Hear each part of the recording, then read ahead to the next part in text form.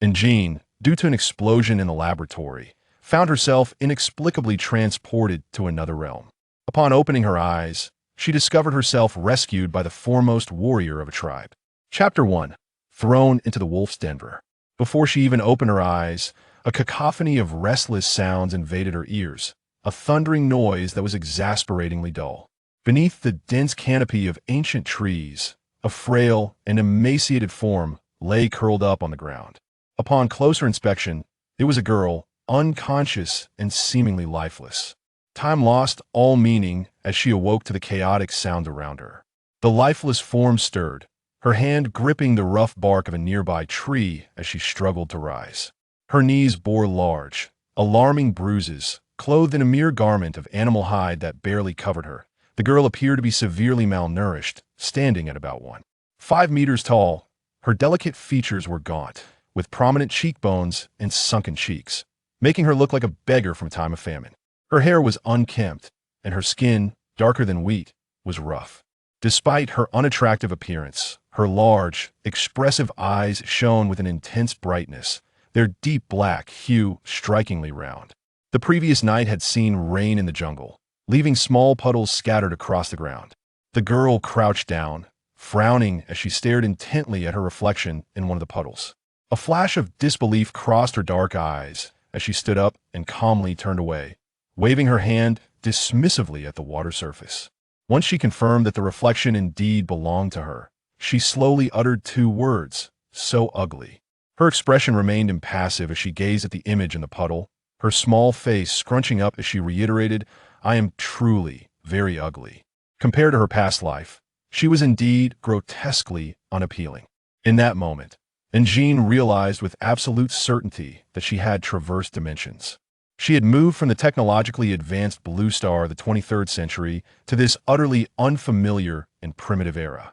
In her previous existence, she had been a leading researcher in advanced space technology, but in the critical moments of a space experiment, erroneous data provided by her team led to a dimensional expansion, resulting in the obliteration of the entire research facility and her demise in the ensuing explosion.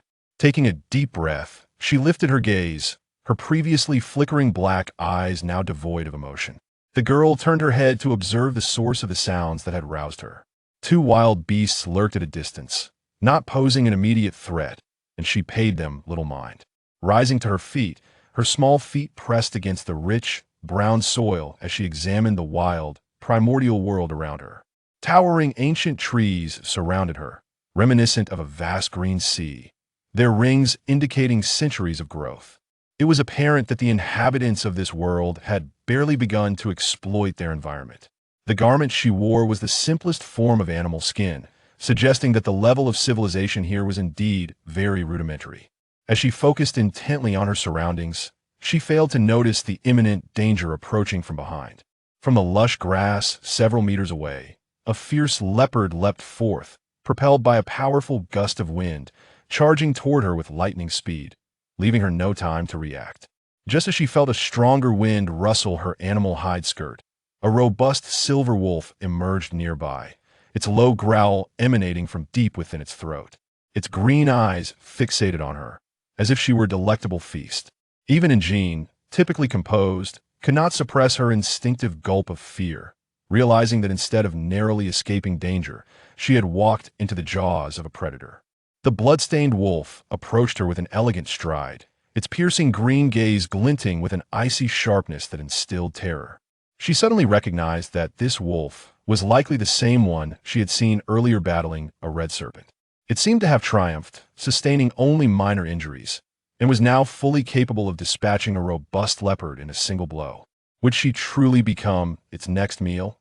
Her dark eyes darted around, catching sight of a river behind her, and a glimmer of inspiration sparked within her.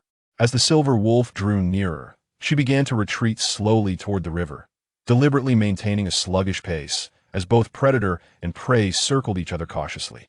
The distance to the river diminished. Now was the moment. Summoning all her strength, she dashed forward, leaping just as she reached the river's edge, turning her head with grit and determination. The roar of an unfamiliar man followed her, cold and harsh, just as a splash echoed in the air. Chapter 2. Man and Wolf. The unexpected sound of her plunge into the water startled Jean, causing her to swallow a mouthful of river water. Coughing violently, she felt a firm grip around her waist as someone swiftly lifted her from the water and pulled her toward the shore. The man's muscular arms were taut with strength, rendering her unable to escape his hold. Soaked and disoriented, she was dragged onto the bank, collapsing on the ground as she heaved, expelling the water from her lungs. Fortunately, the amount she ingested was minimal, causing her little harm. Once her breathing stabilized, she raised her head to scrutinize the unfamiliar man before her. Huh, a man. When had he appeared? Her instinct screamed suspicion. She had no desire to associate with anyone of dubious origin. Just as she opened her mouth to speak, a cold, hard voice interrupted her. Are you insane? This river is several meters deep. Jumping in is sheer folly. The man glared at her, his expression one of indignation. His features were strikingly handsome, with a chiseled jaw and tightly pressed thin lips, silver hair cascading in a manner that contrasted sharply with her own wild locks. Perched atop his head were peculiar, plush white ears, damp from the water and drooping adorably against his silvery mane, evoking an irresistible urge to touch them. His tall, athletic frame radiated a primal allure, droplets of water glistening on his taut muscles, creating a small puddle on the ground. A matching silver tail hung limply behind him, also soaked. Ears? A tail? Before Jean could process this bizarre revelation, the man took a few long strides forward, seizing her arm in an attempt to carry her away. And Jean, determined to resist, pulled back forcefully. His green eyes narrowed, irritation and annoyance flashing within them.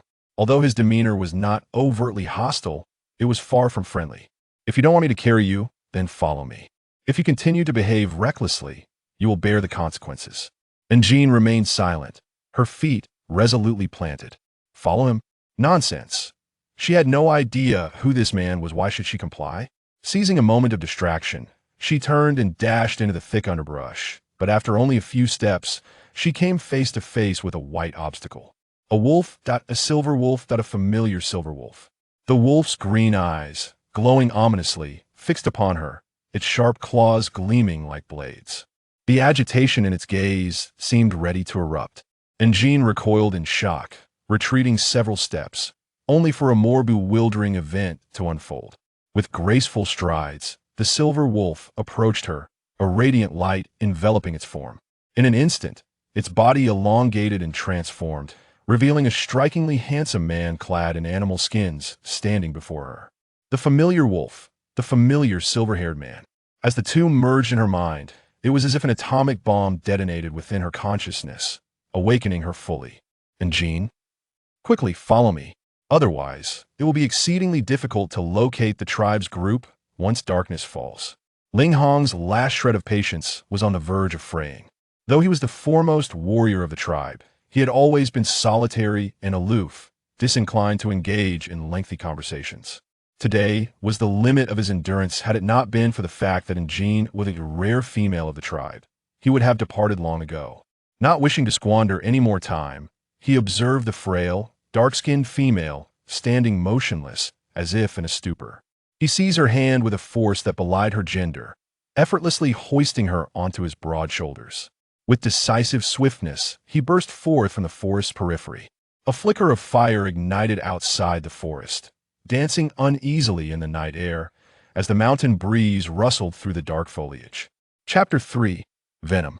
This tribe lay nestled in a plain, devoid of mountains, with a wide, meandering river threading through it, connecting to the northern seas. As far as the eye could see, clusters of thatched huts huddled together. Ling Hong, carrying the frail female, strode with long strides, pushing aside the animal skin curtain to enter the tribe's only earthen structure. The interior was spacious, encompassing hundreds of square meters, constructed of a sturdy mix of stone and earth. Various objects such as bull horns, tiger pelts, and sharp fangs hung haphazardly on the walls, a testament to the owner's status. At the highest stone seat sat a robust man adorned with a mane of hair, surveying the assembly with an air of authority. And Jean discerned that this man was likely the chief of the tribe. Ling Hong, you are indeed worthy of being our tribe's foremost warrior.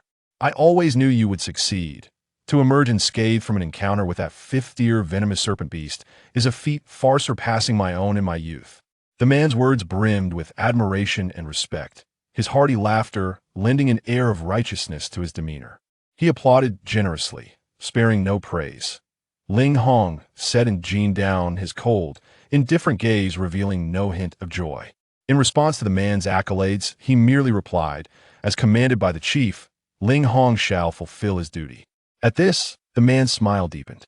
Indeed, Ling Hong is a valiant warrior, obedient and strong, earning the admiration of all. Furthermore, haha, your strength is near my own, my boy. Given time, the position of chief shall surely be yours. Though the chief's words were laden with approval and commendation, and Jean sensed an unusual undercurrent within them.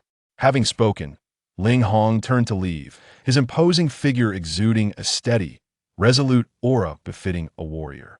The chief observed his retreating silhouette, the smile in his eyes growing more profound, yet he uttered no further words. And Jean, possessing a keen sense of observation, noted that Ling Hong had departed in haste. Though his steps remained steady, his arm bore a darkening wound that had inadvertently caught her attention. She followed closely behind him. The chief's golden eyes darkened ominously, his demeanor shifting from amiable to menacing. Should Ling Hong's extraordinary rate of growth continue, it would not be long before his position as chief would be usurped. Such a risk could not be tolerated within his tribe. Beside him, an orc sneered, "There is no need for concern, chief. You must have noticed Ling Hong's injury as he left." Having seized the title of the tribe's foremost warrior, the orc's eyes glimmered with malice and envy, wishing nothing more than for his rival's demise. That wound was inflicted by a fifth-tier venomous serpent beast. The venom is unresolvable. It is unlikely he will survive for many days. Chapter 4. Antidote. The dwelling was of similar construction to the chief's, moderately sturdy, albeit slightly smaller. Considering the level of civilization in this world, it could be deemed a mansion. As he turned to enter, his expression shifted abruptly. Cold sweat beaded on his forehead, and his complexion turned pale and feeble. Ling Hong gasped for breath, leaning against the cold, hard wall, his long legs folded beneath him on a bed of soft, dried grass. The serpent's venom coursed through his veins, spreading from the wound, and the bluish-purple marks on his arm began to expand. Ling Hong was acutely aware that if he permitted the toxin to continue its spread, he risked losing his arm, or worse, his life. He retrieved a sharp stone tool, intent on excising the necrotic flesh from the wound. He could sacrifice a hand, but he refused to succumb to mere venom. Yet, just as the stone blade was about to descend, a voice interrupted him.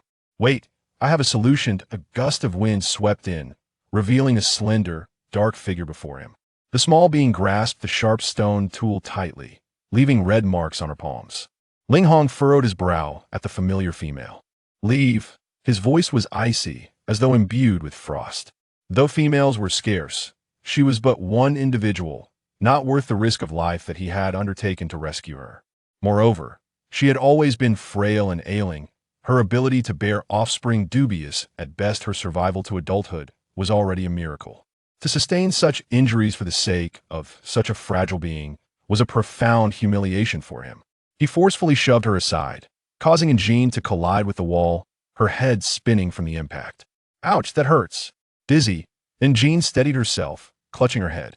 Seizing an opportunity while Ling Hong was unguarded, she gritted her teeth and lunged at him, resembling the madwoman of legends. With her teeth clamped down on his flesh, Ling Hong emitted a muffled grunt of pain, gripping her thinning hair in an attempt to extricate her from him. Yet her grip was tenacious, each tug tearing at his flesh. Like a wild beast, she clung to him with reckless abandon, obscured by her tangled hair, but her calm, clear eyes betrayed not a hint of madness. As he struggled to break free from her grasp, her slender fingers fumbled on the ground, retrieving the sharp stone tool that had fallen. In a swift motion, she evaded his advance and inflicted a bleeding wound upon his pale arm. The laceration coincided precisely with the origin of the toxin spread. "Stay still, I will draw out the poison." Unexpectedly, the girl's calm and resolute voice resonated with undeniable conviction.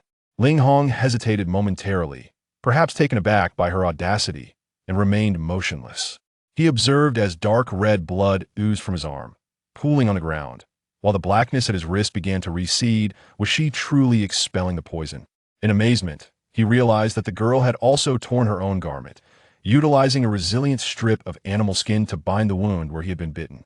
Without delay, Injin leaned forward, and Ling Hong, now completely entranced, offered no resistance to her proximity. She wasted no time, cradling his arm, her lips pressing against the wound as she drew out the venom, spitting it out, rinsing her mouth with water from a nearby stone jar.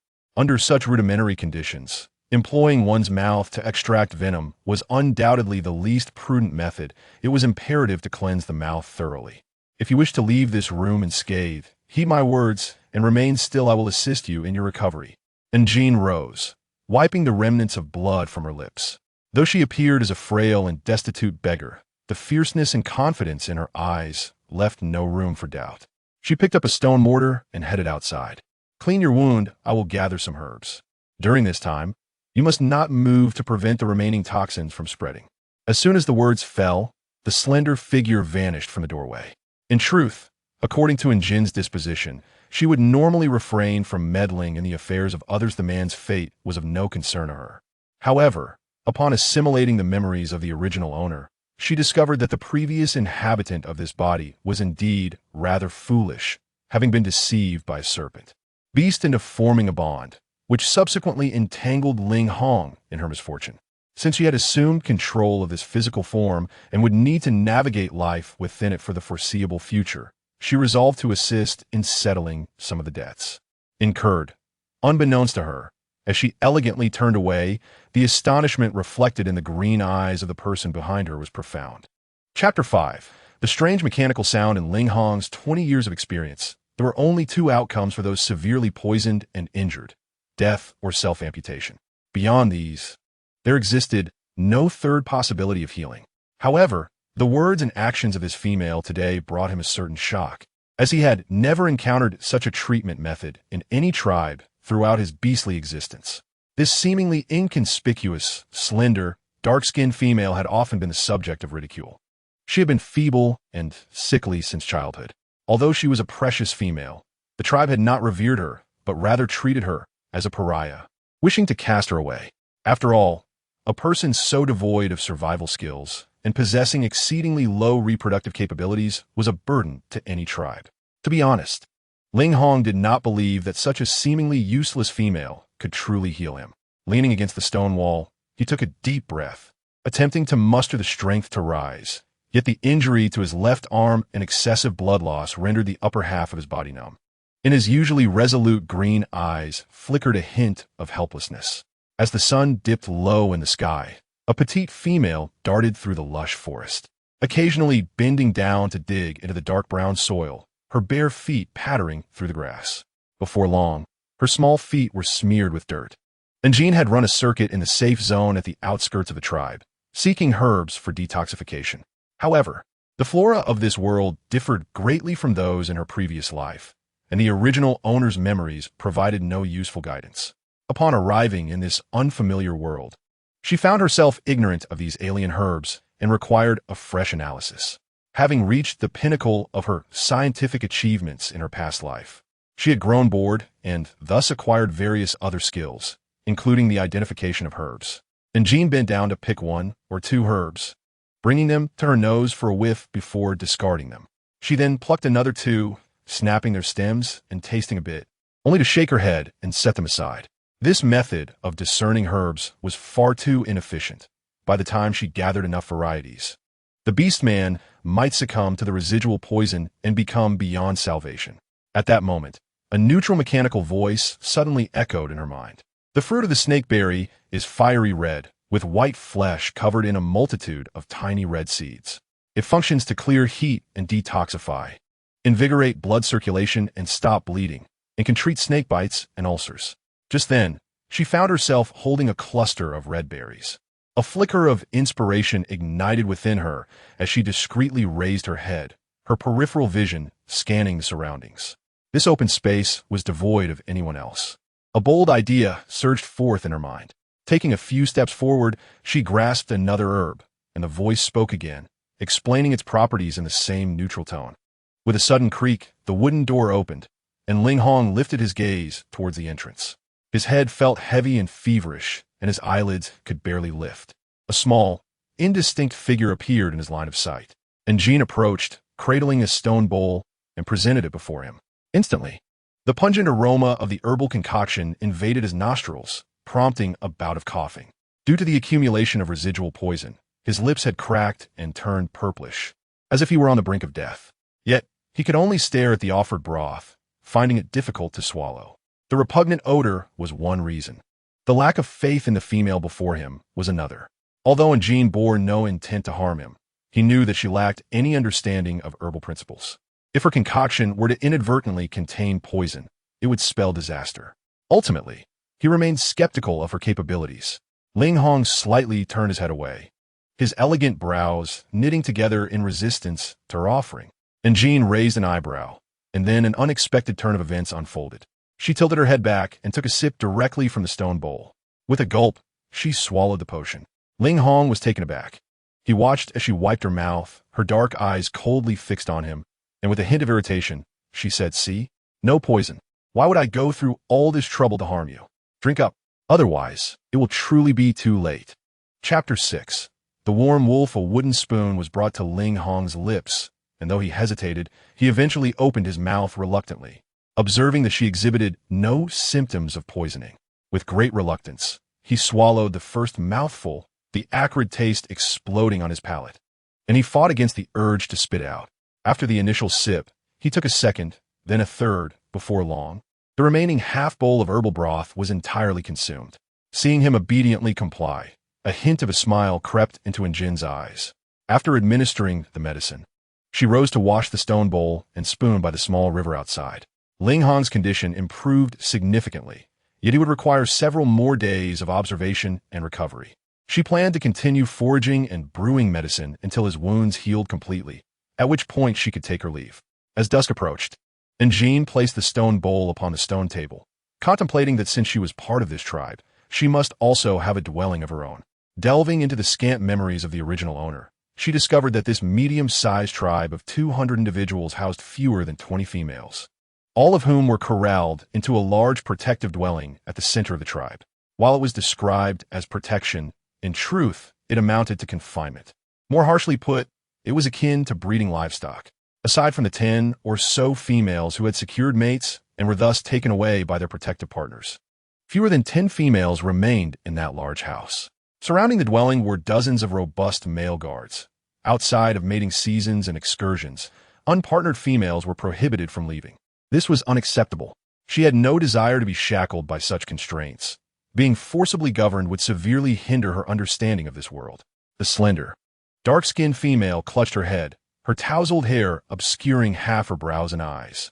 Her frail body swayed as she struggled to steady herself against the wall, feeling as though she might collapse at any moment. Hearing a sound, the silver-haired man lifted his gaze, puzzled. "Dizzy? You seemed fine just a moment ago. Exceptionally strong when you bit me. Actually, that snake beast took me away, and when I resisted, I accidentally hit my head against a rock. I seem to have forgotten some things," and Jean said, her heart racing as she spun a believable tale, her acting so convincing it left no room for doubt.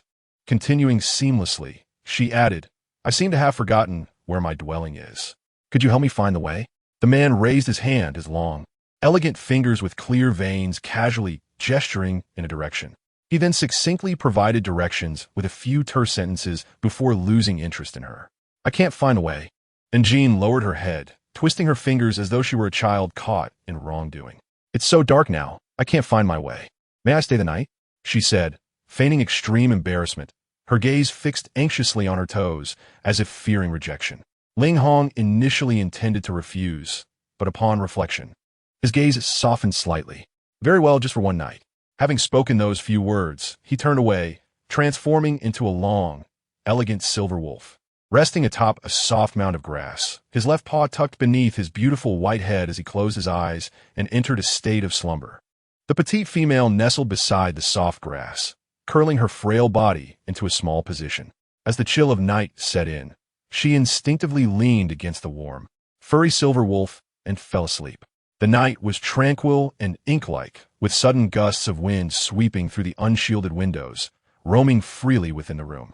The small female turned in her sleep, curling up tighter, the tattered bee-skin skirt draped over her shivering form as she trembled against the cold. Ling Hong slowly opened his eyes, a hint of ambiguity flickering in his beautiful green gaze. He cast a heavy glance at the person beside him. Throughout the night, he found it impossible to sleep, for it was the first time an outsider invaded his space, and she was a female, although he harbored no particular feelings for her. The mere presence of another person beside him left him profoundly uneasy, and he could not find solace in slumber. In stark contrast, she seemed to sink deeper into sleep. The environment of the beastly realm was harsh, with staggering temperature fluctuations, and noticing the frail female's face turning slightly purple from the cold, Ling Hong hesitated. After all, she had saved him, so he curled his front claw and pulled her half-frozen body into his embrace, returning to sleep. In Chapter 7, the audacity of being bitten once or twice might be excusable, but repeated occurrences inevitably led to suspicion. Just then, someone recognized the small black creature that dashed about daily. It was the same simple-minded female Ling Hong had rescued days ago. The crowd was astonished. Wasn't Lord Ling Hong the one who despised uninvited guests in his quarters? Let alone, she was a female. Though she was somewhat simple-minded, unattractive, and slender, she was still undeniably a female. Moreover, some noted that Jean not only frequented Ling Hong's residence during the day, but also seemed to remain in his room at night, leading to many hearts breaking. Typically, only a mate could freely enter a male's quarters. How could this be? The more they pondered, the more peculiar it seemed. And some even discreetly reported this matter to the clan leader. At this moment, Jean was utterly oblivious to the gossip surrounding her. For the past few days, she devoted herself to aiding Ling Hong in his recovery, spending most of her time outdoors foraging for herbs. During these days, the mechanical voice in her mind persisted, automatically activating whenever she encountered unfamiliar matters to provide her with knowledge. Though Jean found this perplexing, she could not deny the assistance it offered her. She was determined to uncover the source of this voice. Over the past few days, under various pretenses and reasons for her healing efforts, she finally gained Ling Hong's consent to stay in his room until he recovered.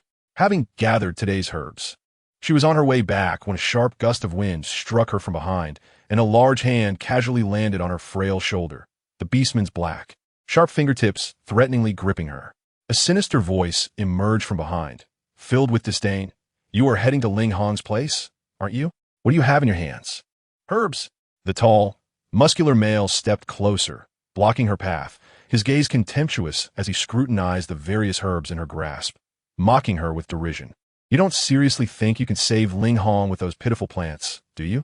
And Jean furrowed her brow, retreating 2 steps, sensing an eerie familiarity with the male before her. Wasn't he the beast man she had seen beside the clan leader days ago? This male was a 4th-tier beast man, the strongest warrior after the clan leader and Ling Hong. In the original owner's memory, this beast man had always harbored animosity towards Ling Hong, feeling overshadowed by him since childhood and seeking opportunities to eliminate his rival. But why was he now standing before her, being fellow clansmen? And Jean politely intended to greet him, but before she could speak, he coldly sneered, threatening her with malice. "Given that you are a female, I advise you to keep your distance from him. He is on the brink of death, and you would do well not to invite trouble upon yourself. Do you understand?"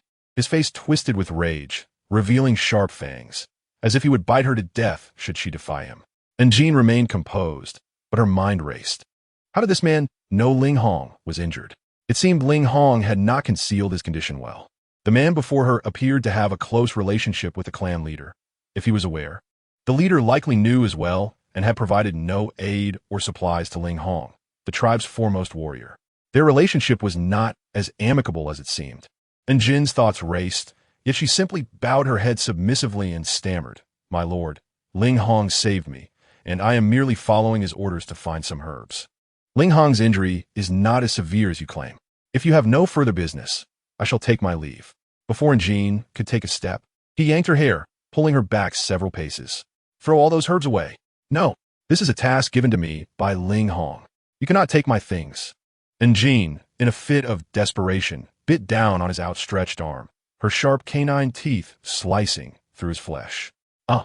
The man screamed, his eyes burning with rage. "You dare bite me? Worthless trash. Don't think that just because you are a female, I want to kill you. His eyes filled with a chilling venom, brimming with fury as he gripped the slender female's neck, dragging her away from the tribe to a deserted area, forcefully submerging her head into the river, again and again, ruthlessly drowning her. In Chapter 8, The Merman, Ling Hong had been poisoned by a snake, and both he and the clan leader had witnessed it. The snake venom from a fifth-tier beastman was beyond the capabilities of even the shaman in their tribe to heal. Within 2 days, Ling Hong was doomed to perish. Yet, the reality was that Ling Hong had remained remarkably stable over the past few days, with no news of his demise, and many beastmen had even seen him. Something must have gone awry. This inconspicuous female had become the prime suspect, although he did not believe this useless female could heal Ling Hong.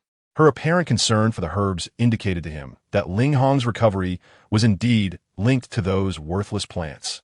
He must destroy Ling Hong and eliminate all obstacles to his ascent. The man's eyes turned crimson, overwhelmed by fury and long-held ambitions.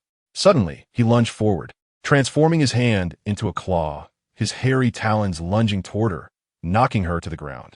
Nearby lay a river several meters wide. Without hesitation, he seized the frail female by the hair, dragging her along, his powerful arms pressing down on the back of her head, submerging her entirely in the water. Twice, the water rushed into her mouth and nose, splashing everywhere, as suffocation brought an unprecedented sense of death. As time wore on, the struggles of the female diminished, gradually fading away. He smiled in satisfaction, discarding her like refuse into the river, watching her sink slowly, disappearing in the distance before he felt at ease to leave. Ling Hong, let us see if you can survive until you heal without this foolish female to run your errands. Coughing, and Jean could not open her eyes. The forceful water filling her mouth and nose, the buzzing in her ears gradually quieting. And Jean was adept at swimming, yet the previous forced intake of water had overwhelmed her lungs. The icy water flowed over her body as she sank deeper, powerless to resist. After spending so long in her previous life, she had never anticipated the treacherous nature of this world. The civilization here was primitive and savage, and the beastmen exhibited no respect for life or moral discernment regarding killing. At the brink of death, she lamented her realization that this place lacked any semblance of law, where life was devoid of even the slightest respect and protection. Offending others could lead to fatal consequences. As her body continued to sink, the remnants of her consciousness gradually faded away. In the serene and tranquil waters, fishtails glided silently, stirring up a fine layer of silt, causing the startled fish to flee in disarray. A pair of arms, pale and delicate like jade lotus, swept through the swaying aquatic plants, navigating the restless currents, and precisely retrieved the slowly descending figure. Cool, slippery hands with a gentle touch held her firmly in an embrace, while a cerulean fish tail swayed gracefully across the sandy bottom, untouched by any impurity. Amidst the undulating water, the enchanting blue silhouette gently offered a luminous pearl, prying open her tightly sealed lips to place the pearl within. Noticing she had yet to awaken, his long, jade-like fingers, filled with both curiosity and unease, softly prodded her face, revealing a trace of confusion and panic in his striking blue eyes. In Chapter 9, The Shy Merman, he recalled that terrestrial beings could not survive underwater. Realizing this, the little merman felt a surge of regret and shame. He quickly wrapped his arms around her waist, ensuring she would not fall, and with a sudden, powerful leap, the rushing waters transformed into a whirlpool, propelling the blue figure upwards, breaking the surface.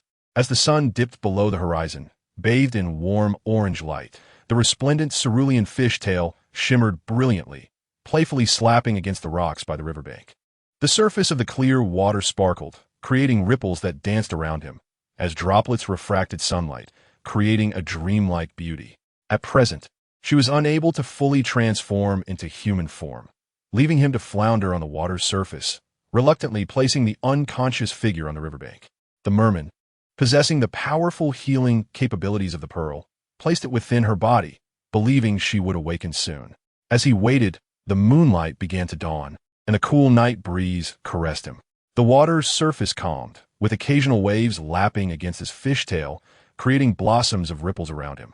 The soft, pure moonlight kissed his exquisite, clear cheeks, and beneath his elegantly curled lashes were his sapphire-like, captivating eyes, gently fluttering like butterfly wings.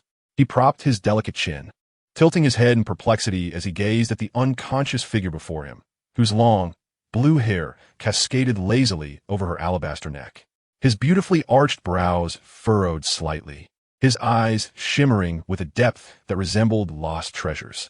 How could this petite male be wounded and drowning? Had he not happened to reside in this water, the frail male would have surely perished. And Jin's current state was dire, suffering from severe developmental issues. Merely surviving was a challenge, let alone nourishing the unnecessary feminine attributes. Hence, to the untrained eye, Jin appeared to be a malnourished 12 or 13-year-old male. She, not particularly sensitive to the scent of terrestrial beings, could be forgiven for his mistake. As he fixated on the small male before him, he finally noticed the flutter of the figure's eyelashes. She had awakened. After expelling a significant amount of water from her lungs, she opened her eyes to behold the half-human, half-fish creature before her. Inheriting the original owner's memories, she recognized him as a merman. It seemed the merman had saved her. Good people indeed tend to have good fortunes. Wait, that's not right. A merman? How could a merman be here? If her memory served her correctly, merfolk dwelled in the depths of the ocean, several thousand meters beneath the surface. Not in a small river on this vast, flat plain. It was utterly unbelievable, and Jean anxiously glanced at the merman beside her. Mermen were renowned for their beauty, regarded as the most exquisite race in the beastly realm. The merman before her, having inherited the finest lineage, was perfect in both appearance and demeanor, utterly impeccable. His long blue hair floated on the water's surface, glistening with moisture, creating an alluring haze. His elongated fish tail submerged gracefully, while his bare upper body was slender and elegant, showcasing a harmonious blend of strength and grace. She's smile, which had once sparkled, suddenly turned cold. Throughout his life, he had detested being gazed upon with such obsessive admiration, particularly by males, as if he were a perfect artifact, subjected to the lewd scrutiny of others. His expression hardened, and he quietly stepped back from the surface of the water, feeling a wave of aversion rise within him due to Njin's excessive appraisal. Jade pearl? Njin paused, instinctively touching her chest. No wonder she had felt a heaviness there. It was the jade pearl. For mermen, the jade pearl served as their second heart, possessing immense power and being a rare treasure sought after by many. And Jean understood that the merman had saved her with the pearl, an unrepayable kindness. Yet something about his words felt odd. What did you just call me? Seeing Jean remain motionless, lost in thought, she grew anxious and irritated, suspecting she was trying to play tricks. Male, I demand you return the jade pearl. I used it to save you. You cannot deceitfully keep it for yourself. Male? And Jin's lips twitched, utterly certain of her current physical structure. I'm not a male. I'm a female. With a disbelieving look, he leaned closer to sniff her, and upon confirming her identity, his face flushed crimson. Why didn't you say so earlier? His demeanor shifted instantly, transforming into a bashful little spouse, shyly beckoning with his fingers while keeping his head bowed, unable to meet her gaze. From his ears to his cheeks, he blushed uncontrollably, whether from nervousness or excitement. His tongue tied in knots. In a somewhat awkward yet sweet voice, he murmured, You're so annoying. Why didn't you tell me sooner? If I had known. His excitement rendered him incoherent. His ears and cheeks flushed as if they were bleeding, and the tip of his fishtail rapidly turned a pale shade of pink. As he spoke, he seemed overwhelmed with emotion, turning redder than a cooked fish, practically steaming. Before he could finish, he leapt into the water in a fit of excitement. What happened to the fish? And Jean was left dumbfounded. What was this sudden turn of events? Was he abandoning the jade pearl? In Chapter 10, The Strange Space, the surface of the water was as calm as could be, not even a bubble in sight. Would his fish drown? If she waited any longer, night would fall entirely, and the beasts would emerge to hunt, posing a grave threat to her fragile form. Just then, a mechanical voice startled Jean. Host's body has sustained damage. It is advised to enter the space for treatment. Before she could react, a flash of white light enveloped her, and a powerful force drew her away. When she opened her eyes again, she found herself in an entirely different world. This world was flat, primitive, and orderly, reminiscent of a pixelated game like my world, an uncharted expanse of land. The loose, dry yellow earth crunched beneath her feet as Jean hesitantly took a few steps, leaving shallow footprints behind. A thin layer of water-resistant grass, half yellow and half green, clung to the soil, indicating the arid nature of the plain's soil quality, typically found in semi-desert regions. As she gazed at the unfamiliar surroundings, she spent 3 seconds forcing herself to remain composed. Since she had arrived in this world only after hearing the mechanical voice in her mind, the existence of this world was undoubtedly linked to that voice. Confusion surged within her mind, creating a tumult of thoughts. Tentatively, she called out, "Is anyone there?" The ethereal sound echoed in her ears, but was quickly whisked away by the wind, vanishing without a trace. And Jean, in her anxiety, attempted to leap over a wall, but abruptly turned around, colliding with a flat, hard object, causing her to stumble and fall. Ouch! Oh no! My nose seems to be bleeding. She quickly raised her hand to pinch her nose, and out of the corner of her eye, she noticed the object responsible for her mishap, a towering 2-meter-high metallic frame with a glass-like inner frame, resembling a large mirror. The machine's voice sounded again. "Please confirm activation of the system, host. Place your fingerprint on the circular frame in the lower left corner to confirm activation." And Jean lowered her gaze and saw a neatly arranged circular frame in the lower left corner of the black screen. Hesitant yet curious, she placed her fingerprint upon it. Ding! Host has confirmed activation. Advanced intelligence officially initiated. At that moment, a blinding white light flashed before her, nearly blinding her. Before she could open her eyes, a piercing voice suddenly erupted. "Ah, so ugly!" A shrill voice screamed in despair. "This grotesque little creature can't possibly be my master. How shameful!" The voice erupted in a cacophony, akin to the buzzing of countless flies around her. And Jean felt her scalp tingle, and the shout at 80 decibels forced her to open her eyes, only to find that the towering mirror had transformed from a black screen to a white LCD display. On the white screen, a pair of extraordinarily large, shocked eyes reminiscent of early 21st century anime stared back at her. She feared she was seeing ghosts. The artificial intelligence, with its large, expressive eyes, appeared deeply wounded, glaring at her as if its pale pink pupils were constricting in fear.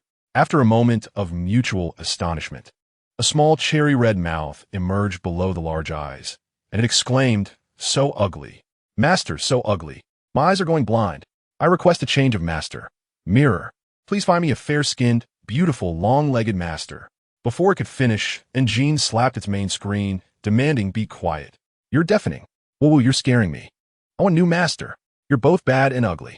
And Jean frowned, raising her hand again. Instantly, it fell silent, intimidated. Chapter 11. Growth Task System Activation. This story begins within Jin's previous life. In the 23rd century Earth wherein Jin lived, technology had reached unprecedented heights, with advancements in space and smart technology flourishing. Among these, the research team she led was the most advanced in spatial dimension development. However, due to a minor error in parameters, a dimensional expansion led to an explosion, and Jean believed the experiment had failed. Yet, unbeknownst to her, it had partially succeeded. Although it did not yield the expected results, it inadvertently gave birth to another time-space, the very one she now inhabited. Unfortunately, due to the experiment's failure, this space was incapable of nurturing life, retaining only the most fundamental elements: soil, sunlight, and air. This small space, along with Jean, had traversed through time and space, attaching itself to an inconspicuous part of her being, lying dormant and awaiting discovery. The entity that called itself Mirror, Intelligent Screen, was, truth be told, unaware of its origins or why it existed in this space. It only became activated when the main system was triggered, establishing its interface to recognize Jean as its master. Reflecting on this, Mirror gazed at Jean with a mix of sorrow and indignation. Looking upon this unseemly little creature, tears streamed down its face. What had become of artificial intelligence? It too possessed thoughts and aesthetics. To force it, a beauty-chasing creature, to face an unattractive master daily was a source of profound sadness. However, once bound to a master, it could not be changed unless the master perished. After much inner turmoil, Mirror ultimately accepted its dismal fate. Well, if I can get used to it, then perhaps it won't be so ugly. Master, I am an intelligent growth system, here to assist you in better surviving in the harsh world of beastmen. My task is to enhance your survival capabilities and facilitate your growth. Now, please select your growth objectives. Ding. Growth system initiated. Please make your primary life choice. The main screen displayed several lines of text. Build a prosperous life. Become a tycoon in the beast world, capable of farming and business. The world's richest, possessing everything. Strategy life. Conquer various characters. The ultimate guide to charm. Capturing diverse handsome men and indulging in earthly pleasures. After digesting the information for a moment, Jean found it quite intriguing and unhesitatingly made her choice. Mirror was astonished. Was her mind not functioning correctly? Why had she chosen differently from what it had anticipated? Shouldn't a typical girl choose romance? Farming was arduous and dirty work, while possessing handsome men and reaching the pinnacle of life was every girl's romantic dream. Was it possible that Jean felt too unattractive to have such opportunities, thus resorting to farming? Upon closer inspection of Jean's troubled expression, it seemed plausible. Jean, connected to its artificial neural waves, sensed its thoughts and couldn't help but twitch her mouth, veins throbbing, struggling to suppress the impulse to shatter this device. Men, do you think every woman is solely concerned with men? Building a future is far more significant than chasing after relationships. Love offers no prospects. Possessing wealth is the only way to thrive. Seeing her displeasure in nearing its peak, Mirror carefully considered its words and quickly adopted a submissive stance, sincerely apologizing.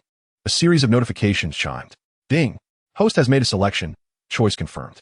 Life plan established as primarily focused on agriculture with a supplementary strategy. Hidden tasks await discovery. Now, tasks will be assigned based on the host's choice. Please complete the tasks within the specified conditions to receive mysterious rewards. Main task. Beginner difficulty, cultivate a plot of wasteland in the real world. Time, 3 months.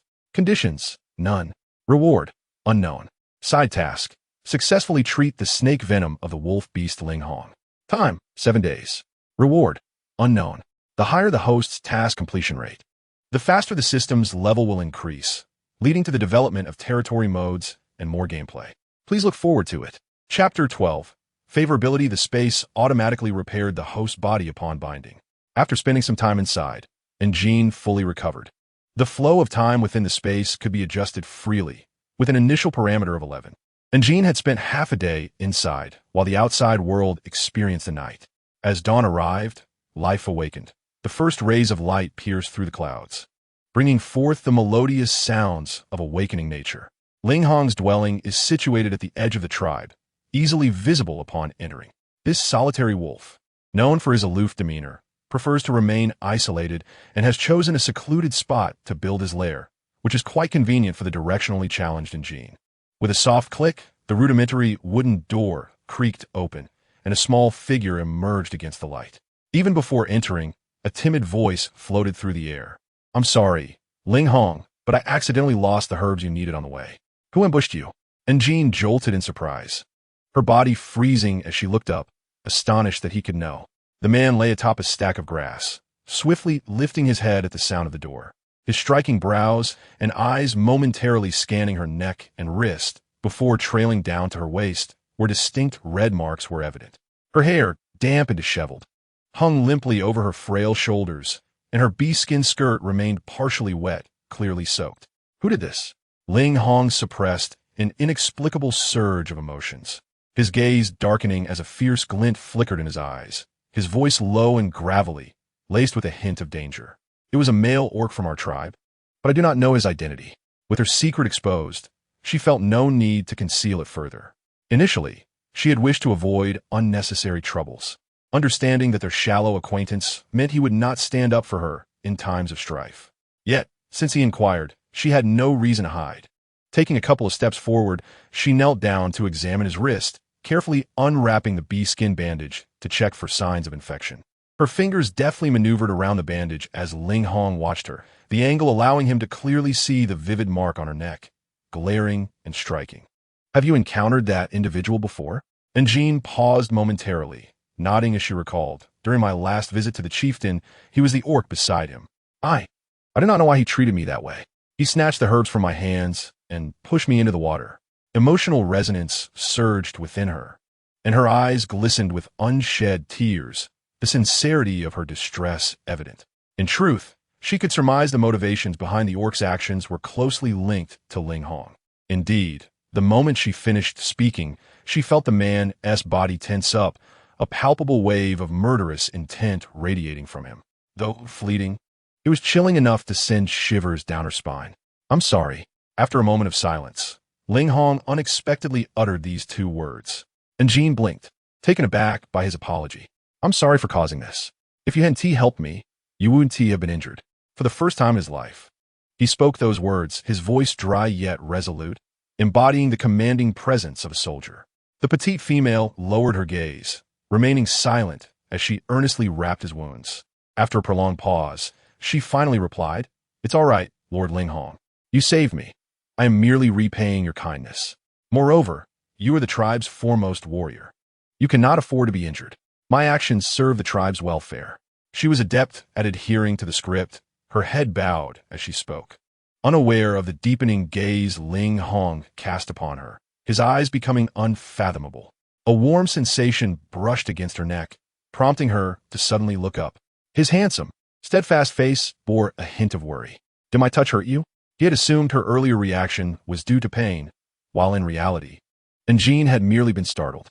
Since childhood, she had detested being touched by others, especially by a man. Yet, Ling Hong seemed oblivious to any impropriety.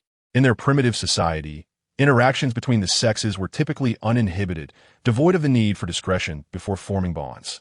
Noticing her wide eyes brimming with indignation and resistance, Ling Hong gazed at her for a moment before clearing his throat and quickly turning away, suppressing a smile, though his expression tightened, as if burdened by an immense debt.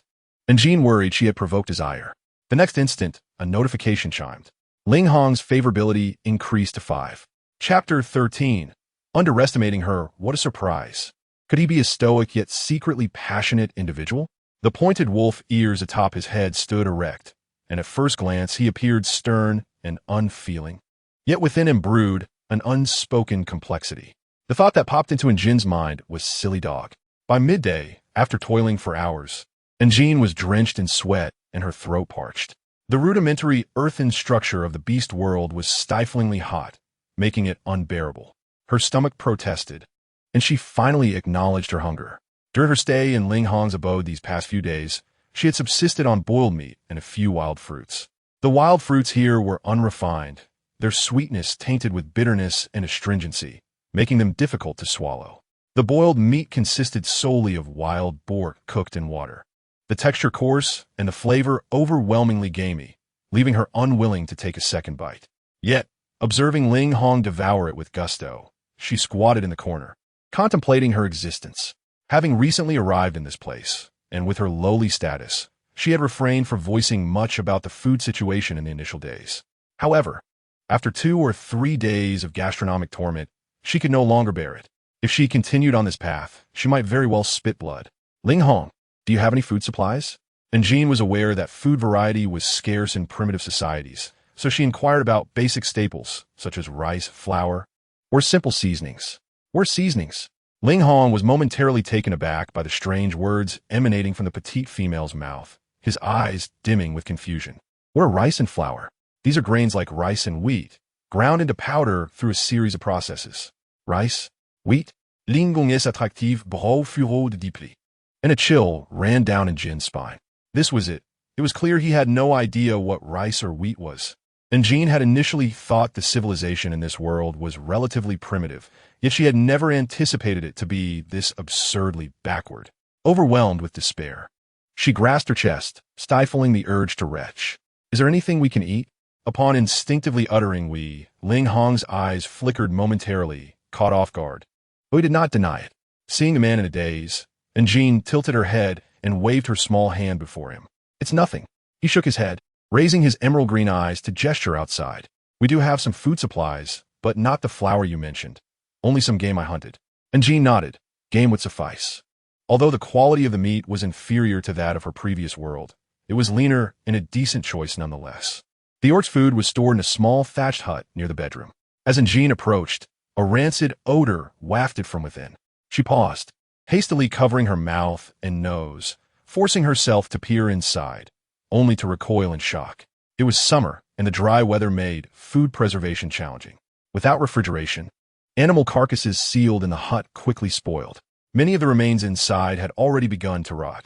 Nausea surged violently within her, and Jean trembled as she fought against the urge to vomit, reaching to sift through the deceased game. Discovering one or two wild chickens that appeared to have been freshly hunted a couple of days prior and were still relatively intact. Seizing a wild chicken, she dashed toward the exit. She dashed to the entrance, and the foul stench that clung to her like maggots began to dissipate in the wind. And Jean suddenly felt a twinge of sympathy for the people of this world. The average lifespan of these beastmen was merely 50 or 60 years. She couldn't help but suspect that one significant factor contributing to their brevity of life was their consumption of spoiled and decaying products. Upon entering the dwelling, a small female rushed over, panting, and immediately inquired, "Ling Hong, we must have salt here." "Indeed," he replied.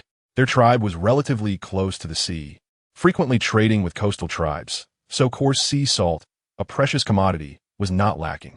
As the tribe's foremost warrior, he led the hunting team and made substantial contributions to the tribe, receiving a considerable portion of coarse salt each time it was distributed.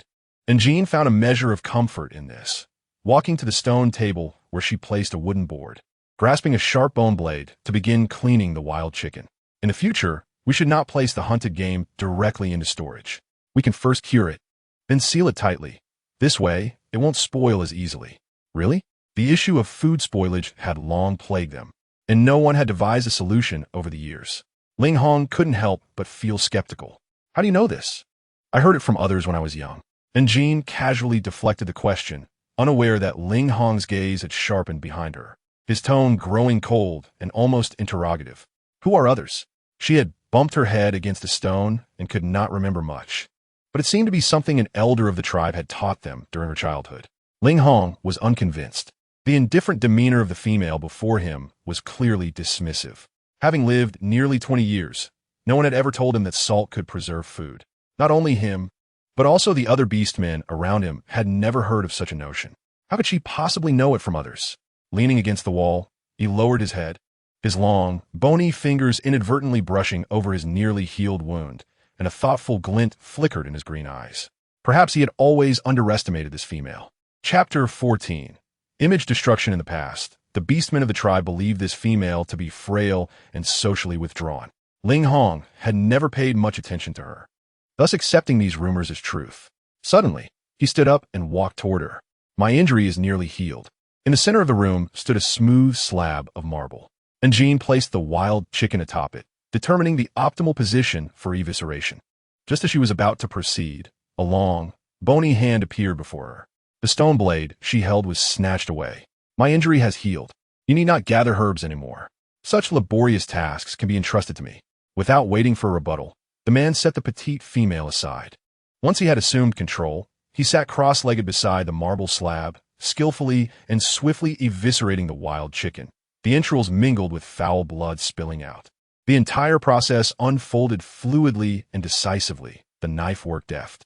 And Jean watched quietly for a moment, her initial concern dissolving as she confirmed that his wound had healed, and she couldn't help but applaud his exquisite knife skills.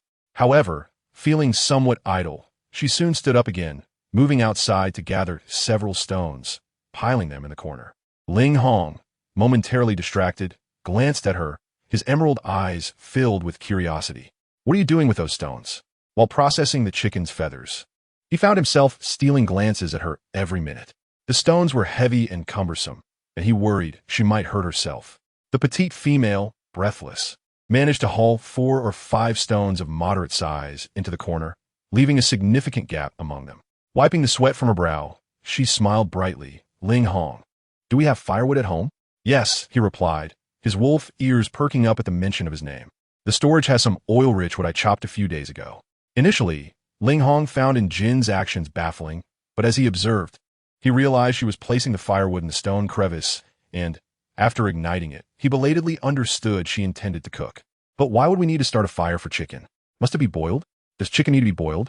In their tribe, only tougher meats like wild boar and beef, which were difficult to chew, were boiled to facilitate consumption. The meat of wild chickens was tender and primarily roasted. Although the roasted flavor was rather dry and tough, it was still edible. In the past, someone in the tribe had attempted to boil chicken, but without mastering the technique and timing, it ended up disintegrating and was discarded, which was a tragic waste. Food was exceedingly precious in the tribe, and thus methods like boiling chicken, which wasted effort and resources, were eliminated. Ling Hong thought she might not know this and decided to remind her. However, the petite female merely blinked her dark eyes, beamed a radiant smile, and confidently patted her chest, assuring him, "Trust me, the chicken soup I make will surely satisfy you." Her earnest words carried a heartfelt sincerity. "Ling Hong, let it be. If it's wasteful, so be it. After all, it's just one wild chicken. Since my wound has healed, I can go hunting tomorrow." And Jean remained oblivious to his inner thoughts. Seeing him silent, she assumed he believed in her capabilities and thus was filled with joy and renewed vigor. She swayed her small frame, filled a basin-sized stone pot with water, and placed it atop the stone stove. The water began to boil, splashing droplets. And Jean took the prepared wild chicken from Ling Hong's hands, but surprisingly did not toss it directly into the pot. Instead, she rinsed it with fresh water once more, ensuring it was clean, then placed it on the smooth marble, draining the water from its head and tail, and awkwardly chopped it into pieces to blanch away the blood. Afterward, she added a few finger-sized red fruits to the boiling pot. Ling Hong recognized those red fruits as common in the forest, but rumored to be poisonous. He hurried over to prevent her, but Jean had already tossed them into the pot. "You can't eat that. It's poisonous," Ling Hong exclaimed, startled, as he stepped forward to take the stone pot away. And Jean quickly stopped him, saying, "These are red dates. Why can't we eat them?" "Red dates?" Ling Hong was momentarily taken aback, his upright wolf ears betraying a hint of wariness, while his gaze revealed confusion. "We're red dates. They're these red fruits. I've eaten them before. They're delicious and not poisonous. I just casually named them red dates because they are red." Ling Hong was skeptical, unsure whether to intervene, but seeing her confidence, he thought perhaps it was indeed safe. In truth, the rumor about red dates being poisonous had no real basis. However, in the beast world, many toxic substances existed, leading to a general wariness, and thus no one was inclined to consume such vividly colored fruits. After adding the red dates to the stone pot, and Jean also included the chopped chicken and water, then placed several large, thick leaves reminiscent of banana leaves on top. The oil-rich firewood ignited easily, and flames quickly spread to the bottom of the stone pot, enveloping it. After about half an hour, the petite female ran outside again to fetch a few clean, slender branches. She lifted the leaves, inserting them into the tender, golden chicken meat.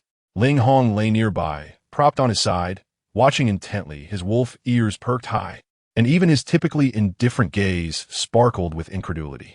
In that moment, as Jean lifted the leaves, the aroma of the meat wafted through the stone dwelling, awakening the instincts of the carnivorous beast within him. His voice was tinged with impatience. "Is it ready?" Ling Hong sat upright beside the stone pot, his posture as straight as bamboo, yet his eyes shone brightly as he eagerly leaned forward to catch a whiff. Indeed, the aloof image of the wolf had crumbled into oblivion, revealing a more endearing side akin to a playful husky.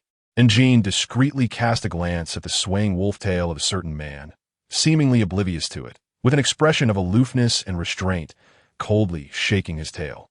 It was quite amusing. Chapter 15, So Fragrant. Not quite ready yet, just a moment. Ling Hong attempted to catch her off guard, reaching out to grab, but Jean nimbly pulled a large leaf over the stone bowl, casting him a reproachful glance, warning him that if he got his paw dirty, it would be his own fault. After spending a few days together, Jean had thoroughly discovered that Ling Hong, despite his high and mighty appearance, was as serious and aloof as a soldier. Yet inwardly, he was rather straightforward and earnest, with a stark contrast between his inner self and outer demeanor. Ling Hong sat beside her, his tall figure upright, intently observing the movements of the little female in her hands, his eyes not blinking, akin to a diligent student paying close attention in class. And Jean scooped a bit of coarse salt from the jar, spread it over the leaf, crushed it, and then sprinkled it into the stone bowl, covering it with leaves and waiting for 10 minutes before unveiling it again. The rich, aromatic fragrance surged forth, overwhelming the senses and stirring a deep hunger within. The golden-hued chicken soup glimmered enticingly, with fragrant oils floating atop the snow-white broth, thin bubbles dancing on its surface, instantly whetting their appetites. Both pairs of eyes gleamed with excitement. Ling Hong had never encountered chicken prepared in such a manner, nor had he anticipated the unexpectedly alluring outcome. His eyes sparkled, he swallowed hard, glancing eagerly at the little female, his silver wolf tail wagging with increasing enthusiasm, exclaiming his hunger. And Jean was suddenly reminded of her little border collie from before, who would gaze at her with similar pleading eyes when it wanted food. Clearing her throat, she refocused. She fetched 2 stone bowls, filled one, and handed it to the man. Be careful, it's hot," she warned, but it was too late. The man had already eagerly reached for a chicken leg, the bone exposed, and as he picked it up with his fingers and brought it to his mouth, his eyes lit up. The intense heat first made his tongue retract, but soon the lingering fragrance filled his mouth, and once the warmth dissipated, he scraped the meat off the bone, the exquisite taste and shocking sensation resonating deeply within him. He looked at Jean in disbelief, never having imagined that in his lifetime he could savor such delicious food. He was even more astonished that this culinary delight had been crafted by the seemingly unremarkable female before him. Noticing his stunned gaze, Jean wondered if he had been rendered foolish by the deliciousness. She picked up 2 clean twigs, unlike Ling Hong who had grabbed with his hands. She skillfully used chopsticks to lift a small piece of meat to her mouth. Instantly, a satisfied sigh escaped her lips, declaring it too delicious, truly befitting her standards. The wild chicken, having grown naturally, boasted more developed breast and leg muscles, resulting in a more robust flavor. The perfect control over the cooking time and ingredients had exquisitely awakened the chicken's aroma. A slight taste sent a shiver through her body, the warm deliciousness melting away her cares, and an indescribable flavor lingered between her lips, refusing to fade. The soup was savored like fine wine, her tongue lingering on her lips to capture every last drop of flavor. This bowl of chicken soup could be said to be the first genuine meal she had experienced since arriving in this world. And Jean contentedly let out a satisfied burp, sauntering over to a patch of grass, where she lay down, feeling drowsy. The wild animals in this world tended to be quite robust. The wild chickens were twice the size of ordinary farm-raised ones, and Jean had eaten relatively little and was already full after just 1 bowl. The remaining soup disappeared into Ling Hong's stomach, who felt a slight fullness yet found the lingering aroma too enticing to resist, leaving him somewhat unsatisfied. After this meal, he felt as though the past 20 years of his life had been wasted, regretting all the mediocre food he had consumed. Now, after this feast, he felt he could hardly eat anything else. He glanced at the little female stretching lazily on the grass, her eyelids growing heavy, and his curiosity deepened. Medical skills? Curing? And this enchanting cooking? He no longer perceived her as foolish. Instead, he felt she was an enigma, beckoning him to explore further. "How is it that your food tastes so delicious?" Ling Hong inquired with a serious expression, and Jean, feeling drowsy, rolled over, covering her ears. "I heard someone mention it when I was little. I'm very sleepy now. Please don't ask anymore." Ling Hong pressed on. "Who is that person?" "An elder. Ling Gong, a Lovling," insisted on clarification. And Jean, fearing further questioning, suppressed her annoyance, flipped over like a carp, and grabbed the 2 stone bowls, bolting outside. "I'll go wash the bowls." "Don't follow me," she exclaimed, dashing away in a flash. Ling Hong was concerned for her safety, but after receiving a special order not to follow, he hesitated. The Wolf clan was known for their rigid and straightforward nature, often described colloquially as being single-minded. System, submit task. Ding. Side quest, heal the wolf, completed. Reward, 10 gold coins. Gold coins? What are those for? A voice resonated in his mind. "Dear Master, gold coins are the direct currency in the system shop, which can be used to purchase unlockable items and cultivate land. They can be acquired through tasks and item sales." And Jean arrived at a nearby riverbank, crouching down to wash the bowls. The clear water flowed over her small hands, icy cold and refreshing in the heat of summer. Suddenly, ripples danced across the water's surface, and a long, beautiful blue figure swiftly emerged from beneath the surface. And Jean felt a chill in her palm and looked up in surprise, only to find her submerged hand being grasped by another pale, slick hand. The cool touch of unfamiliar skin felt like beautiful jade against her palm. "What is this? It smells so good." With a splash, a pair of stunning blue eyes surfaced, clear and beautiful, shimmering with the river's light. Long blue hair floated like water plants, swaying gently with the ripples. Chapter 16, Do Not Forget She. And Jean did not expect to encounter this merman again. The last time she saw him, he had inexplicably emitted steam, as if he were being braised, and with a leap, he had vanished into the river without a trace, leaving no ripples or bubbles behind. And Jean nearly doubted whether he had drowned. She withdrew her hand and looked at the suddenly emerging merman, speaking softly, "Your pearl is still with me. You should take it quickly." "Take it quickly?" The merman's expression darkened, his clear blue eyes filled with anxiety and helplessness. He timidly asked, "Do you dislike it? Don't you like it?" And Jean placed the stone bowl on the grass, feeling warmth near her heart. That was the pearl. Unconsciously, she covered her chest, realizing, "So you intentionally left the pearl with me?" The merman's expression seemed to fluctuate with her emotions, and Jean glanced at him, noticing his face filled with sorrow and heartache, tears like pearls brimming in his eyes, appearing as if he might cry at any moment. The sight of a beautiful person in tears was truly heart-wrenching. "Please don't cry. Why are you crying?" And Jean found herself flustered, feeling as if she were the heartless villain in a melodrama. "I do like it. It's just that the pearl is your treasure. Far too precious to be kept with me, so I suggested you take it back." "Really?" The merman looked at her with a pitiful expression, and Jean hurriedly nodded in affirmation.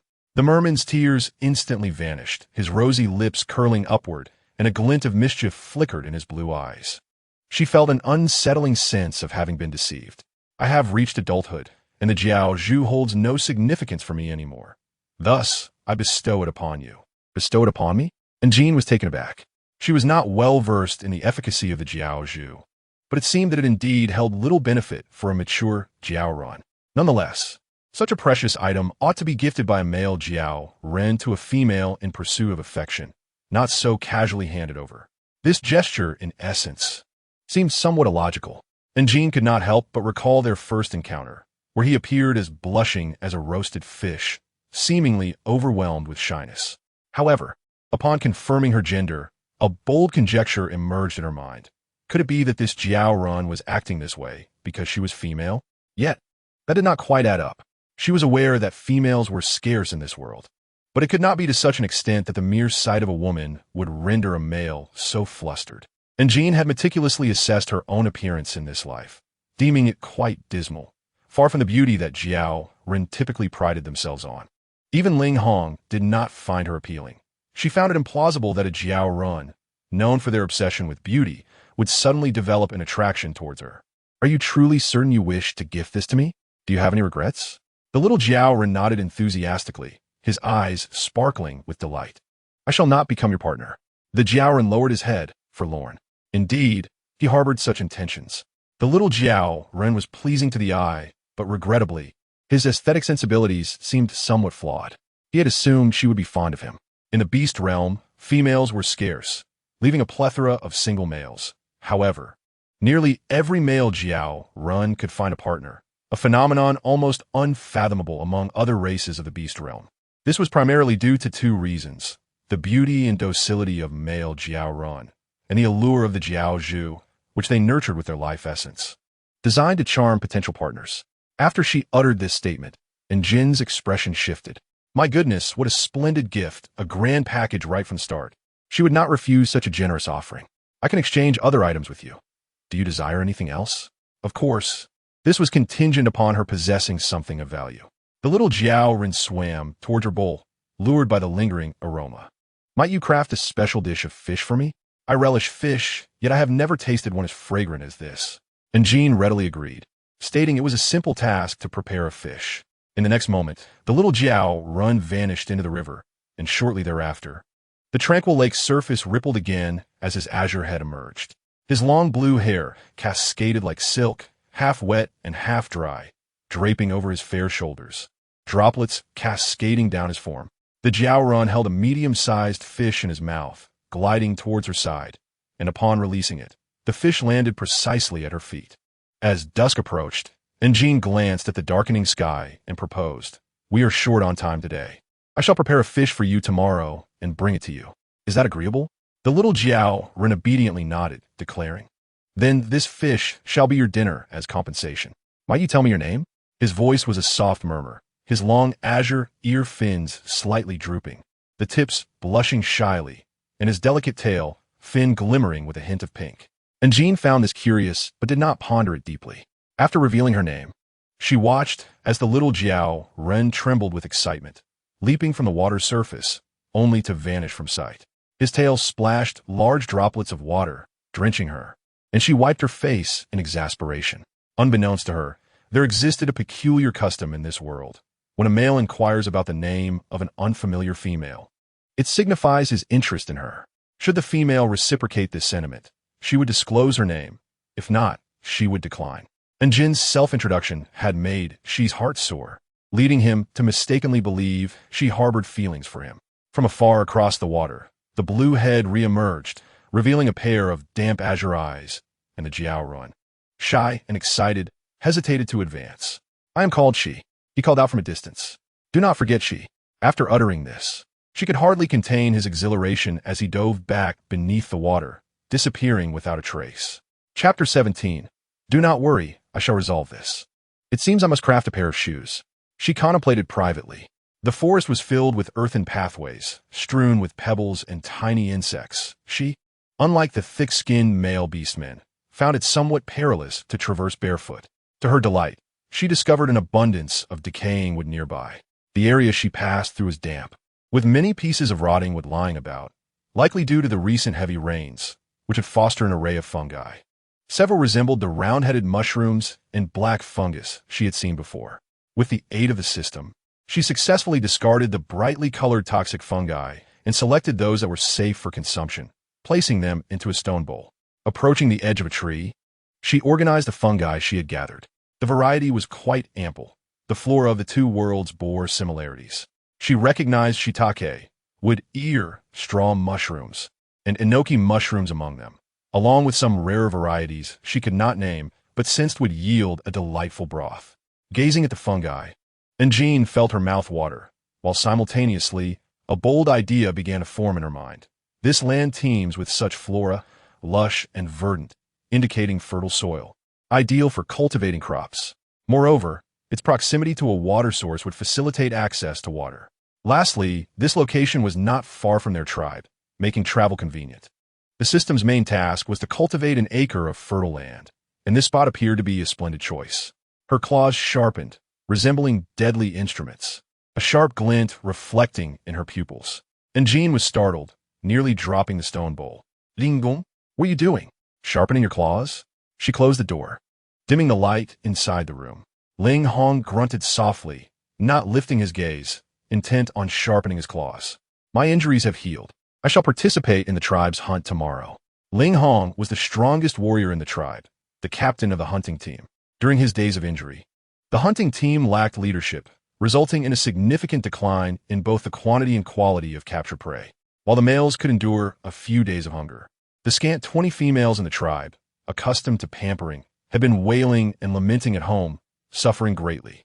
And Jean nodded, and thinking of his impending departure, which would lead him to endure the hardships of the wilderness for several days, she voluntarily offered to take charge of dinner for the night. "You have worked so hard. Allow me to cook tonight, and you should rest well."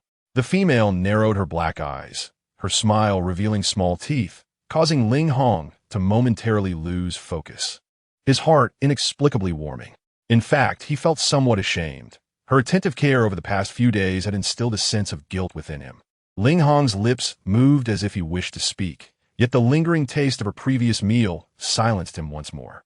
After the last meal, he had come to realize just how unpalatable his own cooking was, and he missed the delicious fare she prepared. What should I do? It seemed he was becoming somewhat reliant on her. In this world, females were immensely precious and rare, leading to a culture where any female with a partner was indulged to the point of recklessness.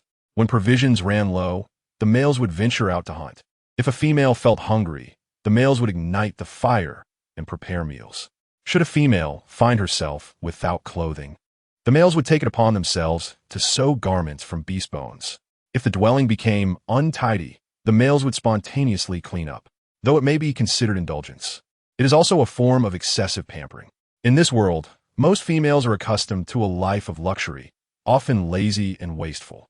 Even when a male suffers due to their actions, they regard it as a matter of course. Linggong, having endured numerous injuries and having rescued several females from the clutches of stray beasts, found himself for the first time in his beastly existence being cared for tenderly by a female after sustaining injuries. Initially, this was a source of humiliation. Yet he found himself unable to suppress other desires that began to stir within him. One of Ling Hong's admirable traits was his unwavering obedience.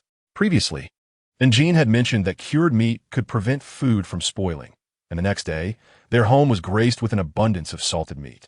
He then meticulously cleaned the fish, removing the dark membrane from its belly and ensuring that its gills were spotless, even extracting the scales surrounding them. After a while, the preparatory work was nearly complete. Unfortunately, they lacked fine seasonings such as oil and garlic, but with a sprinkle of salt, the result was still commendable. While Njin regarded it as merely average, to Ling Hong, it was a culinary delight. After enjoying their dinner, Ling Hong transformed into his wolf form, lazily resting on a pile of grass for one final night of recuperation. Just as Njin was about to rest, he suddenly opened his eyes, his wolf gaze glinting with a cold light, revealing his intent to hunt the next day. "The one who hurt you?" Njin's body trembled, her eyes widening in shock, and her fingertips grew cold. Observing the sudden pallor of the little female's face, Ling Hong's wolf eyes flickered with a fleeting sharpness and tenderness. Yet he chose not to elaborate. With a casual swish of his long wolf tail, he inadvertently brushed against her leg, surprisingly soft and warm. In a low, deep voice softened by concern, he reassured her, "Do not worry, I will handle him." She merely responded with a soft As a habitual night owl, Njin had intended to stay up late to devise a cultivation plan and perhaps craft herself a pair of leather shoes. However, the absence of advanced inventions like light bulbs in this beastly world rendered the darkness within the dwelling impenetrable, compelling her to nestle against the wolf's tail for warmth and sleep. The tail was indeed soft, and as Ling Hong succumbed to slumber, she discreetly embraced it. In the depths of the night, Ling Hong's emerald wolf eyes snapped open, his body taut as he raised his silvery head, startled to see the little female clinging to his tail with her legs, refusing to let go. A low growl rumbled in his throat, a mix of irritation and confusion at her choice of sleeping position. He attempted to extract his tail, but it remained trapped, only to provoke her subconscious instinct to grip it tighter in her sleep. The following day, he spoke earnestly, lowering his gaze to meet her serious countenance. "You will stay in my room for the next few days. It is best you do not venture outside. There are store provisions just outside. If that is insufficient, you may request more from the tribe leader. Remember, do not recklessly leave the tribe. The outside world is fraught with dangers. Should you encounter a mishap, I will be unable to rescue you." Was this the same aloof wolf brother she knew? Njin felt her perception of him shatter. "What do you need?" Ling Hong inquired directly. "Please bring me a few wild chickens." "Wild chickens?" "Yes, the ones we had for our last meal." "Right, those wild grass birds." "Yes, indeed." "Very well, that is a trivial matter." Yet Njin quickly added, "I need them alive. Do not kill them. I have plans for them." Ling Hong hesitated for a moment, feeling conflicted. Though wild grass birds lacked the flight abilities of other avian species, they were notoriously lively and restless. If not subdued immediately, they could easily escape. Yet, he felt compelled to fulfill Njin's request. Eventually, he acquiesced, asking, "What do you need them for?" "I wish to raise a few. The more the merrier, but I think it's best to keep the initial number under 10. If I can keep them alive, it will help alleviate our food sources." Njin's face lit up with joy as she envisioned a bright future. Ling Hong listened, yet his brow furrowed with increasing concern. Raising wild grass birds had been attempted in the tribe before, but there had been no successful examples. He considered advising her against it, but seeing her so lost in her delightful fantasy, he could not bring himself to disturb her. Ultimately, he decided to help her catch a few. If they perished, at least she would learn a lesson from her folly. As spring transitioned into summer, the season of heavy rains approached, bringing with it an increase in precipitation. Shortly after Ling Hong left, dense black clouds gathered ominously in the sky, and the rain began to pour heavily, bending the banana leaves under its weight as water cascaded from the eaves. The windows of the beastmen's dwellings served merely as decor, allowing rain to splatter indoors. Njin quickly covered the window with a large hide, plunging the interior into darkness. The downpour continued until noon, only showing signs of abating at that time. Once the rain ceased, Njin opened the door to be greeted by blinding sunlight breaking through the clouds. She remembered her promise to Shi and tidied herself before heading toward the riverbank. Though Ling Hong had warned her against wandering outside, the path she took was familiar, having traversed it many times without incident. The recent rain had rendered the ground muddy and difficult to navigate. She resolved to make herself a pair of shoes soon. Before she reached the river, she spotted a slender blue figure languidly resting on the bank, idly flicking its tail while waiting for her. Upon hearing her footsteps, She's heart leaped with joy as he quickly raised his head, his azure eyes sparkling. "Eugene, I have waited for you for so long." His melodious voice, characteristic of the merfolk, possessed a unique charm, and if one listened closely, they could detect a hint of unvoiced grievance. As Eugene approached, she carried some stone bowls which piqued She's curiosity. The clear river water flowed gently between her fingers, and occasionally, small fish darted through her grasp, grazing her skin. She swam playfully beside her, his graceful movements reminiscent of a playful puppy seeking attention. His stunning blue tail inadvertently brushed against her skin, and he seemed oblivious as he turned to swim away, only to casually bump against her once more. Suddenly, she ceased his frolicking, his demeanor shifting as he noticed something distasteful. The once vibrant atmosphere darkened as his expression soured. "Eugene, how is it that there is a snake pattern on the inside of your arm?" His exquisitely delicate face turned icy, the azure light in his gaze radiating hostility. "What is the matter?" And Jean followed She's gaze to her arm, where a faint, serpentine red mark spiraled, barely discernible. She had noticed it earlier, but had thought little of it, assuming it to be a mere birthmark. However, She's reaction suggested it was more significant. With a heavy heart, she lowered his head, his voice barely above a whisper. "This is a mark left by male beastmen on females, indicating." He hesitated, seeing Jin's pupils constrict in alarm. "It signifies they have mated, and that male beastman will become the female's partner." Seeing Jin's face turn pale, she rushed to support her, regretting his revelation. If he had known it would cause her such distress, he would have remained silent. And Jin's sorrow was profound. Yet her anguish stemmed from a different source than she assumed. The snake beasts were ruthless and cold-blooded strays, and she believed her grief was due to the notion of having a stray beast partner. And Jean is filled with sorrow, realizing that she has undergone a profound transformation, evolving from a girl into a woman after a certain life-altering harmony of existence. The troubling aspect is that she herself remains oblivious to the time, place, and individuals involved in this transformative experience. What if it is discovered that she is merely an imposter? The thought of the serpentine beast, known for its brutality and bloodthirstiness, potentially taking drastic action against her, is chilling. And Jean feels a cold dread in her heart, while she, overwhelmed with guilt, fights back tears, his own anguish palpable as he observes her suffering. Tears well up in his eyes, cascading down like pearls into the water, creating ripples. He gently pokes at his fingers, swimming beside her, his exquisite upper body resembling a jade sculpture emerging from the depths. The beauty of his delicate face is overshadowed by a melancholic expression as he tenderly leans against her calf, seeking solace like a forlorn kitten. Though Jean finds his sorrow somewhat nonsensical, she cannot resist his affectionate gestures due to the depths of his despondency. After a moment, she suddenly springs to life, his tail flicking with excitement as he exclaims, "Eugene, have you come into heat?" Confused, Jin's mouth twitches slightly. After experiencing a shocking revelation, she understands the term from a local perspective. It refers to whether or not she has had her first menstruation. Given her current memories, it seems she is merely 13 or 14 years old, still quite youthful and uninitiated. She shakes her head, feeling a touch embarrassed, and asks, "Is there a problem?" She's azure eyes brighten instantly, a joyous smile gracing his lips as he declares, "Eugene, there is another possibility. If you have not yet come into heat, male beastmen will not mate with immature females. They cannot imprint their mate mark upon you. Thus, the mark you possess is merely a premate mark. This premate mark is a covenant made by male beastmen with their chosen underage partners for life. Just like the official mate mark, a male beastman can only forge a single premate mark in his lifetime. Once the female comes of age, and if she chooses to accept him, the premate mark will transform into an official mate mark. However, if she rejects him, he will be unable to pursue other females and will live a lonely existence, slowly fading away in the depths of the jungle, without a mate or offspring. And Jean ponders deeply. Since she is the one and only partner in this serpentine beast's life, he surely would not relinquish her easily. To be honest, she has no desire for emotional entanglements in this world. Furthermore, This serpentine beast is a wild creature, known for its violent and capricious nature, making the prospect of becoming his mate rather unwise.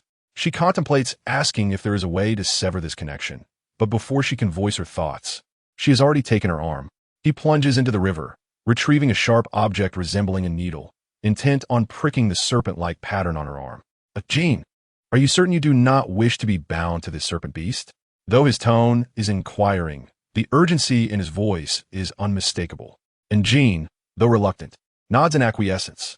The moment the sharp object pierces her skin, her face pales, a searing pain radiating through her arm, nearly causing her to faint. A cry of anguish escapes her lips, resonating through the forest. Meanwhile, several kilometers away in a dark cave, two blood-red eyes suddenly awaken. Their glinting ferocity piercing through the darkness like icy blades, directed toward the distant source of the sound. The serpentine tail drags along the ground, leaving faint marks in its wake. The creatures of the jungle, sensing the ominous presence, stiffen in fear before bolting away without a trace. The intense light sears the figure lurking in the shadows. Emerging from the cave is a naked man, his skin pale and sickly. Yet his upper body is sculpted and muscular, while his lower half is a long, black-red serpentine body, gliding gracefully. He stands at the entrance of the cave, shrouded in silence, his crimson serpent eyes narrowing as they scan the source of the sound. His obsidian hair cascades down his slender waist, glistening in the dim light, casting a large shadow behind him. His face remains obscured, his expression unreadable, yet his elongated silhouette emanates an unsettling aura. Is this how you intend to free yourself from my grasp? His voice, deep and melodious, should be enchanting, yet carries an eerie laughter that sends shivers down one's spine. He rests a hand upon his chest, the pallor of his skin marred by a hint of crimson, marking the location of his heart, which bears the unique mate mark. Surely, he thinks, it cannot be so simple. In another scene, the female's face is ashen, tears threatening to spill as she, startled, quickly releases her arm, casting the sharp object into the river. His azure eyes clouded with concern, he gently holds her hand, blowing softly on the wound. Jean, do not cry. It will not hurt if you blow on it. The serpentine pattern on her arm, which had been faint, now glows vibrant red, as if imbued with life, tightening its grip around her. He realizes he has acted recklessly. Having witnessed the females of his tribe severing mate contracts in such a manner, he had hastily resorted to this extreme measure. A wave of guilt washes over him as he sees her face contort in pain. Females are delicate. They cannot bear even the slightest discomfort or injustice. Will my impulsiveness today make a Jean resent me? I am fine, and Jean replies, her lips pale, after a brief pause. She shakes her head and gently brushes his hand aside, softly saying, really, it's all right. Let me prepare that fish I owe you from yesterday. However, she shakes his head, quickly stopping her. He dives back into the river, retrieving a piece of thin, breathable fabric, wrapping it around her wound with a gentle knot. The fabric, cool and airy, is perfect for bandaging. As Jean gazes at her bandaged arm, her unease intensifies.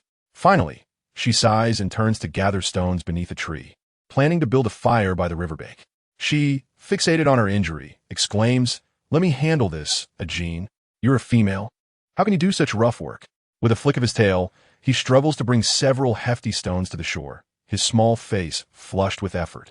The stones are damp and slimy, covered in moss. And Jean furrows her brow, realizing that starting a fire with these stones seems an impossible task. After arranging the stones, she catches two plump fish, taking mental notes of her actions as they work together to clean the fish. The wait is always long. The fish has yet to release its aroma, and Jean pulls out a somewhat dull beast bone needle and a piece of hide, sitting by the riverbank, diligently starting to sew. The hide is coarse and tough, and her small arms lack strength, producing only a few holes after much effort. I'll help you, Jean, she offers, eagerly taking the initiative.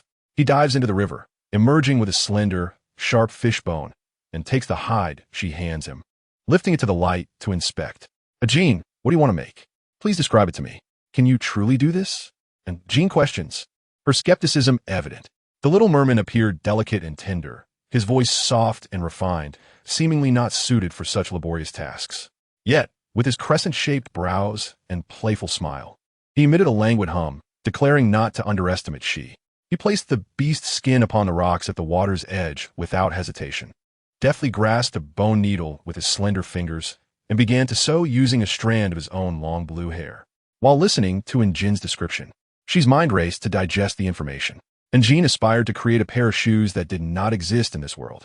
In Chapter 21, as her initial concern that she might not comprehend diminished, she was pleasantly surprised to see that the piece of bee skin in She's hands began to resemble the shoe upper she envisioned. Injin quickly handed over 2 thin wooden boards, smoothed at the edges and perforated, intended as the shoe soles. With remarkable speed, she stitched the 2 components together, resulting in a creation that truly resembled a pair of bee skin shoes. Overjoyed, Injin squatted by the shore, tilting her face towards the water surface. In the gentle sunlight, the breathtakingly beautiful merman bowed his head, his seaweed-like, flowing blue hair cascading over his jade-carved upper body. His waist was soft as water, while his lower half showcased a long, elegant tail adorned with shimmering scales, glistening like ice on the azure sea, a sight utterly dreamlike. The exquisite side profile of the merman reflected in her gaze resembled an unparalleled ink painting beneath the water, drawing her into a trance. His alabaster face, nearly translucent, blushed under the warm sun, and Jin's unabashed admiration made she feel both nervous and secretly delighted, prompting him to work more swiftly. His blue ear fins drooped slightly, tinged with a hint of crimson. Beep. Random character, merman she, affection level raised by 5. Total affection level currently unknown. Special reward, 5 gold coins, 15 remaining. An affection increase of 5? What did she do? Before Injin could voice her doubts about the system's calculations, a flurry of notifications bombarded her mind. Beep. Random character, she, affection level raised by 3. Total affection level currently unknown. Beep. Random character, she, affection level raised by 1. Total affection level currently unknown. Beep. Random character, she, affection level raised by 2. Total affection level currently unknown. Beep, beep, beep. System, am I not in farming mode? What is going on? This is exceedingly strange.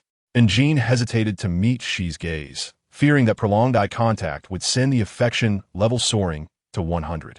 Moments later, the voice of Jing Jing chimed in. Master, I've checked, and the system is functioning properly. Are you trying to deceive me again? Injin silently muttered. How can you not even ascertain She's total affection level and claim everything is fine?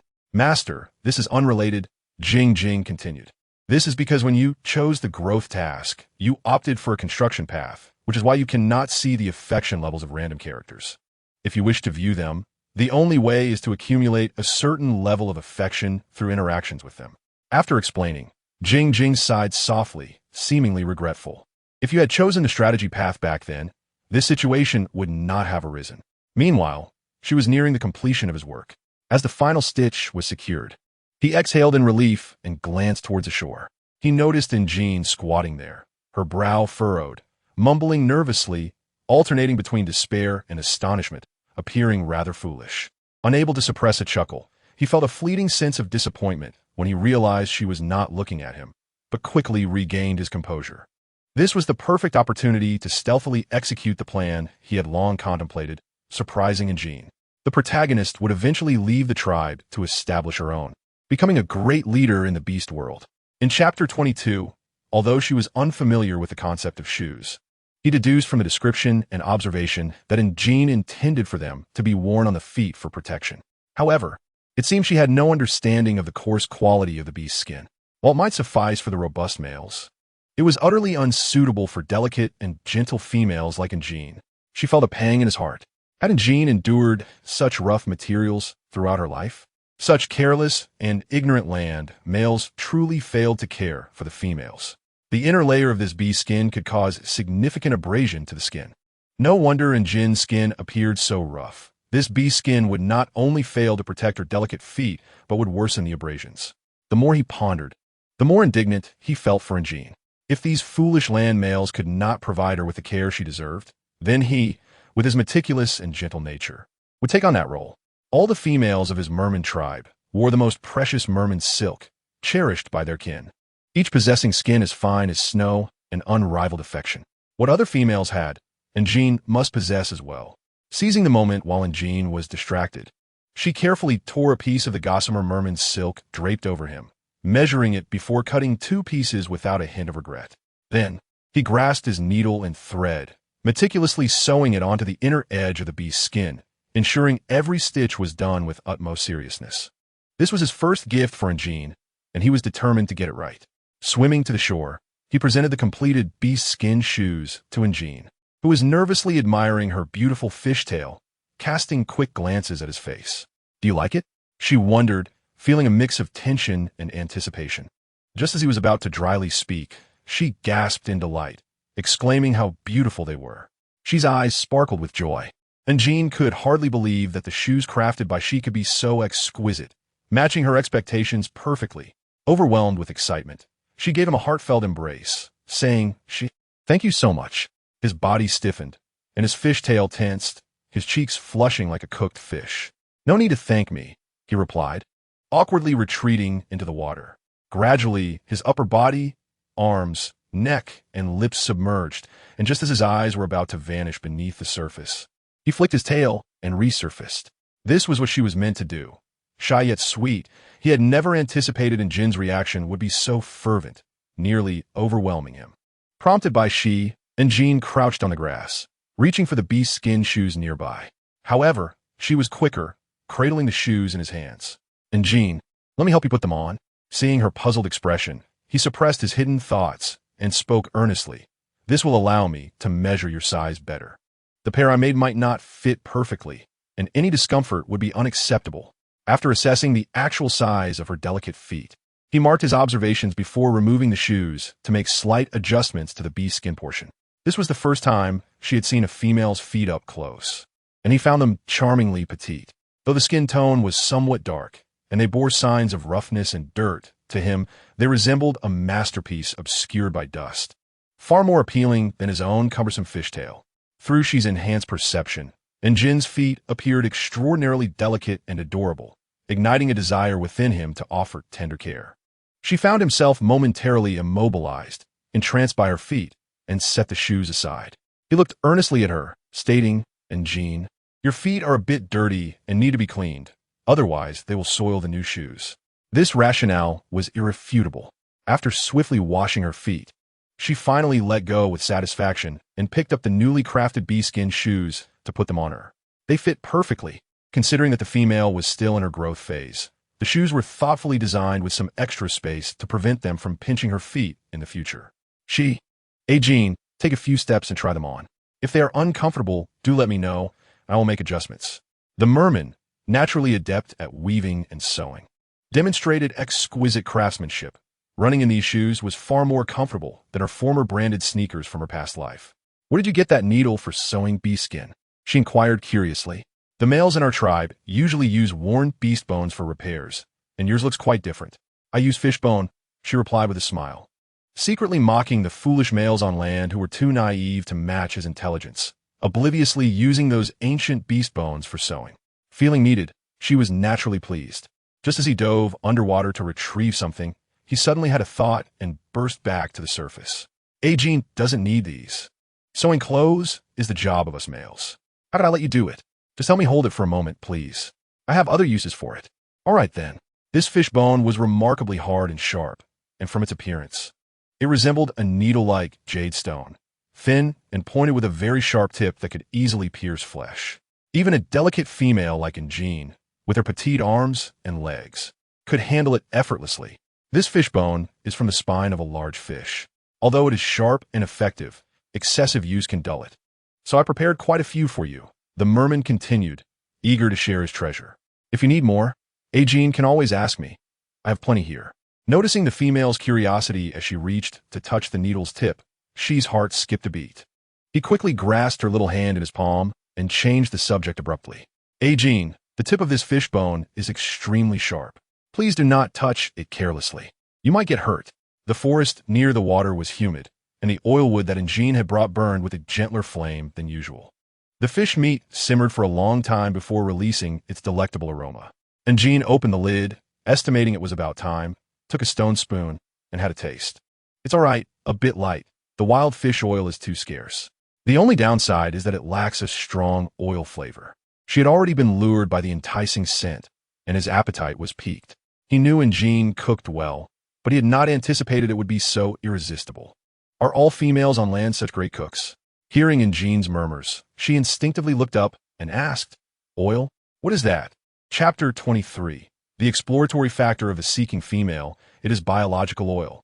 When simmered in soup, it becomes exceptionally delicious and enhances one's appetite. Oil? Jean's mention of so many new terms left she bewildered, his blue eyes filled with confusion. What was oil? How could he explain it? He certainly couldn't say it was biological fat. His curiosity was piqued, and he pressed her for more information. Jean pondered for a moment, finally managing to say, "There are many types of oil. The oil I just mentioned is a common cooking oil, resembling golden yellow water but thicker. It is not water and is insoluble in it. If it falls on the water surface, it will float, incompatible with water, and its surface reflects various colors in sunlight." She's heart fluttered with excitement. "I think I've seen it before. Hey, Jean, wait a moment. I'll find it for you right away." With that, he leaped into the water and disappeared. Each time she sought something, Jean increasingly suspected he might secretly be hoarding a treasure trove in this river. Shortly after, ripples appeared on the water surface, and the elegant blue figure emerged, her beautiful fishtail shimmering under the mild sunlight. However, upon seeing what he held, Jean's expression fell. The large fruit shell he cradled in his hands resembled a coconut, and she felt an instant sense of being deceived. She swam to the shore, placed the fruit shell on a smooth stone, and with his sharp claws, delicately scraped away a piece of the shell. Looking inside, she was astonished to find it filled with a flowing golden liquid. Ding! Edible oil discovered. Exploration factor 1. Oh my, it really is oil. Jean was taken aback, realizing that she could not view the species of this strange world through the lens of her past experiences. She scooped up a small spoonful and tasted it. This oil, unlike the heavily processed oil she had used before, had a hint of fresh fruit aroma. It was not greasy, just perfect for cooking. Where did this oil and fruit come from? Jean suppressed her overwhelming joy. The primary issue of oil was resolved, marking the official beginning of her culinary journey. It's a fruit that grows on trees. She blinked his eyes, noticing the little female's beaming smile, which lifted his spirits as well.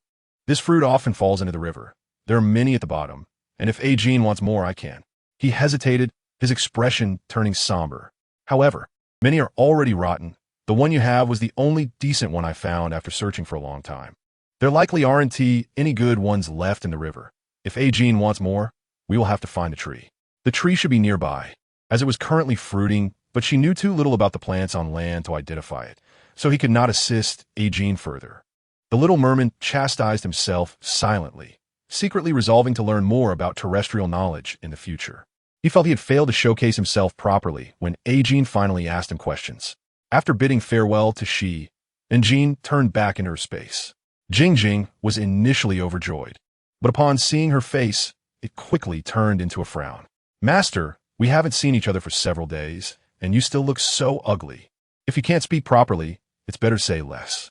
Jing perked up, entering explanation mode. "Because this world is an unknown territory for the newly arrived master. Our system has thoughtfully introduced the exploration factor as a special unlocking task.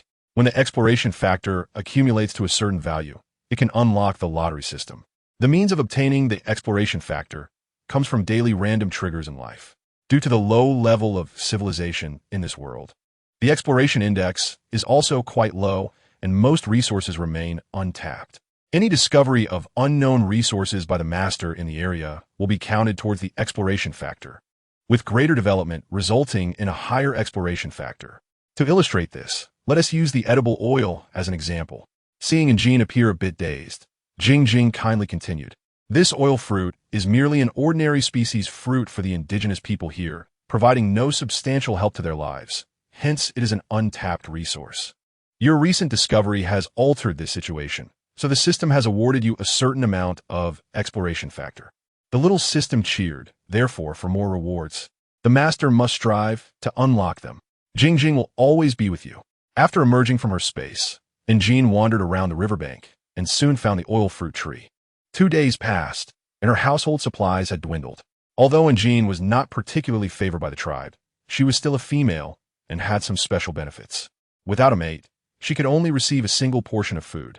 The tribe leader handed her a wooden token, what is a rather commonplace material, inscribed with several beastly characters that exude an aura of mystique akin to totems, likely serving as markers.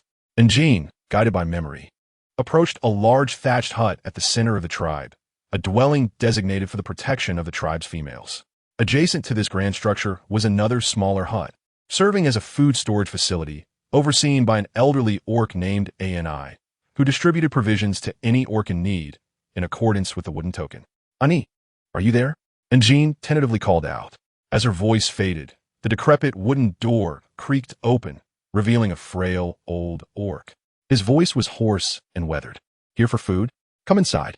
The old man appeared to be in his 70s or 80s, though in the beastly realm, age is often difficult to gauge, as most orcs live only 50 or 60 years. However, this old orc clearly exhibited signs of advanced age, with wrinkled, sagging yellow-black skin, scattered age spots adorning his visage, a frail, stooped frame, and sparse white hair atop his head, reminiscent of a piece of withered wood. Despite his appearance, the old orc's expression was kindly as he rubbed his unkempt nest of hair. Upon recognizing Jean, he sighed softly. Hand me the wooden token and step inside for your food. And Jean nodded hurriedly, handed over the token, and followed the old man into the hut. Externally, the small dwelling seemed modest in size, yet the interior was surprisingly spacious and bright. The hut was somewhat rudimentary, furnished with only a wooden bed and a few animal skins, with most of the space occupied by the tribe's food supplies. This hut was strategically located near the female living quarters, primarily to assist those without hunting abilities.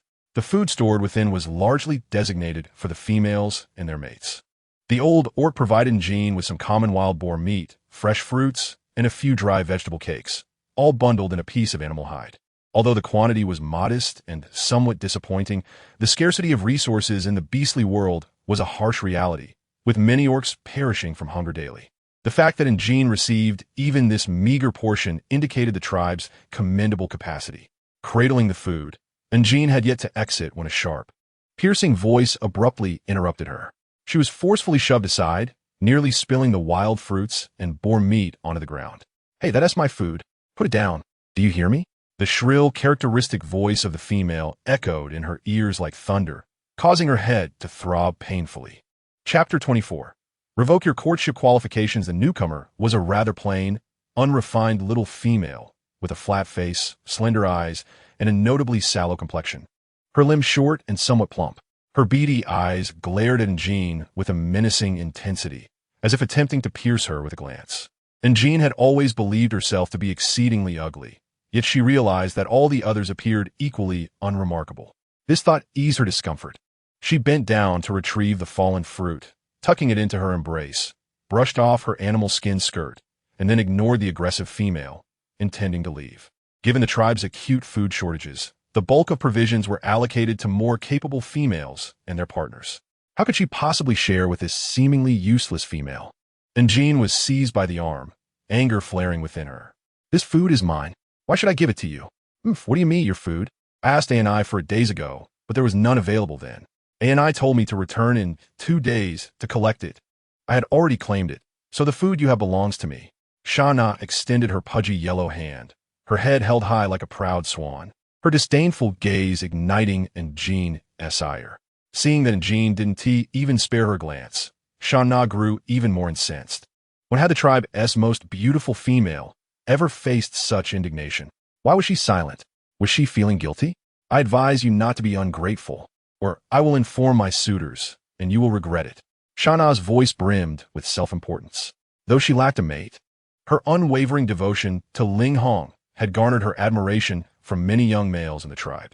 Coupled with her striking beauty, she had a multitude of suitors eager to come to her aid. Few females in the tribe would dare to provoke her.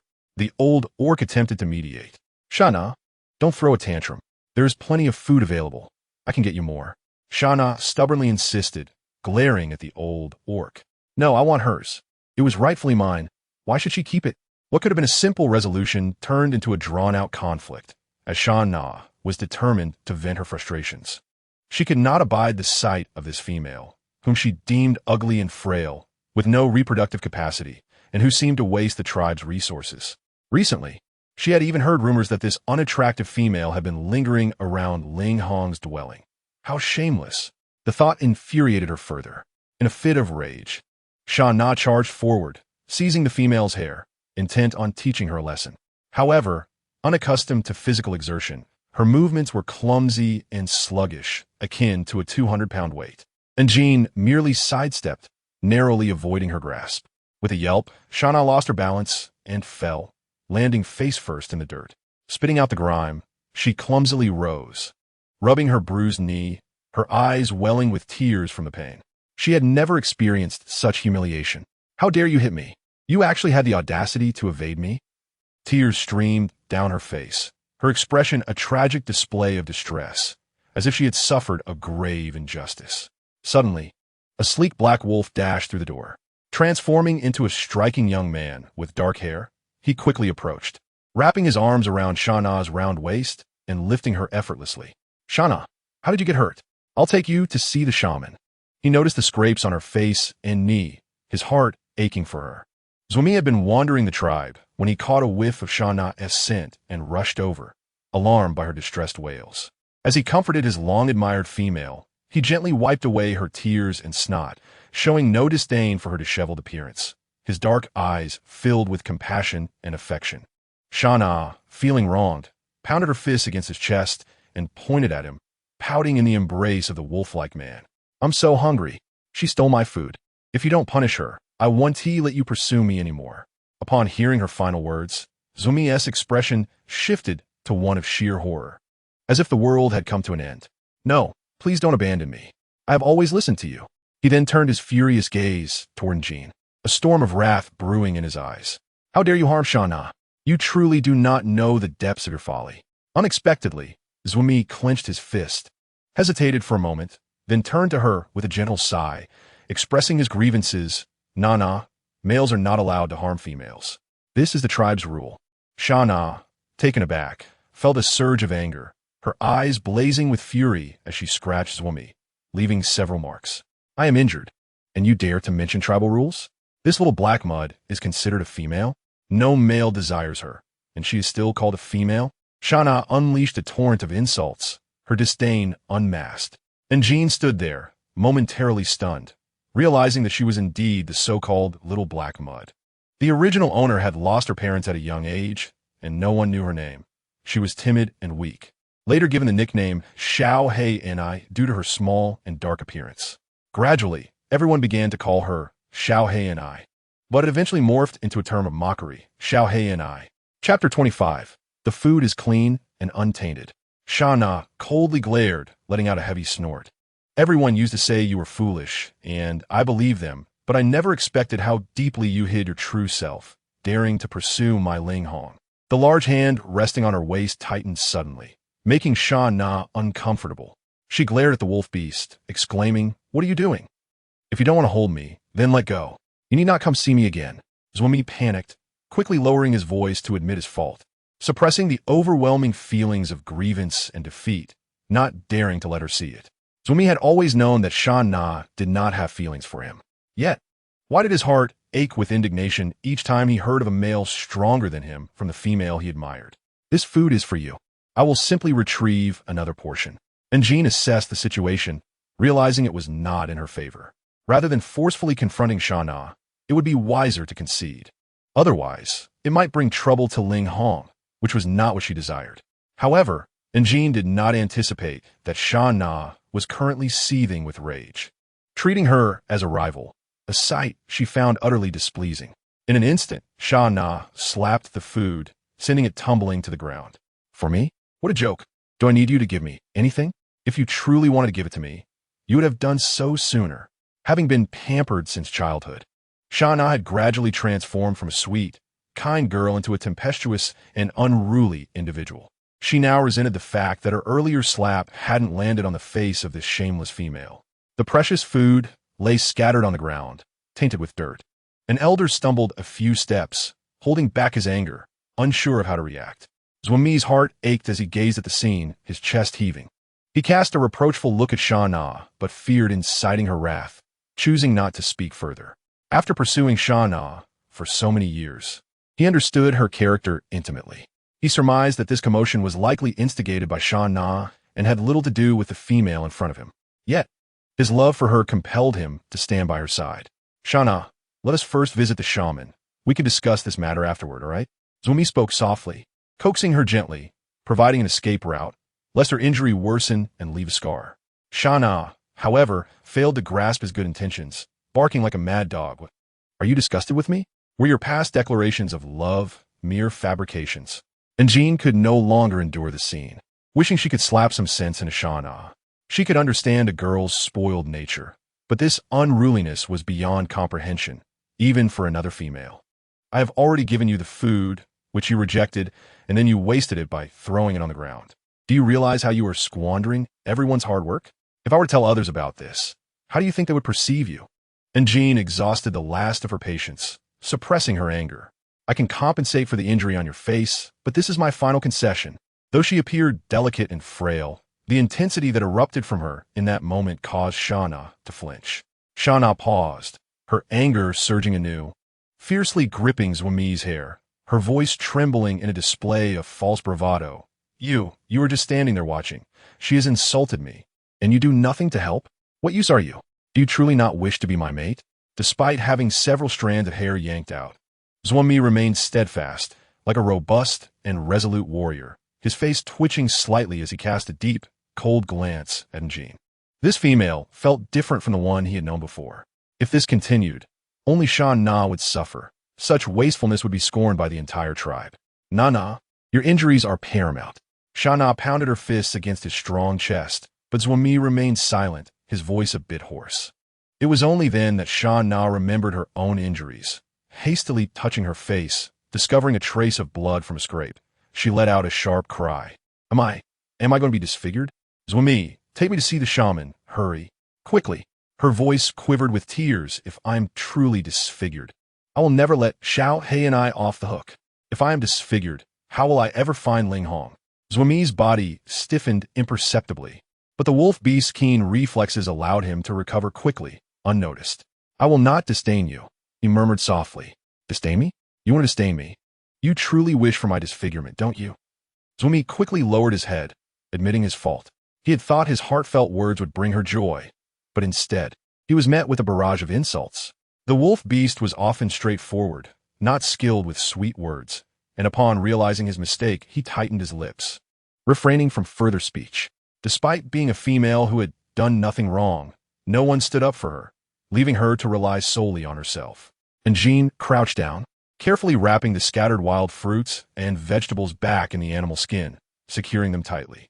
An elder beastman attempted to stop her. It is already dirty. A female cannot eat tainted food. I will replace it for you. It's fine, it's not dirty. The young female smiled, revealing a row of small white teeth. The soil and river water here are unpolluted. Everything is quite clean. The fruits and meat just need a wash. The elder sighed, lamenting what a lovely young female. But alas, she cannot bear children. After departing, and Jean gazed at the food in her hands, her earlier facade of cheerfulness fading into a chilling silence. Food was scarce in the beast world.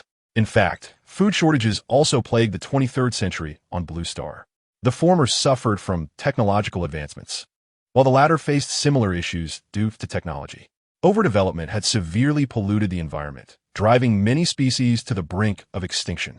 Such pure, natural food, untainted by human cultivation, had long vanished from the 23rd century. The world was returning to a desolate era, which prompted those times to vigorously develop space technology, seeking to carve out new living spaces for humanity. Chapter 26. The Delicate Touch of Skin. The Beast World's fire-starting tool is a unique energy crystal known as the Fire Source Stone. When two translucent flame stones collide, a spark ignites, landing on dry kindling, which soon catches fire. The small flame flickered, warming the stone pot, as Jean spread a layer of fruit oil inside.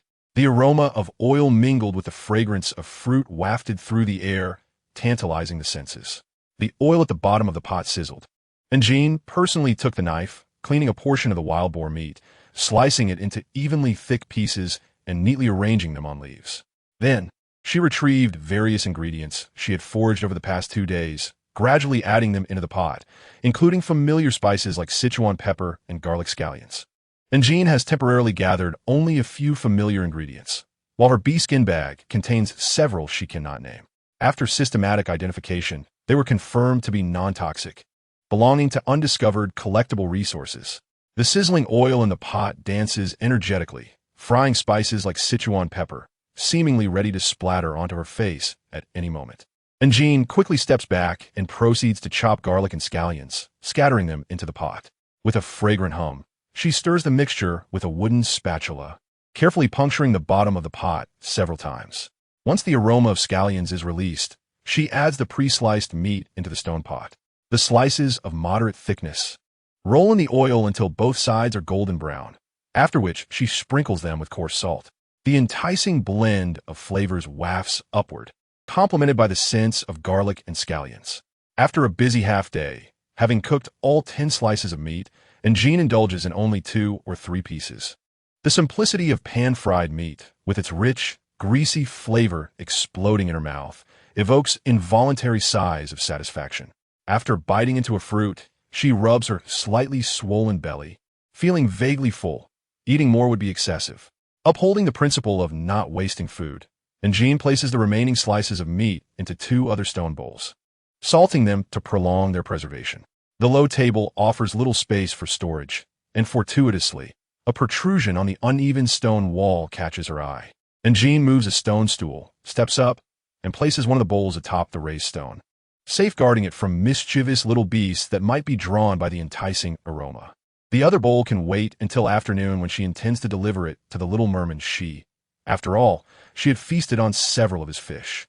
Having satisfied her hunger, and Jean initially plans to rest, but a gust of wind wafts in from outside, bringing with it the unpleasant odor of her own body. A terrifying presence reminiscent of a biochemical weapon. In the days spent in the beast world, she has been so busy with various tasks that she has not had a proper bath. Without hesitation, Jean rolls up her sleeves and boils several pots of water. Uncertain if Ling Hong possesses a bathing tub, considering the apparent openness of the beast folk, who seem to bathe directly in the river. With a flicker of hope, she searches both inside and outside the house. Fortune smiles upon her, as she discovers a large wooden tub, perfectly suited for bathing. Lying in the tub filled with warm water, she adds some soapberry for cleansing.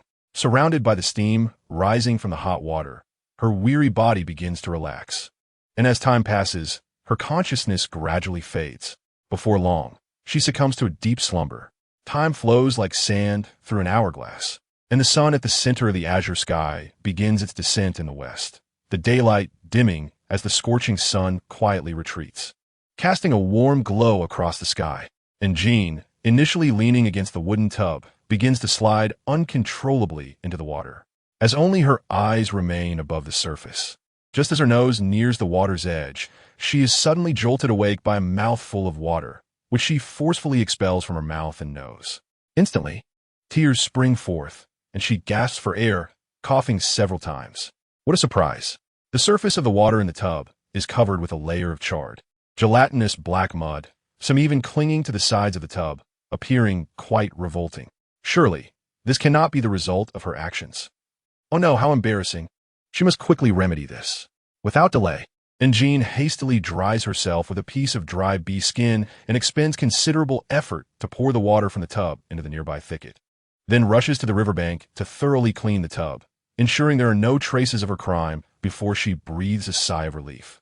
By chance, her peripheral vision catches a glimpse of her reflection in the river, busy cleaning the tub. Her skin, now washed to a healthy wheat tone, glows with a faint rosy hue, and her complexion appears much smoother and more refined than before. Although her appearance remains unremarkable, her cleanliness and the freshness of her hair make her far more pleasing to the eye. And Jean nods at her reflection in the water, feeling quite pleased. She is well aware that a single bath cannot yield such dramatic results. It must be the influence of the Jiao Zhu within her, for she has mentioned that the Jiao Zhu enhances one's charm. However, she did not expect the effects to manifest so significantly in just a few days. The sky is a brilliant blue, and the lush, primitive jungle sways like a vast green sea in the wind, with the melodious chirping of birds and the roars of beasts echoing harmoniously. At the heart of the jungle lies a winding river. The water flows gently over the rocks, crystal clear to the bottom, where lush aquatic plants and stones carpet the riverbed, with countless small fish and shrimp frolicking among the greenery. Suddenly, the fish begin to frantically converge toward a particular direction, and the waiting merman appears as the perfect predator, his slender fingers growing sharp as he silently disembowels the passing fish. Vivid crimson blood and disemboweled entrails spread through the river, brutal and bloody. The merman's clear and innocent blue eyes effortlessly conceal the fleeting flash of red, as he joyfully sways the layer of fish and casually scoops up several large, succulent fish from the river. With a sharp canine tooth peaked from his lips, he elegantly bites into the fish's belly, and within a minute, the fish is consumed, leaving behind only bloodied bones and a head. One fish is not enough, so he devours another. The taste of blood explodes in his mouth, awakening the merman's hidden bloodthirst. But soon, he loses interest and tosses the remaining fish back into the river, languidly resting by the water's edge with a sigh. Indeed, accustomed to Njin's culinary skills, the coarse raw meat seems less delightful. She reflects, his tongue unconsciously licking his lips, savoring the lingering blood. How he longs for Njin. Why hasn't she come to play with him yet? The female protagonist experiences growth and transformation, gradually becoming more beautiful. Beauty is not achieved overnight. It requires both innate qualities and nurturing. However, as most individuals lack exceptional inherent traits, our female protagonist seeks refinement through later cultivation. Beauty will come, along with the masks that enhance it. Chapter 27. The tragedy of the ruthless beast. Familiar sounds echo from the distant jungle. She is intimately familiar with Njin's footsteps and swiftly sweeps his tail to disperse the blood-stained water, and fish remains far down the river. In the blink of an eye, the traces of his hunt are meticulously cleaned, leaving no hint behind. As the female approaches, she is greatly astonished by her transformation. Her delicate skin, rejuvenated and radiant, stirs an urge within him to reach out and touch her. Njin, you are so beautiful. Truly the most stunning female I have ever seen, he murmurs, biting his fingertip, his pale face flushed with pink, his eyes glimmering with delight as he secretly admires Njin. Showering her with compliments, Njin shoots him an exasperated glance, silently acknowledging that this little merman may have some peculiar taste, though the changes in her appearance are indeed delightful, and she refrains from commenting further. Thanks to your jiaozhu, she offers, handing over a stone bowl filled with dried meat as a token of gratitude. She understands that the jiaozhu enhances charm, but he had not anticipated such a significant effect on Njin. Seeing the female's crescent eyes and her pearly smile, he feels an uncontrollable impulse surge within him. Yet, this greedy thought is fleeting, shattered by the unwelcome sight of the garish red snake pattern on her arm. A shadow of darkness flickers in Shi's eyes. Gone in an instant, too swift to be captured. He must remove that snake pattern. Suppressing the viscous, killing intent within him, he resolves, I will think of Njin. Sniffed and shed tears, longing deeply for Njin, imploring her not to forget him. Njin assured him she would not forget, yet doubt lingered in her heart. As a Jaren, typically residing thousands of meters beneath the ocean surface, what had compelled him to traverse to this plane? However, she refrained from prying into others' private matters.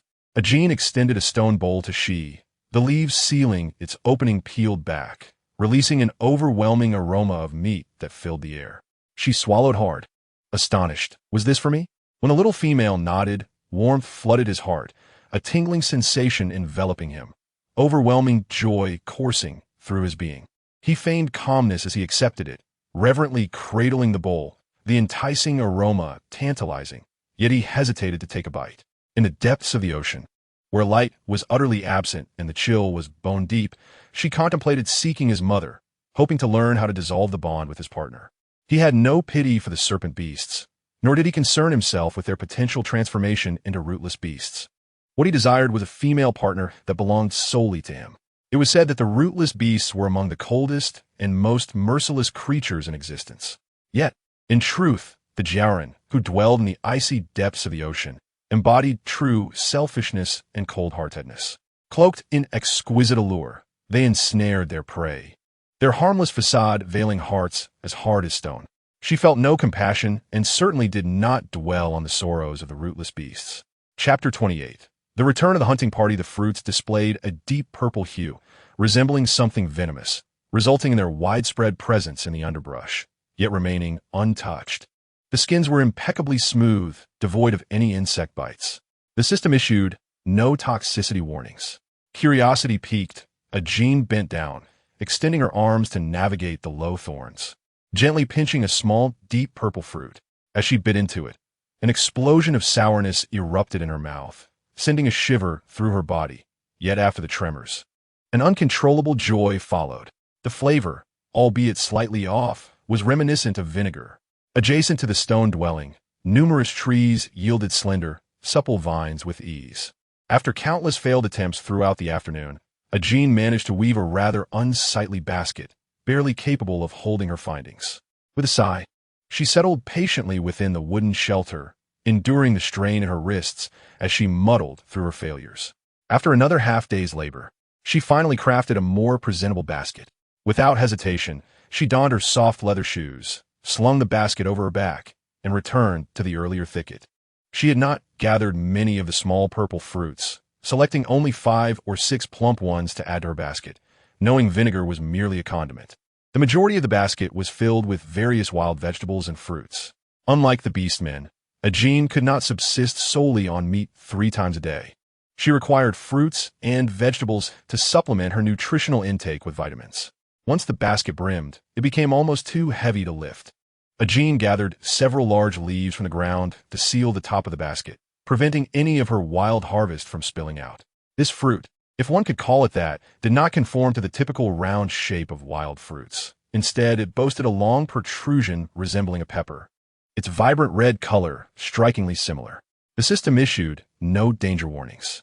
Jean plucked one, sampling a small piece, only to be met with a fiery heat that rendered her mouth numb, tears streaming from her eyes. She dropped the basket and fled towards the river, desperately gulping down mouthfuls of water until the searing sensation subsided. This was undoubtedly a pepper, and its spiciness surpassed any she had ever encountered. Chapter 29. The bonfire feast. Every tribe faced the daily tragedy of females, cubs, and weaker beastmen succumbing to food shortages. The hunting teams, which upheld the bare minimum of their survival, were the pride of each tribe. The males transformed into their beast forms, jubilantly celebrating.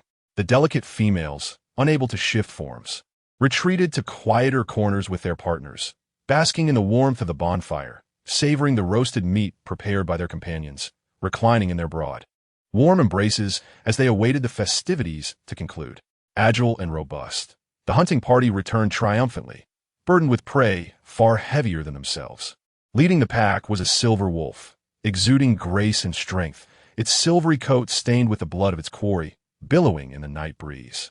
The moment Ling Hong entered the tribe, he became the center of attention among all beastmen. A chilling wolf howl resonated, prompting the wolf clan beastmen to bow their heads in reverence, howling in unison. In stark contrast, a bloodied gray wolf lagged at the back of the procession, its body swaying precariously as if on the verge of collapse. Its dark, rigid claws dug deeply into the ground, its enraged eyes burning with fury as it glared at the illustrious silver wolf ahead. A low growl, filled with jealousy and rage, erupted from its throat. It was Ling Hong. He was the reason for its injuries. The position of the hunting team leader should have been its rightful claim. Ling Hong not only usurped the position that belonged to him, but sought to eliminate him to prevent future threats during this hunt. The gray wolf's impotent growls were drowned out by the jubilant crowd. Manduo regarded the abundance of food, more than double the usual amount, with disdain and irony. This hunting expedition had encountered a large beast pack, yet Ling Hong had deceived him into acting as bait. Claiming it was a lack of foresight was nothing more than a smokescreen. Manduo scoffed, convinced that Ling Hong's true intent was to eliminate him, a despicable and shameless act that should not allow such a person to continually dominate him. Now, with a crippled right leg, he deemed himself worthless to the tribe, and he could scarcely envision his future. As for the tribe leader, Manduo narrowed his wolf-like eyes, his expression darkening as he ground his teeth in a cold snort before silently limping toward the leader's direction. Meanwhile, the tall and robust silver wolf navigated through the bustling crowd, transforming into a strikingly handsome, silver-haired man. The man stood tall with a powerful physique, his muscular contours exquisitely defined, particularly his prominent chest and abdominal muscles, captivating and alluring. He scanned the throng gathered around the bonfire, but found no sign of his heart's desire, confusion swirling within him. Why had she not come to greet him? Shana squeezed through the crowd, her face flushed with shyness as she approached him, her gaze filled with infatuation and yearning. I have something to tell you, she began. In a few days, I will be in heat. Would you be willing to become my mate? Shana stood frozen, her face now burning with embarrassment and indignation. Before the multitude of beastmen, against the chill of the night breeze, Shana shivered slightly, her shoulders twitching. Ling Hong's indifference was well known to her. The first estrus of a female, the most opportune moment for conception, was a coveted desire for many males. Contemplating this, a smile graced Shana's face, though it trembled with remnants of grievance, rendering it somewhat forced. Beside her, Zwami sighed, his compassion overshadowing his jealousy, as he guided Shana to a corner by the campfire. Before long, fatigue overtook them, and Jean yawned, tears brimming at the corners of her eyes. She pulled a piece of beast hide beside her and curled up atop a pile of grass, ready to sleep. Unexpectedly, a tightening at her waist ensued, and she was swept into someone's arms. Startled, Jean opened her eyes to meet the piercing green gaze of a man, whose depths, at this moment, held a hint of gentle amusement.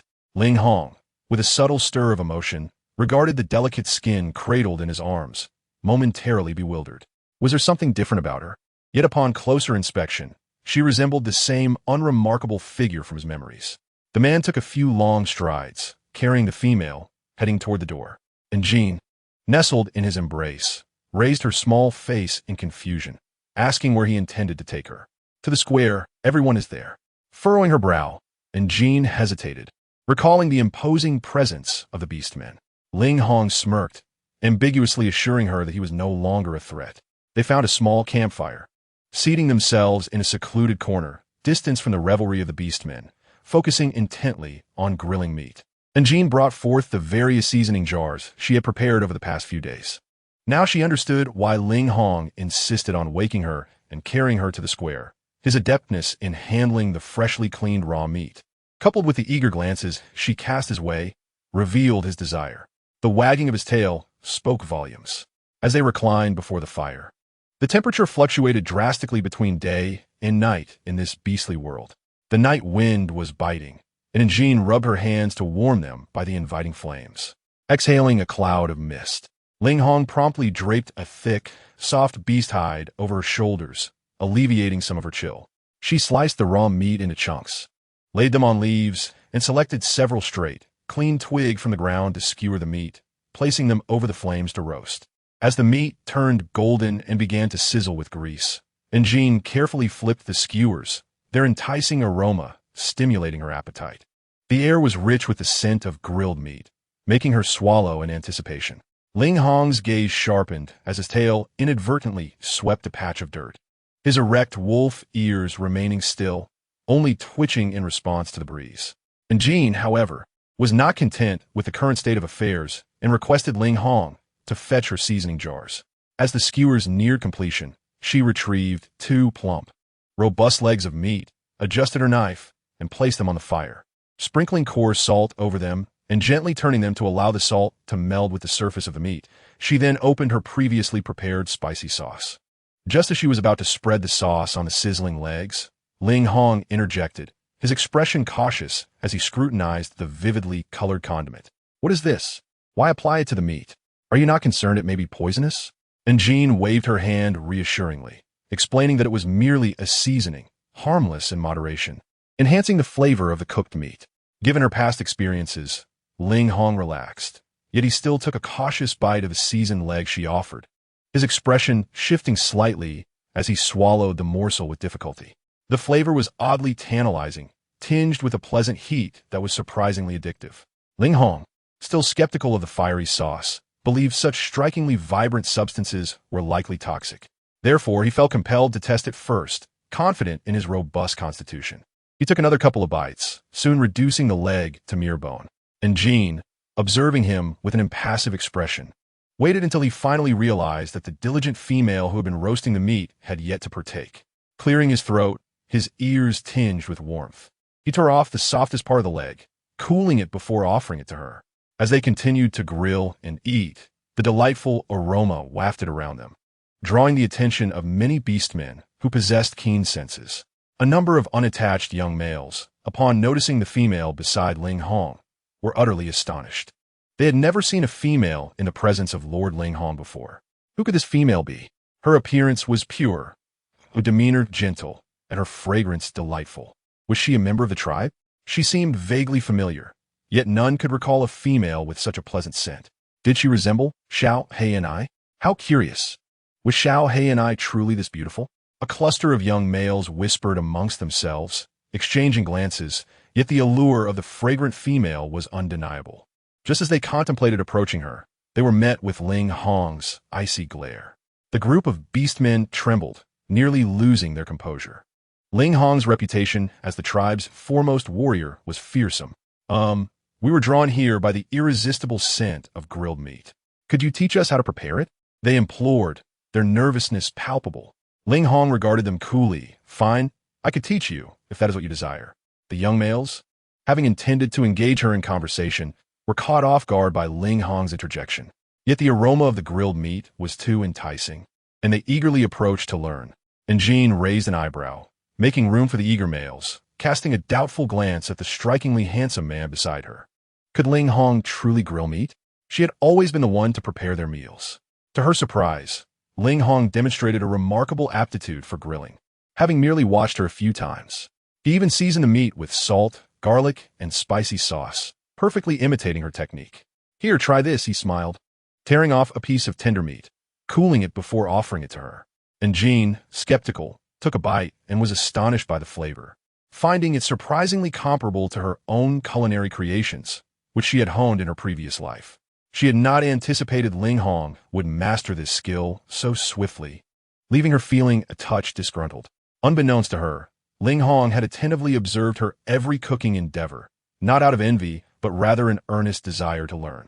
Noticing in Jin's sudden shift in mood, his expression filled with concern, Ling Hong reassured her, from now on, I shall take care of the cooking. You need not toil any longer. His words seemed to brighten her spirits, and she smiled, the clouds of discontent dissipating. The young males who had squeezed in to learn were earnest in their attempts, for culinary skills were essential in winning over a partner. Soon, the air around them was filled with an intoxicating aroma, capturing the attention of nearly the entire tribe. Among them were Shauna, the tribe leader, and several others. Upon seeing a female companion by Ling Hong's side, Shauna's expression darkened, her face resembling the bottom of a pot, and she snorted heavily through her nose. She had roasted a beast's leg herself, charred and burnt, yet it had taken her a considerable amount of time to prepare, intending to gift it to Ling Hong. However, it now seemed unnecessary. With a flick of her wrist, she tossed the roasted meat to the astonished Zwami, then stood up and strode towards Ling Hong. Meanwhile, Jean was comfortably roasting by the campfire and, noticing it had burned halfway, had a sudden inspiration to make a beggar's chicken. Fortunately, Ling Hong had brought plenty of wild grass birds. Slaughtering 2 or 3 would suffice for her indulgence. Several eager young males nearby promptly followed Jean's instructions, fetching lotus leaves and moist earth, and even brought over 2 cleaned wild chickens. After preparing the chickens, she stuffed them with spices and fresh fruits, wrapped them tightly in lotus leaves, and coated the outer layer with a layer of damp black mud. The little female's small, muddy hands accidentally brushed against her face, transforming it into a whimsical, charming mess. Ling Hong watched her for a while, suppressing a smile, and gently wiped the mud from her face. Under the astonished gazes of everyone, the little female tossed the mud ball onto the fire, using a branch to turn it, ensuring even heating. Not only the young males, but even Ling Hong was taken aback by this peculiar act. What was she doing? Were they going to eat mud? As they waited, Shauna, hands on her hips, strutted over to them. Upon seeing Jin's face, she was utterly astonished, her eyes nearly popping out. Wasn't he this the little black mud from last time? How had she seemingly become more attractive? However, the males had all praised her as the most beautiful female in the tribe, which quickly overshadowed Shauna's rising jealousy and panic. Shauna dared not look at Ling Hong, and instead directed her ire at the female who had the audacity to linger by his side, hoping to see her face some consequences. She glared fiercely and scolded loudly. Do you even realize what you've done? How shameless. Her voice was so loud that nearby beastmen turned to look. Shauna appeared to be thinking of the tribe, filled with righteous indignation, glaring with jealousy as she continued. These wild birds are not only inedible, but you also let Ling Hong catch them alive. Do you have any idea how much space they take up and how troublesome they are? Wild boar meat is the staple food of our tribe, the most beloved meat among all beastmen. Those robust wild boars can feed a family for half a month. Beastmen despise those who waste food, and such behavior warrants punishment in any tribe. She could hardly wait to witness the look of disdain on Little Black Mud's face. Upon hearing about wasting food, many beastmen turned their faces in anger, even attracting the tribe leader, who approached with a heavy gaze. Do not speak nonsense. Wild grass birds are incredibly tasty, far better than wild boar meat. Several males who had learned the cooking technique from Jean immediately became defensive, wiping their greasy lips and stepping forward to support the little female. The tribe leader approached, eyeing the shiny-faced beastmen, and inquired, "What are you eating?" He had never encountered this before. The beastmen excitedly replied, "This is wild grass bird. It's delicious when roasted." Ah, wait, it used to be difficult to cook. But after learning the method, it's simply delightful. Wild grass birds have been shunned by the beastmen due to their numerous bones, difficult feathers, and tendency to burn easily while lacking chewiness, despite their abundant numbers. The tribe leader naturally remained skeptical, sharing the doubts of everyone else. However, upon seeing the roasted chicken being offered, his gaze flickered. The chicken skin was golden and crisp, oozing with fat, and garnished with scallions and chili, creating an irresistible aroma that compelled the leader to take a bite, his eyes widening in surprise. Is this really a wild grass bird? It seems even more delicious than wild boar meat. Upon witnessing the tribe leader's expression, Shauna felt a twinge of unease, yet she continued to mock from the sidelines, stubbornly snatching a chicken leg and taking a bite.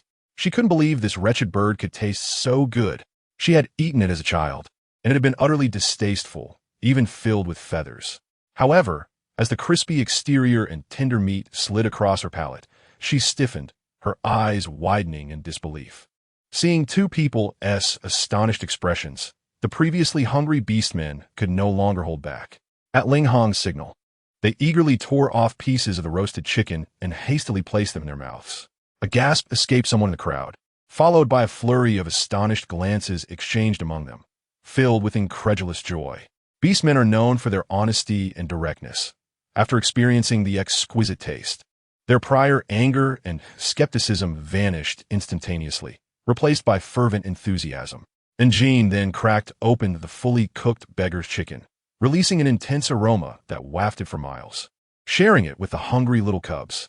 Oh, the little cubs' eyes sparkled, their fluffy ears perked up, finally voicing the sentiments of all the adult beastmen. It was simply delicious. "Sister, how did you make this? Can you teach us?" Yes, please teach us. It's so tasty, I'm drooling." The little cubs quickly wiped their mouths, so fragrant that they wanted to transform into beasts and leap over. With so many wild grass birds everywhere, if they could eat them, their cubs would no longer fear starving to death. Some beastmen, overwhelmed with joy, excitedly spoke to those around them, tears welling in their eyes. Indeed, and wild grass birds are not as fierce as those wild beasts. Even our little cubs and females can catch them. We no longer need to worry about food sources. At that moment, Shauna seemed forgotten in the corner, no one paying attention to her stunned state. All her glory had been usurped by Jean, and even the males who usually surrounded her had vanished. Shauna was filled with anger and embarrassment. She had intended for Jean to make a fool of herself, but found herself in a humiliating position instead. She was driven to tears, gritting her teeth as she glared at the female surrounded by the crowd, the scene deeply piercing her heart. Shauna turned and fled from the crowd, with Zwami hastening to follow in wolf form. Ding. Personal prestige 10, now 10, accumulated 60 to unlock the tribe territory system. Chapter 32. Shi Lin Shi Shua shall become the queen of this world. Personal prestige? Lord system? And Jean felt a stir in her heart, intrigued by the unexpected variety in the system's mechanics. While wild grass birds were indeed abundant, the beastmen's appetite resembled a bottomless pit.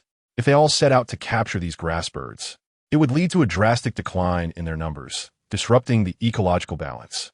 The delicate equilibrium among living beings, once broken, would spell trouble for the beastmen who relied on nature for sustenance. Following this incident, Jean established a certain degree of authority, her words carrying more weight, and she proposed the idea of cultivating wild grass birds within the tribe. The following evening, a rather disheveled man duo arrived at the tribe leader's dwelling. Eyes wide and nearly bulging, that female was still alive. The tribe leader coldly regarded the now obsolete man duo, masking the derision in his eyes. It was still your incompetence. The tribe leader and man duo had long conspired together, viewing Ling Hong as a thorn in their side, both eager to eliminate him swiftly. Having waited eagerly for the day Ling Hong would fall victim to snake venom, only for Jean to intervene unexpectedly.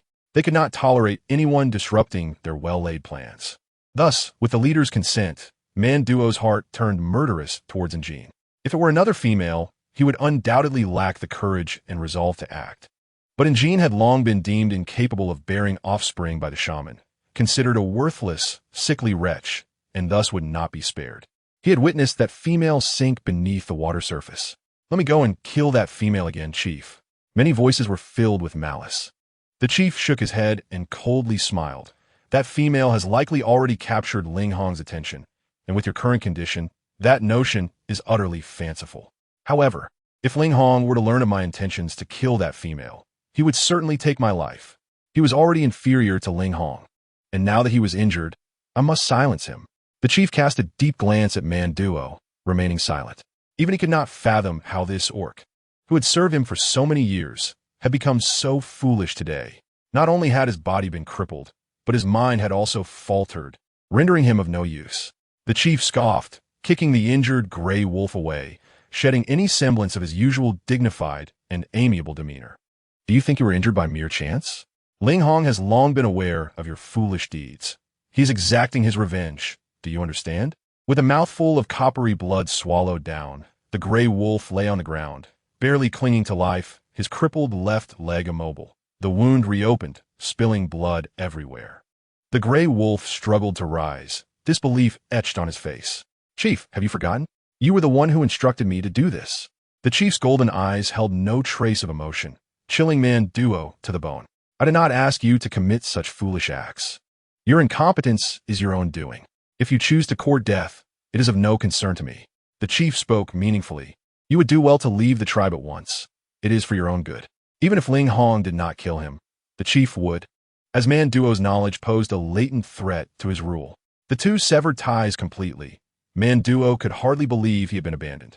He never imagined that his years of loyalty would lead to this fate, discarded without mercy by Chief Luo Tong the moment he lost his value. His right leg was already injured and fractured, and in this primitive, beastly world, there was no hope of healing. Only a dead end awaited him.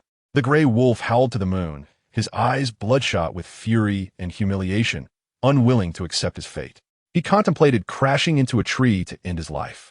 However, at the brink of death, a towering gray-brown bear barged into the forest, with a slender, veiled female perched upon its broad shoulders. The female looked down at the bleeding wolf and gently addressed the male beneath her lie. "I want to save him, may I?"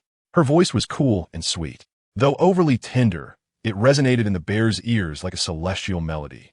The bear, Lai Duo, lifted his head, enraptured by the female's bright eyes, lost in admiration.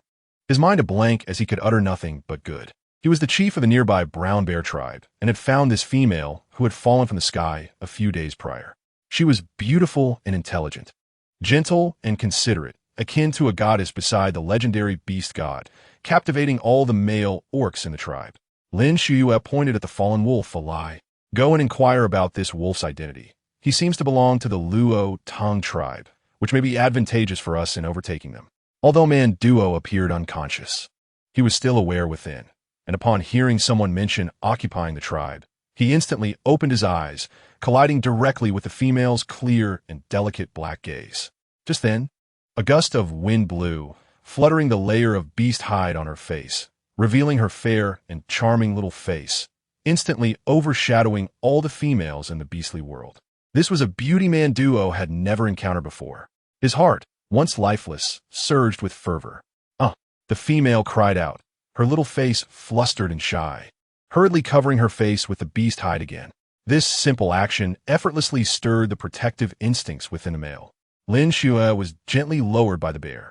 Her face flushed as she smiled softly at the astonished wolf, squatting down to inspect his wounds. You are injured. It appears to be a fracture. How unfortunate. But I can heal you. Lin Xue smiled. Are you from the Luo Tong tribe? The gray wolf gazed into the beautiful eyes of the female, his mind blank, and he nodded dazedly. Her eyes sparkled with excitement, her tone urgent and filled with sympathy. How did you get hurt? Was there no one in the tribe to care for you? I was abandoned. Lin Xue's eyes brightened further, as if a cunning plan had succeeded. Yet in this moment, the completely defenseless man duo was oblivious to it. How pitiful, she said, tenderly stroking the wolf's head, her clear eyes glistening with compassion. And a hint of sadness crossed her slightly arched brows, resembling a goddess mourning the suffering of all beings. Do you hate them? A whimper escaped the brown wolf's eyes as tears streamed down. If you help me with one task, I can not only heal you, but also make you stronger and assist you in avenging those who have wronged you. Would you be willing? Her melodious voice seemed to carry an enchanting allure, igniting the embers of resentment in his heart. Man Duo gritted his teeth and replied yes. He transformed into human form. Rising from the ground, his fiery gaze greedily fixed on the female before him. I am willing to do anything for you, as long as you can heal me and allow me to be your partner. Lin Xue was momentarily taken aback, but quickly lowered her gaze, looking at the handsome man. Amidst the furious roars of the bear behind her, she ignored it and simply smiled sweetly at Man Duo. All right, the wolf was incredibly handsome and strong, having already reached the 4th tier at such a young age, stirring genuine feelings within Lin Xue. In the past, as an ordinary girl in the 21st century on Earth, she would never have dared to even dream of such an exceptional man. But now, everything had changed. She had traversed into a world dominated by females and outnumbered males, akin to the protagonists in novels. In contrast to the ugly indigenous females, she had become the most beautiful female in this world, and all the handsome men would only be infatuated with her. Lin Xue. In her previous life, she was ordinary in appearance, background, and studies, toiling tirelessly to escape the shackles of mediocrity, only to ultimately enroll in an average agricultural university like most. After graduation, she would find a mediocre job, earn a meager salary, marry a simple man, and live a mundane life until old age. She was unwilling to live such a commonplace existence.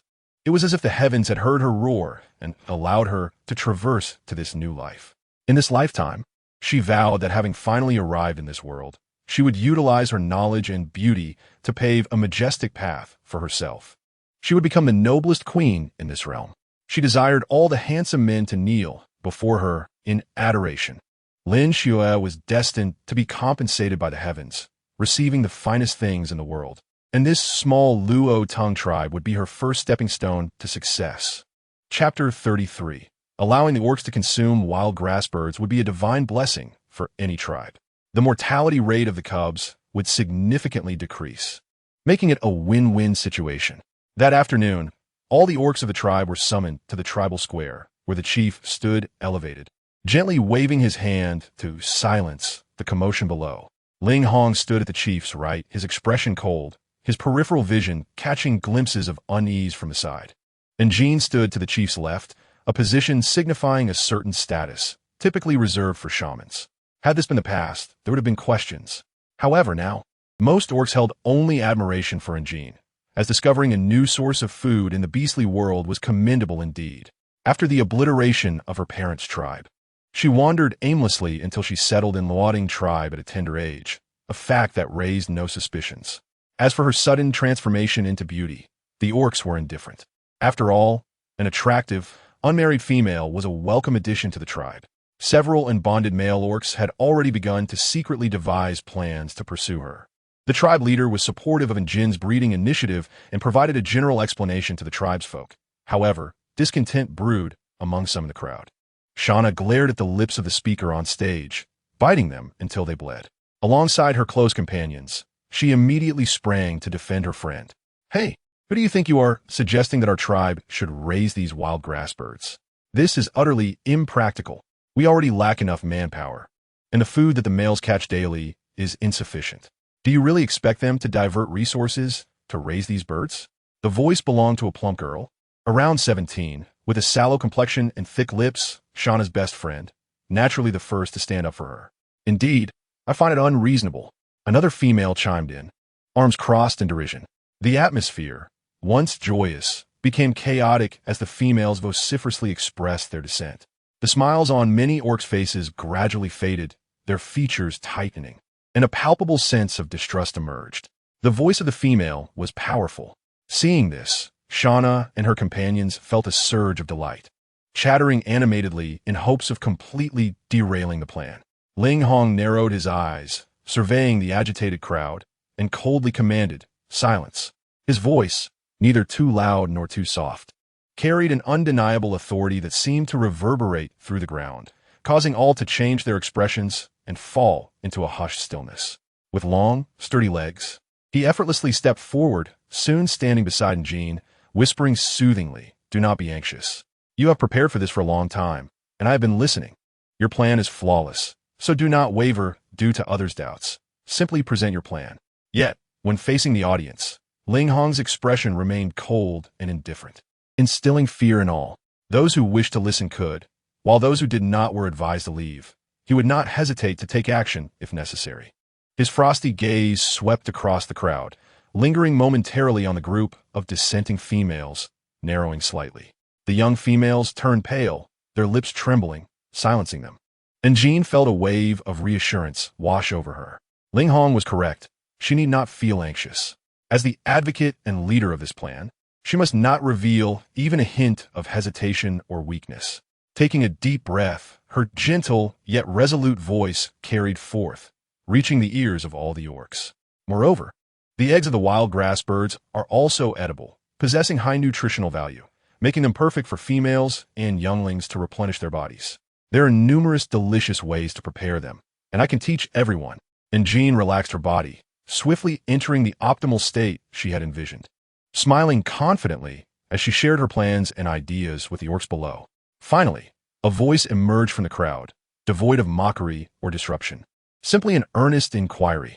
Who will participate in the breeding? It was the younglings and females without hunting capabilities, often idle within the tribe, representing an underutilized resource. Once tamed, the grass birds exhibited docile temperaments, and breeding was not difficult. A female or youngling could easily manage 2 or 3 grass birds. Furthermore, a female grass bird could lay 1 or 2 sizable eggs daily during an 8-month breeding period, providing ample sustenance for the breeder.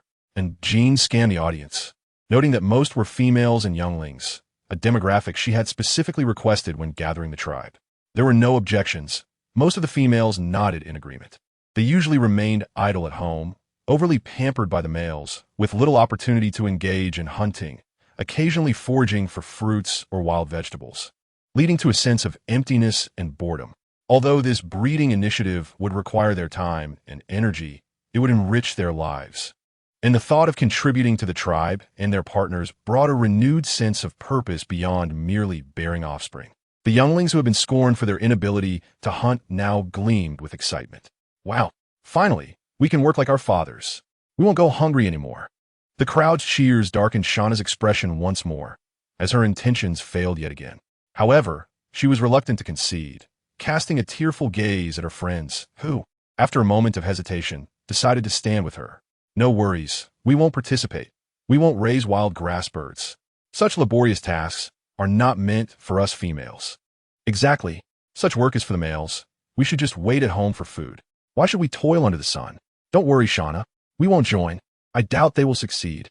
They will probably end up killing them. We can just watch the spectacle." The females soon erupted into laughter, disdainfully glancing at the crowd before leisurely departing. They were in their prime, seeking mates among the males, unwilling to waste time on such arduous tasks. Instead, they prefer to find powerful males to hunt delicious wild boar for them. They were eager to see what tricks these easily swayed fools could conjure. Aside from Shauna and her group, the remaining females and younglings eagerly participated in the breeding initiative. The males, following Jin's instructions, thoughtfully prepared tools and sun protection for their partners. 2 weeks later, nearly every cave was graced with several leisurely grass birds pecking at the verdant grass. Their wings bound with vines, rendering them flightless. Initially, these wild grass birds, untamed and restless, attempted to escape, refusing food and pecking at the younglings, but gradually, they adapted to their comfortable, captive lives. Each day, they basked in the sun, receiving fruits and grass without fear of being snatched away by predators. This lifestyle proved quite delightful. The sounds of chirping echoed, accompanied by the fluttering of wings, as the orcs' faces lit up with joy. They rushed over to part the tall grass, discovering several fist-sized eggs shimmering silver under the sunlight.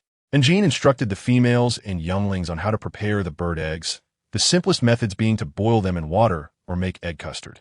In just 2 weeks, Jin's status within the tribe underwent a remarkable transformation.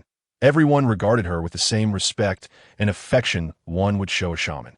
No one recalled that just a fortnight prior, the tribe had a silent figure, as inconspicuous as air. Her personal prestige within the system had successfully reached 30. One afternoon, the elderly tribe shaman unexpectedly visited her stone dwelling, calling out, "Zai, come here. I have something to discuss with you." Chapter 34. The shaman's disgusting waterworm. It is said that shamans can predict the will of the beast god and are skilled in medicine, thus earning great respect and admiration from the orcs. The tribe shaman was an elderly female, her sparse white hair resembling dried twigs.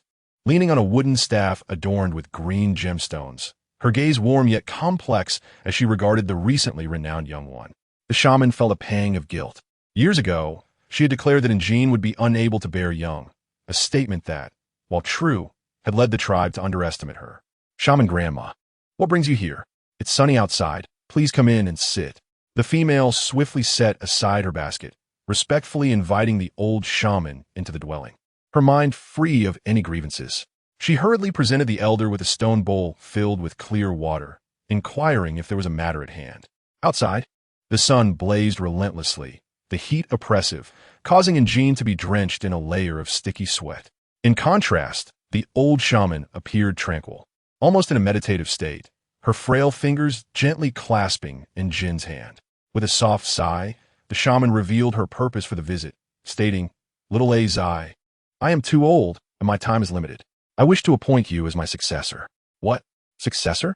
Jean was taken aback, momentarily at a loss for words. Shaking her head, she expressed her concerns. "Grandmother appears so robust. Please do not say such things. It cannot be true." The shaman, smiling gently, interrupted her as a shaman. "I am acutely aware of my own body. Death is an inevitability. My only concern is that the tribe lacks a shaman after my departure." The shaman's position, second only to that of the tribal leader, served as a spiritual pillar for the community. The selection of a successor was stringent, exclusively from the females. But after observing for many years, she found the young females of the tribe either lazy or lacking determination, with not a single promising candidate. Only this female, little Zai, had recently captured her attention. The shaman was particularly adamant about taking on a disciple, and Jean found no reason to refuse. The old shaman then announced to the tribe that Jean was to be her apprentice, destined to become the next shaman. Fortunately, Jean proved to be diligent and perceptive, her innate talent shining through. Given that the medical knowledge in their beastly world was quite rudimentary, much of it consisted of basic first aid she was already familiar with. Within half a month, she had nearly mastered the essentials, earning the admiration of many, including the old shaman. Meanwhile, Shana could only watch from a distance, consumed by envy and anger, her heart ablaze with frustration. Why didn't Jean deserve to be the shaman's disciple? What made her shine so brightly? The males, who had previously proclaimed her beauty and affection, now swarmed around Jean instead. Her former friends regretted their earlier dismissals, reproaching her as they realized their misjudgment. Ling Hong had recently become unusually busy, often away on hunting expeditions, ostensibly to gather supplies. Jean harbored suspicions, but refrained from questioning him, focusing instead on her own ventures to explore new resources. It had been over a month since the main quest of the system, reclaiming an acre of wasteland, commenced. Prior to cultivation, she needed to secure seeds, with rice and wheat at the top of her list, as she longed for a change from the monotonous meat-based diet. Successfully cultivating these would be a miraculous achievement in their resource-scarce world. Jean frequently ventured into the forest to identify edible plants with cultivation potential. Although she had yet to find rice or wheat, she discovered many similar species. After gathering the seeds, she spent several days meticulously selecting the most viable ones from thousands. Finally, emerging one morning with a handful of seeds that met her criteria, just as she was about to leave the wooden cabin to seek fertile land for sowing. A young cub's call interrupted her. Opening the door, she found a panting little tiger, frantic and stammering. And Jean, no, wait. There's a horde of terrifying water giant worms near the tribe. The clan is struggling to drive them away. Please, do not leave the tribe. They are dangerous. The cub rushed off to alert the next household, revealing the urgency of the situation. And Jean furrowed her brow and accessed her knowledge of the water giant worm. These peculiar creatures, unique to the beastly realm, were large, white, and wrinkled, reaching lengths of up to 12 meters in adulthood, voraciously consuming both vegetation and small animals. The more ferocious among them posed significant threats to the tribe's females and young. Remarkably, during autumn and winter, these worms would encase themselves in thick white cocoons for protection. And Jin's eyes lit up as she recognized that these cocoons resembled oversized silkworm cases. Upon closer inspection, the threads appeared thicker and more robust than typical silk, akin to yarn. If these threads were devoid of toxins, it presented a fortuitous opportunity for her, as she had long been dissatisfied with the animal hide she wore. Having struggled to find suitable materials for clothing outside the tribe, the male beastmen transformed into their animal forms, roaring defiantly at the encroaching water giant worms in an attempt to drive them off. Frustration surged within them. They were unafraid of beasts, but found themselves beset by this troublesome swarm of worms. The water giant worms, though not particularly dangerous, posed a unique challenge. If killed, they would self-destruct, releasing a vile, sticky substance that would erode fur and render it impossible for years to grow back beautifully. The goo would scorch the earth, preventing any vegetation from sprouting for years. Thus, they could only attempt to scare the worms away, without resorting to violence. The males succeeded in pushing several worms back beyond the tribe's territory, yet a few stubborn ones remained, seemingly intent on settling nearby, leaving the beastmen in a state of helplessness. Could you leave them to me?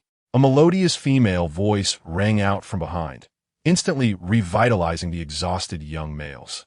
They turned to Grant and Jean Passage, their spirits lifted, and Jean observed the writhing mass of several large white worms, approximately half a meter long, resembling oversized silkworms.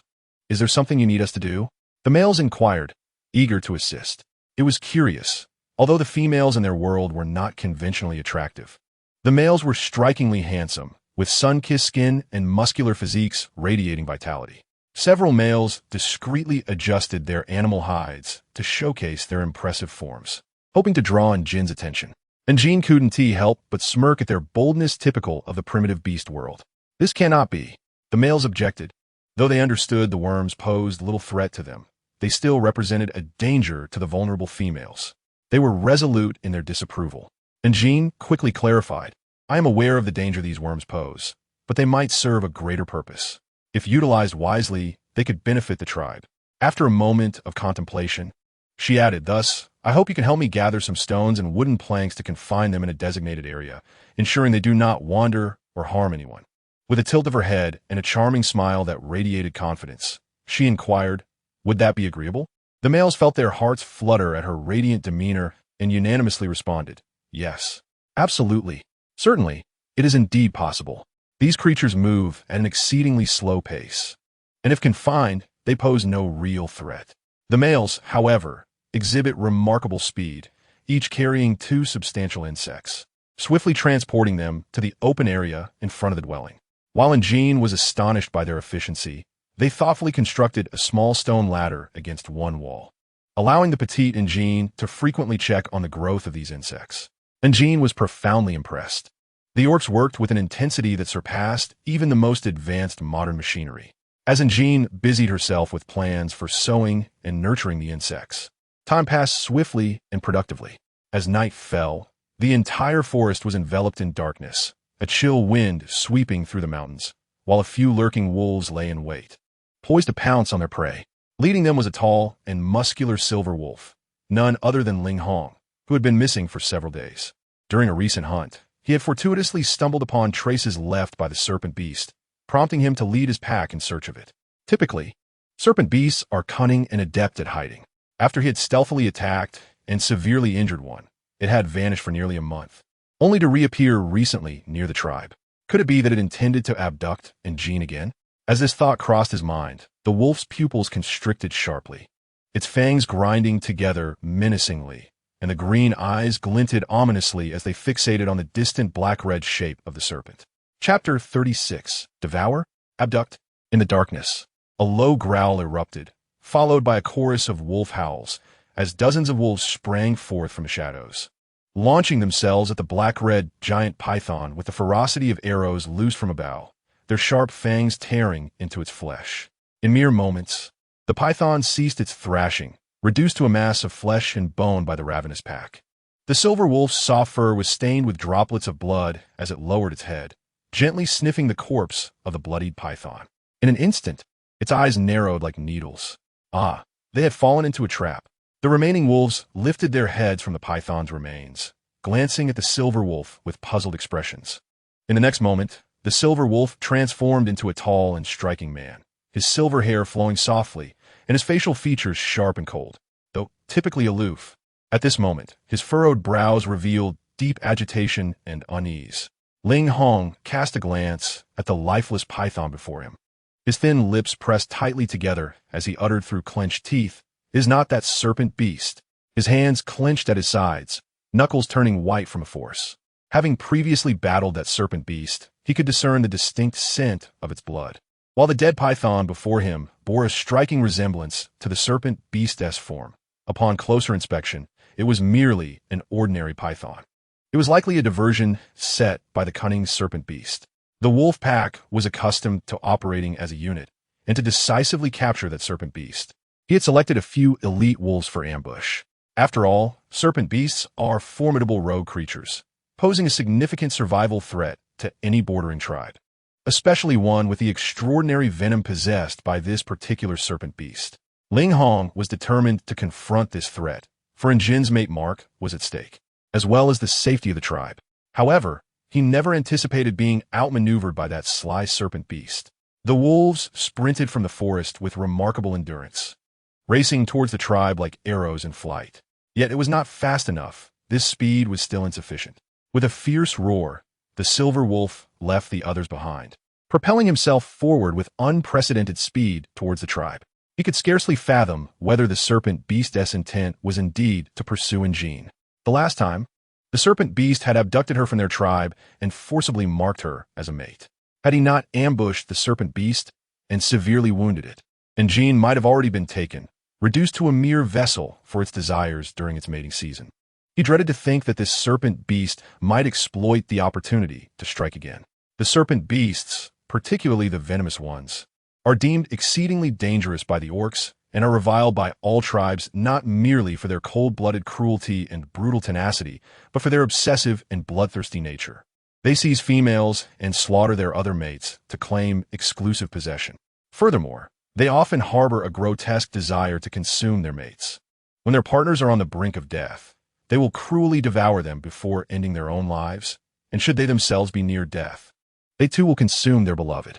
They detest the notion of their partners consorting with other males, yet serpent beasts are lethargic by nature, entering prolonged hibernation, which places their partners at risk of starvation and freezing during their slumber without the care of other males.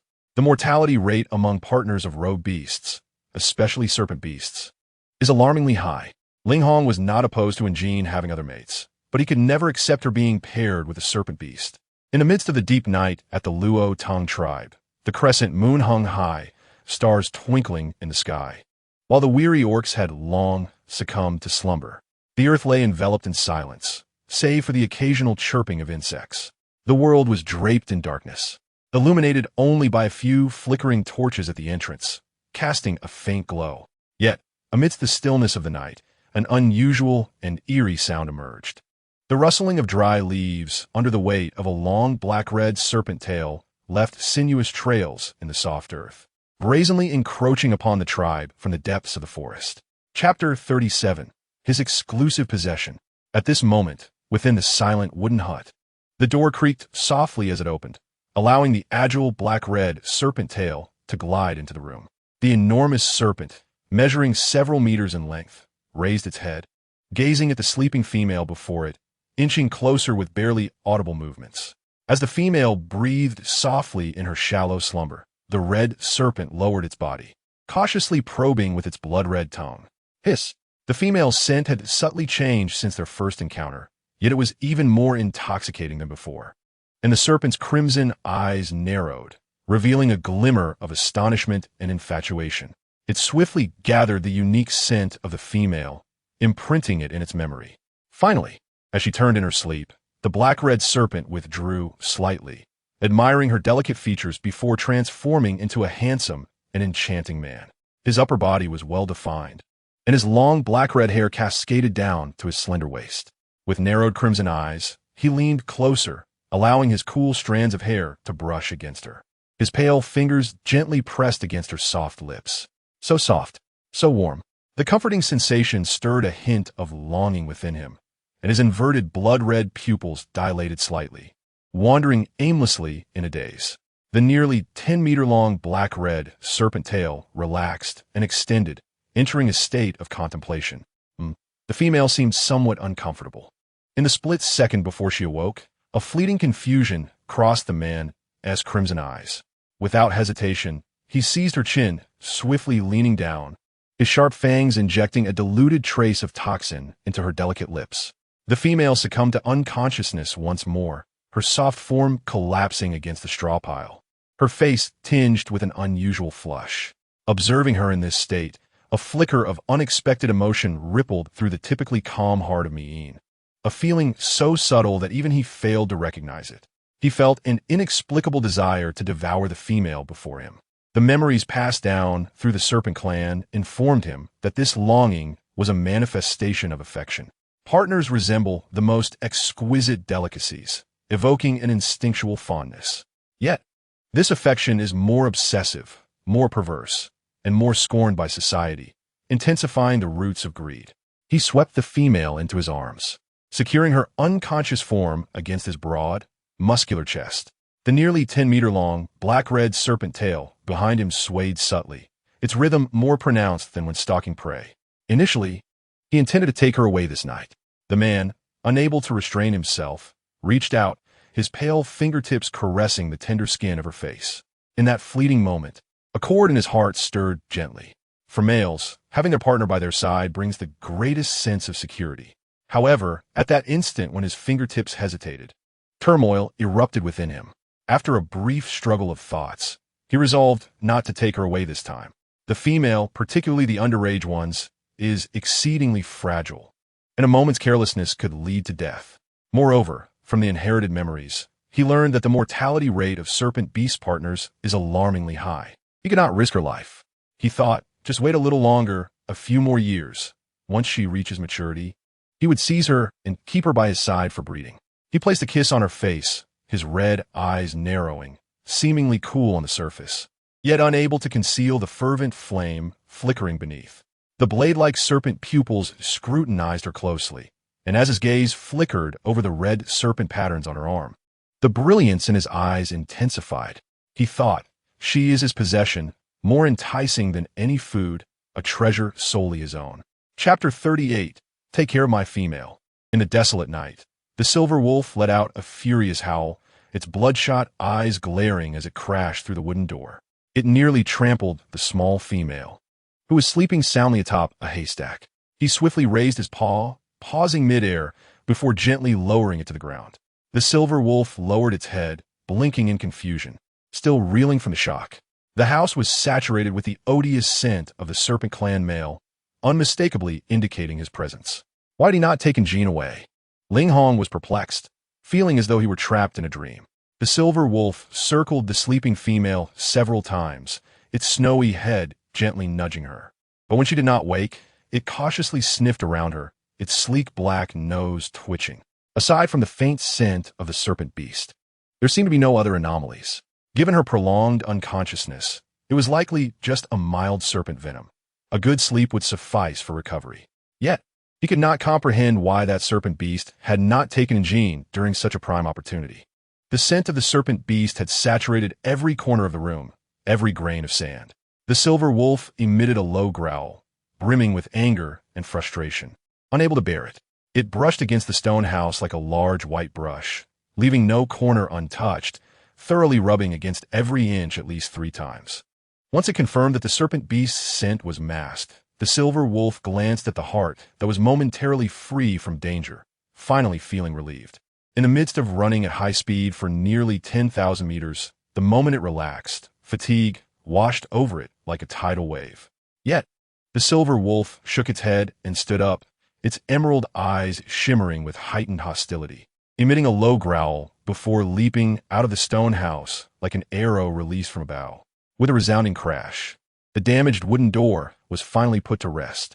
In the dense, pitch-black night, the silver wolf lurked in the shadows, its glowing green eyes flickering in the darkness. Desperately sniffing the air for lingering scents, it confirmed that the serpent beast had not strayed far. After Ling Hong crossed half a ravine, he finally spotted the loathed serpent beast. Inch by inch, the silver wolf crept closer, springing forth like a razor-sharp sword to bite the serpent's vital point. He intended to employ the same strategy as before to inflict severe injury on this serpent, and, if possible, to kill it on the spot. However, he was utterly unprepared for the serpent beast's reaction, which was swifter than before. Its nearly 10-meter-long black-red tail lashed through the air the moment he lunged. With a thunderous impact, the silver wolf was sent flying in the opposite direction, crushed beneath the collapsing stones. "I will not kill you." Guiyun turned away, casting a disdainful glance at the rubble, the blade-like serpent eyes laced with mockery. "I spare your life, so take good care of my female." His languid tones stirred no ripples, calm yet tinged with the bloodthirsty danger characteristic of a feral beast. "Once she reaches adulthood, I will personally take her away." The nearly 10-meter-long black-red tail swayed slightly before vanishing into the jungle, leaving behind a lingering statement hanging in the air. "However, if I discover her tainted by your scent, I will kill you both." Coughing, the silver-haired man struggled to emerge from the debris, bloodstains marring his sturdy physique, his body riddled with wounds from sharp stone fragments. Yet he paid them no heed. He had never anticipated that the serpent beast's strength had advanced to such a level. During their last encounter, he had been able to hold his own against it, leveraging a surprise attack to severely injure the serpent, which had been weak from just forming a bond. But this time, he felt the overwhelming shift in the serpent's momentum. He had nearly been cornered to death. To his astonishment, the serpent beast's power had surpassed the 6th tier. In the jungle, this was a fearsome existence. Ling Hong dared not pursue further. After gauging the enemy's strength, he was filled with shock and vigilance. Yet, he was infuriated by the serpent beast's words, as if, in its eyes, Njin had already become its exclusive possession. Ling Hong clenched his fists, his gaze turbulent. "Impossible. As for taking her away, that is a foolish fantasy." She bore several bite wounds, her lips swollen. He had failed to protect her. A pang of pain gripped Ling Hong's heart, his deep green eyes gradually losing focus. Fearing the serpent beast might change its mind, he stayed awake all night, guarding her.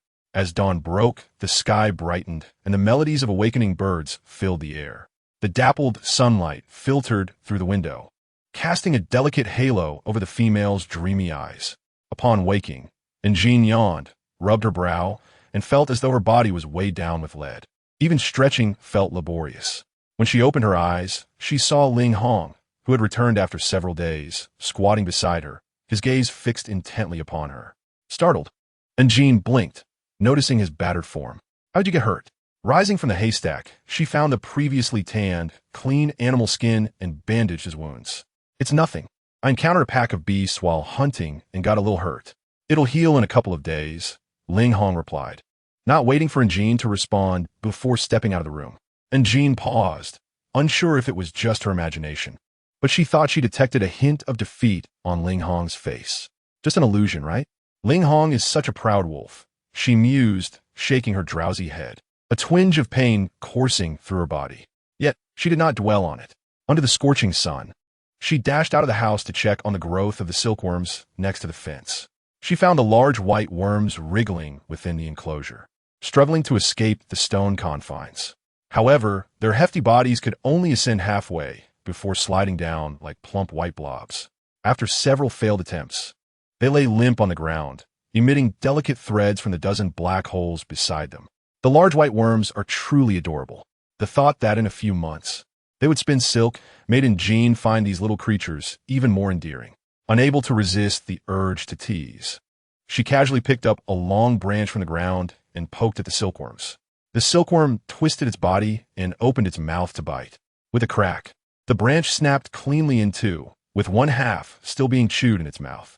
In that instant, the enormous insect's hidden jaws expanded to a size surpassing its head, revealing dozens of rows of nearly 1,000 sharp teeth in a fleeting flash, exhibiting immense biting power. The branch was swiftly ground into fragments and swallowed.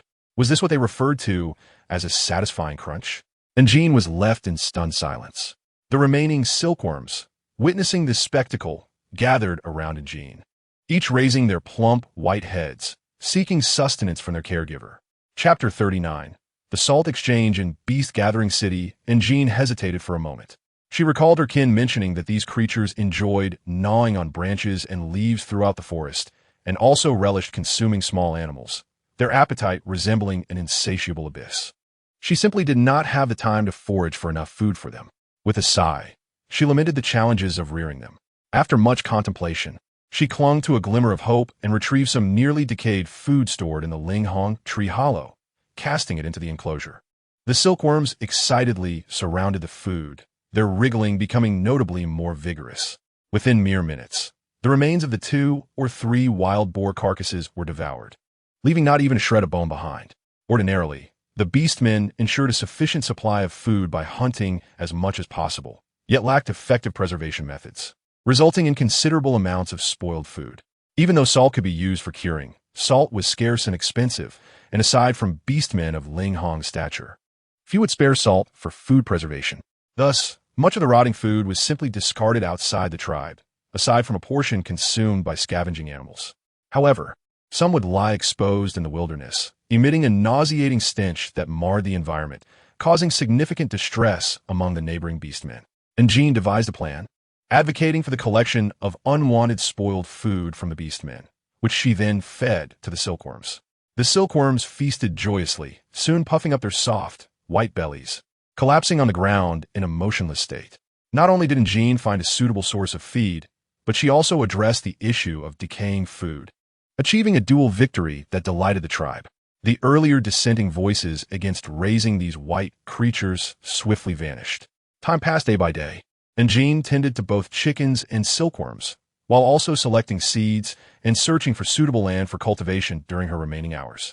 Linghong frequently returned from hunting at dawn and dusk, but in recent days, he appeared even busier. Was the tribe preparing for some significant event? Linghong did, revealing that a month from now would be the day for external exchanges, necessitating the early storage of food for trade. And Jean exclaimed in astonishment, "A month in advance? Isn't that too early? Won't the food spoil?" Thus, their hunting party needed to venture several dozen miles every few days to capture the Qingjiaoniao on the outskirts of the forest.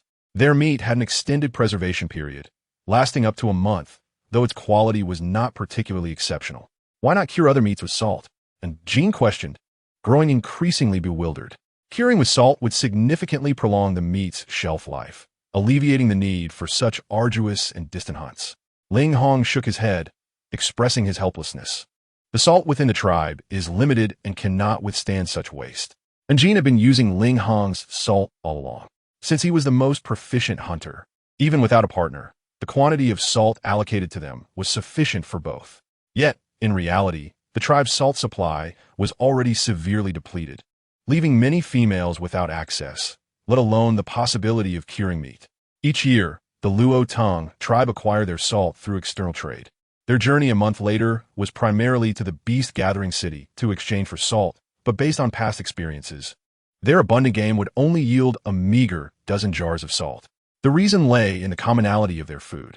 Nearly all tribes exchanged ordinary prey for salt blocks in Beast Gathering City, rendering their offerings unremarkable to the majority of beastmen. And Jean fell silent for a moment, realizing the dire scarcity of such an essential human necessity as salt in this beastly realm. She yearned to alter this situation. Although the tribe was relatively coastal, extracting sea salt was impractical due to labor shortages and a lack of tools. It appeared that temporarily, the only recourse was to exchange in Beast Gathering City. Trading common food offered little value, and only items that were rarer and more precious, ideally those that no other tribe possessed, would attract the attention of the beastmen in beast-gathering city, enabling them to exchange for more salt. And Jean sought a particular plant and arrived by the riverbank, where the water remained clear, revealing algae and swimming fish.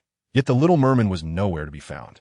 It had been nearly a month since she had departed, and the few days they had initially agreed upon had stretched into many times that. That was to be expected. He was a formidable being of the deep sea and should not be languishing aimlessly on the parched land. Chapter 40. The Useless Fool. Meanwhile, beneath the depths of the dark sea, colossal stone formations had risen to form a magnificent palace on the ocean floor. The uneven stone pillars traversed the interior of the palace, exuding an invisible sense of oppression, like ancient giants that had withstood the test of time. Countless schools of fish swam around the palace, while merfolk of various hues entered and exited. Within this palace resided the purest-blooded blue mermen. Suspended from above in the palace were immense cages, chains hanging from each corner, descending to imprison a young blue merman. Each time the waves surged, the inclined chains clanged with a dull sound. Inside the cage, a blue-tailed merman sat with his head bowed, despondently gnawing on dried meat. His appearance was breathtakingly beautiful, with wet, azure eyes gazing mournfully into the distance, his lips pale from biting, and his delicate figure evoking deep sympathy. Before long, another blue merman emerged from the palace, bearing a resemblance to she, yet with a youthful beauty tempered by a cold and aloof demeanor. He was she's biological father. At that moment, he gazed with disdain at his unworthy offspring, simmering with rage while feigning nonchalance. "Where is your pearl?" "I gave it away, in a matter of seconds." Through a few words, the duration felt as though a century had passed.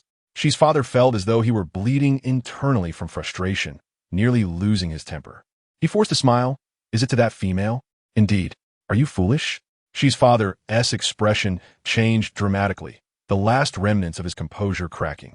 "The priest merely jested with you when he said that the first female you encounter outside the deep sea would be your future partner. Can't you discern that he was playfully teasing you? Are you truly my offspring? How could you be so foolish?" "I am not foolish," she retorted angrily. His small face puffed up with indignation. He pointed at himself with a delicate finger. "I believe the priest did not deceive me. After I left the sea, I indeed encountered a female. She treated me very well and prepared many delicious fish for me. I like her, so I left the pearl with her." She's father sneered. "Have you never considered that those females might be pretending to deceive you? Let me tell you, aside from our merman females, those on land are ugly and treacherous. They merely seek to lure you on land, to exploit you, to take your pearl. Once your vitality is drained in their world, they will abandon you without a second thought, revealing their true colors. Does the annual disappearance of so many male G.O.R.N. in our tribe not provide you with any semblance of warning?" The G.O.R.N. father firmly shut his eyes, then reopened them, gazing at his inept son with a sigh. "Regardless of your thoughts, your partner can only be a female of our G.O.R.N. clan, never that ugly and hypocritical land female from the outside world. How could you, barely an adult, be sneaking off to the land in search of females? I truly wonder if you're courting death." With a torrent of words, X reprimanded his son, pouring out his frustrations, and once his ire was spent, he resumed his previous aloof demeanor. Casting a glance at his inept offspring, he noticed the boy clutching his heart in sorrow, his face pale and entirely oblivious to his father, which ignited X's anger anew. "You." Before the father could finish his reprimand, he was interrupted by X. "I sense that J.N. is utilizing the power of the G.O.Z.H." Chapter 41. Crafting the first skincare product with a splash, ripples spread across the water's surface, gradually dissipating. NJ.N. plunged into the water, her body sinking to the bottom, and as she opened her mouth, bubbles overflowed from her lips. In the icy river, she slowly opened her eyes, feeling no discomfort. She moved with the same grace as a fish, adapting effortlessly to the sensation of buoyancy. The efficacy of the G.O.Z.H. was truly miraculous, allowing an ordinary person to swim freely like a G.O.R.N. Leaning forward, she glided her arms, compressing her weight forward, forcing herself to swim downstream, propelled by the displaced water. Embedded in the muddy riverbed was a plant, entirely red, with thick leaves hanging in 5 lobes from its trunk. NJ grasped 4 or 5 of these and stowed them in her beast hide bag, securing the opening. Task accomplished. She was about to break the water's surface when she suddenly spotted a familiar gray wolf approaching the shore not far away. It was Mndu, who had vanished for over half a month. Stiffening at the river's bottom, she dared not make a sound. The gray wolf, sensing something, lowered its massive head, its ferocious eyes flashing with menace, as its dark, shiny nose vigorously sniffed the grassland where NJ had lingered, tracking her scent step by step, before suddenly lunging forward with a growl. In a moment of peril, NJ held her breath and instantly slipped into the spatial realm. In the tribe's main dwelling, the golden lion lounged on the grass at the entrance, feigning sleep. Not far off, the gray wolf's footsteps grew closer, its gaze fixed intently on the lion before it, a fleeting flash of malice and hatred in its eyes. Yet, in an instant, Mndu assumed a different demeanor. The clan leader spoke, narrowing his golden eyes. Unexpectedly glancing at his left leg, "Is it healed?" Mndu, taking on human form, nodded, "Just a minor injury. I found some herbs and rested in a cave for a few days." He smiled. The clan leader nodded in approval, his heart profound. A minor injury? From what he knew, that was a fracture, one even the tribe's shaman could not heal. The leader's expression shifted rapidly as he rose to transform into his human form, stepping forward to pat Mndu on the shoulder, offering comfort. "I may have spoken harshly earlier, but I wanted you to understand that the female has contributed significantly to the tribe recently. She holds greater potential, and we must keep her for now. Understand?" Mndu bowed his head respectfully, "Yes." The leader smiled with satisfaction, understanding the implications. "This position of leadership will inevitably be handed to you. Remain composed and unflustered in times of crisis, for this is the first lesson I wish to impart." Meanwhile, upon entering the spatial realm, NJ opened the main page of the mirror. In the upper left corner, there were 15 gold coins. In the center of the screen lay an item frame that could be scrolled, resembling a product interface in a game. Recently, through tasks, NJ had amassed a total of 20 gold coins, and just yesterday, she had spent 5 coins to purchase the basic cleansing lotion formula. The red plants she had just gathered from the river were among the necessary ingredients for one of the formulas. Indeed, NJ aspired to create a simple skincare product using natural materials, aiming to produce the first skincare product in this world, specifically for the females in the city. If successful, it could significantly enhance her bargaining power with JSHUCHing. Chapter 42. Simulated Agricultural Management. NJ's fingertips glided down the main screen, momentarily accessing the basic marketplace, which offered limited items. The marketplace featured several categorized sections, mostly comprising farming tools and beast hides, which were of no use to her at the moment. After browsing the ingredient materials, she swiped right to another section labeled Simulated Management. The item frame transformed instantly. Basic Marketplace Simulated Management section. 1 acre of yellow land, 1 gold coin. 1 acre of red land, 3 gold coins. 1 acre of black land, 5 gold coins. 1021 small river, 3 gold coins. 1532 river, 5 gold coins. Raising an eyebrow, her dark eyes sparkled with interest as her fingers gently tapped the fragile, smooth screen. "What is this simulated management about?" The mirror's voice cheerfully explained, and NJ nodded in understanding. The gold coins in the upper left corner were the universal currency within the system, and she was left with a meager 15 coins.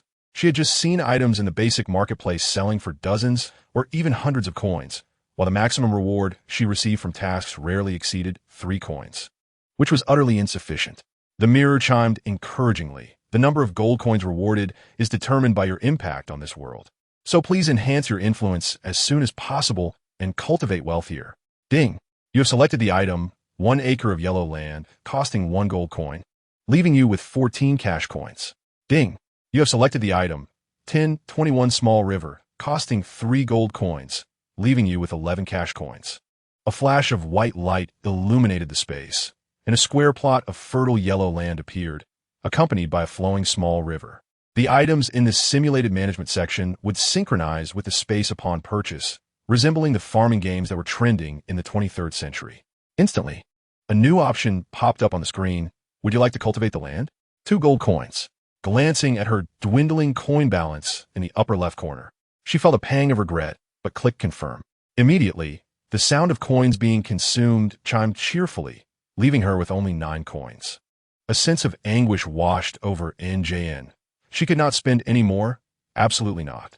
The coins she had earned from a month of arduous tasks had been halved in mere moments. The system seemed dissatisfied, merrily chiming away, ding. Would you like to activate the automatic sowing system? 2 gold coins. Ding. Would you like to activate the automatic harvesting system? 2 gold coins. Ding. Would you like to activate the automatic fertilizing system? 2 gold coins. The increasing cheerfulness of the voice felt as though it sought to drain her of all her coins. NJN's mind was flooded with the incessant cheerful dinging, pushing her to the brink of despair. Yet, with no other choice, she clicked confirm on all 3 options, as she indeed required them. With only 3 coins remaining, she felt strangely indifferent, her expression stoic as she decisively purchased the basic skin lotion formula. NJN sowed all the seeds she had previously selected, accelerating the time flow within the space to 100 times its normal rate, while also setting the necessary parameters on the seed selection page. To truly apply a particular plant to artificial cultivation, multiple generations of artificial breeding and selection were essential to cultivate the generation that best met human needs. In the real world, this process could take hundreds of years, by which time she might have turned to dust.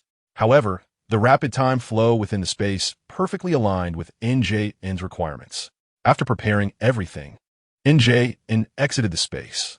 The materials for the skin lotion were all quite common, and she completed the collection and grinding within 10 days to half a month, mixing them into a paste. The facial cleanser and skin lotion have been completed. Next, I need to find a few diligent little test subjects to see how effective they are. I wonder if anyone has played those simulation management games. I absolutely adore them. The storyline of this piece can be likened to such a game. Chapter 43. Why is it so stunning? Come here. She beckoned him mysteriously. Ling Hong paused, puzzled, yet maintained his composure as he approached her. Before he could react, Jean swiftly dipped a finger into the white cream and smeared it across his face. His cheeks, forehead, nose tip, and chin were all subject to her playful antics. Ling Hong grasped her small hand as she attempted to smear more on him, feeling uncomfortable with the sticky residue. Stop it, he said. Jean wriggled free from his grip, stirred the white liquid in the stone bowl, and pouted. I'm not causing trouble. She was genuinely focused on her development, tirelessly pondering ways to earn money. Before long, Jean dashed out again, returning with a basin of water, placing it beside the man to urge him to wash his face quickly. Ling Hong was unsure of the little female's intentions, but complied with her wishes and washed his face. The glistening droplets of water traced the chiseled contours of his face, cascading down the elegant curve of his jaw to his prominent collarbone. He grabbed a piece of dry hide to wipe his face clean. Noticing her gaze was entranced, Ling Hong glanced at his own body and then gently tapped her on the head. What are you staring at? Is it good looking? Jean snapped back to reality, rubbing her head. I want to create a lotion that can improve skin. The females in the tribes will surely adore it. If successful, we will have more leverage when trading at the market. Ling Hong raised an eyebrow, surprised by the clever ideas swirling in her mind. Indeed, if they could increase their bargaining power, they could exchange it for more salt and precious goods. He had a hunch about what she was up to and willingly volunteered to be her first test subject. The physique of the beastmen is stronger than that of ordinary females. Any adverse reactions would not cause significant harm. Over the next few days, Jean applied the facial cleanser and skin lotion on Ling Hong's face, and the results were unexpectedly remarkable. Amidst a group of bronze-skinned beastmen, Ling Hong's complexion was relatively cool-toned and pale, a solid foundation that had dulled over years of hunting, leaning towards a wheatish hue, with his skin becoming somewhat coarse.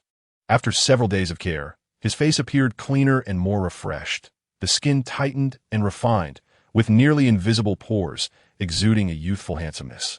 Unable to resist, Jean pinched his face, marveling at its smoothness.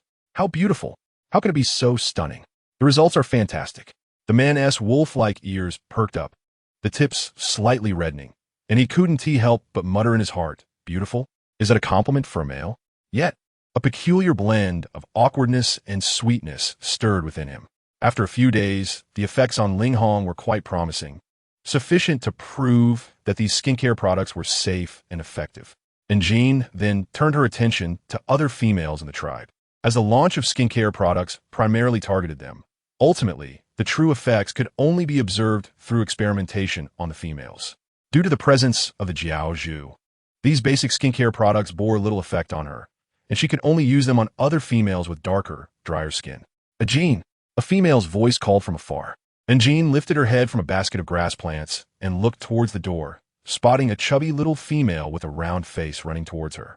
It was the tribeswoman, a little female she had met a few days prior. Chapter 44. Come help me with something.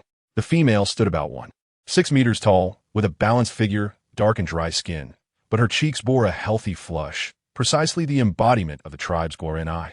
She had been aimlessly wandering nearby when the enticing aroma of food wafted from Ling Hong's stone house, prompting her to follow the scent. Setting down her basket, and Jean led the salivating gourmet to the kitchen and lifted the stone lid.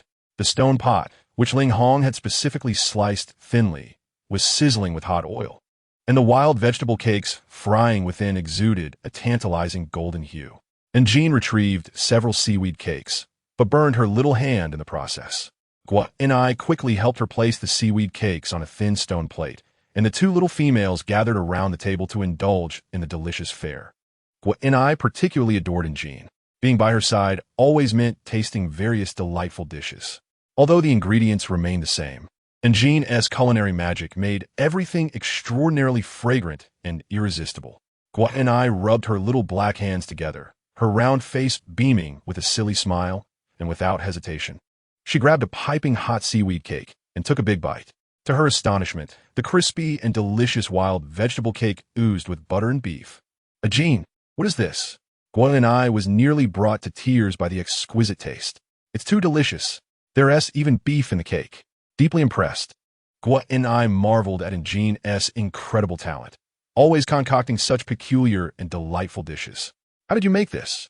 Teach me. I want to make cakes for the two males at home. And Jean nodded, generously willing to share her techniques, unable to resist pinching her little face. Teaching was no problem, but she wondered if this somewhat lazy little female would persist in learning. Gourmet, having been poked at her core thoughts, chuckled with glee, proclaiming her fondness for Jean and that they would be lifelong friends. Before leaving, Jean caught her attention. Come back tomorrow. I have more delicious food. Can you help me with something? Delicious food. The innocent little Gourmet only heard the first two sentences and immediately nodded enthusiastically. The next day at noon, Gourmet arrived with He Xian as promised. Just as Ling Hong was absent, both girls breathed a sigh of relief, only to see Jean under a large tree, fiddling with fruits using a long stick. Many fruits lay smashed on the ground, with only a few red fruits landing in the basket by her leg. After half the day, Jean's inefficient method had yielded only 5 or 6 red fruits. These red fruits, called chi guogua, are roughly the size of fist, incredibly sweet and favored by the beastmen. Gourmet also enjoyed these red fruits. The nearby Heiying, already adept, transformed into his beast form, soaring to the dense tree canopy several meters high, his dark beak clutching 7 or 8 branches of chi guogua, returning to drop the fruits into Gourmet's arms. The black beak affectionately rubbed against her cheek, emitting a cooing sound, seemingly seeking praise. Hey Xian, fly up and help me pick more fruits, and share some with the Jean. The dense foliage obscured much of He Ying's figure, and he dropped several leaves and ripe fruits. In less than a quarter of an hour, he returned with a basket full of chi guogua. Having a flying beast companion was indeed convenient, and Jean could not help but marvel. Gourmet casually grabbed 2 fruits to munch on, while the remaining basket of chi guogua was carried into the house by He Xian. And Jean, not one to be pretentious, gladly accepted it, planning to whip up more delightful dishes for the little glutton. Come here, help me with something, and I'll make you your favorite roasted pork chop. And Jean called from the doorway, gesturing mysteriously, resembling a sly trafficker, signaling for He Ying to wait outside. Chapter 45. How You Lost So Much Weight. Gourmet timidly stepped into the house, glancing around. Wow, this is Ling Hong's stone house. It's much larger than mine. It seemed that besides Jean, no other female in the tribe could enter this house so freely. Will the two of them become partners in the future? Jean is so lucky. No, wait. Ling Hong is the fortunate one. With Jean's cooking skills, he is incredibly lucky. As Gourmet pondered, she inadvertently voiced her thoughts, curiously gazing at the slender figure before her. Jean, Will you and Ling Hong become partners? Having lingered in the tribe for so long, you are indeed the only female capable of freely entering his abode. A partner? And Jean exerted considerable effort to move the wooden tub, wiping the sweat from her brow. At the mention of a partner, she paused, instinctively shook her head, and declared that it was not the case. Guo and I was momentarily taken aback by her resolute expression. The shaman had informed her that she was unable to bear children, thus she would not seek a partner. What if she were to leave in the future? Would she abandon her partner to face solitude in this world, deprived of intimacy and unable to remarry? That would be utterly cruel. Her temporary stay at Ling Hong's home was solely to avoid living in the crowded quarters of the tribe's females, which felt stifling and devoid of freedom, rife with gossip and conflict. Guo and I nodded in understanding. Indeed, that large dwelling was hardly livable, with over a dozen females crammed into one space, constantly forming cliques and bickering. Especially that Shana. She relished mocking those less attractive and lacking strong male protection, which was particularly irksome. Fortunately, with the emergence of He Xian and Hu Che, two exceptional third-tier beastmen, Guo and I finally escaped that treacherous environment. And Jean retrieved several small stone vials, opened one, revealing a toxic-looking white liquid. Guin's excitement faltered, as if doused with cold water. Come, take off your clothes. Guo and I took 2 steps back, hesitating about whether to comply. Fine, I'll take them off. With a resigned sigh, she removed her beast skin skirt and breast wrap, inwardly trusting that Jean would not harm her. Immersed in the warm water, Guo and I felt an urge to moan in comfort, but quickly covered her mouth, remembering that He Xian was still waiting outside. And Jean dipped her fingers into the white liquid, applying it to Guin's skin. The technique was both novel and pleasurable, creating a sensation of relaxation.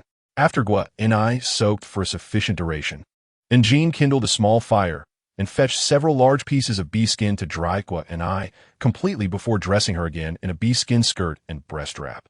The two sat by the fire, basking in its warmth.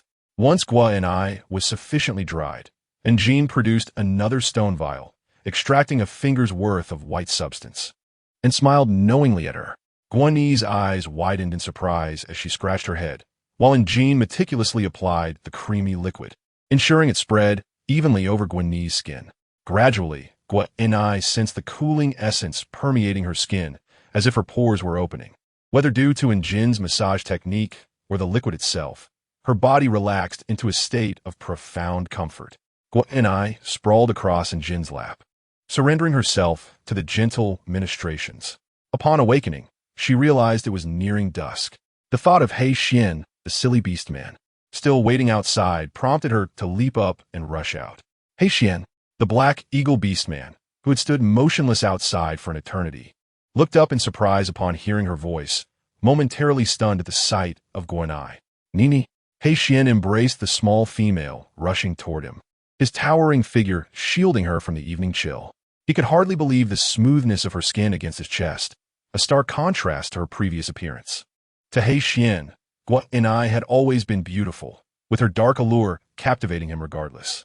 Yet now, she seemed as if she had shed years of grime. Her skin appeared significantly fairer and more delicate, inciting an instinctive desire to cherish her. He Xian involuntarily held his breath, his heart racing and ears tinged with warmth. Guo and I found amusement in his reaction, playfully twisting his sturdy arm. Have you gone silly? It's not the first time we've met, yet you still act the same. Perhaps Guo and I herself did not anticipate the extent of her transformation until He Xian led her to the riverbank. Accidentally catching a glimpse of her reflection, she gasped, is that really me? Leaning over the water's edge, she stared in disbelief at her reflection. Goodness, how did I become so fair? So beautiful? Is this truly me? She marveled at the efficacy of Jin's concoctions, realizing that her newfound beauty was no mere illusion. In the ensuing days, Guo and I willingly became Jin's little experiment, even bringing along 2 baskets of chi-chi fruits as compensation. Guo and I fully immersed herself in Jin's world, spending the majority of her days in her company, even inciting a twinge of jealousy in He Xian. Following Guin's suggestion, Jin diversified the originally monotonous lotion by incorporating peppermint, floral extracts, and creating several distinct scents. A week later, the initial lotion no longer proved beneficial for Guo and I, serving merely a protective role. and Jean gifted her some lotion for her to use at home for bathing and cleansing. Transformed, gourmet strutted confidently through the tribe, even in crowded spaces, parading before the likes of Shana and her insufferably self-absorbed companions. Many gazes turned toward gourmet, both male and female beastmen alike. Whispers began circulating among the males, noting that Jean and gourmet had become the most beautiful females in the tribe. Shana's face darkened with rage, her companions wearing equally displeased expressions. They had once been the most admired young females in the tribe, but now everything had changed. With less than half a month remaining until the tribe's exchange, Jean toiled from dawn until dusk, gathering materials by day while tending to insects and chickens and inspecting crop growth in the evening. Exhaustion took its toll, visibly thinning her frame. Yet, at last, the skincare product had been successfully developed. However, a single large basket of plants yielded only a small vial of lotion, revealing an astonishingly low extraction rate. After a few days of experimentation, the lotion was depleted, leaving her with no choice but to seek new raw materials to continue her work. Fatigued, she lamented the arduous nature of economic development. A profound sense of weariness enveloped her. In a half-dream state, Jean felt someone poking her, grumbling softly before turning her back to Ling Hong, her long black hair cascading over her slender shoulders. Tired, she murmured about materials unconsciously. Ling Hong turned his head to gaze at the scattered weeds, jars, and the half-ground stone mortar beside her. The oppressive heat of the season rendered the stifling stone house even more unbearable. Following Jin's suggestion, he fashioned a large hammock from vines between two trees, where she could rest and catch the rare, cooling breeze. However, she had fallen into a deep sleep, utterly exhausted. As the night deepened, a sudden chill from the forest swept in, and Ling Hong could not rouse her. So he gently lifted her and placed her on a soft bed of grass inside, layering it with several short-furred beast skins for warmth. Though he secured the windows and doors, cold air still seeped through the cracks. As warmth enveloped her, the small female instinctively burrowed deeper into the bedding, causing the large beast skin to mount up, obscuring her entirely. Ling Hong, with a gentle touch, peeled back the beast skin, revealing her flushed face, slightly smothered. He tiptoed away, closing the door firmly behind him. Despite the grueling hunting schedule of the past few days, Ling Hong had not rested at night. Instead, he transformed into a lithe and agile silver wolf, darting into the shadowy depths of the forest. After being rebuffed, he ceased to bring up certain matters. Jean assumed he had given up, but unbeknownst to her, he had already memorized the ingredients for the concoctions during her absence, although he could not name them precisely. Having spent 2 decades in the forest, he recognized the commonplace materials. After a long night of searching, he finally gathered enough. Upon waking in the morning, Jean stifled a yawn, rubbed her bleary eyes, and opened the door, intending to wash up. To her astonishment, she found several heaps of raw materials stacked at her doorstep, each towering to half her height, all meticulously gathered. Jin's heart jolted with surprise as she turned and pushed open the door to Ling Hong's room, only to find the silver wolf, who rose early and retired late each day, sprawled on a haystack, fast asleep. A feeling akin to gratitude surged within her. Ling Hong was indeed a paradoxical individual. Despite his handsome appearance and formidable strength, he remained aloof and solitary, with a temper that even the most arrogant of the tribe, Shana, feared to provoke with more than a word. The other females dared not approach him either, leaving him to navigate the path of singlehood. To be frank, Jean had to admit that Ling Hong belonged to that rare breed of men who failed to attract female admiration. No matter how impressive his exterior, it could not salvage his lonely status. Had he possessed the sunny and warm demeanor of other males in the tribe, he might have found companionship long ago, perhaps even ensnaring her affections. Yet, this wolf was a blend of cold exterior and warm interior. Though he lacked sweet words, his actions in caring for others were unparalleled. Jean felt both touched and helpless as she crouched down to caress his fur, pinching his ear gently and murmuring, "Rest easy. You've worked hard." "Thank you." It seemed a breeze stirred, causing the fur on his ears to quiver slightly. Yet the silver wolf remained with his eyes firmly shut, though the tips of his ears subtly blushed with a hint of crimson. Chapter 47. The marvelous medicinal milk plunder. Only 10 days remained until the tribe's exchange, and Jean immersed herself in her room, focusing intently on crafting medicinal milk and crushing the chi-chi fruit to make sugar. Outside, a cacophony of voices grew increasingly raucous, suggesting some significant event was unfolding. Faintly, she heard her name being called. Upon stepping outside, she discovered a throng of young females from the tribe, including Sha Na and her companions. These females, shedding their past arrogance, crowded at Njin's doorstep, clamoring for the beauty-enhancing medicinal milk they had long coveted. Sha Na, suppressing her envy, feigned anger and disdain, being pulled to the forefront by several close companions. She scoffed. "If you want to go, then go. Don't drag me into this. I'm not interested." Both Sha Na and Njin regarded each other with disdain, as Sha Na felt a burning sensation on her face, witnessing Njin's rising popularity. Sha Na had initially intended to persuade her friends to remain united, but to her astonishment, they pushed her aside, isolating her. A girl with full lips pointed at her and scolded, "Sha Na, your arrogance has its limits, doesn't it? You're no longer the most beautiful female in the tribe. Who are you trying to impress?" Another chimed in, "When you were at your peak beauty, many males sought you out, and we enjoyed your company. But now, with so few males showing interest, we're tired of enduring your bad temper. Last time we stood with you, we were the only ones without wild grass birds, and it felt awful. This time, we refuse to stand with you. We want to join the others. Be ugly if you must, but don't drag us down. We want to find many excellent males and must look our best." After their barrage of insults, they swiftly merged into the crowd, becoming part of the throng. Sha Na felt a mixture of grievance and hatred, intertwined with jealousy. As she realized she had no friends left, all because of Njin, she vowed not to let Njin off the hook. Seeing the encirclement of females at her door, Njin felt an overwhelming headache. Although she had some skincare products left, they were intended for trade, and there surely wouldn't be enough for so many females. She also did not wish to give them away for free. An idea struck her.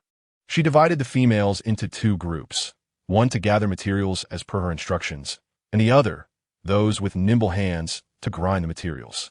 The pampered females were reluctant to work, but upon hearing Njin say that the medicinal milk would be distributed based on the amount of work done, they perked up, hastily bringing along any available males to assist.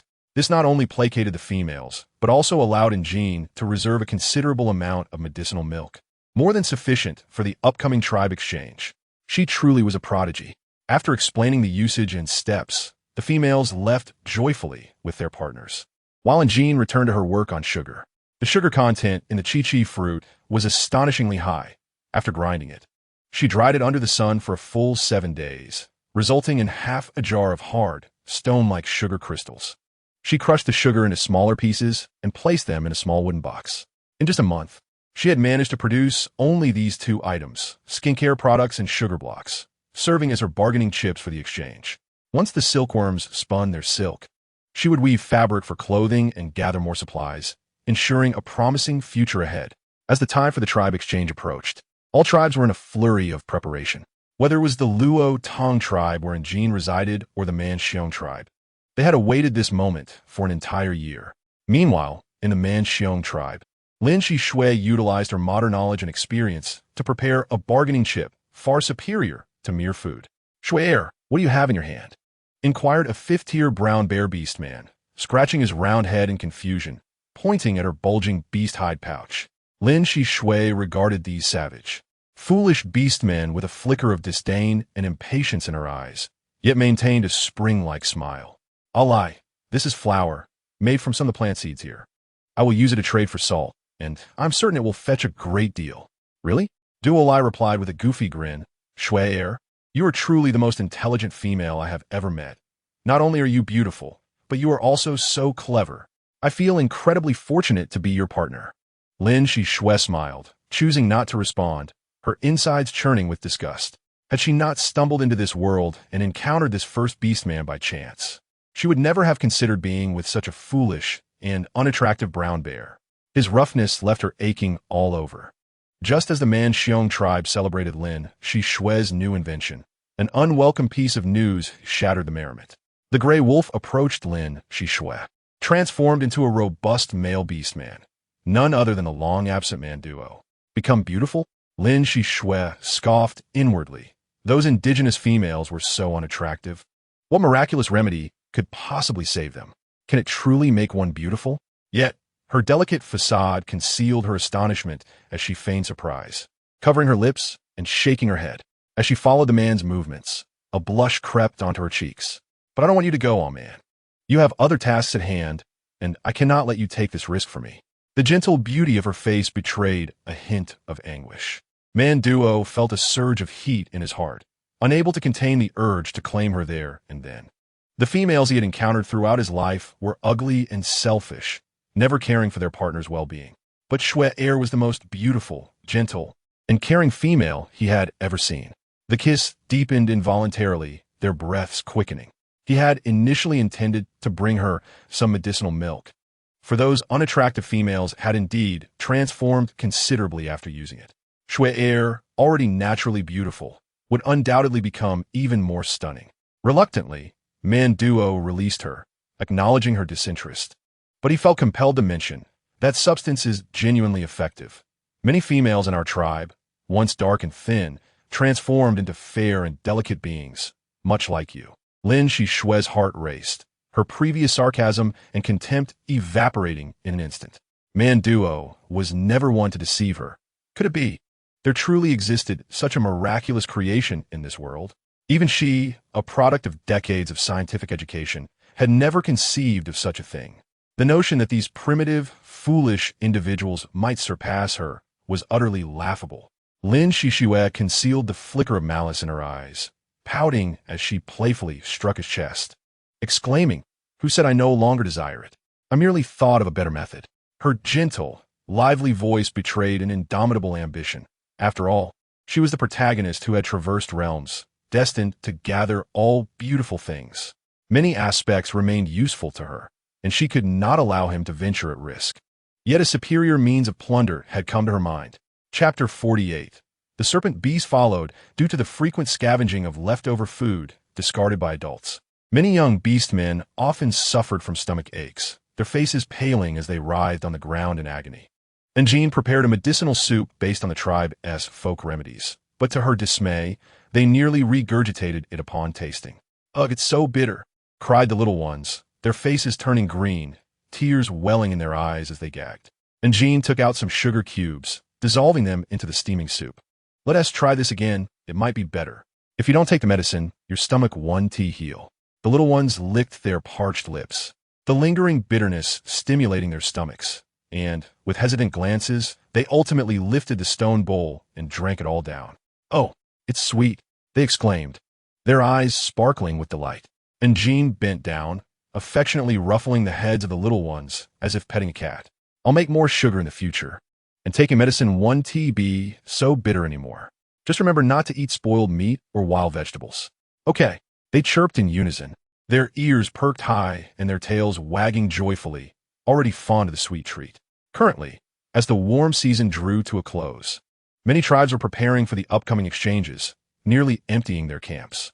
If not, the beastmen on the journey would be swept away by terrifying storms, and the tribes would face the risk of mass starvation due to a lack of supplies. The journey of nearly 100 miles was fraught with peril. The mountains were high and roads treacherous, with steep cliffs and countless swamps and rivers concealing hidden dangers. They needed to remain vigilant, guarding against ambushes and plunders from neighboring tribes, especially during the exchange period before the rainy season. The phenomenon of brutal plundering intensified as beastmen scrambled to hoard supplies and food. The Luo Tong tribe and surrounding powerful tribes stationed half of their beastmen in the camp to prevent being robbed by other scheming tribes, ensuring they did not return empty-handed after the effort. In a tribal square, beastmen bore their catches like ants carrying mountains, and Jean felt weak just watching. "Aren't you tired?" The males raised their chins and puffed out their chests, declaring, "We are so strong." Of course, we are not tired. In truth, they were utterly exhausted, but they could not show weakness in front of the females. And Jean couldn't help but chuckle. She found a branch and lay on the ground, sketching a simple model of a cart in the damp soil. It consisted of several uneven wooden boards and round wheels that could be easily assembled. Following Jin's instructions, the stone blades were crafted into jagged edges, resembling the fangs of wild beasts, capable of easily cutting through thick lumber. With the help of the serrated stone blades, The already strong male beastmen chopped down an entire room full of timber in just half a day and fashioned dozens of wooden boards and somewhat flat wheels. Utilizing a mortise and tenon structure, they assembled around 10 nimble, simple carts, loading piles of supplies onto them, significantly alleviating their labor. The freed laborers were then tasked with guarding the supplies and scouting the surroundings. With the area around the tribe being too barren, the upcoming exchange at Jusho City would gather around 100 neighboring tribes, bringing together all their unique resources. And Jean harbored dreams of iron smelting, house building, and pottery making, all essential skills that could only be found in more developed beastman cities. If she could discover tongue fruit, extracting tongue oil to coat the wood would prevent insect damage, aiding in constructing economical wooden houses, and so forth. Traditionally, females were never allowed to participate in tribe exchanges. But due to Njin's recent actions, the chieftain gladly consented to her accompanying them. In the dark, damp jungle, a black-red serpent tail slithered and swayed, leaving deep tracks on the dark soil. Those alluring scarlet eyes, shrouded in twilight, glinted with a bloodthirsty focus as they followed the receding throng of people, fixated intently. No, more accurately, his gaze was locked onto the slender female perched atop the cart, filled with suspicion and rage. How could that tribe permit a young female to go? Why? Did no one understand how perilous the journey could be? As the crowd began to vanish from sight, Mi'in transformed into a massive black-red python, lunging forth several meters to pursue them. Chapter 49. The masked female. There was only one smooth dirt road leading to Jusho City. And to ensure the safe transport of goods, most tribes chose this route. On the first day, they encountered many unfamiliar tribes. The beastmen from both sides largely ignored each other, focusing on hauling their goods and treating each other as mere air to avoid unnecessary troubles that might attract covetous eyes to their supplies. Ling Hong's gaze turned cold, his piercing eyes sweeping over them. The group of beastmen immediately lowered their heads, hastily walking away with guilty strides. And Jean sat atop the cart he was pulling, and when the cart jolted, she nearly stumbled forward and fell. Quickly, she steadied herself, noticing Ling Hong's troubling demeanor, and Jean anxiously inquired, "What's wrong?" "Nothing," he replied lightly, shaking his head as he maintained his stoic expression while continuing to pull the cart. "Sit tight, don't fall off." The atmosphere was calm, and everything remained unchanged. However, midway through their journey, an unexpected turn of events occurred. Under the cover of night, a pack of ferocious beasts encircled them along with the goods draped in animal skins. There were about 20 creatures, including both flying and terrestrial beasts, all belonging to other tribes. Their intentions were clear: to rob. This was a particularly difficult juncture in their journey. Most tribes had depleted their provisions, and those lacking food would resort to plundering the supplies of neighboring tribes, their actions exceedingly despicable. With Ling Hong, a fifth-tier beastman, present, it was surprising that they would still be targeted. One could only wonder if it was their misfortune or if the opposing beastmen were simply overconfident. Ling Hong selected a few wolf beasts and immediately launched an attack. If these intruders were not dealt with, the surrounding tribes would perceive the Luo Tong tribe as weak, inviting further harassment and plunder from opportunistic tribes. The wolf pack, with this thought in mind, moved with lightning speed, darting after the fleeing beastmen like phantoms of the night. Yet it was too late. The wolves had long vanished from sight, and such a challenge to the tribe's boundaries demanded a lesson. And Jean felt a chill run down her spine, sensing something amiss. The beastmen coming to plunder were not of high rank, and they fled at the slightest pursuit, suggesting they were deliberately organized to distract and draw Ling Hong away. With this realization, cold sweat began to pour down her back. It was bad. They seemed to have fallen into a trap. "We must quickly relocate. I have a bad feeling about this. We may have been set up," and Jean exclaimed, panic rising within her as she felt a chilling dread. But before she could continue her warning, the sky suddenly darkened with the shadow of several giant eagles. One particularly robust eagle, with a wingspan of 3 to 4 meters, circled high above before diving down at breakneck speed, its approach like a force of nature. The beastmen were alarmed and swiftly transformed into their beast forms to defend themselves. However, the giant eagle showed no intention of engaging. It seemed premeditated as its sharp black talons aimed directly at the rectangular wooden boxes clutched in Jin's arms, piercing into the topmost box. And Jean held tightly, unwilling to let go. The colossal eagle let out a piercing cry, gazing longingly at the delicate and beautiful visage of the female. With a powerful claw, it seized her, its sharp talons piercing through her fragile skin. A sharp pain radiated from her shoulder, causing Jin's eyes to mist with tears, and blood oozed from the corner of her pale lips. Within the depths of the forest, the figure of a deep red giant python coiled tightly, reluctant to reveal itself before the female. However, the agonizing scream that pierced the very depths of the soul compelled its body to instinctively spring forth. The eagle's talons penetrated the female's shoulder blade, preparing to ascend, when suddenly a shadow darted across its path, and the broken wing erupted in a spray of blood. A sharp bird's cry resonated loudly, its talons tightening, causing a flurry of feathers to cascade from the sky. The giant eagle, enraged and humiliated, discarded the female mid-air and, with its last ounce of strength, wobbled toward the group of eagles above. As it plummeted rapidly, and Jin could barely let out a scream before she fell into an unfamiliar, icy embrace. Min held the startled female tightly, his bloodthirsty pupils narrowing at the precariously suspended giant eagle. The ordeal was far from over. Min spotted another giant eagle approaching, bearing a masked female on its back, who then received a wooden box. Chapter 50. Setting fire. Lin Xie stood atop the giant eagle, her face partially obscured, her flowing dark hair reminiscent of a deity untouched by the mundane world. Her eyes, which should have been clear and captivating, now shimmered with a greedy and vicious glint. As she looked down from her lofty perch and caught sight of Min, a fleeting expression of astonishment and regret crossed her face. What a pity! His gloomy and handsome features were to her liking, but alas, he was a mere wandering serpent beast. Such a drifter could not possibly be worthy of her nobility. All the exquisite treasures in the world ought to belong solely to her. At Lin Xie's command, hundreds of robust males swiftly emerged from the concealed mountainous terrain. Leading them was a massive, deep brown bear, towering at 5 to 6 meters, its body muscular and imposing, resembling a small mountain. Golden symbols resembling flower petals faintly shimmered on its arms covered in deep brown fur. This was an exceptionally formidable fifth-tier bear beast. The beastmen of the Luo Tong tribe wished to assist, but the bloodshed from the previous chaotic battle had incited unrest among nearby tribes. As more foreign beastmen joined the plunder, they could not spare any manpower. With a mighty roar, the bear beast charged, and hundreds of beastmen surged toward the female cradled in the serpent's embrace, as if intending to devour her whole.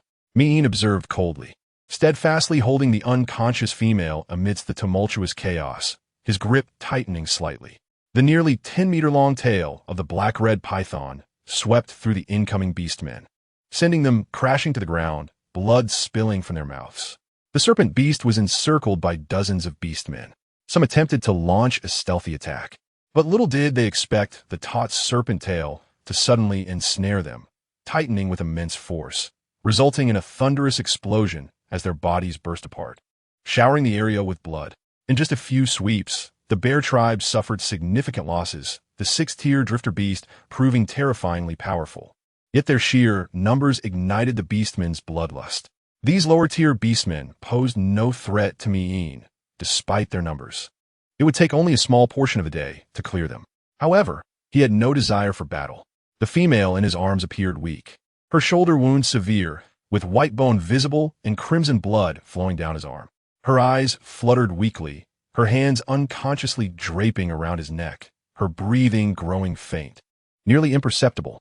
Min's heart constricted, and he turned to plunge into the forest, seeking the hemostatic herbs. A beastman from the bear tribe shouted in alarm, "This is bad. The serpent beast is heading toward our food stash. Quick, stop him." Following the concealed path through the jungle, Min soon encountered bulging meat supplies packed in numerous animal skin bags. These were provisions the bear tribe had prepared before encircling the Luo Tong tribe. The pursuing beasts charged once again, even the commanding bear beast joining the fray. Yet, Min had already reached the 6th tier, while the bear, as the tribe leader, was merely at the 5th tier. The disparity in strength was akin to a chasm. The beast horde showed signs of defeat. They had suffered nearly half their number in casualties, their combat effectiveness greatly diminished compared to the initial onslaught. The black eagle circled above, screeching, as Lin Xie sat upon it, her expression dark as ink, furiously plucking several feathers from the black eagle. She never anticipated the serpent to be so formidable, far exceeding her plans. With time pressing, the 2 wooden boxes remaining in the hands of the indigenous female were now beyond her reach. Since she could not obtain them, they must be destroyed. With a shift in her thoughts, Linsip burst into laughter, and torrents of fruit oil cascaded down, soaking everything on the ground. Mi Yin's enormous serpent tail could not evade in time, becoming drenched in the oil. Set fire. In the air, the female's soft voice commanded, her eyes glinting with malice. Fire. Burn all. Chapter 51. Consumed by flames? The bear beast trembled in disbelief. Swear, much of our tribe's food and half of our supplies are still there. If we set fire to it, what will our people eat on the road? Speak another word, and I shall sever our bond.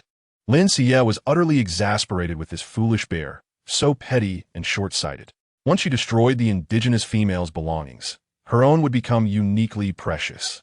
The salt she could obtain would be worth far more than those useless scraps of food. As for provisions on the journey, what were those little tribes flitting about for, if not to supply them with food? With a few flames ignited, the fiery tongues, tainted with oil, rapidly spread, crackling as they consumed everything in their path. The acrid, thick smoke blotted out the sky, the inferno reaching heights of several tens of meters, warping the very air with its scorching intensity. A fierce wind swept through, carrying the flames to distant borders, incinerating all in their wake. Serpents feared fire. Even the slightest heat would cause them to writhe in agony. The oil-drenched tail ignited instantly, the surrounding heat waves slicing across Mi Yin's skin, the dry and scorching temperature causing his skin to crack and redden. Flames engulfed the sky, the black smoke obscuring all visibility, leaving no chance for escape. Mi Yin, succumbing to the searing heat, felt his body weaken, his serpent tail curling into a coil, his consciousness beginning to blur. His hands relaxed unconsciously as he held the female within the inferno, as if they were destined to be buried together. To be buried with one's mate, for a serpent beast often cast aside, seemed a rare and beautiful conclusion. Mi Yin relinquished any desire to resist. And Jean, hazily opening her eyes, found herself surrounded by swirling black smoke. Her vision obscured, she could only instinctively sense the cool, jade-like embrace behind her. Under the scorching heat, she murmured in discomfort, her voice tinged with a faint cry. It's so hot, so unbearable. Her once half-closed red eyes instantly widened in alarm. She curled up in his arms, the searing heat rendering her body unbearably hot. Her features contorted as she fought back tears, instinctively clinging tighter to the last remnants of his coolness. A flicker of pain stirred within Mi Yin's usually calm heart. I will not let you die. With his ice-cold, slender fingers weaving through her seaweed-like hair, Mi Yin spoke with resolute conviction as he turned to plunge into the raging inferno. The flames had already spread for miles, devouring everything in their path. The majestic eagle, soaring high above, could no longer discern the tumultuous happenings below. Yet, one could easily imagine the desolate scene of everything consumed by flames, leaving behind naught but charred bones. Lin Xie, having eradicated the potential threats, felt a surge of satisfaction. Her possessions were now truly unique in the world, and Zhushou City would undoubtedly offer her an abundance of precious food and salt in exchange. The more she pondered, the more pride she felt swelling within her. How could these robust primitive orcs possibly contend with her? Those fools of the 21st century had failed to recognize her intelligence. And now reborn, she was determined to showcase her remarkable brilliance, compelling all to bow before her. Lin Xie departed with the remnants of the Manxiong tribe. Unbeknownst to the others, a black-red serpent's tail slithered out from the inferno, vanishing into the dense jungle. Scalding oil had splattered upon its tail, causing flames to rage violently upon its scales. Prolonged exposure had charred the flesh beneath, revealing a grotesque sight. The burned and decayed skin, chafed against the coarse earth, hinted at inflammation and suppuration. Yet, the serpent, known as Mi Yin, seemed impervious to pain, disregarding the searing heat and raging fire as he clung to the last vestiges of consciousness, cradling the unscathed female in his embrace as he swiftly swam toward a nearby stream. Chapter 52. The Serpent's Mate? Mi Yin's tenuous grip on consciousness waned as he carefully placed Jean upon the riverbank, transforming into a black-red python that swiftly submerged into the depths. The suppressed agony finally erupted, a pervasive pain invading his entire being. Underwater, the black-red python writhed and twisted, violently colliding with the mud and rocks, as scales burned and decayed flesh were forcibly scraped against the riverbed. The icy waters soothed his turbulent and anguished state. After a while, Mean resurfaced, his head breaking the surface as he exhaled a crimson tongue, searching the air for herbs to staunch the female's bleeding. And Jean lay with her eyes closed against a rocky outcrop, her pallid face appearing gaunt and weary. The gash on her shoulder had begun to coagulate, yet blood continued to trickle down. Mean chewed the herbs he had gathered and applied them to her wound, unsure of their efficacy. He had always treated his own injuries this way, with no knowledge of whether it would be beneficial for her. He gazed at her face, a mixture of anticipation and anxiety surging within him, until the sun dipped toward dusk and her eyelashes fluttered. Mi Yin's heart raced, his serpent pupils narrowing. He yearned to embrace her, to provide comfort, yet his movements faltered mid-action. Observing his own bloodied and suppurating abdomen and tail, a sense of dread washed over his previously calm demeanor. Serpents were hardly favored by their mates, particularly with such a grotesque and horrifying injury. He must have been utterly repugnant to her. In a moment of vulnerability, Mi Yin sought out herbs for himself, striving to mend his damaged body. He wished not to present such a disheveled and ghastly visage to her upon her awakening. The astringent herbal sap seeped into his charred flesh, eliciting acute pain. A thin sheen of sweat broke on his tranquil face as his slender fingers gripped the tree trunk tightly, his tail twisting in agony. With a faint, unconscious whimper, and Jean slowly opened her eyes and laboriously rose to her feet, shaking her head in confusion as she surveyed her surroundings. Her gaze landed upon the unfamiliar serpent man. But as her memories of the inferno surfaced, she recalled him with a flicker of recognition. "You are." Mi Yin swiftly turned, putting considerable distance between them, startled, and reverted to his black-red python form, coiling around himself in a protective manner. He endeavored to shape himself into a pyramid-like mound, concealing the grotesque, suppurating layer of flesh within, ensuring that she could not see it before ceasing his convolutions. His serpent head rested on the mound, and he cast a furtive glance in her direction. "Mm?" And Jean was momentarily at a loss for how to respond. In her hazy recollections, it seemed that this serpent man had indeed saved her, yet the sheer coincidence of his presence left her disoriented. She felt an inexplicable familiarity toward him. Having accepted fragments of the original owner's memories, she recalled the words spoken by she, and with a sudden realization, exclaimed, "You are the serpent man who became my mate?"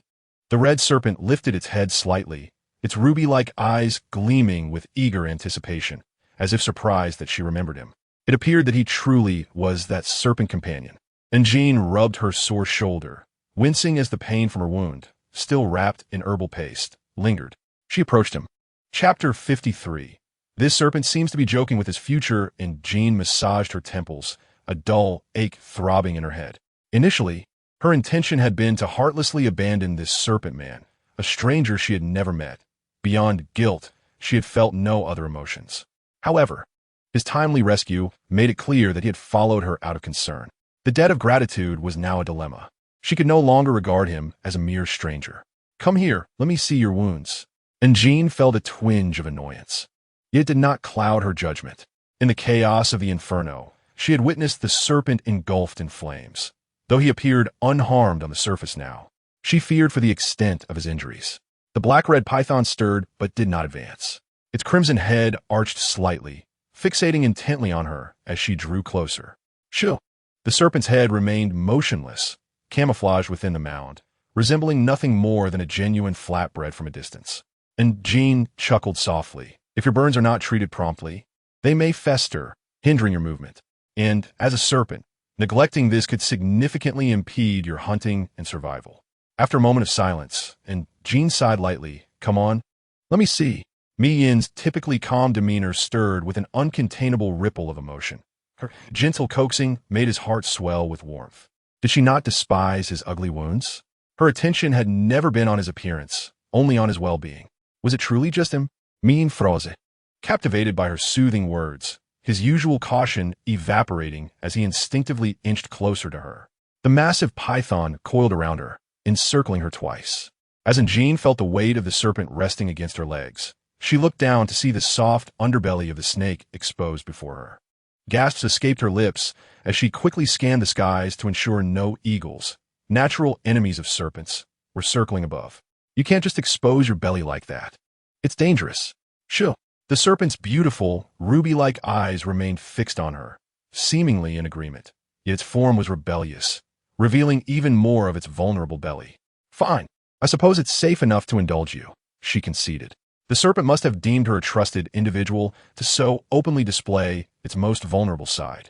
With a mix of exasperation and compassion, Jean examined his wounds. As she had anticipated, nearly half of his skin, both on his body and the most delicate underbelly, had been severely burned and char-black. The prolonged friction had resulted in the excretion of a nauseating yellow-green pus.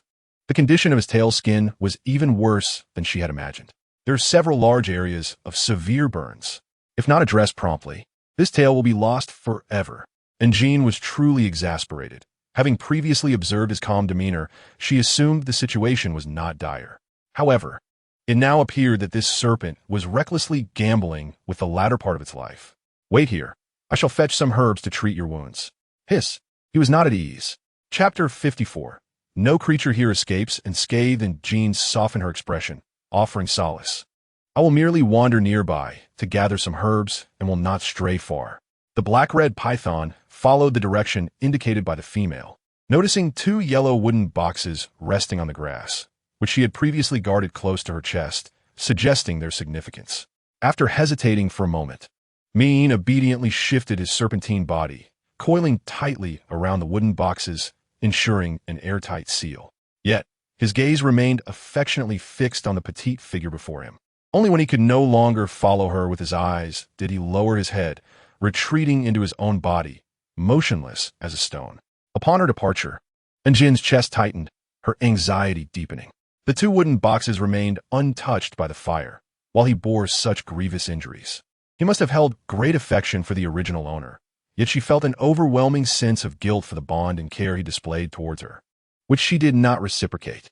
The skin of the serpent was largely decayed, beyond the remedy of ordinary herbs. Perhaps spurred by her guilt, Jean decided to purchase a bottle of epidermal cell proliferation milk on credit from her space. The coins dwindled to 20.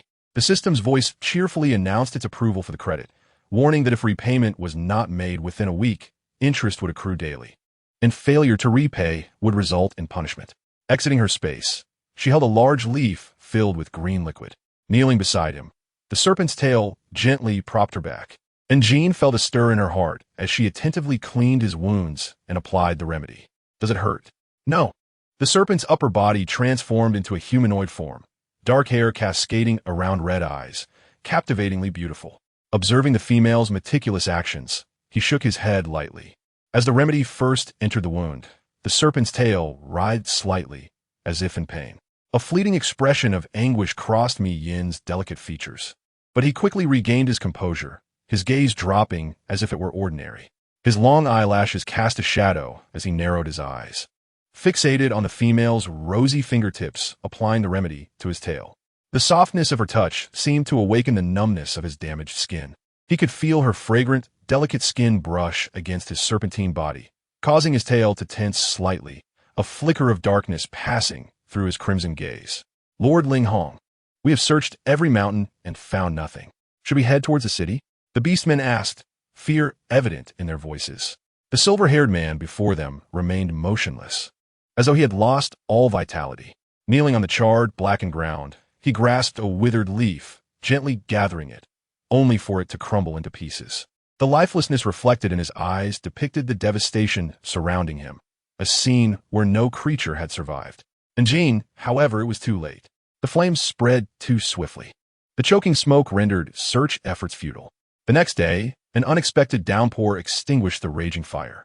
The torrential rain fell heavily, dousing the flames, revealing a once vibrant forest reduced to ashes, with not a single animal carcass left intact. Chapter 55. Wait until adulthood to claim watching the forest once ablaze. Now a desolate ruin, tears welled in the beastmen's eyes, mourning the lush woods that had provided them with countless sustenance. Everyone understood that this sudden fire was man-made. The tribe responsible for the arson deserved 1,000 punishments. Ling Hong remained rooted in place, observing the scene before him, his fists clenched, veins standing out. He struck the ground with a forceful blow, creating a deep crater. It was all his fault for underestimating the situation and failing to protect her. Just a little longer. Grant me half a day. His voice rasped, revealing a vulnerability he never anticipated experiencing. In the midst of the beastmen's panic, Ling Hong finally stood tall. He was the anchor of this group. His tightly clenched fists turned pale, blood trickling from between his fingers, mingling with the waning rain that dripped onto the earth. Despite his resolute yet fragile expression, he did not waver. He turned to the beastmen. Give me half a day. If we find nothing, we shall depart. The rain intensified again, and Mi'in carried Njin to a hidden cave, the entrance small and obscured by low bushes entwined with thick vines, making it difficult to detect. The rainwater reached the cave's mouth, which was damp and dark, messy and dilapidated, carrying a foul, earthy odor. After a brief tidying, Mi'in deemed it suitable for temporary shelter and then brought Njin inside. Transforming into a large serpent, he coiled around her waist, providing a soft layer of his own shed skin beneath her. His upper body naturally pressed against hers, his long arm encircling her waist, his crimson tongue brushing against her cool cheek. To be honest, Njin was not fond of soft-bodied creatures, especially one as large as this python. However, out of gratitude for his life-saving assistance, she refrained from displaying any aversion to his affectionate touch. Noticing her calm demeanor, Mi'in suppressed his inner delight and observed her touch her slightly protruding abdomen, realizing she was hungry and needed sustenance. I shall find you something to eat. Without waiting for her response, his tail unfurled, placing her gently on the shed skin, and Mi'in slithered out of the cave. Suddenly, his serpentine eyes narrowed, halting his movement as he gazed toward a group of beastmen searching in the distance. They were here for the young female. Transforming his upper body into human form, rainwater cascaded from him, flowing towards the cave's entrance. With the inherited knowledge that females required cooked food, Mi'in quickly ignited a fire, the damp wood producing thick, acrid smoke. He swiftly coiled his tail around her, pulling her further from the flames. Simultaneously, he cautiously flicked his tongue towards the cave entrance. Noting that the group of beastmen had not been drawn by the smoke, this heavy rain was indeed fortuitous. Even without salt or seasoning, this is unbearable. We lack even a stone blade. Life is becoming untenable. I will assist you using my scales. Sensink had helplessness, Mi'in approached, taking the prey while simultaneously shedding a red scale from his underbelly, piercing the wild boar's throat. The spurting blood instantly soaked the boar's fur, and in a matter of moments, Mi'in skillfully removed the skin, leaving only a bloody skeleton and flesh behind. Thunder rumbled outside, illuminating the scene. The gruesome act of skinning and deboning akin to a horror film. He had frightened the young female. Despite being a wandering beast, Mi'in felt no remorse. Under the serpent's anxious gaze, Njin maintained her composure, chopping the boar meat into several pieces. Cruelty? Not at all. Filling one's belly is paramount. I would rather survive the disaster than perish from starvation. Without salt or seasoning, Njin simply roasted the cut meat over the fire, taking a bite of the flavorless, somewhat bloody interior. Fortunately, the texture was firm and slightly salty, making it somewhat palatable. After satisfying her hunger, she burped and glanced at the still, motionless serpent, who happened to be gazing at her as well. Their eyes met, and Njin quickly turned her head away. What was he staring at? He hadn't eaten a single bite and was just watching her eat. Would you like a taste? It's not bad. Njin cut off a piece of the roasted meat, blowing gently on it before thoughtfully offering it to him. Lowered his gaze upon the roasted meat, a sweet sensation blooming within him at the sight of the female's actions. His serpent tongue flickered against the warm surface of the meat, retracting slightly. Despite his preference for raw flesh, he consumed the roasted offering she presented. Suddenly, a sense of urgency overtook, causing her to push him away abruptly and rise to her feet. Yet, in an instant, ensnared her with his serpentine tail, drawing her back into his cool embrace. Startled, collided with his chin, rubbing her head in bewilderment, tears glistening in her eyes. Is this real? Tenderly caressed her head, stating, You are still underage and too fragile. If I were to take you away, your survival would be at great risk. What do you mean? She questioned, Even a wandering beast has principles. I must wait until you are of age before claiming you." This left in silence. In the memories he inherited, it appeared that the mortality rate of a snake beast partner, regardless of age, was alarmingly high. Chapter 56, I Wish to Bond with You, added more firewood to the flames, deciding, "They have likely departed, and my current injuries would only hinder them. Let us rest here for 2 days. Once you are healed, we can catch up to them." They travel slowly with their cargo, and perhaps we will cross paths. S. lips curled in a smile, his crimson vertical pupils dilating with a hint of pleasure. Very well.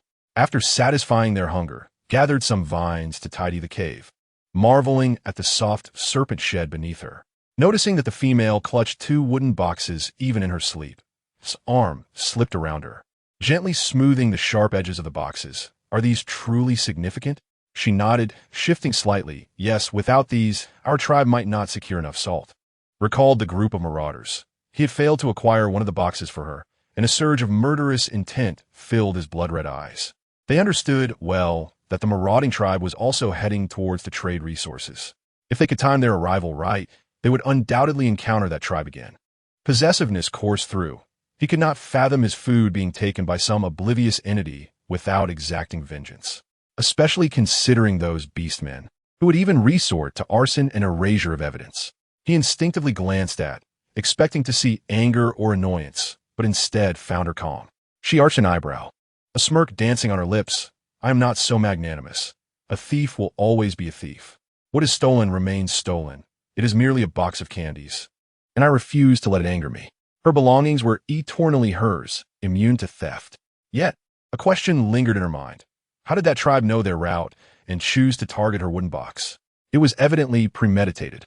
As she pondered aimlessly, a cold, slippery serpent tail suddenly coiled around her waist and thigh, leaving wide-eyed and unable to react as she was pressed to the ground. As long, cool fingertips caressed her seaweed-like hair, resting upon her delicate visage, his gaze deepening with intensity. His fingers trailed downwards, gliding over her waist and abdomen. Leaning in close, he whispered with a chilling breath, "I wish to formally bond with you." With the impending rainy season approaching, coinciding with his first mating period as an adult, he sought a female for procreation. A month prior, while passing through, he had spotted a stray female. Noting her lack of a bond made her an ideal target. He had taken her, forcibly marking her as his partner. Yet this primal instinct had evolved into something deeper. He yearned to truly bond with her, fearing she might flee if he loosened his grip. The dark crimson tail tightened around her legs with each of her breaths and struggles, cocooning her as if to suffocate her. When her face began to flush, nearly turning purple, realized he had exerted too much force. A flicker of panic crossing his features as he loosened the constricting tail. Seizing the opportunity, swiftly rolled over, pinning him beneath her, wary of his potential volatility. As regained his senses, he glanced at the gasping female, his translucent crimson pupils blinking in surprise, showing no resistance to their position. He seemed unfazed by their reversal of roles, his blood-red eyes betraying a hint of nervous anticipation. The tip of his tail playfully curled upwards, effortlessly ensnaring her ankle, yanking her back into his embrace before she could utter a sound. "You." The man lowered his head, capturing her lips, silencing her with a forceful kiss, his cool serpent tongue gliding over her glistening lips.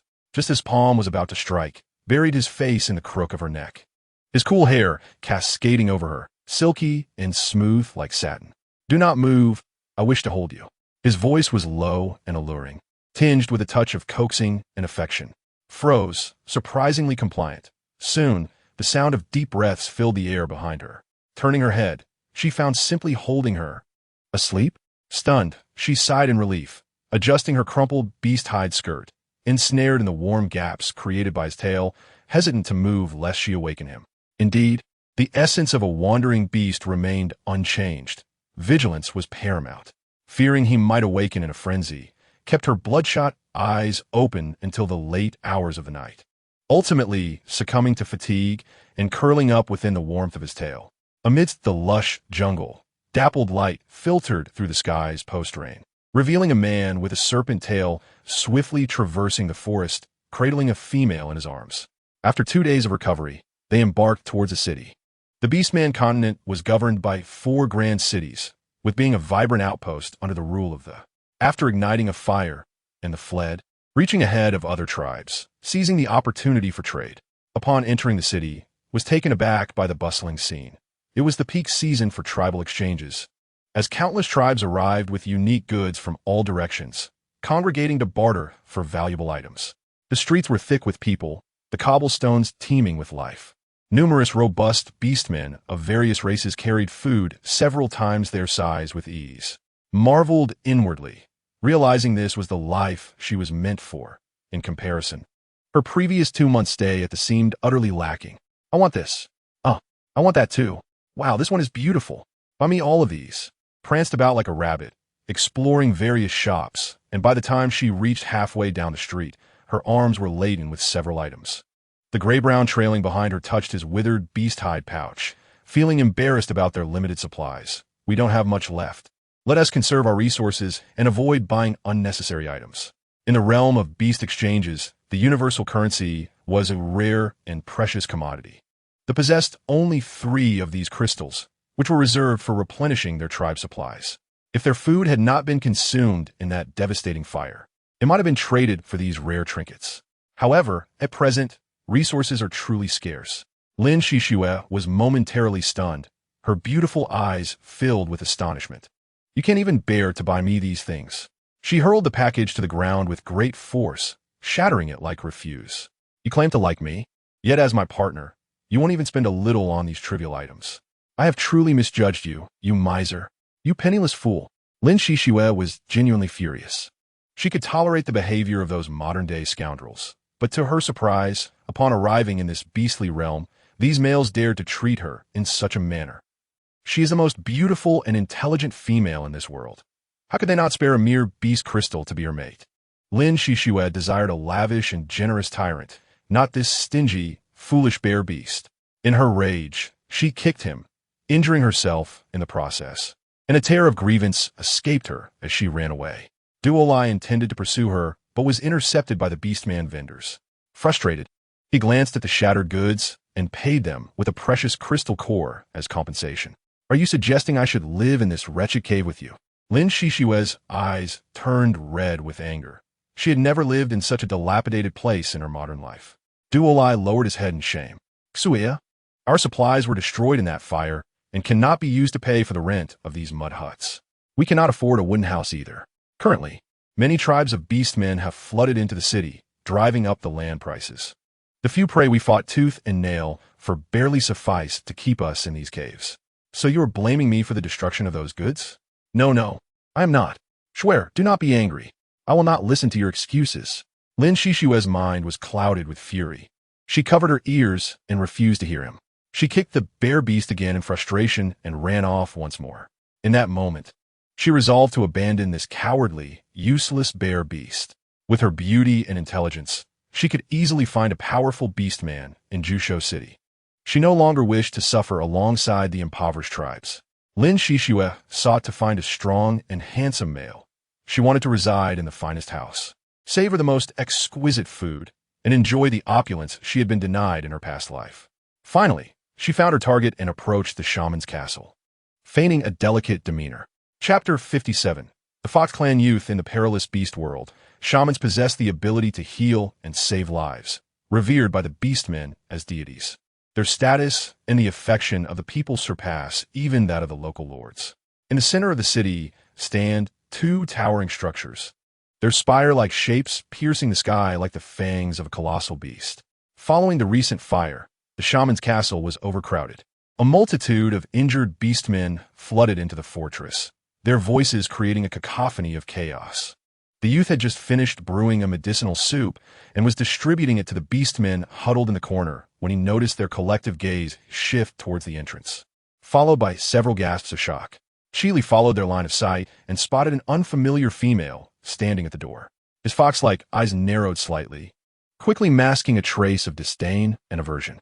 A female, his fingers paused, curling downwards. His gilded red eyes churned with tumultuous emotions, though his self-control allowed him to bury them deep. Upon entering, she captivated the attention of most of the male beastmen present, particularly the young, unbonded males whose eyes sparkled with fervent desire. So beautiful, The moment everyone laid eyes on her, their minds were consumed by those two words. The envious and awestruck gazes only served to bolster Lin Shishue's pride, causing her to puff her chest out. Indeed, she was the most beautiful female in this world. With just one glance, any man would fall hopelessly in love with her. She disregarded the commoners in the room, fixated on the male beastman ahead. Her cheeks flushed as she sashayed towards him. He was a youth from the Fox clan, barely of age, around 17 or 18 years old, clad in a simple inner garment and draped in a vibrant red beast skin cloak. His striking red triangular ears and bushy, fire-like foxtail were particularly eye-catching. His features were exquisite, handsome, and ethereal, with elongated eyes that seemed to possess a flirtatious charm. At that moment, with his brow lowered, he exuded an alluring yet elusive danger. His lips were perfectly shaped, full and inviting, yet the cold detachment reflected in his fox-like gaze rendered his entire demeanor icy, akin to a lofty, untouchable prodigy. His brows bore the confidence of one who is proud of his talents, tinged with a hint of disdain. Kili, a rare genius in the history of Jusho City, took command of the shaman's fortress upon reaching adulthood, becoming the youngest grand shaman in the chronicles of the beast world. Such a male, endowed with both beauty and power, was undoubtedly the ideal choice for her. She must seize this opportunity with all her might. Noticing the female's scrutinizing gaze upon him, Chili tilted his head slightly. His snow-white fox, ears blushing as he spoke teasingly. "What is it? Are you ill?" His elegant voice, like a stringed instrument, was deliberately lowered, exuding an enticing charm. Although she understood he was merely inquiring about her health, Lin Shishue's expression stiffened momentarily before she regained her composure. Chili cast a casual glance her way, his expression inscrutable. She sat gracefully opposite the youth and extended her delicate wrist. "I have not been feeling well lately. My back and waist ache, and I find it difficult to walk. I am unsure if I am ill, so I would like to ask for your assistance." Her soft, sweet voice sent shivers through the room filled with male beastmen. Chili remained silent for a while before slowly replying, "You appear unwell. Your complexion is poor. Your eyes are puffy, and your limbs seem weak. It may be due to overexertion."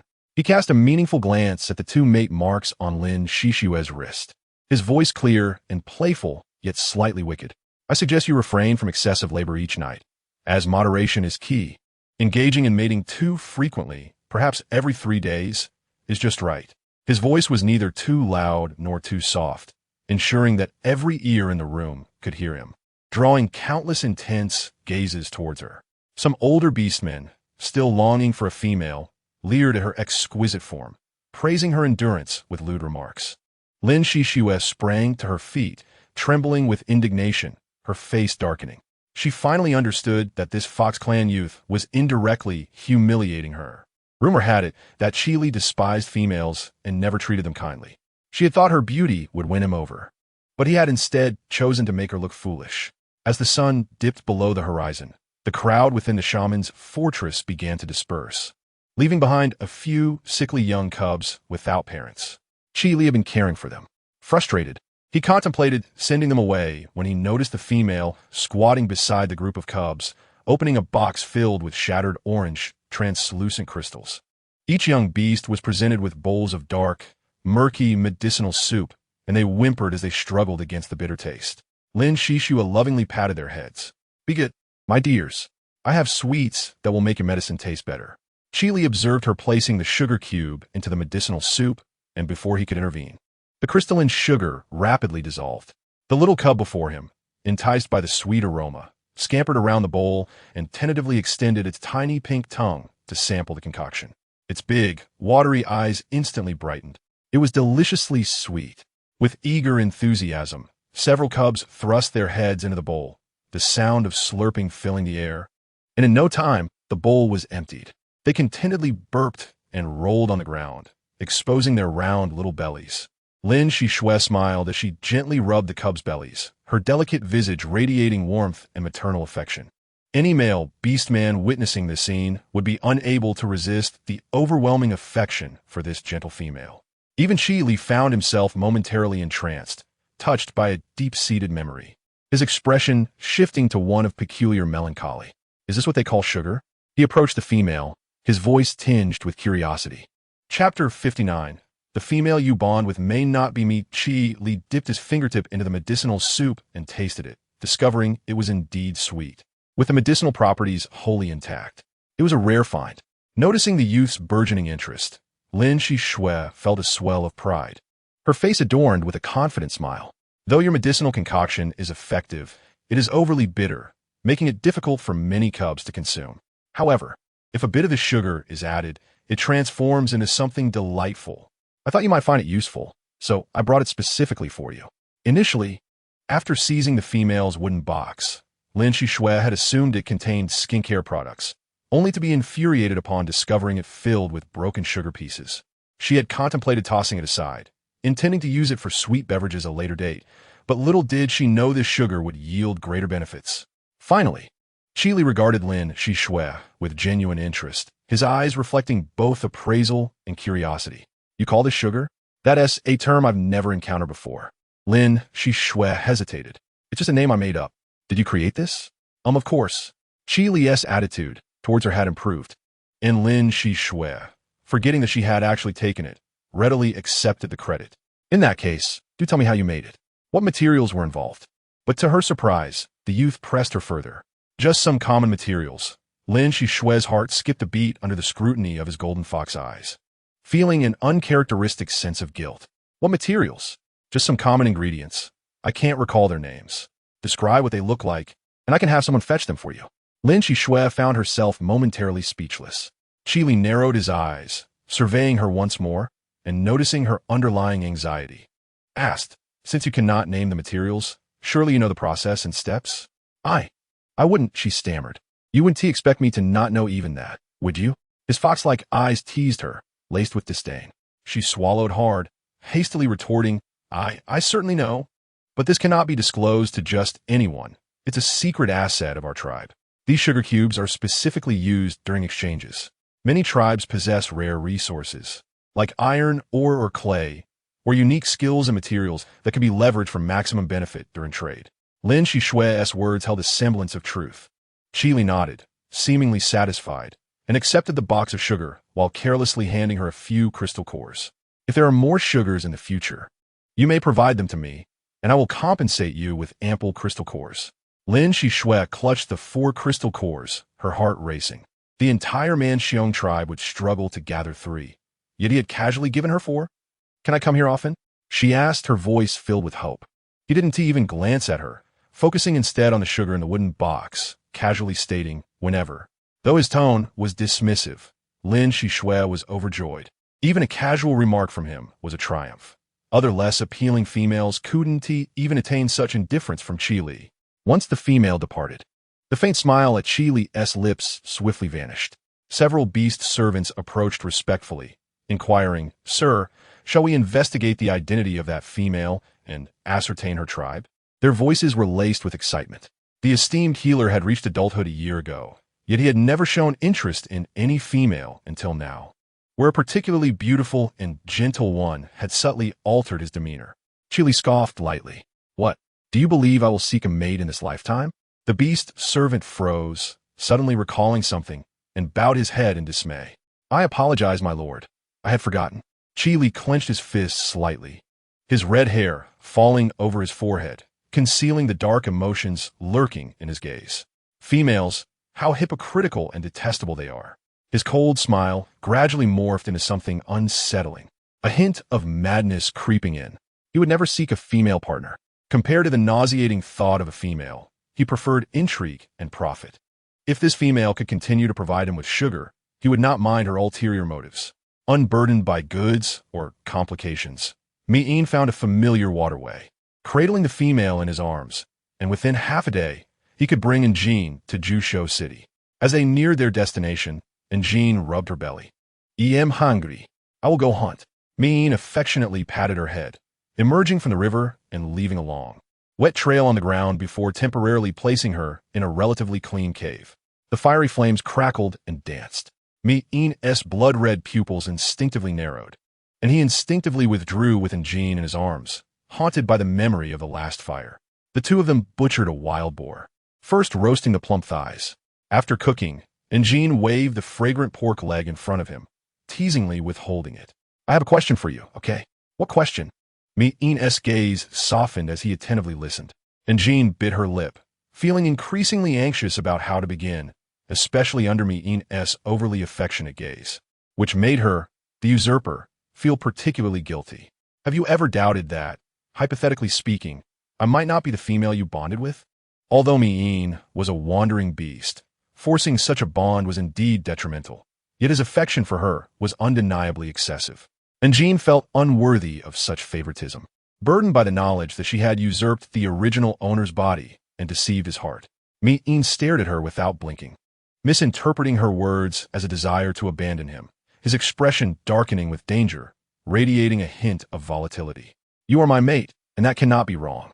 His black-red serpent tail coiled around her slender waist, pulling her into his embrace, asserting his claim over her. And Jean, fearing his potential fury, chose to appease him, gently responding, "What if hypothetically what I said is true? What would you do?" Me'in shook his head, grasping her arm, his long fingers tracing the red serpentine patterns on her skin, his crimson vertical pupils revealing unmistakable joy and affection. "You are my mate. That cannot be wrong." He could feel his instinctual male desire for the female before him, and this certainty could not be wrong. After a moment of contemplation, Me'in spoke again. "I know you're not her." Chapter 60. The wandering beast has arrived.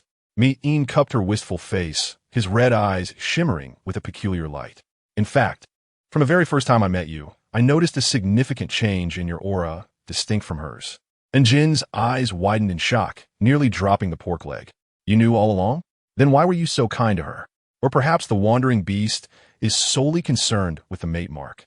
Wherever the mate mark lies on a female, he will unconditionally favor her, disregarding the soul residing within the shell. Such nonchalance is rather astonishing." And Jean could not help but lightly stomp her feet, causing the serpentine tail to retract slightly, cascading around her. He lifted his face earnestly and said, "Jeaner, perhaps you are right.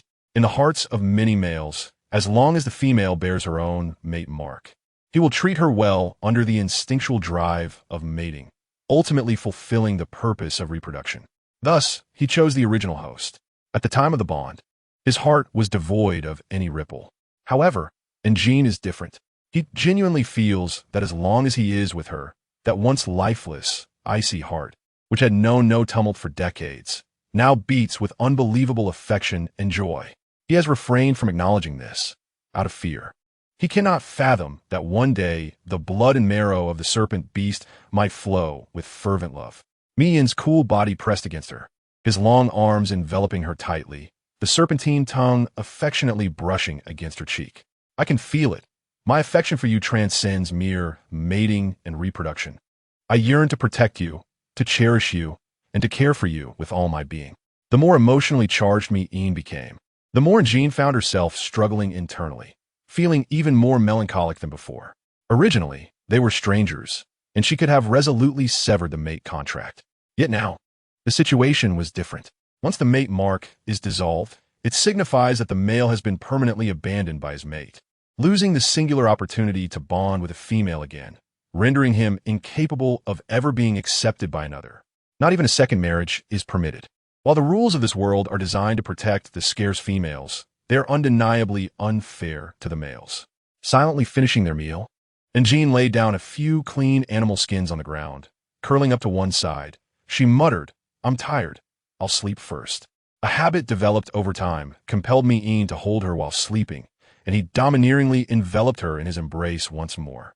However, today he seemed to sense her displeasure, transforming entirely into his serpentine form, coiling into a large, soft cushion, allowing her to comfortably rest upon him, akin to a plush bed. After days of travel, and Jean was utterly fatigued, and she fell asleep almost instantly, her body sinking into the gaps formed by the coiled tail, which created a massive barrier against the cold night breeze. The hissing red serpent gazed fixedly at the slumbering female, arching its upper body. Its vivid, forked tongue brushed against her lips before it rested its head against her thigh. The red serpent eyes were veiled with a thin film, appearing open while in reality it had drifted into slumber. As the dawn light filtered through the clouds and the cave echoed with the sound of dripping water, and Jean gradually awakened to find herself still cradling a lean, sturdy waist. Startled, she hastily withdrew her hands, Min had transformed back into his human form, probably having done so unconsciously while asleep. Upon awakening, he securely held Jean in his arms as they traversed through the forest, revealing a majestic stone city in their line of sight, Jushocheng. Along the way, they encountered few tribes, likely having entered the city ahead of time. Ling Hong and the others should have arrived at the city as well. Outside the stone city, several robust beast warrior sentinels stood guard, wielding stone spears and blades. From a distance, they spotted the silhouette of a slender female emerging from the horizon. The beast warrior's eyes lit up, but upon seeing the ominous presence of Min behind Jean, they instantly transformed into their beast forms, fur bristling, growling continuously. "Awoo! The wandering beast has arrived. Everyone be alert." Smoke billowed from the city, signaling a state of utmost vigilance. Dozens of beast warriors rushed to the city gate to provide support, their bodies tense and defensive, the atmosphere charged with imminent conflict. Min's blade-like red eyes radiated menace. Yet upon meeting her gaze, they swiftly softened into a tender smile. He replied with a light hum, seemingly unconcerned. The wandering beast poses a tremendous threat to any city or tribe, especially during the mating season when they remain unbonded. It is truly a calamity. The beast warriors remained fixated on the advancing serpent beast, the terrifying aura of the sixth-tier wandering beast rendering their legs weak. Upon seeing the serpent beast holding the slender female, their fear morphed into fury, their fur bristling like that of an enraged hedgehog. The resounding roars of beasts echoed, attempting to drive the wandering beast away. At this rate, not only would Min be barred from entering the city, but should he take a single step closer, the enraged beast warriors would surely descend upon him in a frenzy. Whether they could overpower him was another matter entirely. Having been raised in the primitive jungle, living off raw flesh, Min was not fond of the communal lifestyle of cities or tribes, as it stifled his desire for wanderlust. If Min could adapt to a communal existence, there would be no need to worry about him forcibly taking her away in the future. The two were forced to retreat to the outskirts of the city, and Jean leaned against a tree, kicking a pebble with a sigh, pondering if there were no other options available. The icy long fingers resting on her hair paused momentarily. He has a solution. With certainty, and Jean lifted her gaze, eagerly looking towards the silent Min, only to see him offering a gentle smile, neither confirming nor denying, his cool fingers brushing against her cheek. Hesitating, as if contemplating something, after a lengthy silence, he finally spoke, his deep voice devoid of discernible emotion. "Wandering beasts are prohibited from entering the city due to their propensity to abduct females. If you inform them that you are my mate, they may not obstruct your passage." And Jean hesitated slightly before turning to dash toward the city, only to be unexpectedly pulled back by his firm grip on her wrist. His strength was astonishing. Fortunately, the next moment, he released her, fixating on her figure as she receded into the distance. Gradually becoming a distant shadow, Min's concealed uncertainty and trepidation were laid bare. In his ancestral memories, many serpent beasts met their demise at the hands of their mates. Females, harboring resentment for the serpent beasts that abducted them, would deceitfully lure them into the city under the pretense of a shared life, only to secretly enlist the aid of powerful warriors within the city to viciously slay the wandering serpent beast. Would Jeaner forsake him in a similar manner? Min's red eyes widened, his heart racing with fervent emotion as an inexplicable torrent of feelings surged within him. Before Jean could catch her breath, she found herself abruptly swept into his embrace, held tightly, his head nestled against her neck as he inhaled deeply. "Jeaner, I am so happy. She has not abandoned him. His greatest fear has not come to pass." Unable to decipher Min's sudden emotional upheaval, and Jean pried off his constricting arm, glancing at the closed city gates with a resigned sigh. "This won't do. You are a sixth-tier wandering beast. They cannot let you in." The strength of a sixth-tier beast is comparable to that of the city lord. Should he enter the city, it would incite tremendous panic among the beast warriors, leading to chaos. Min remained unfazed. He had seen Jin's intentions and was indifferent to the matter of entering the city. He guided her to a stop not far from the city gates, releasing her hand, watching her enter the city with lingering affection. "I will wait for you here. I won't leave." "All right." She nodded, glancing at his wounds, imparting a few precautionary words before departing.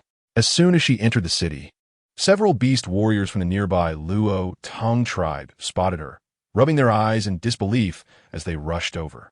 Upon confirming that the slender, familiar figure was indeed the long-missing Jean, their eyes turned red, nearly spilling tears. "Heavens, you are alive!" The words bewildered her slightly. The warriors awkwardly scratched their heads, hastily explaining that during the last fire, which spread across half the forest, many of them had sustained injuries, and several had even been left with disabilities. The circumstances in other tribes were equally dire. The devastating fire claimed the lives of several orcs, who searched in vain for Jin's presence, fearing she too had perished. A few of them wiped away their tears, joyfully exclaiming, "It is such a relief that you are safe. We must hasten to inform Lord Ling Hong and the other clansmen.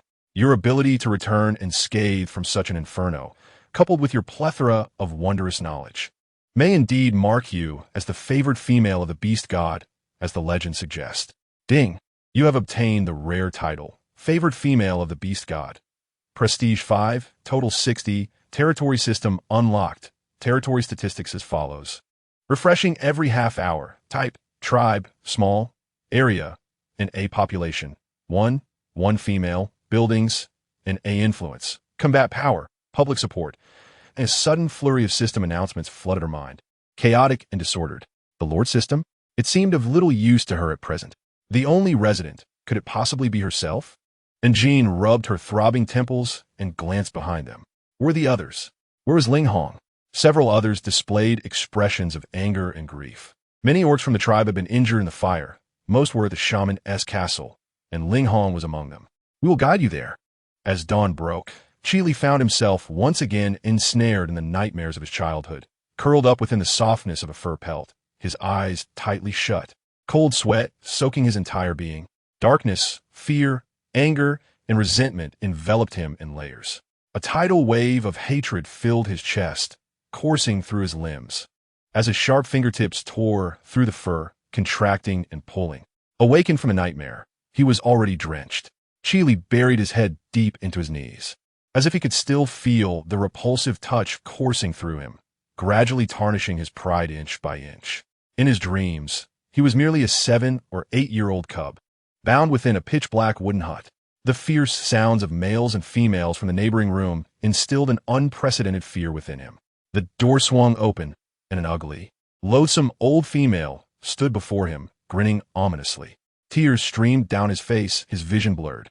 "Please, don't hurt me." The pristine skin of Chili bore countless scars. He cast a fleeting glance at them, lightly furrowing his fiery red brows, his emotions indiscernible. In the sweltering heat of summer, he stubbornly wore a long robe made from tan hide, barely concealing the ghastly wounds on his body. Chapter 62. Why didn't you die? Chili closed his eyes, curling up within the soft pelt, his fiery ears and tail drooping dejectedly. He buried his head within the crook of his arm, wishing to see no one. Yet, at that moment, a beast servant announced that someone named Swell wished to see him. Chili revealed only half of his eye from the pelt, his gaze shimmering with unshed tears. "Tell her to leave." The beast servant quickly realized that the shaman was experiencing another nightmare and hastily inquired, "Do you need me to prepare a bowl of awakening medicine?" "No need." Chili yawned, slowly rising from the bed, as if the tears were merely a figment of his imagination, returning to his usual languid and rebellious demeanor. "Get that female away from me, and prepare a tub of bathing water." Chili had an affinity for bathing, often indulging 3 or 4 times a day. Each time he immersed himself in the warm water, he felt the world's clamor fade away. The mist from the water dampened his fiery red bangs, and his fluffy fox ears and tail became soaked, clinging to his body. He slowly lifted the water curtain, striving to wash away the unbearable memories that clung to him. Among the injured, a 5th-tier silver wolf orc bore the most severe burns. His beastly fur charred away to a great extent, yet he remained silent, his defined features radiating determination and a hint of disorientation. He seemed burdened by unspoken guilt and self-reproach. What could he be regretting? Chili couldn't help but steal a few more glances. Most of the orcs suffered from moderate to mild burns and were given prescriptions along with instructions to eat well and rest, relying on the orcs' formidable self-healing abilities. In a couple of days, they would be back on their feet. However, the silver wolf orc's wounds were so severe that ordinary remedies were ineffective, requiring a few more days of observation. Yet, the wolf displayed an anxious demeanor, resisting Qi Li's treatment. I have already told you, ordinary medicine will not suffice for your injuries. Qi Li spoke with impatience. He had never been one to exhibit much tolerance.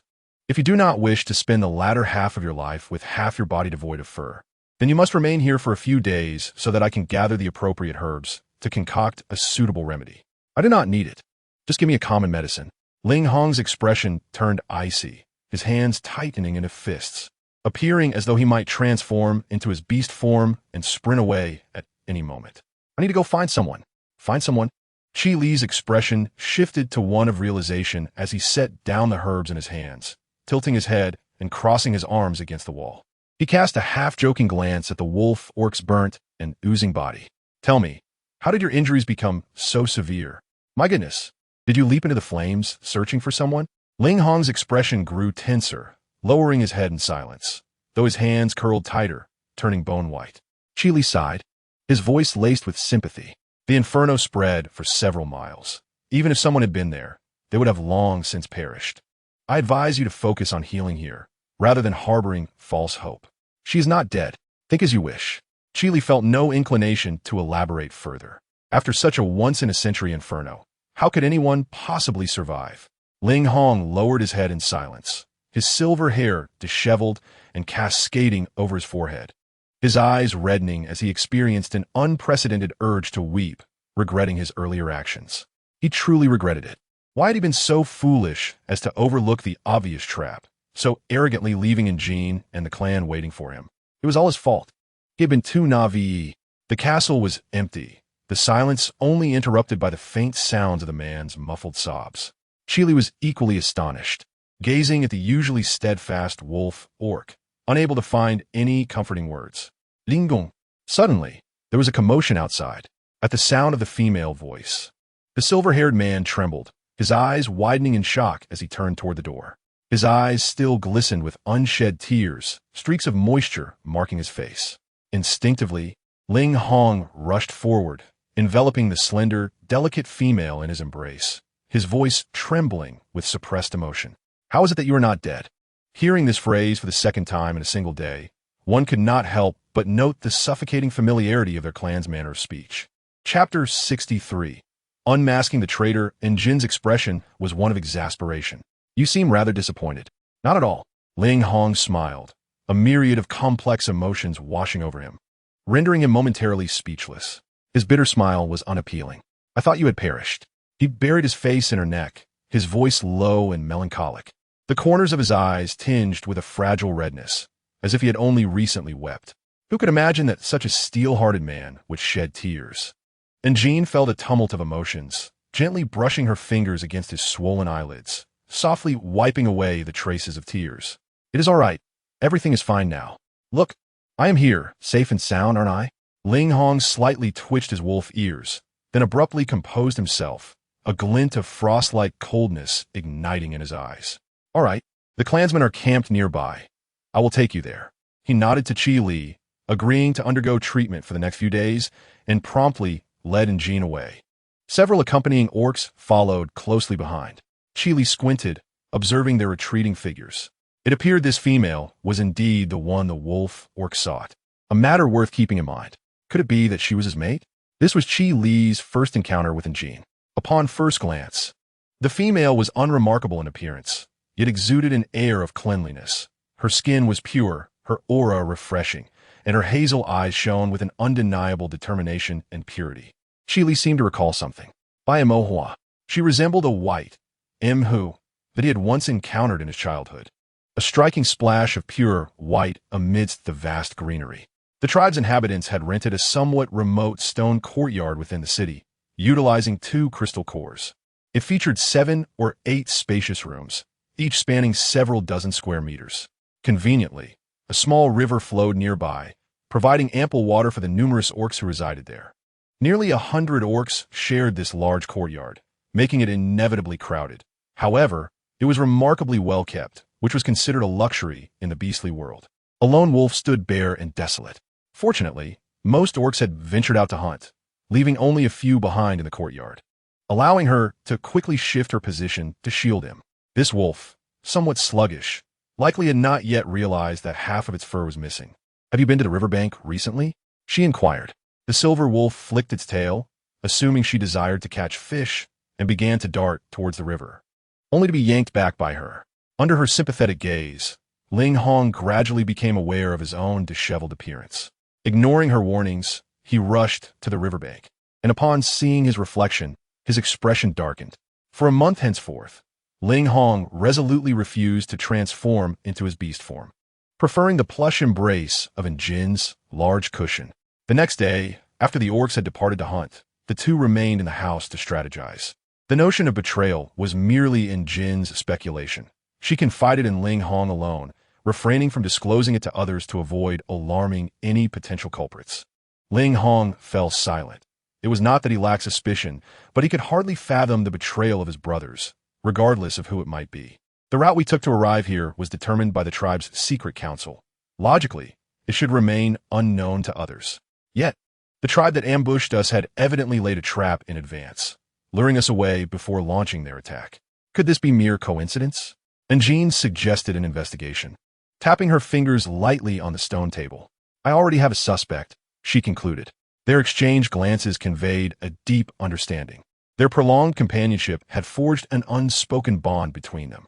As night descended, a silvery moon hung high above, casting its glow upon the tranquil surroundings. The air was filled with the soft chirping of insects, while the wind whistled around the fortress, providing a rare respite from the oppressive heat. Within the stillness of the night, a lithe gray wolf stealthily emerged from the stone dwelling, its paws treading silently upon the blue stone ground. The wolf, filled with anticipation, longed to meet Lin Shui, the blissful embrace with a female lingering in his thoughts. Suddenly he paused, instinctively glancing back, sensing the presence of another. Manduo, the strongest warrior aside from Ling Hong, possessed keen instincts and observational skills that far surpassed those of ordinary wolf beasts. The deep brown eyes of the gray wolf narrowed ominously as it advanced, then swiftly turned to pounce fiercely into the underbrush. A spray of blood splattered its face, revealing that it had merely attacked an ordinary white-furred beast. Panic surged through Manduo as he contemplated fleeing, but in the next instant, he was tackled to the ground by a pack of wolves emerging from the shadows, their jaws tightening around his throat. A tall, silver-haired man stepped forth from the thicket, accompanied by a slender female. Ling Hong's icy gaze fixated on the gray wolf, now drenched in blood, his expression betraying a dangerous coldness. As anticipated, this traitor dared to betray the tribe, sneaking out under the cover of darkness. Panic etched upon his face, clearly intending to relay information to another tribe. Ling Hong's demeanor hardened as he clutched the gray wolf's throat, his dark fingertips swelling with power with a mere exertion. He could send this traitor to meet the beast god. In any tribe, betrayal was met with the harshest of punishments, and the orcs, known for their loyalty, despised those who played both sides. The nearby wolves also transformed into their humanoid forms, their eyes ablaze with fury, clamoring for his death. Manduo's treachery could not be forgiven. Ling Hong tightened his grip, his gaze darkening, yet he awaited Jin's ultimate decision. She was the second pillar of their group. After a moment of contemplation, Jin shook her head. "Spare his life for now. Do not rush to kill him. He still holds value." With the enemy tribe fixated on their prized territory, they would not easily relent. She intended to use Manduo as bait, drawing out the hidden adversaries lurking in the shadows. Yet, what puzzled Jin most was, why had Manduo chosen betrayal? There must have been a greater temptation compelling him to forsake his once mighty tribe. Suddenly, an idea struck her, and she instructed two wolf beasts to restrain the gray wolf's chest. Indeed, a white mating mark adorned his chest, typically concealed by a gray-brown hide. The other wolves gasped in shock. Manduo had secretly taken a mate from an outsider tribe, unbeknownst to anyone in his own. With this revelation, the orcs understood the implications. Several of them took turns standing guard, vigilant for any signs of movement in the days to come.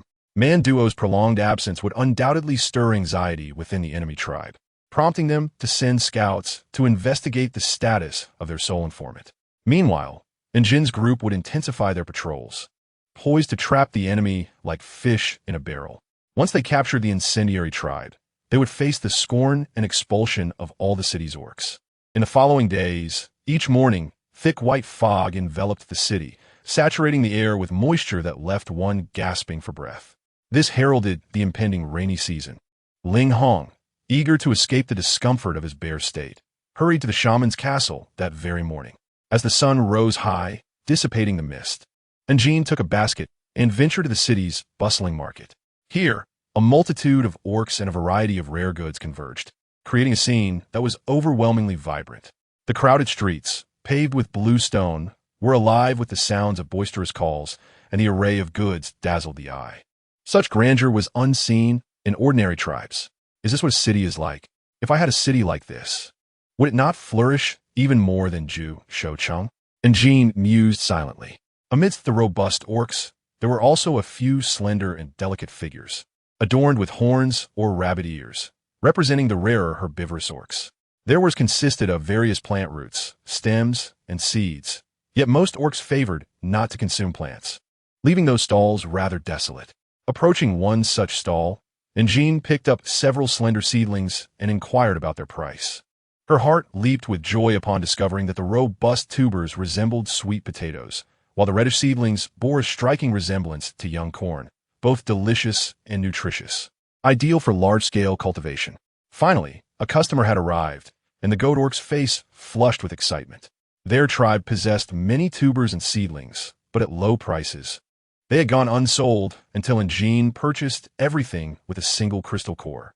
She placed the seedlings and seeds into her spatial soil, adjusting the parameters to see if they would yield the desired results. After a thorough exploration, Jean also acquired several seedlings of common crops, including a large bag of grains that resembled rice, sowing them all in her spatial realm to observe the harvest in the coming days. Setting a stone mortar on the table, she curiously reached out to touch it, wondering if it was for healing. The tantalizing aroma of meat wafted through the air. Qi Li and Ling Hong, both carnivorous creatures, turned their gazes toward the entrance as the female entered, bearing roasted meat. In an instant, hunger struck. He suffered severe burns and requires bandaging to prevent infection. It is imperative that he comes to me daily for dressing changes until the wound heals. Qi Li glanced at the roasted meat, her eyes shimmering, and the fluffy foxtail behind her coiled slightly. And Jean cleverly remarked, "I suppose neither of you has eaten all day, right? I made quite a bit of roasted meat this time. If you don't mind, you two can share it. It should suffice to quell your hunger." Very well. Ling Hong's heart was filled with warmth, surprised that she had personally come to deliver food to him.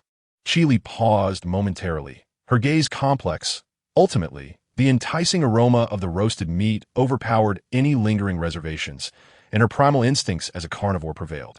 Chapter 66. An indeterminate title. The fragrance of the roasted meat wafted through the air, sprinkled with grains of salt and chopped green onions, with a layer of tantalizing red sauce that was sure to whet one's appetite. Qi Li hesitated before taking a tentative bite, only to find herself overwhelmed by a spicy sensation that left her mouth tingling, prompting her to stick out her delicate tongue and gasp for air. She covered half of her flushed face, her ears appearing to blush, wondering what this was.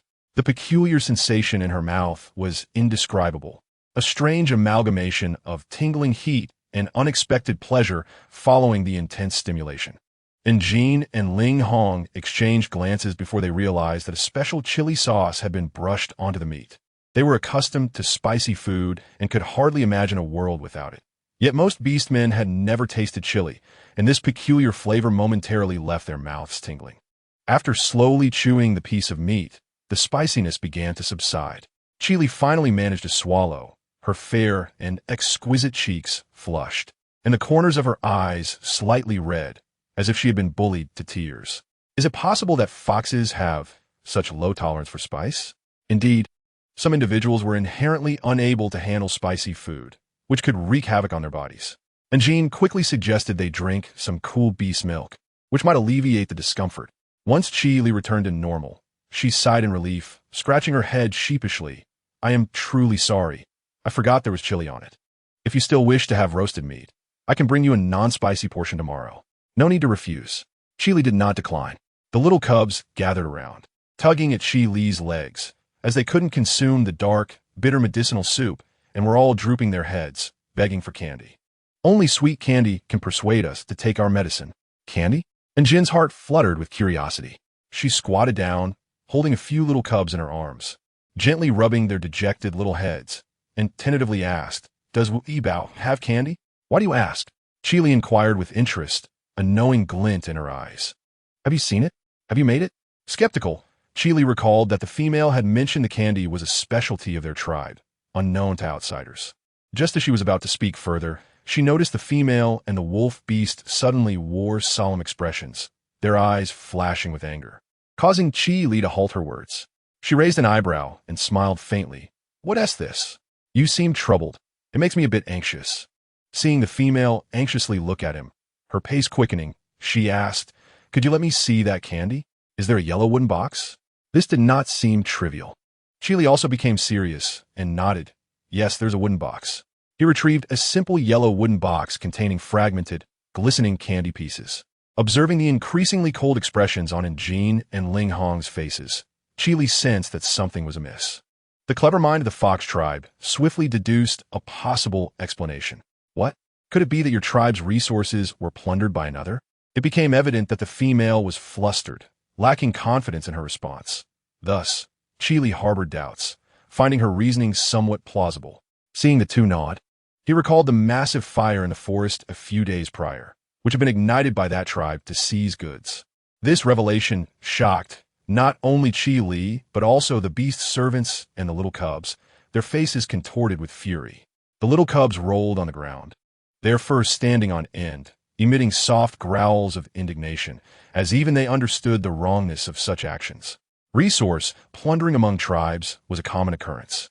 The rules of the beast world dictated that the strong prevailed, and the ability to seize resources and escape unharmed was a mark of strength. However, setting fire to the mountains and destroying the forest, resulting in the death of countless plants and animals, potentially leading to the annihilation of surrounding tribes, was an abominable act that all beastmen abhorred. Which tribe does that female belong to? Chili pondered for a moment, tilting her head, her fox ears twitching slightly. Is it the Xiong tribe? I recall their leader is a fifth-tier bear beast. Indeed, it is them. Ling Hong's expression turned frosty, his green, beastly eyes glinting like ice, his fists clenched tightly. He was aware that the Xiong tribe was a rival tribe nearby, often clashing over food and territory. We must find evidence to expose this tribe's heinous crimes. By the way, that fishing rod still needs to be retrieved. And Jean recalled the captive Mu duo imprisoned in the wooden house.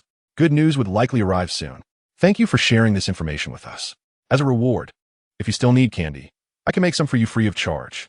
Seeing the female's obedient demeanor and her virtuous promise to return the favor, Chili was taken aback. She seemed different from the females he usually encountered, at least not provoking any feelings of aversion in him. Chili felt a stir in her heart. She approached Jean, bending slightly to envelop her petite frame with his tall, graceful figure.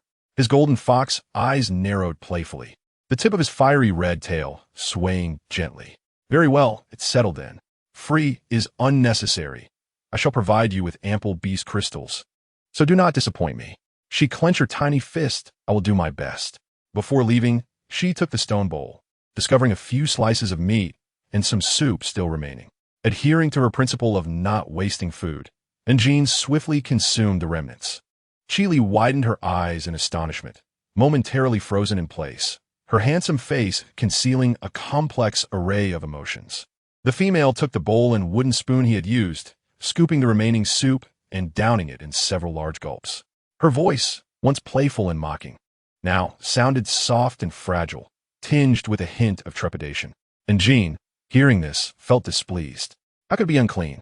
I prepared all this meat meticulously, and the green onions and garlic were freshly picked. How could it possibly be dirty?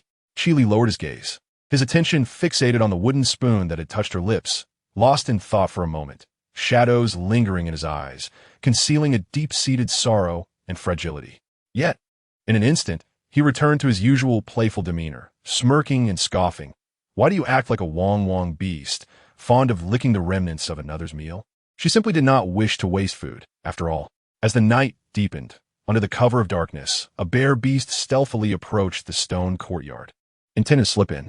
Just as half of its foot crossed the threshold, a pack of wolves ambushed from behind the door, pouncing on the bear beast and seizing its trembling neck and limbs. Chapter 67, a medley of events meanwhile in the city lord's stone fortress. Lin Shishue arrived with a bag full of flour, accompanied by 2 male bears. The beastmen had never encountered such white flour before, and they quickly gathered around in curiosity. With this flour mixed with wild vegetables, we can make pancakes, or we can cook it directly in a pot, she proclaimed excitedly, brimming with confidence in her freshly ground flour. The city lord's eyes sparkled as he grabbed a handful of flour, rubbing it between his hands. The flour appeared slightly yellow and coarse, with bits of shell mixed in, but to the beastmen, it was a novelty that sparked wonder. If it could be produced on a large scale, it might even solve the long-standing issue of famine. Let us make pancakes for the little ones. They will surely love it. The Lord's companion received a sack of flour and promptly took 2 beast servants to start a fire and prepare a meal. Due to this bag of flour, the Lord generously provided the Manxiong tribe with 5 crystal cores and 10 bags of coarse salt, which was double what they had previously received. Lin Shishue was elated. This was all her achievement. Just like the heroines in those orc novels, she was destined to shine brightly in this world. However, just as Lin Shishue basked in her self-satisfaction, an unforeseen calamity shattered all her fantasies. The city square was filled with countless orcs, their faces twisted with fury as they vociferously condemned the Manxiong tribe, labeling them as the arsonists behind the Great Fire. Deserving of expulsion from the city permanently, they cried for their expulsion, demanding that they be punished without mercy. The orcs hurled stones at them. How could they be so ignorant? Who had betrayed them? Suddenly, Lin Shishue plummeted from paradise to hell, as she and nearly 100 members of the Manxiong tribe were expelled from the city by all the orcs, and it was a permanent ban. What did permanent expulsion from the city mean? They would be forever barred from trading for necessary supplies, and the tribe would likely collapse within 5 years, devoured by surrounding tribes. Lin Shishue could not accept this fate. Tears streamed down her face as she pitifully pointed at the orcs, demanding, "What evidence do you have to accuse us of arson? We do not acknowledge this slander." She acted as if she were the victim in this scenario. Lin Shishue intended to rally the orcs of the Manxiong tribe to join her in denying the accusations, believing that if they steadfastly refused to admit guilt and no evidence could be found, the orcs would have no grounds to expel them. Yet, she noticed an unsettling silence behind her. How strange. Why weren't the orcs of the Manxiong tribe defending her? Anger and frustration surged within her. She had forgotten that most orcs were inherently simple and pure-hearted. The act of burning the forest at her command had crossed their moral threshold, leaving them with profound guilt, rendering them indifferent to her pleas. Things took a turn for the worse when the young ones, after consuming some pancakes, began writhing on the ground in pain, as if they were on the brink of death. The Lord's companion rushed over, gripping the Lord's hand tightly, her eyes reddened with impending tears. The Lord, furious, unleashed the oppressive aura of a 6th-tier tiger beast upon the city, his crimson eyes fixated on Lin Shishue, whose complexion had turned pale. "Is this the flour you provided? If my young ones perish, your Manxiong tribe will cease to exist." Lin Shishue's face drained of color, collapsing to the ground, her lips trembling. How could this be happening?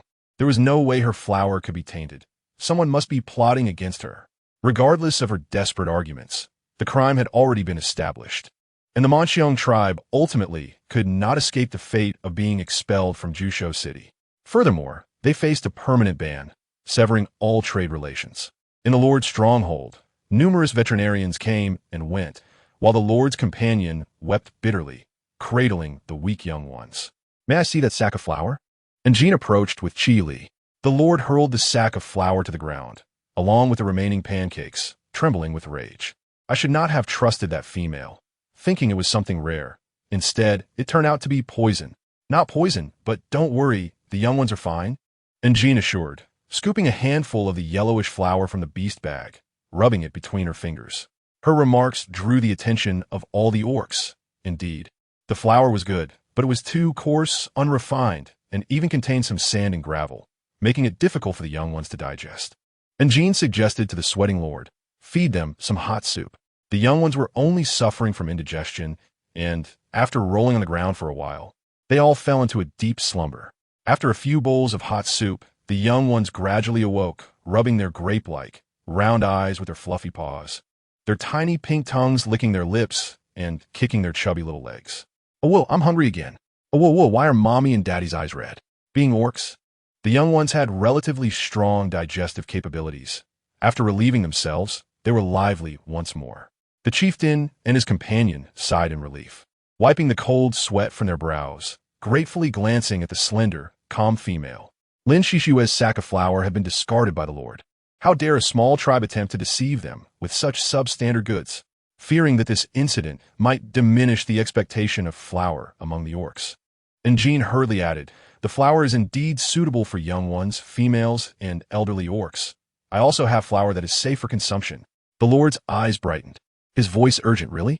Perhaps it is the female's composed demeanor that inexplicably instills trust in me. Yes, grant us 3 days, and our Luo Tong tribe will deliver a batch of flour you can trust." And Jin's eyes sparkled with excitement. Back at her stone dwelling, she instructed Ling Hong to gather a few idle orcs to find some large stones. They shaped the stones into 2 flat, round pieces carved out a stone trough, and then combined them with sturdy, clean wood, adding a wooden axle to the bottom and a grinding eye to the top. A simple, primitive stone mill was thus completed, and Jean retrieved 2 bags of wheat from her space. Through multiple generations of cultivation, the grains were plump and full with a high starch content, and all had been hulled. Due to her previous deeds in the tribe, the orcs harbored no suspicion regarding the origin of the wheat. They swiftly lifted the 2 bags of wheat, pouring them in batches into the grinding eye, taking turns to use their raw strength to rotate the upper stone. It was undeniable that the orcs possessed astonishing strength, and their work efficiency was remarkable. In no time, they had ground the 2 large bags of wheat into fine, delicate flour. Holding a handful of flour, it appeared as white as snow, as fine as water, and even bore a scent reminiscent of sun-drenched plants. This flour was of a significantly higher quality than that of the Manxiong tribe. The Lord purchased the 2 bags of flour at a premium price of 20 crystal cores. Made into pancakes for the young ones, they devoured them with delight, their furry faces dusted with crumbs, and none experienced diarrhea or any discomfort afterward. Random side quest, normal difficulty: establish a long-term trade with Jusho City. Time: 1 day. Conditions: none. Reward: 15 gold coins. Seizing this opportunity, Jean proposed a long-term trade, and the Lord was more than eager to agree, stating that from now on, Jusho City would buy all such flour, without limit, urging her not to sell to other cities. And Jean felt a surge of joy. This was tantamount to securing the support of Jusho City, which would greatly accelerate the tribe's development. To express his sincerity, the Lord even gifted an additional 20 large bags of salt. Task submitted. Ding. Task completed. Long-term trade. Reward: 15 gold coins. Gold balance: 0. It seems I just settled the previous debt of Miyin. The system's reward for gold coins is rather stingy. By the way, little female cub, does your tribe have any wild mint, the kind with refreshing green leaves? Oh dear, my face is burning from the sun. The Lord's companion lamented, touching her reddened face. The sun in the beast world is too harsh. These females, with their delicate and rough skin, often suffer from sunburns. They experience red pimples and cracked skin, while the unique wild mint of the beast world can alleviate these conditions. And Jean thought for a moment. Our tribe did not bring any wild mint, but I previously created a lotion that can improve skin quality, which contains wild mint. Saying this, she produced a wooden box, opened it, revealing half a box of milky liquid, and handed it to the chieftain's companion. Applying the lotion to her sunburned skin brought an instant wave of coolness, evoking a sensation of comfort that made one want to sigh. After using the remedy, the city lord's companion not only felt the pain in her face dissipate, but the red rash that had spread from her face to half of her neck had also significantly faded, whether it was merely an illusion or not. Her complexion appeared much more delicate than before, and Jin's eyes sparkled with delight, resembling an enthusiastic salesperson as she described the potion, which contained petals and wild mint, claiming it could prevent skin ailments caused by excessive sun exposure and greatly improve skin texture. Outsiders might think this young female was exaggerating, yet the city lord's companion was profoundly astonished by its remarkable efficacy. What female does not cherish beauty? Moreover, considering her status, she had essentially escaped poverty and hunger, thus placing even greater importance on her appearance and grace. Without hesitation, she purchased 2 portions of the medicinal lotion for 5 crystal cores each. In just 1 day, Jean and the Luo Tong tribe had earned 25 crystal cores and 80 bags of salt, with the chief generously adding an additional 20 bags. This profit had quintupled compared to previous years. The system indicated that the affection level between the chief and his companion had risen to 40, allowing for ordinary requests to be made. And Jean then recalled the waiting me-een in the wilderness, who bore grievous injuries. She needed to bring him to recuperate for a few days. Though the city lord disapproved of allowing stray beasts to reside within the city, he did not refuse on Jin's account, merely admonishing her sternly to restrict his behavior within the city and ideally keep him indoors. Should he attack any beastmen or incite widespread panic among them, he would face expulsion or even death. And Jean nodded solemnly, assuring him that she believed me-een would not harm anyone. If any losses did occur, she would compensate for them. The city lord nodded approvingly, further appreciating this responsible female, who seemed far removed from the ordinary tribes. The other females from the larger cities paled in comparison to her. After bidding farewell to the city lord, and Jean hurried to the city gate, where the wind howled, tousling her hair against her face. Before she could call out, a rustling sound emerged from the forest, and the long, dark red form of the python swiftly came into view, enveloping her in a cool, firm embrace.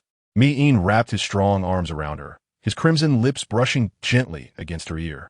"Jeaner, I missed you," he murmured, fearing she might have forgotten him. Chapter 68.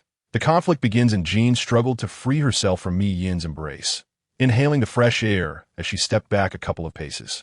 She grasped his cool, elongated fingers, and together they walked toward the city as she softly spoke. "I have secured a few days' residency for you in the city. You should rest and heal well during this time. Understand?"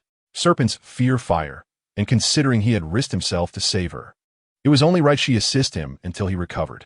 And Jean glanced at his conspicuous black-red tail, deliberating before suggesting he conceal it for now, to avoid causing panic upon entering the city.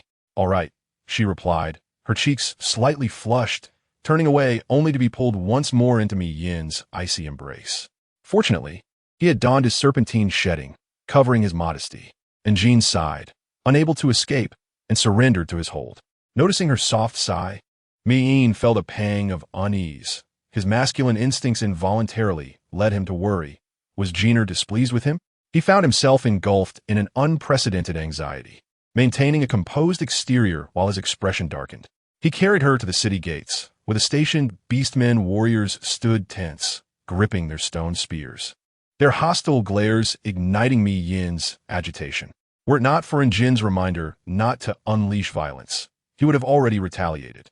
Sensing the palpable aggression radiating from him, and Jean tugged gently at his arm, meeting his fierce, dark eyes, and instantly his hostility vanished, leaving his heart softened like water. "It's all right," she reassured, stroking her soft, long hair as he tightened his embrace, moving past the gates as if unnoticed. Thanks to the city lord's command, the beastmen warriors refrained from obstructing him, albeit their vigilance remained, watching the retreating serpent with suspicion. Perhaps having lived as a stray for too long or fearing unrest, Me-een chose to navigate through quiet, secluded corners, leading Jean to suspect he might possess a touch of social awkwardness. Having emerged from his shell in the wilderness, he was accustomed to a solitary existence, having never experienced life within a tribe or city. And Jean, wary of potential discord should he clash with the tribe's members, offered him careful guidance. Upon arriving at the stone courtyard where the tribe resided, she hesitated, sensing the heavy door was tightly shut, likely because most beastmen were out hunting. Her fingertips trembled slightly against the wooden door, and she hesitated, knowing that Ling Hong and the others were unaware of the situation. She trusted Me-een would not harm anyone innocently, but convincing Ling Hong and the others to set aside their biases against strays posed a challenge. Just then, heavy footsteps approached from behind. Before Jean could react, the shadow of the black-red serpent darted past her, a gust of wind sweeping through, followed by cries of distress. A few wolf beasts, having attempted a surprise attack, were flung against a tree by Me-een's tail, while Ling Hong, reacting swiftly, leapt to a branch just in time to evade an assault. Seeing Me-een holding Jean, his eyes widened in shock, mistaking the stray beast for an abductor. Transforming into a sleek silver wolf, intent on attacking the serpent's tail. "Hiss!" Me-een hissed, his expression dark and dangerous, his crimson eyes sharp as blades, his lengthy tail coiling menacingly upon the ground. "Wait, do not fight!" And Jean exclaimed, urgently trying to restrain Me-een, bewildered by the sudden escalation of conflict. Do you not remember what I said? Attacking within the city will lead to expulsion. Before she could finish, Mi Yin's tail swept her several meters away, igniting the battle. Chapter 69. Agreement to reside. Mi Yin, a six-tier beastman and ferocious stray, was formidable even alone, instilling fear deep within. The numerical advantage of Ling Hong's side quickly faltered against Mi Yin's overwhelming strength. Aside from the agile silver wolf sustaining minor injuries, the other wolves were swiftly dispatched, sent crashing into the trees by Mi Yin's tail. The pack howled in despair. This stray was too ruthless, and if the fight continued, their lives would be forfeit. Mi Yin's pupils narrowed dangerously, a sign of his heightened state, which only emerged during intense hunting.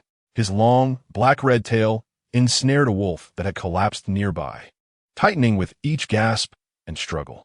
The wolf's fangs could not penetrate his dense, hard scales, and the sound of bones cracking echoed faintly.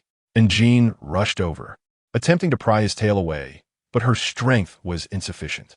Mi Yin, let go of that wolf. He is my kin, and they mean no harm. The wolves staggered to their feet, glaring angrily at the bloodthirsty stray. Oh, whoa! Mi Yin's demeanor turned icy, his tail restless upon the ground.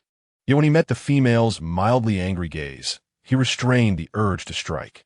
Reluctantly, he released the wolf, tossing the barely conscious creature aside, and drew Jean into his embrace. Lowering his head, softening his expression, he affectionately brushed his tongue against her cheek, murmuring, "I was wrong. Jeaner is not angry." The wolves, realizing the situation was amiss, noted that Jean did not reject the stray's closeness. Perhaps the stray was not there to abduct anyone. It was the impulsive youngsters who had acted rashly. Ling Hong transformed back into his human form, leaping down from the tree and scolding the dejected wolves. He had not forgotten the stray's previous declaration regarding his female. Contemplating the situation made the wolf's teeth ache, and unable to resist, it sank its fangs into the serpent's tail, tearing away a substantial piece of flesh. The wolf beasts were unwaveringly obedient and loyal, and Jean was their second pillar of support. Thus they naturally held her words in the highest regard. In their understanding, there had never been a case of a stray beast offering assistance out of kindness. Their hostility towards Mi Yin had significantly diminished, although a lingering instinctive wariness towards stray beasts remained. Wait a moment, I shall tend to your wounds. Those severely injured should rest for a few days and refrain from hunting, Jean instructed. Observing the battered state of the wolf beasts filled her with guilt. She regretted not having informed them in advance. Ling Hong approached Jean casually, saying, "It's nothing. These minor injuries are inconsequential to them. By tomorrow, they will be up and about again." The wolf beasts hastily agreed, for they were robust males, and as long as they were not at death's door, they would not waste precious herbs. Despite the rough start following the altercation, it had ultimately led to the acceptance of Mi Yin among the tribe, allowing him to stay for a few days. However, as evening fell, another issue arose concerning room assignments. Jean found herself cramped in a small stone hut with Ling Hong, while the remaining 7 larger rooms were allocated to other beastmen.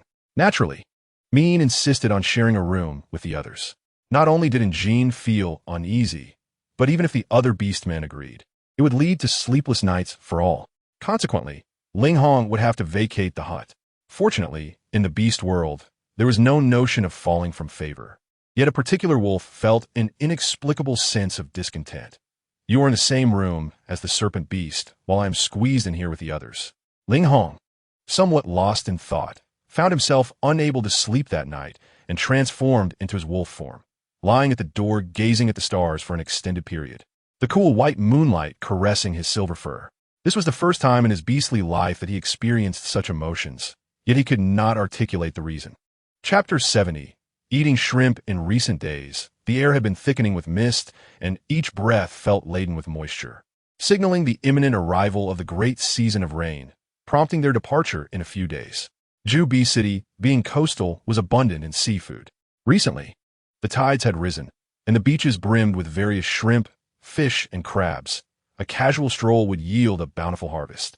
Growing weary of roasted meat, Jean decided to accompany Ling Hong and several beastmen to the beach to collect some seafood. Min flicked his serpent tail and followed suit. "Look at all the crabs," Jean exclaimed, her eyes sparkling as she dashed barefoot across the soft sand, returning with half a basket brimming with crabs. alongside a few stranded small fish, shrimp, and shellfish. Noticing the red marks on the female's shoulders from the weight of the basket, Mean discreetly glided to her side, his voice cool and deep. "Allow me to carry that for you." "Okay." And Jean readily handed over the basket without hesitation. Mean bent down, grasping the basket with one hand while lifting Jean into his arms with the other, then lowered his head to gently lick the red marks on her shoulder, his gaze filled with concern. Ling Hong, approaching from a distance, suddenly halted. He had intended to assist her, but was overtaken by the serpent beast. The growing sense of dissatisfaction within him intensified. He kicked at the sand and quietly withdrew. Ling Hong assisted Jean with menial tasks, and when evening came, a large pot of salted shrimp and a pan-fried crab were placed on the large stone table in the courtyard. The salted shrimp had a light and savory flavor, while the pan-fried crab burst with salty goodness and rich meat. Today, Ling Hong was particularly attentive, having peeled a full bowl of shrimp meat for Jean. She had previously taught him the proper way to eat shrimp, and he remembered it all, peeling and removing the black line in one fluid motion. Coincidentally, Jean yawned. Seizing the opportunity, Ling Hong spooned a generous amount of shrimp meat into her mouth. And Jean was momentarily taken aback, feeling the unexpected bulk in her mouth. Her cheeks instinctively puffed out like a cute, clever little hamster. The tender, salty shrimp meat was utterly delightful, almost making her feel as if she could soar. Beside her, Mi Yin's expression darkened, his black-red serpent tail tightening slightly as he suppressed the urge to strike the wolf beast. "One more," he pressed, forming another ball of meat. "Next," he urged, before hissing as Mi Yin's blood-red pupils narrowed dangerously, as if drawn into a perilous needle. All right, I shall peel them for you. If you keep squeezing, we shall have nothing to eat today." And Jean chuckled, effortlessly peeling 2 shrimp for Mi Yin. Mi Yin flicked his forked tongue, happily consuming the shrimp from her hand, the sweet and fresh taste igniting his senses. Delicious, he thought, better than raw meat, especially since it was peeled by Jean Eyre herself. A sweetness blossomed in his heart.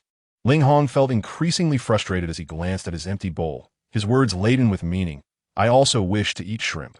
And Jean looked at him quizzically, her hands not ceasing their movements. "Aren't you proficient at peeling shrimp? If you want to eat, just have more. I can't eat much. So all these are for you." "Oh."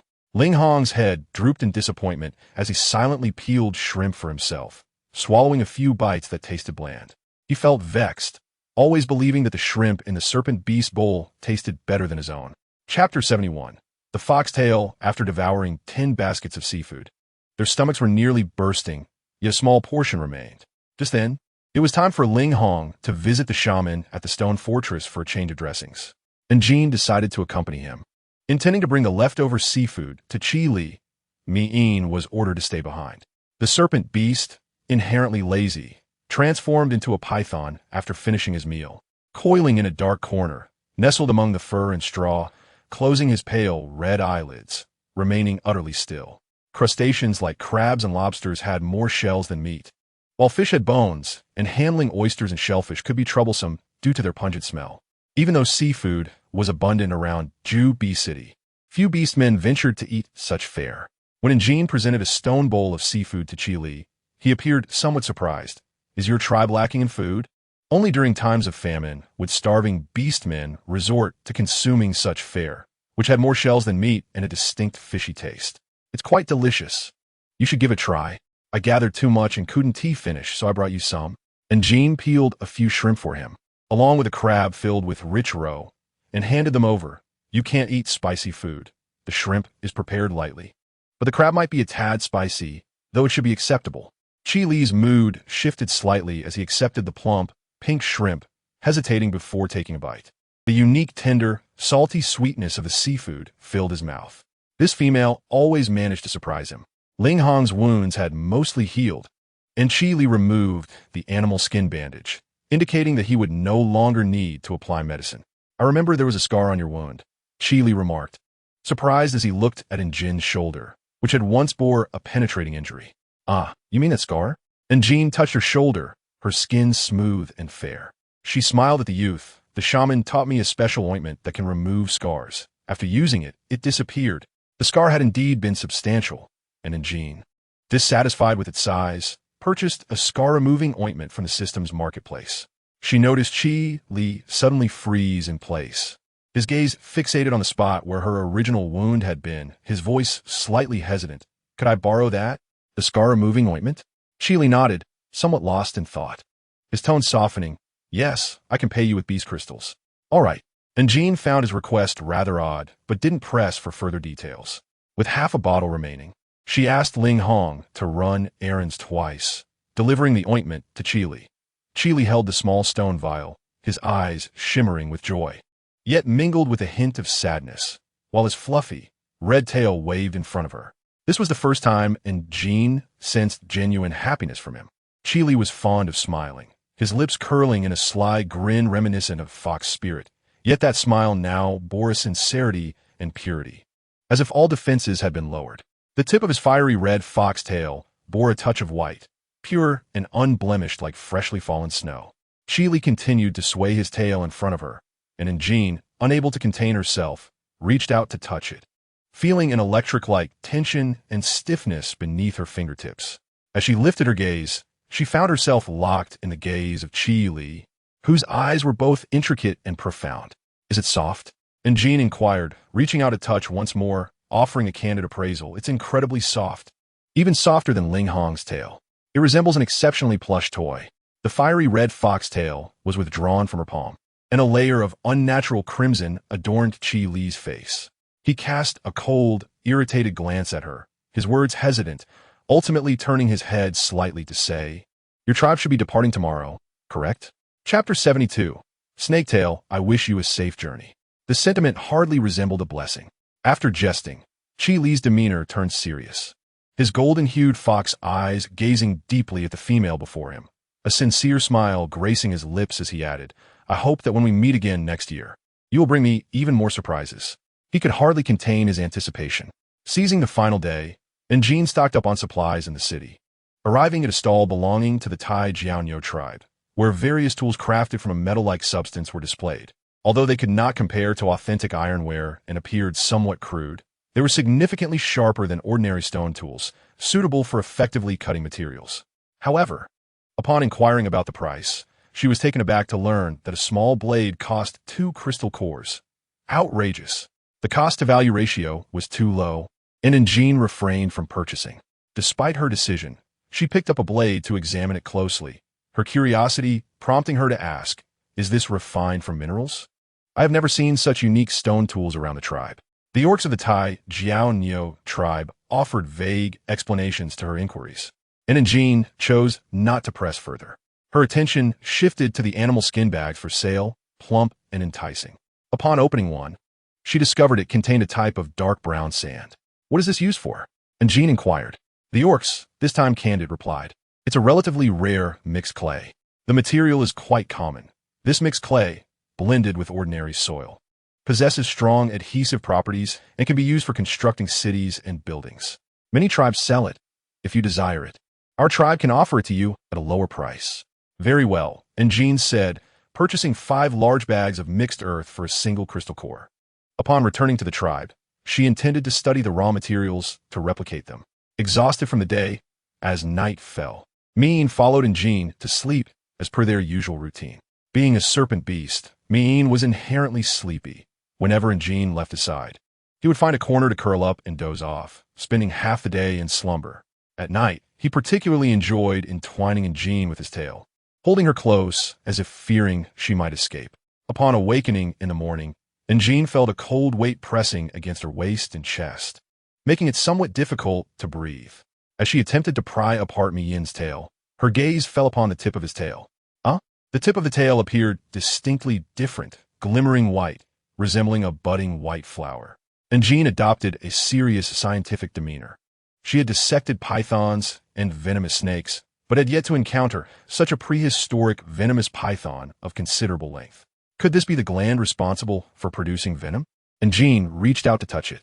Mi'in suddenly awoke, his entire body electrified, and his tail unwound from around her, stiffening into a vertical line. Jin-ia? Mi'in called out, his expression a mix of pain and urgency, his brow furrowed as his tail slipped from her grasp. What are you doing? Is it toxic? You shouldn't touch it, he warned, yet he held her tightly, his arms encircling her waist with force, reluctant to let go, though in a moment of clarity. He released her. Mean pressed a kiss to her brow, murmuring, "You truly will ruin me like this." His voice was husky, filled with both pleasure and reluctance. And Jean, bewildered, vowed never to touch the tip of his tail again. Later, she would learn that male orcs possessed a remarkably sensitive spot, and for Mien, that was the very tip of his tail. Chapter 73. Golden-feathered giant eagle. The tribespeople, regardless of age or gender, gathered in the tribe square, loudly cheering as they prepared fresh fruits and roasted meat to welcome the warriors returning laden with spoils. Dozens of carts were filled to the brim. Although the goods were stored in animal skin bags, obscuring their contents, the enthusiasm of the tribespeople remained undiminished. Good heavens, how much salt has been exchanged? The orcs worked together to unload the carts, creating a small mountain of supplies, their eyes wide with astonishment as their voices trembled with excitement. "Guess what? 10 jars. Someone exclaimed incredulously from the crowd. In previous years, they had only exchanged 5 or 6 jars of salt, at most 7 or 8. This was unprecedented. The returning orcs shook their heads, declaring, "You underestimate us. We've brought back more. 10, 15 jars." The orcs laughed heartily. 100 jars of salt. "We have exchanged a total of 100 jars." The tribe's orcs nearly fainted from excitement, transforming into their beast forms to howl towards the heavens, tears of joy streaming down their faces. 100 jars, an entire 100 jars of salt. That was 10 times the usual amount they exchanged, more than sufficient to sustain the entire tribe without restraint for 3 years, at least. All of this was thanks to Jean. Without her, they could never have acquired so much salt. As the tribespeople turned to Jean with expressions of excitement, she shyly smiled, surprised by the magnitude of their enthusiasm. Manduo was handed over to the tribe leader, who, amid the tribe's scorn, was cast into the depths of the forbidden lands within the mountains by the giant eagle orcs. The forbidden area in the deep mountains was teeming with wild beasts, colossal creatures, and even terrifyingly vicious magical beasts. The journey was somber, as if the orcs anticipated the impending doom of their tribe. Almost all the orcs were weak from hunger, barely able to walk, and the supplies they carried were significantly less than in previous years. The orcs were filled with disappointment. The weakened and starving Man-Xiong tribe would become the prime target for invasion by surrounding tribes during the harsh winter of food scarcity. Suddenly, Lin Shishue let out a piercing scream, a sharp pain in her chest prompting her to lift her animal skin top, only to discover that the gray wolf mark on her chest had vanished. Tears streamed down Manduo's face as Lin Shishue wept, looking utterly heartbroken. "I will avenge you. I will not let the Luo Tong tribe escape." After a brief bout of crying, she wiped her tears, her eyes devoid of sorrow. In recent days, she had paraded through the beast-gathering city, proudly showcasing her beauty, attracting the unwanted attention of certain orcs. The skies suddenly darkened as countless giant eagles soared overhead, each with wingspans approaching 5 meters, blotting out the sun and casting ominous shadows. Among them was the golden-feathered giant eagle, which swooped down, its sharp talons piercing Lin Shishue's arm. "Ah, let go of me," she cried, truly in tears from the pain. Duo Lai's eyes widened with rage as he transformed into a massive brown bear nearly 3 meters tall, swinging his fist in a furious attack. Yet he was no match for the golden-feathered eagle's meteoric dive, an astonishing display of speed. One of the eagle's empty talons struck at the bear's heart, suddenly tightening and tearing out the heart of a 5th-tier bear beast, blood and flesh alike. The brown bear let out a pained howl, collapsing as its massive form shook the ground. The familiar tearing sensation in her chest returned, and Lin Shishue looked down to find the bear mark on her left breast had also vanished. In one day, or even within the span of half a day, both of her partners had perished. Unable to contain herself, Lin Shishue's tears flowed uncontrollably. Duo Lai, a formidable 5th-tier beastman, met his untimely demise at the hands of a singular eagle, prompting Lin Xie to wish fervently that this was merely a nightmare. Suddenly, the scorching tears on her face were tenderly licked away as the golden-feathered giant eagle transformed into a strikingly handsome man with flowing golden hair, who embraced her tightly and tilted her delicate chin, revealing an exquisite beauty that was even more captivating up close. Even in her tears, she remained endearing. The golden-haired man bore 6 golden marks upon his chest, a testament to his status as an exceptionally powerful sixth-tier beastman. Lin Xia, pale and trembling like a fragile flower against his chest, heard the rich laughter emanating from his robust physique. I noticed you back in Jusho City. Now, free from the constraints of the city lord and my brother, I can finally take you away. Chapter 74. Establishing a tribe, he found himself unable to part from her. Her absence caused him a profound ache, a suffocating sensation that made him yearn to possess her, to keep her close. And Jean gently brushed her fingers against his cool, smooth face, marveling that even his long, dark hair felt cold to the touch. After a moment's contemplation, she suggested, "You seem to have blended well with the tribe these past few days. In a couple of days, I shall consult the chieftain to see if you might join us." With a hint of anxiety, she turned to me and asked, "Would you be willing?" After all, he was a wandering beastman, and adapting fully to tribal life would likely prove challenging. Me-in lowered his gaze, momentarily silent. He did not favor communal living and found it rather distasteful. Yet the thought of losing the female to wandering, which could lead to his demise, weighed heavily on him. After a brief pause, he replied, "I can." Whether in the wild or within the tribe, the distinction was negligible to him. His sole desire was to remain by the side of his beloved female. As twilight descended, Min placed a tender kiss upon Jin's face before reluctantly retreating, his serpentine tail swaying as he vanished into the depths of the shadowy forest. Upon returning to Ling Hong's stone dwelling and setting down her basket, Jin mused that it would not do to reside solely in his abode. In a couple of days, she intended to enlist the help of the beastmen to construct a wooden house. A few plump chickens, wobbling with their round bodies, noticed the handful of wild grass in Jin's grip. Flapping their bound wings, they pecked at her palm eagerly. "Oh, do not rush," she exclaimed. The wild grass birds had not yet been fully tamed, and fearing injury, she hastily scattered the weeds from her basket onto the ground. The plump birds scampered about, burying their heads in a mound of grass, clucking incessantly. Since she and Ling Hong had departed merely a month ago, these birds had become quite unruly.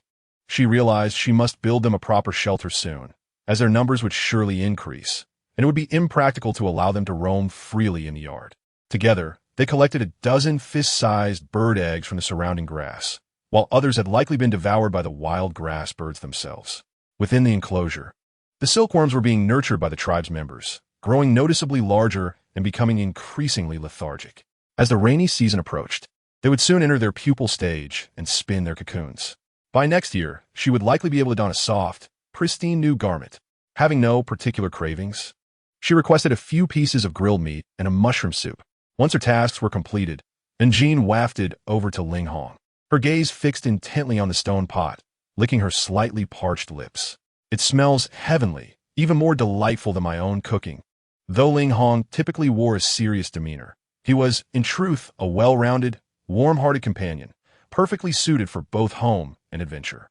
After receiving her praises, a subtle smile graced his lips, and a glimmer of warmth flickered in his emerald eyes as his silver wolf tail swayed gently behind him. For reasons unknown, his spirits were exceptionally high. After their meal, Jean tidied up the dishes and turned to the silver-haired man. "In a couple of days, could you help me build a wooden house nearby? It wouldn't be appropriate to keep living here indefinitely. Eventually, when you find a female, I will need to move as well." Ling Hong hesitated momentarily, finishing the last bites of his meal under her inquisitive gaze. After a pause, he nodded solemnly. "All right, I will help you build it when I have time." He added thoughtfully, "There's a vacant plot of land next to my house. I can assist you there." "Thank you so much," Jean exclaimed, her heart leaping with joy at the prospect of having her own spacious new home in a few days. She proposed the idea of cultivating fertile fields within the tribe to grow wheat, which was met with enthusiastic support from the entire tribe. Selecting a piece of rich soil near a water source, she discovered it was close to Xi's previous habitat. However, the land was overrun with rocks and weeds, prompting several strong beastmen to band together to clear the area. They transformed into their beast forms, tirelessly digging until the earth was soft and fertile. Thus, an acre of arable land was completed. The beastmen received the distributed seeds and, under Jin's guidance, sowed them, irrigating the crops every few days. Ding. Main quest: cultivate an acre of fertile land completed. Rewards: 15 gold coins. Account balance: 15. Rewards: Exploration coefficient 2, cumulative, 22, time, 1 month rewards, unknown. Establishing a tribe? And Jean felt puzzled. Her experience in this tribe had been quite pleasant, and constructing a tribe was no simple feat days later. She garnered favor with the chieftain and petitioned for Mi'in to be admitted into the tribe, only to be met with a vehement refusal. The chieftain rose from his seat, his square face flushed with rage, his golden beard trembling with indignation. Absolutely not. He is a venomous beast man, a 6th-tier wanderer. How could we possibly allow him to reside in our tribe? Do you realize the peril he would bring? Among the beastmen who had gathered at the market previously, a few spoke in Jin's defense. Ling Hong, too, supported her viewpoint. Allowing a 6th-tier beastman to reside within the tribe could significantly enhance their influence and serve as a deterrent to neighboring tribes. This would be of immense benefit to the current Luo Tong tribe, seeing many beastmen defy his wishes and lean towards Ling Hong. The chieftain's face burned with humiliation and anger. He smashed the stone table in frustration, declaring, "I will never agree to this. Is one Ling Hong not enough? You dare to attempt to admit a terrifying 6th-tier wanderer into our tribe? Absolutely not." He was convinced that this was a scheme devised by that wolf cub Ling Hong, intending to oust him from the position of chieftain. Such a thing would never come to pass. The chieftain, narrow-minded and consumed by conspiracy theories, found himself restless for several nights. Clenching his fists, the veins on his hands bulged. His eyes glowed red with cold malice, harboring a dark glimmer. Previously, Ling Hong and Mando were formidable contenders for the chieftaincy. When Ling Hong thrived, the chieftain distanced himself from him. When Mando faltered, the chieftain sought to draw him closer. The entire tribe was aware that Mando was his closest ally, while Ling Hong branded Mando a traitor, leading to his ostracism by the other beastmen. The truth of Mando's alleged betrayal remained uncertain. What if it was just a fabrication by that wolf cub? This was clearly Ling Hong's intimidation tactic against him. Beastmen had always revered the strong. As Ling Hong's influence grew, many young, powerful beastmen began to gravitate towards him, while the chieftain himself was aging and weakening. Clenching his fists tighter, he realized that if he allowed that wolf cub to grow unchecked, it would surely lead to disaster. He must eliminate him at the earliest opportunity. Chapter 75. How could the injury be so severe? The chieftain approached him. Lingong, it appears a small group of magical beasts has emerged near the foothills surrounding our tribe, potentially threatening the safety of our tribe members. You should lead a group to eradicate them. Ling Hong, having set down his prey, transformed back into his tall, human form, fresh blood still staining his lips. He hesitated for a moment. Meeting the chieftain's friendly gaze, his fists clenched at his sides. Me? Magical beast sightings were not uncommon. So why had he been singled out this time? Yet, considering Jin's presence in the tribe, he realized that if a magical beast outbreak occurred, her life would also be at risk. Thus, he nodded, "All right, I will set out tomorrow." Upon turning, he transformed into a wolf, seizing the prey from the ground and departing. For he could not afford to delay the dinner, he was to prepare for the female. During the days of Ling Hong's absence, Jin frequently accompanied Gua and I to gather various herbs and flowers in the forest, experimenting with them to enhance and refine their skincare products. It must be said that the young women showed great interest in this endeavor, and after several rounds of modifications by the two, the beastly version of the skincare products had evolved from a singular focus into a diverse range of functionalities, primarily categorized into 3 aspects: whitening, acne removal, and hydration. The females of the tribe flocked to them, often finding it difficult to procure even a single jar. And Jean suddenly discovered that her prestige within the tribe had risen to 81, second only to Ling Hong's 89 and the chieftain's 91. A large spurt of blood splattered onto the grass as Jean embraced the sturdy waist of the man, his beast skin skirt now soaked through. Her hands smeared with the viscous blood. She felt that the body she held was as cold as that of a lifeless corpse. How could he be injured so severely? Quickly, someone fetched some cattail pollen, and Jean anxiously tended to Ling Hong's wounds, while nearby, the beastmen hastily transformed into their beast forms to search for herbs. And the chieftains summoned the tribe's shaman for treatment. As the sun slid from the zenith to the west, the night shrouded the land, and only then did Jean manage to staunch the blood flowing from the man's body. She wiped the cold sweat from her forehead, her complexion pale, her fingertips still trembling. It was her first encounter with a wound so grave it bordered on death. Ling Hong was miraculously alive, which was indeed unexpected. When explaining the situation regarding the horde of magical beasts, he had deliberately omitted certain details. It was not a small group of beasts, but rather a large horde comprising nearly 100 creatures. The chieftain slowly drew a blade from beneath the table. Its cold gleam ominous. What did it matter that he had not perished? A severely injured and unconscious individual possessed no means of self-defense. In the pitch-black night, an eerie stillness prevailed, and danger lurked all around. As the night deepened, bolstered by the beastmen's formidable healing abilities and the effects of the medicine, Ling Hong's consciousness gradually began to awaken, his wolf paw twitching atop the haystack. Chapter 76. Because this tribe is unworthy, the emerald wolf eyes gradually opened. A flash of cold light flickering before him, and the silver wolf suddenly awoke, narrowly avoiding an encounter with the stone blade. Awoo! The severely injured and weakened silver wolf was forced into a corner, glaring at the fierce-faced, golden-haired beastman before him, emitting a low growl filled with hatred. The chieftain was equally astonished. He had not anticipated that Ling Hong, so severely wounded, would awaken so swiftly.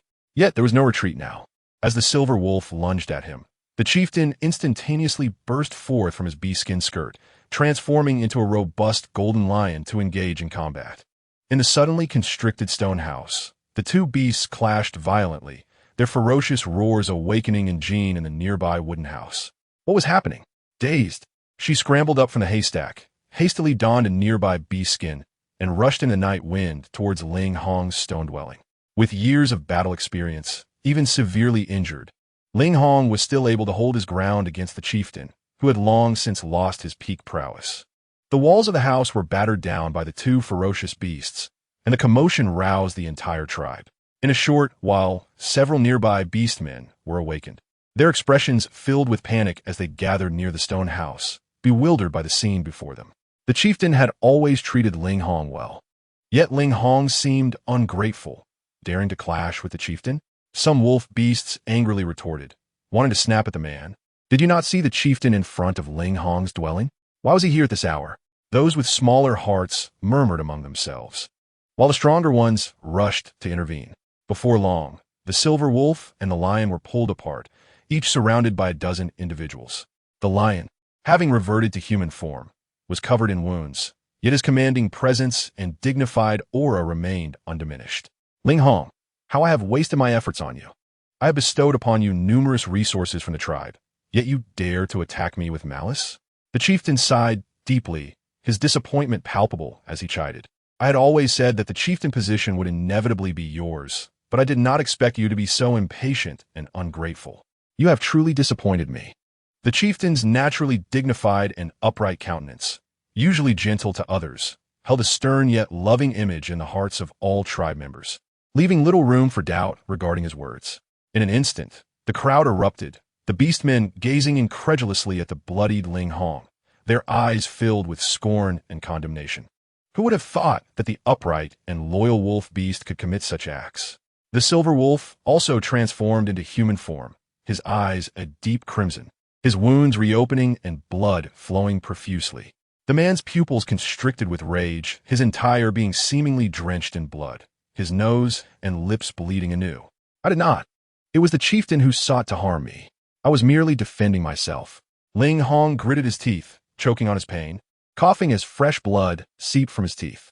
Had it not been for Jean feeding him a round pill earlier, restoring some of his strength, he might have quietly succumbed to death that very night. Ling Hong's nature was well known to Jean. Conversely, the ostensibly benevolent chieftain always gave her a sense of foreboding and narrow-mindedness. Why had he come to Ling Hong's dwelling at such a late hour? Someone in the crowd shouted. Ling Hong had recently encountered the horde of magical beasts, and then he became so ferocious. Perhaps he has been tainted by their magic and wildness. For the safety of our kin, we must drive him away. The instigators were a few of the chieftain's loyal followers. The crowd shared a common weakness. Once stirred, they would blindly follow the majority. The minority, unaware of the truth, was drowned out by the majority, all clamoring for Ling Hong's expulsion. Indeed, there have been cases of beastmen being corrupted, losing their sanity, and becoming bloodthirsty and cruel, even preying upon their kin, posing a greater threat than those stray beasts. And Jean could feel the grip on her hand tightening cold sweat seeping through. The once iron-willed man now trembled slightly. It was astonishing that someone as strong as Ling Hong could exhibit such vulnerability and injury. The matter had reached a point of no return. The chieftain, having long awaited this outcome, would never allow it to be altered. Ling Hong's expulsion had become inevitable. The chieftain glanced at the young female who had yet to find a mate in middle age.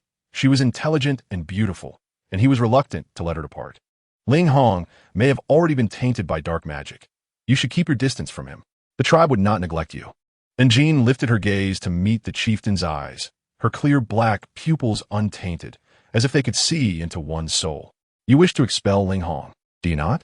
The chieftain furrowed his thick golden brows fiercely, all for the sake of the tribe. The young female lowered her head, tightly grasping the man's clammy hands, and under the silent gaze of the crowd, she finally spoke. Ling Hong indeed should not remain in this tribe. The chieftain was overjoyed, and Jean smiled slightly. This tribe is unworthy of him. The chieftain's expression instantly darkened. What do you mean by that? And Jean lowered her gaze, her eyes falling upon the numerous scars on Ling Hong's back. Once, those scars were the glory of his guardianship over the tribe, but now they seemed distressing. And Jean mocked. The ignorance and folly of certain individuals do not warrant this noble and loyal wolf beast to risk life and limb in defense. The crowd trembled. Those addressed felt both anger and shame. Many beastmen's faces turned crimson. The contributions Ling Hong made to the tribe were evident to all, and had it not been for this powerful wolf beast, the tribe would not have attained such strength. However, the chieftain's intentions were clear. The majority dared not to oppose, and they could only feign ignorance. Ling Hong may have been possessed by demonic energy.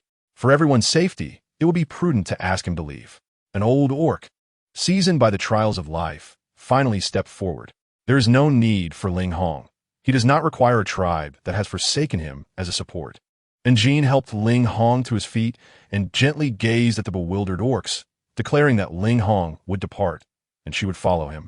Together they would forge a stronger tribe. Chapter 77. Jean, she has returned. The system issued a task. She must sever ties with the Luo Tong tribe within a month. Ling Hong's situation merely served as a catalyst for her departure. The crowd turned their attention to the composed female orc, intending to dissuade her. Ling Hong, equally astonished, looked at the slender and delicate female beside him, his expression complex and his face pale. Was she doing this for him? Establishing a tribe was far more complicated than he had envisioned. He could not guarantee her safety in the wilderness. Yet, she seemed resolute, insisting on this course of action. Who is willing to join me and Ling Hong in building a tribe? And Jean scanned the crowd, her voice imbued with unparalleled determination, resonating clearly in the ears of every orc present. For anyone else, this would seem like a fanciful delusion, a source of ridicule, especially coming from female. However, after the initial shock, the gazes directed at Jean were devoid of doubt or mockery. No one questioned Jin's capabilities. She would undoubtedly succeed. Yet, this endeavor would require time. Some could afford to wait, while others could not. The orcs stood frozen, their bodies trembling. A few attempted to step forward, but were rooted in place by fear and uncertainty. Abandoning the prosperity of their current tribe to invest in a new one was a decision fraught with peril, devoid of guarantees. The methods of foraging and preparation of food were taught by me. In the future, I will also teach you to weave fabric, sew clothing, and keep warm. In my tribe, I assure you, no one will starve or freeze to death. Join me now, and together we will create a tribe. I can provide you with better resources and conditions. If you wish to join the years to come, I may no longer need you. One step forward, his voice trembling, a mix of joy and sorrow. Can you truly guarantee that no one in the tribe will starve or freeze? And Jean looked at him, her smile unwavering. I have spent nearly 2 months with you all. You should have an idea of whether I can guarantee this. Surrounding individuals were filled with joy. They had originally been loyal followers of Ling Hong and, at this moment, cast aside all concerns, bravely stepping forward. Yeni, timid be natisha, nonetheless plunged forward with her 2 companions, desperately squeezing through the crowd to Jin's side, tears welling in her eyes. Jean, I believe in you. I, along with He Xian Hu, will join. And Jean continued, if there are females among you, I can guarantee the use of skincare products for you permanently. Ultimately, females constitute the effective base of a tribe. Moreover, Each female brought in could attract 3 or 4 male laborers. Several females who had previously remained uninvolved emerged. They were relatively young and attractive compared to other females, and their partners were strong, not overly reliant on the Luo Tong tribe. Shana gazed longingly at Ling Hong, expressing her willingness to join if he became her partner. As she stepped out from the crowd, she coyly lifted her fur cloak, and all the male orcs were overwhelmed by the intoxicating scent emanating from her. Shana was in heat. The scent was an irresistible temptation for the male orcs. Ling Hong detected it as well, his gaze darkening as he coldly commanded her to leave. Shana was taken aback, her eyes brimming with tears as she hurled a curse before fleeing, declaring that their new tribe would never succeed and would soon perish. She ran away sobbing. The chieftain's eyes widened in disbelief, a storm brewing within him, fury reaching its zenith. Yet, what could he do at this moment? He had dedicated half his life to establishing the Luo Tong tribe, only to see it torn asunder by this female. A mechanical voice echoed in Jin's mind. Ding. Main quest completed. Reward. Detailed queries for various metrics, 100 gold coins.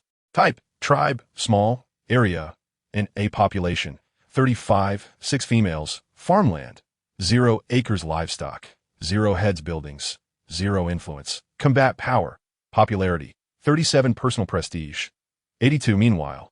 Dozens of miles away, at the vast azure coastline, the waves crashed against the rocky shore. A stunningly beautiful man with blue hair emerged from the water, draped in pure white silk, his fishtail transforming into bare feet as he stepped onto the sand. Chapter 78, supplementing yesterday's 2,000 words. After leaving the tribe, the orcs following Jin and Ling Hong took their salt with them. The chieftain trembled with rage, nearly fainting, unable to believe that a mere female could establish a new tribe. Building a new tribe is no easy task. Truly, they're overestimating themselves. The fledgling orc harbor dreams.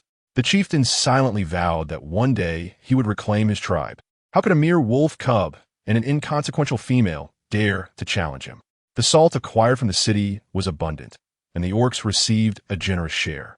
They were only a little over 30, but were allocated more than 10 jars of salt, sufficient for 2 years. And Jean also brought along the large bird she had raised for months and several silkworms, reluctant to part with them due to the bond they had formed.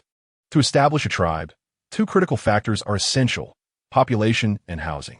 The population is secured. Next, they must quickly find suitable land to construct homes. The plains near the river where she had lived previously appeared to be an excellent option, as their crops were conveniently planted there. The area boasted abundant water resources and diverse species, making it a prime location. However, this fertile land had remained uninhabited by any tribe, leading Jin to speculate that it might be home to fierce beasts or the territory of certain rogue orcs. SSSSS. The black-red python slithered through the underbrush. Enmi'in emerged from the shadows of the forest, gliding towards Jin without a glance aside. Although many orcs had encountered him, the female orcs were frightened by the sight of the fierce venomous snake, their faces pale and trembling, hurriedly pulled away by their partners. Mi'in expertly wrapped his arms around Jin's waist from behind. He bent down, resting his chin on her head, his cool hair cascading over her face. Jeaner, I have eliminated the nearby rogue beasts. There's no danger. We can begin constructing the tribe. Is it going to rain soon? And Jean tilted her head to look at him, pointing towards the sky. The rainy season had arrived, with thick, low-hanging clouds. Numerous birds were migrating, and insects flew low. Sometimes they would collide with several of them in one run. Mi'in nodded, his gaze shadowed with concern. At most, we have half a month. They must complete the construction of their homes and gather sufficient food and supplies before the rainy season arrives. The time was exceedingly urgent. Following the rainy season would come the harsh cold season. During the cold season, the land would freeze solid. Heavy snow would blanket the mountains, preventing the orcs from venturing outside. Between the rainy season and the cold season, there remained less than a month for gathering, necessitating the early stockpiling of dried fruits, jerky, medicinal herbs, firewood, and warm furs and bedding. They also needed to prepare moisture-proof storage pits to survive the nearly 3 months of the cold season. The tasks during the rainy season were equally pressing. Torrential downpours could lead to floods, causing numerous animal carcasses to surface, and the usual river water sources would become contaminated, increasing the risk of epidemics. They must prepare large barrels for water storage in advance to ensure the safety of their water supply. The situation has become overwhelmingly complex, as the usual preparation period of 2 months has been forcibly compressed to a mere fortnight. Without the steadfast leadership of NJN and L-Ing-H-Ing, the Orc community would likely have succumbed to collective panic by now. NJN pressed her fingers against her temples and let out a soft sigh, contemplating that the collection of supplies must be postponed for a couple of days. The immediate priority is to construct adequate housing for her kin to stabilize their spirits. In the Orc world, the ideal dwelling is a stone house, yet their location on the plains lacks sufficient sturdy stone materials for the Orcs to quarry and build. Erecting earth and stone houses is both time-consuming and labor-intensive, and time is of the essence.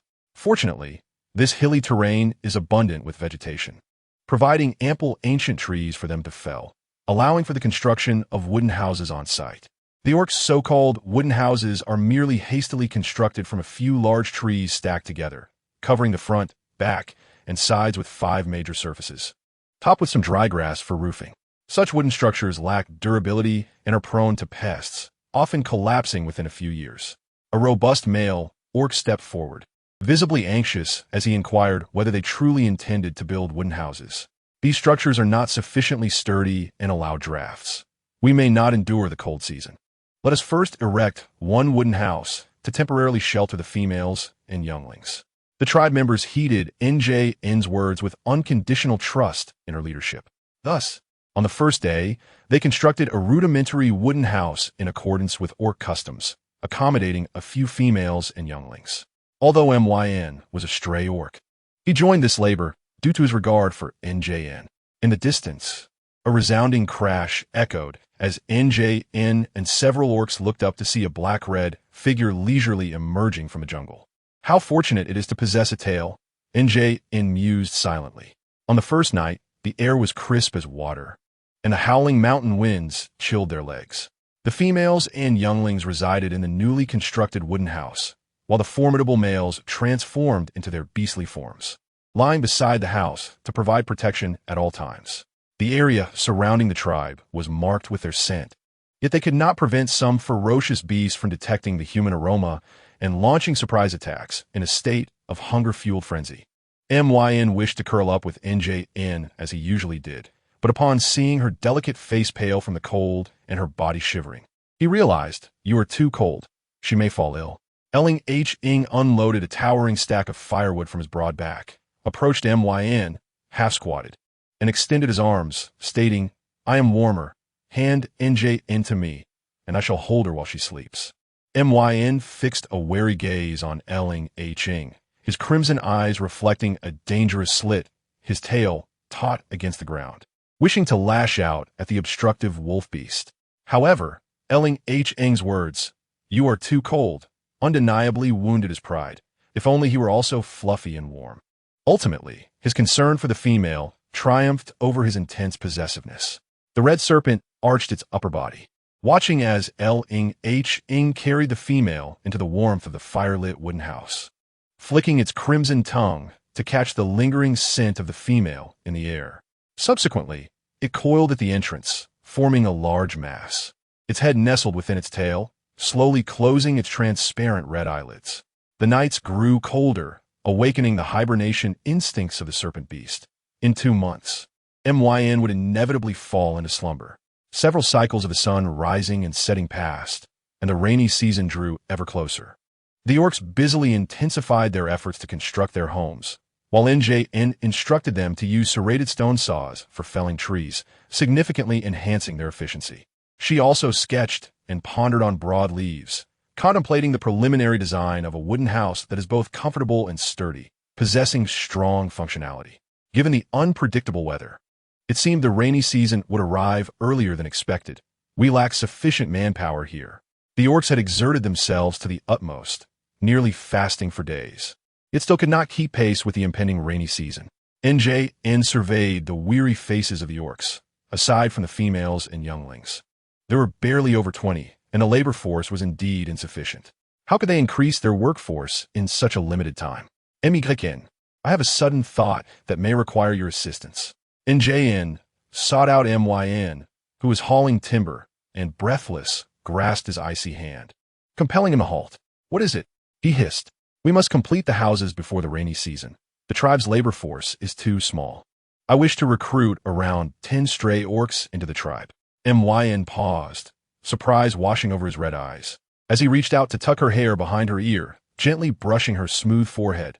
"Njn, are you unwell?" Stray orcs are a perilous group, prone to solitary living with a weak sense of community. They're often volatile and may attack the orcs without provocation. Observing MY introspective, demi-anor. Njn considered her response carefully, then smiled at him. "I believe you are quite capable. Why don't we attempt to introduce them on a trial basis? Let us see if they can integrate into the tribe before planning our next steps." Myn, who possessed a strong sense of territoriality and had already deemed this area his absolute domain, would normally not tolerate any other stray orcs. Yet, upon hearing the female's words, "You are quite capable," he was momentarily taken aback, a wave of delight surging within him, softening his expression considerably. "How many do you wish to recruit?" Myn acquiesced, knowing he could protect Njn. Any low-tier stray orc attempting rebellion would be swiftly dealt with. Njn rested her hand on her brow, gazing far into the jungle, eager to ascertain how many stray orcs resided in the vicinity and their strength. "To kill and eat." Njn's lips twitched, her expression remaining relatively calm. It was well known that snakes could consume their kin, so devouring a few orcs was not particularly strange. Myn, being a stray orc of the 6th tier, was a most reliable and safe choice to seek out nearby strays. Binding, truly binding. The nearly 10-meter-long black-red serpent tail ensnared a dozen or so orcs tightly together, treating them like prey, gradually constricting as they struggled. The hapless strays gasped for breath, their faces flushed, resembling parched fish, mouths agape as they rolled their eyes. With each movement of the serpent tail, they felt their bodies nearly crushed, their cries of anguish echoing as they neared their demise. Finally, the tail relaxed. The strays gasped for the long-awaited fresh air, just as tears of gratitude were about to spill when Myn, with a cold expression, moved the serpent tail, flinging the barely alive strays forward. The strays, still reeling from their near-death experience, were thrust into the tribe with tremendous force, landing in various positions and losing consciousness. One even choking on a mouthful of dirt. Drawn by the commotion, Njn and the tribal orcs arrived. A few orcs checked the unconscious strays for injuries, finding none serious, before binding them securely with resilient vines and tying them in a circle around a tree large enough for 10 to embrace. Njn had previously informed the tribe of the plan to recruit strays, and they remained surprisingly calm. Most had accepted it, given Myn's example. He was utterly compliant with Njn, much to the envy of several females. Perhaps the stray orcs were not as dreadful as everyone claimed. As the strays regained consciousness, they attempted to break free from the vines, but their peripheral vision caught sight of the ominous and dangerous serpent beast glaring intently at them. The serpent's piercing, bloodthirsty eyes frightened the strays, causing them to shiver and promptly sit back down, the lingering pain from their earlier ordeal preventing them from daring to breathe. Njn surveyed the scene. These strays belonged to the types typically unpopular among females: serpent beasts, lizards, toads, and the like. "I wish to recruit you into the tribe. Are you willing?" The diminutive female stood before the orcs, her stature commanding respect, clearly possessing a position of high authority. Certainly, what captures the attention of the male strays most profoundly is the pristine skin and exquisite features of a certain female, igniting a fervent desire within them to seize her. Yet, despite their impulsive instincts, they are not foolish. They must suppress their overwhelming emotions, growling in a somber tone, "Are you truly willing to accept us, the strays, into your tribe? What nonsense! Which tribe would willingly embrace strays? It must be a ruse. This is undoubtedly their deceit." The strays grit their teeth, their skepticism plainly etched on their faces, their gazes as venomous as wild beasts. Njn stepped forward, summoning several females from the tribe, offering them a gentle smile. "I do not deceive you. We are a newly established tribe in need of substantial labor and population. If you're willing to join us, I can grant you permanent residence within the tribe and the freedom to pursue females." In an instant, the strays froze, their malicious glances forgotten, their pupils dilating in a dazed yet endearing manner. "Permanent résidence? This meant they would no longer bear the label of strays. They would be free to pursue females. A few strays, overwhelmed by elation, began to question the authenticity of such good fortune. How could such luck befall them? A trickster. They must be deceivers. Their expressions grew more venomous, yet their eyes glistened with tears of contradiction. However, upon witnessing the females in the tribe nodding and smiling kindly, their doubts began to crack. Heavens! Did that female just smile at him? Was he blind? Or was he merely yearning for females to the point of hallucination? Their eyes widened in astonishment, tinged with joy. Gua and I, representing the females, stepped forward, raising her delicate face and pointing at them in accusation. We do not particularly like strays, but that is because you always attempt to snatch our females, and you fail to care for us properly. However, if you come to our tribe, you can permanently settle here, and there will be no need to steal from us. We will allow you to pursue us. At first glance, Guanyi's words seemed like a lofty concession, yet in the beastly world, they were sweet whispers unheard by countless strays until death. Their skepticism evaporated in an instant, each one flushed with excitement, their minds clouded, nearly exclaiming, "Aye, we are willing to join." Those strays are known for their brutality and bloodlust. In this moment, they resembled bashful young boys, their cheeks flushed with shyness and joy, practically leaping with exhilaration. Each would need considerable time to digest this intoxicating dream. As strays, to hear promises from females, even if it were a dream, it was worth it. Type, tribe, small, area, 684 population, 51 6 females, housing, wooden huts, 1, farmland, 1 acre livestock, 8 heads influence, combat power, public sentiment, 34 personal prestige, 85, the public sentiment had declined due to the integration of strays, yet it remained within a safe range, while all other metrics had risen, marking a promising beginning. And Jean felt a surge of happiness as she turned to gaze at the smiling females, her heart fluttering, her usually tranquil disposition infused with joy. Suddenly, Jean felt a chill on her calf, a cold, smooth serpent's tail wrapping around her. Instinctively glancing at me, Ian beside her, she raised an eyebrow in amusement. "What are you doing?" Before she could voice her thoughts, her lips were covered by a cool kiss. And Jin's eyes widened slightly as he embraced her tightly, lowering his head to kiss her indulgently for a while before reluctantly letting go, meeting the angry and frustrated expression on the female's face. The man concealed his desires behind his crimson gaze, looking down at the tip of his tail, partially exposed around her waist, his voice low and melancholic, tinged with the innocence of a child. "Shouldn't you reward me?" Chapter 80. I want to live with you. The man's intentions were glaringly obvious, and Jean awkwardly smiled at him, then lowered her head, silently adjusting her wrinkled bee-skin skirt, murmuring softly, "I am not yet of age. It is not time yet. Perhaps later. At your age, you should be in heat," Ian remarked, flicking his tongue with a hint of regret, then glanced at her lower body. However, Ian was correct. Even the friliest of females should be experiencing their heat at her age. Heat refers to the onset of menstruation, signifying the ability to mate and reproduce in the eyes of the beastmen. The original owner had wandered with her parents since childhood, often going without food, which led to her frailness and stunted growth, leaving her with chronic ailments. The delayed onset of menstruation had resulted in the shaman declaring her unable to bear children. Though she appeared slight, looking no older than 13 or 14, she was actually 15, while many females in the beast world at her age were already mothers of several children. Nonetheless, this was a boon for the current Jean, as she had no desire to mate or bear children.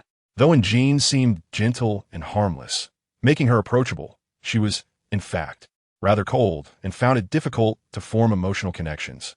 She accepted me only out of necessity, unable to abandon him, which is why she did not resent his affectionate gestures. To Jean, this was merely a requisite obligation of a partner. It did not imply that she wished to procreate with him. Alas, the concept of platonic love was absent from the lexicon of the beastmen, and in Jean's side. She hoped to delay the onset of her heat as much as possible. Ideally, this frail body would never see menstruation again. She silently prayed for this outcome. As the construction of the tribe commenced, and Jean was determined to achieve excellence from the outset, her expectations for the houses transcended mere shelter. She dedicated nearly 3 days to designing a wooden structure that was economical, aesthetically pleasing, and functional. The overall construction employed a simple mortise and tenon joint, a testament to ancient wisdom. The exterior featured two levels, the upper level for storage, while the lower level served as living quarters, accompanied by a small plot of land for chickens and vegetables. The roof was reinforced, sloping into a triangular shape, with protruding eaves on either side to direct rainwater, and a wooden basin placed underneath to collect water for use. The materials were sourced, the design finalized, and the foundation laid. The construction of the wooden house was completed in just 7 days.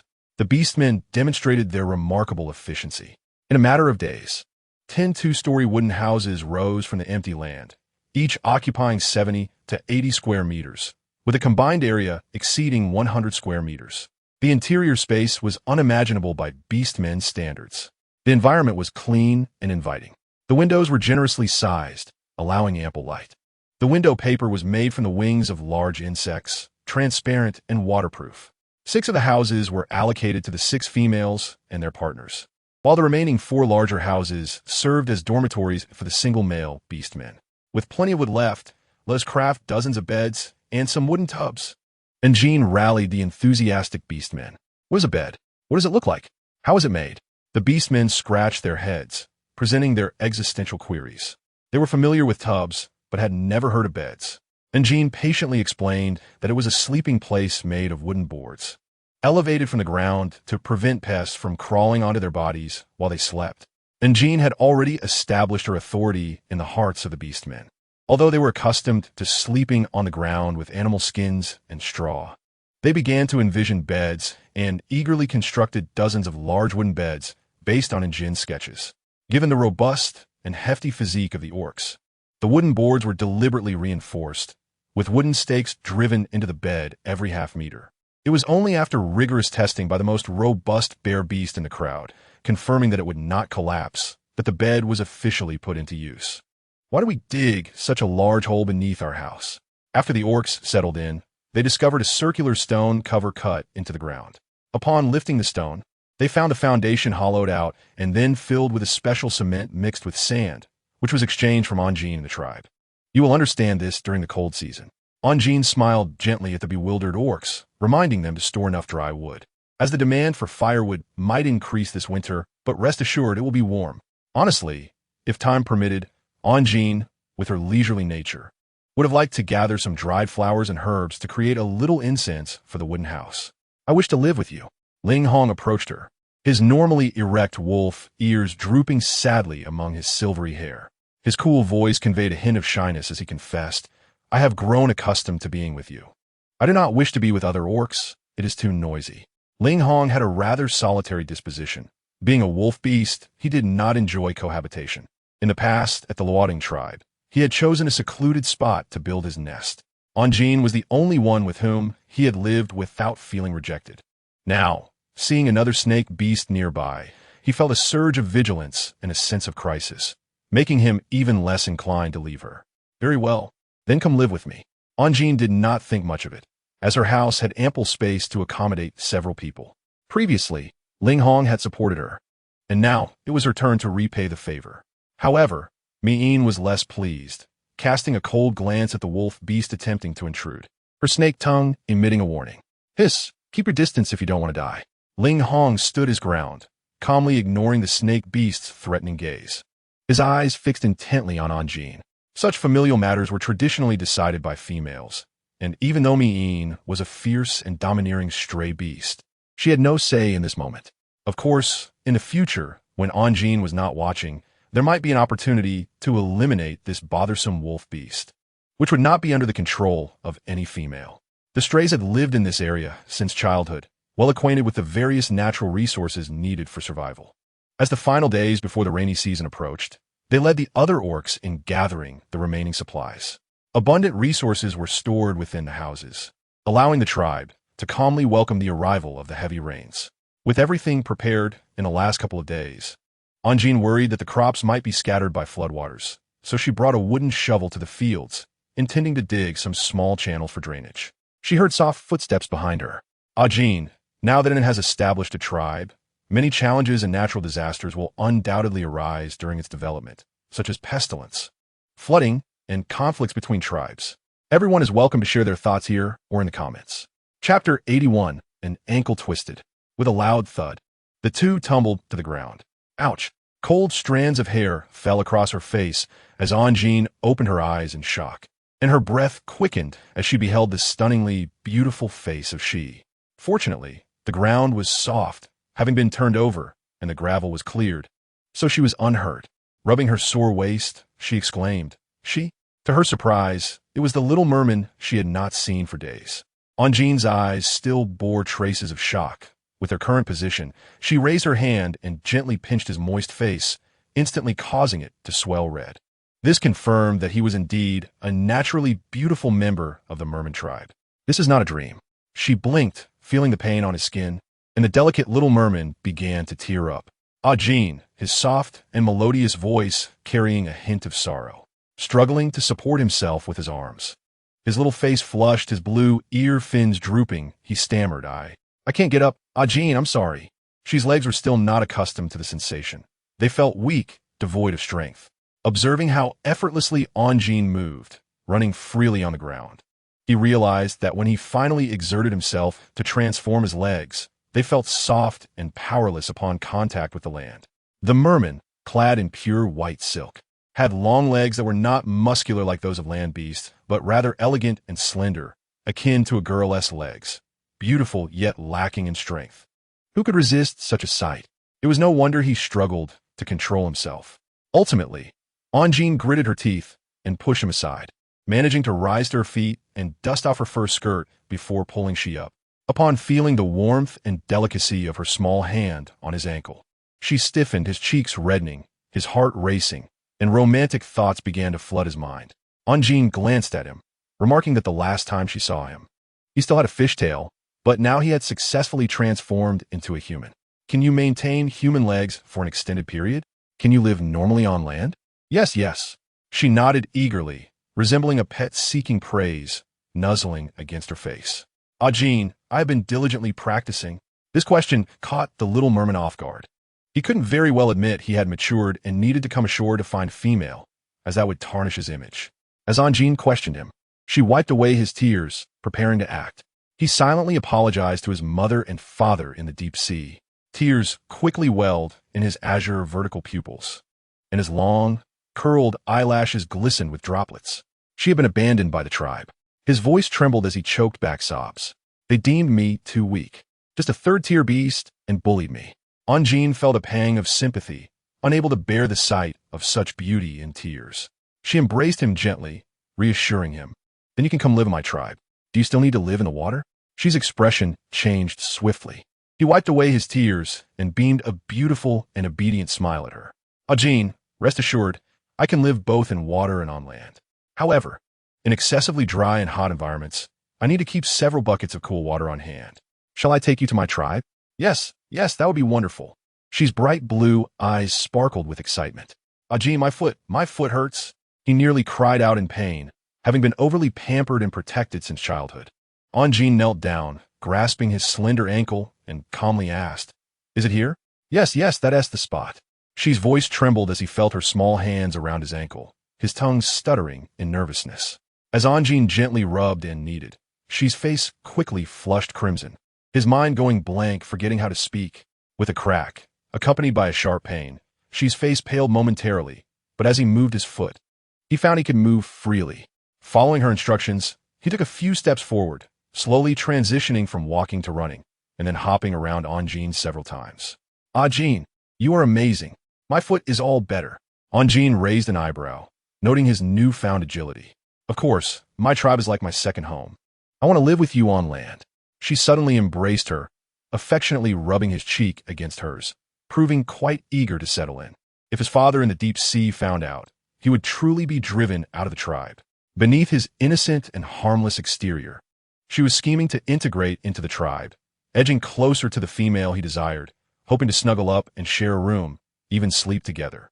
With his charming appearance, he was confident Anjin would not refuse him, marking yet another day closer to securing his prize. However, it would not be long before X realized that he had underestimated the complexity of the situation. Was the significance of the female fry more paramount than that of life itself? This was indeed a conundrum. Coincidentally, H and M.Y.N had taken the beastmen on a hunting expedition to procure the last provisions before the rains, leaving only a handful of individuals in the tribe. In the world of beasts, a female typically had an average of 4 males.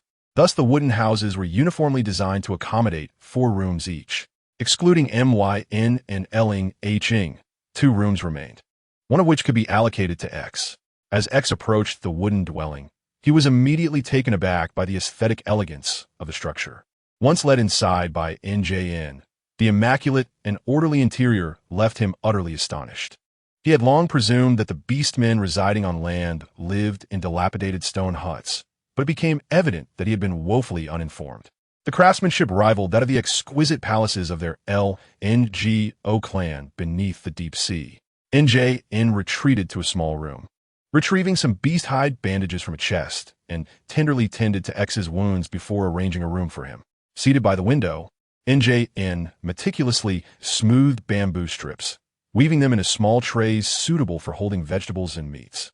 Suddenly, the resonant roars of wild beasts echoed nearby, prompting NJN to peek outside, where a striking black and red figure caught his attention. What you desired, the pregnant M.I.M.I beast, was now in sight. M.Y.N cradled the approaching female in his arms, releasing her as she tumbled to the ground. The moment the mother sheep hit the earth, she wobbled to her feet and, upon seeing the multitude of beastmen surrounding her, bleated in fear and scampered away. Many animals exhibit aggression during pregnancy, and the mother sheep was no exception. Realizing escape was futile, she charged towards the weakest among the crowd, which happened to be NJN. With a swift and thunderous sweep of his black-red serpent tail, M.Y.N dispatched the frenzied sheep several meters away. By the time NJN rushed over, the mother sheep had already succumbed. "I'll catch you a couple more another day," M.Y.N remarked, momentarily miscalculating his strength. His thin lips pursed as he cast a furtive glance at the female, eager to assuage her disappointment. NJN sighed, knowing that the rainy season was imminent. Being a serpent, I excel in aquatic environments. The rain does not hinder me from venturing out. M.Y.N embraced the female, his tongue gently brushing against her cheek. When the rainy season arrives, the prey will mostly be hungry and weak. I shall procure a few more pregnant ones for you then. NJN nodded, her earlier disappointment dissipating. She crouched down, contemplating how to handle the mother sheep, whose wool was thick and soft, perfect for tanning into winter garments. Perhaps we could enjoy some lamb tonight. A hot pot would be delightful in this frigid weather. Just as she pondered the seasonings for the lamb, M.Y.N suddenly pulled her into his embrace, lowering his head to her, his tongue brushing her face. "Why do you smell of fish?" Startled, NJN looked up at him, touching her damp cheek. "Fishy smell? Are you referring to X?" Indeed, beastmen possessed a keen sense of smell. However, she had not detected any fishy odor on X, but rather a briny scent reminiscent of the sea, which delighted her, being a connoisseur of seafood. NJN recounted the events that had transpired, yet M.Y.N's focus remained fixated on one detail. Unmated? Confused, she scratched her head, admitting, "I haven't heard X mention anything about a mate." A flicker of dark and chilling intensity coursed through M.Y.N's red eyes, followed by a slight lift of his lips. "Very well. A male, unmated." There was no need for further elaboration. In his mind, he had already pronounced a death sentence upon the unknown male. With a singular arm encircling her, M.Y.N silently glided into the wooden house, the pungent fishy scent intensifying. His expression remained inscrutable, betraying no joy or sorrow. Yet, the snake-like pupils that could sense his emotions were gradually narrowing. Upon entering the dwelling, he sought the source of the scent, his gaze honing in on the disoriented X, who vanished with a loud crash. M.Y.N appeared at the threshold. Looming over the frail, wounded merman curled on the ground. "Did I not kill you?" M.Y.N's blood-red eyes narrowed, the curvature of his smile becoming ominously enigmatic. The sound of his serpent tail brushing against the ground echoed ominously as he coiled his tail, poised to strike. Just as he prepared to lash out, NJN intervened, feeling a surge of fear that M.Y.N might kill X in a fit of rage. She had just witnessed the unmasked intent to kill in his eyes. The serpent beast's possessiveness was formidable. She understood that it was crucial to clarify their relationship to prevent any misunderstandings. "Not a suitor?" M.Y.N's demeanor softened slightly, though hostility lingered. A mere merman who has submitted to the tribe?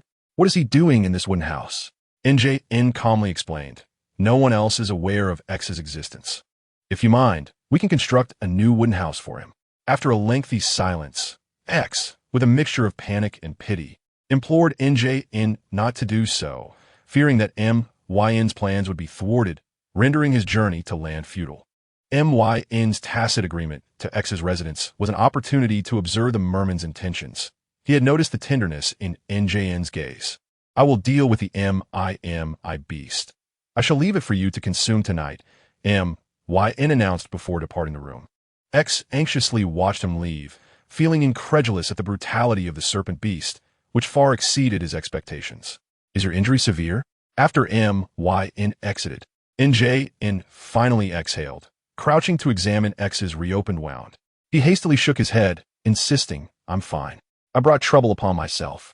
I apologize, NJN, for not informing you sooner.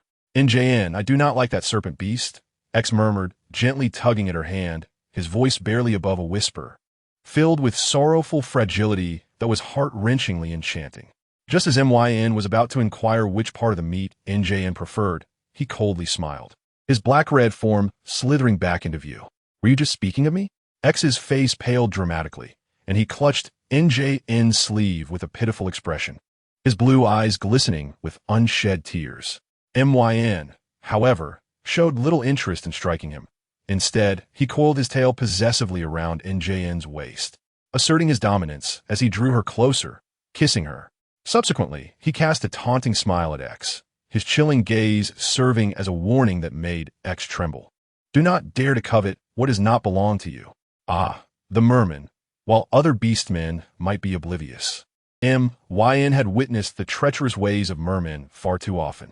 Once fully transformed, they would venture to land in search of female companions, using their beauty and enchanting songs to lure them into the depths of the sea, severing all ties to their former partners, thereby monopolizing their affection. MYN harbored a profound disdain for this fish, a loathing that surpassed even that for wolves. No, in comparison, the wolf was far more agreeable. At least wolves were straightforward and loyal, in stark contrast to this fish, which feigned fragility to evoke sympathy from NJN. Although the world of beasts lacked terms for white lotus or green tea, MYN felt a wave of revulsion. Which male would display such a countenance? It was utterly intolerable, inciting a desire within him to strike it down with a single lash of his tail. Chapter 83. The role of aquatic beastmen after marinating the prey. He stacked it in the warehouse. He lifted his head to sniff the air and glanced towards the nearby wooden cabin, a sense of puzzlement washing over him. How peculiar. The strong scent of fish permeates the air. Hasn't Jean developed a craving for fish lately? The culinary instincts cultivated over the past few months compelled Ling Hong to conjure a myriad of dishes in his mind. Braised fish, steamed fish, fresh mushroom, fish soup, and aromatic steamed dried fish. Introducing aquatic beastmen is indeed a commendable choice.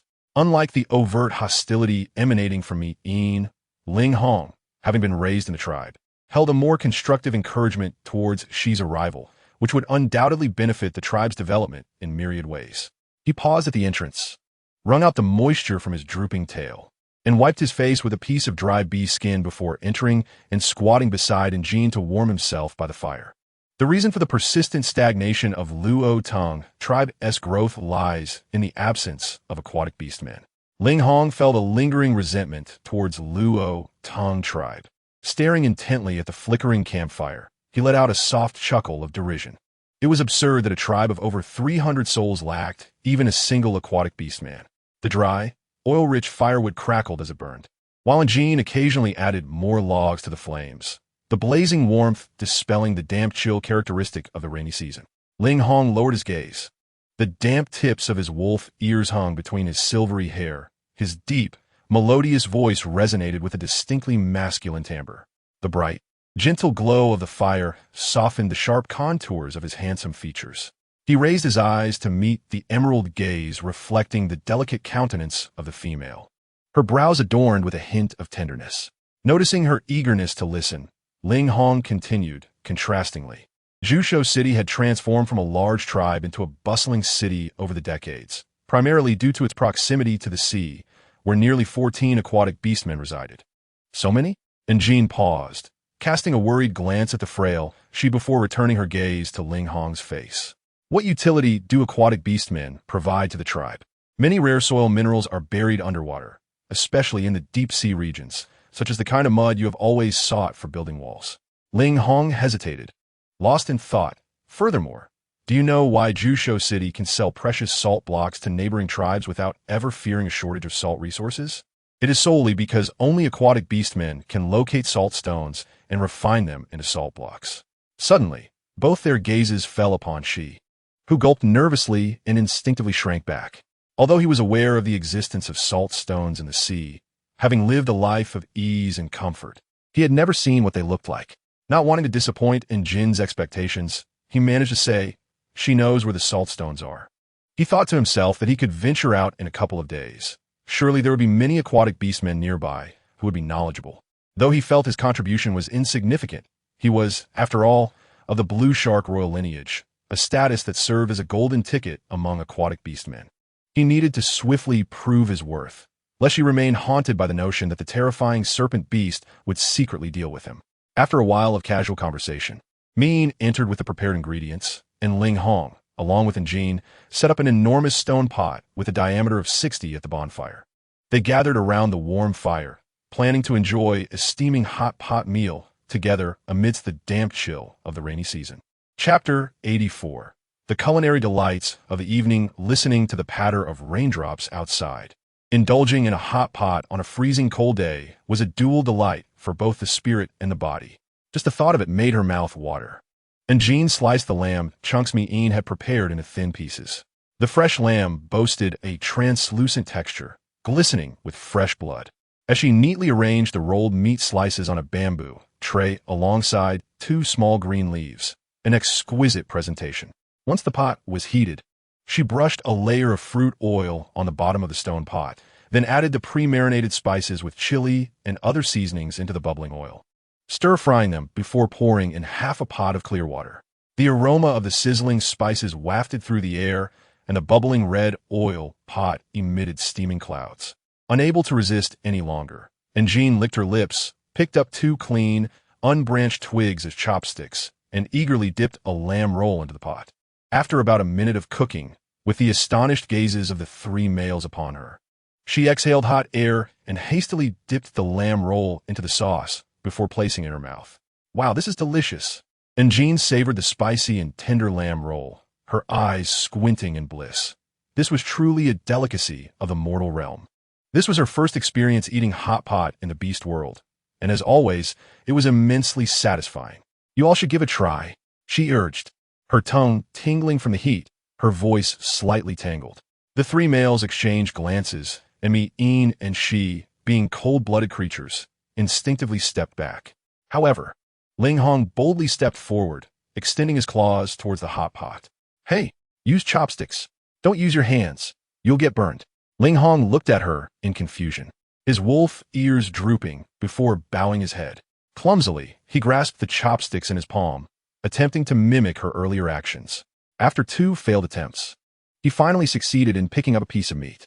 Ling Hong shared a taste for spice with Jean, and before long, their mouths were glistening with oil. Min and Shi, however, seemed disinterested in eating, their faces turning red as they inhaled the pungent, spicy aroma, likely fearing they would scorch their tongues with even a single bite. And Jean then grilled some meat for them, deliberately omitting the spicy sauce. The outer crust of the lamb leg sizzled and glistened with oil, sprinkled with some green onions for garnish, exuding an irresistible aroma that heightened their appetites. Skeptically, she took a tentative bite, and his eyes lit up. "Wow, this is delicious." Indeed, following Jean meant there would be plenty of delightful dishes. The lamb was impeccably prepared, and the flavor of the spices perfectly masked any lingering gamey odor. The skin of the lamb leg was grilled to a crispy perfection, and with a single bite, the succulent juices burst in his mouth, a taste so exquisite it could bring one to tears. Min's face still bore a hint of redness, but his rapid consumption indicated his approval of the grilled lamb leg. As they neared the end of the lamb, their appetites undiminished, and Jean suddenly remembered the seafood she had stored in the ice house a few days prior. It would spoil if not consumed soon. so she decided to prepare a few small dishes to whet their appetites: sashimi, lobster sashimi, crab paste, and steamed crab roe eggs. All of these were meant to be eaten raw, and Mi-een and she appeared particularly intrigued. Although Jean was already full, she still sampled a couple of pieces of sashimi. Initially concerned that they might be a bit stale after 2 days, she was pleasantly surprised upon taking a bite. The sashimi was devoid of any off-putting taste, instead offering an exceptionally fresh and sweet flavor, delightfully chewy. After the feast, the group concluded their meal, and Jean squeezed a bit of sweet and sour berry juice to quench her thirst, effectively cleansing her palate of any greasiness. "Help! Our tribe has been destroyed, and a beast tide has occurred nearby. Please allow us to stay for a few days. We are starving and willing to exchange crystal cores for food." The commotion outside the tribe was a mix of voices and unfamiliar beast roars, causing the group, who had intended to relax after their meal, to quickly turn their attention to the window. Chapter 85. He did not realize his own strength looking through the window. The rain fell increasingly harder, blurring the paper. Yet she could vaguely see several destitute beastmen standing at the edge of the tribe, calling out for help. "I'll go take a look," and Jean said, still leaning against the window, her gaze curious as she watched Ling Hong appear below, engaging in conversation with the beastmen seeking assistance. The rainy season is a time when beast tides frequently erupt. Mi-een stepped forward and picked up the female, frowning as he observed the slight drips of rain seeping through the window. He carried her a little farther away to warm her by the fire, his tone cold and devoid of any emotion. "These must be the beastmen from a small tribe, destroyed by the beast tide. They will soon starve in this jungle." "Starve?" Indeed, nodded, his heart devoid of sympathy. The fate of these orcs was of no concern to him. Nothing else could stir his emotions. He bent down, wrapping one arm tightly around her waist and pressing her against his chest, while his other long hand grasped her cool little foot, gently massaging it before placing it near the campfire to warm. Once the female's foot began to radiate a soft warmth, he switched to the other foot to continue the warming process. Moments later, Ling Hong entered, shaking off the moisture from the downpour, revealing a group of orcs from a small tribe that had encountered a beast tide. They sought refuge for a few days and wished to exchange enough food. Just as Ling Hong finished speaking, Jean heard the cold, mechanical voice of the system in her mind, announcing the next main quest. "Please upgrade the tribe's level to medium general difficulty within 1 year. Reward: unknown. Construction goals: population 100, currently 52. Housing 15, currently 11. Combat power and influence to reach a morale of 50. Should we allow them to reside in the tribe?" Ling Hong looked at Jean, seeking her opinion, as she was the backbone of the tribe. "Let us allocate a house for them," he suggested. "No, that is too hasty," both Ling Hong and Mi-een voiced in unison. And Jean was startled by their sudden outburst, blinking her round eyes in curiosity. "What is wrong? They don't seem like bad people." These tribal orcs were not like wandering beasts. They had their own organization and leadership. "Can you guarantee that their intentions are pure upon entering our tribe?"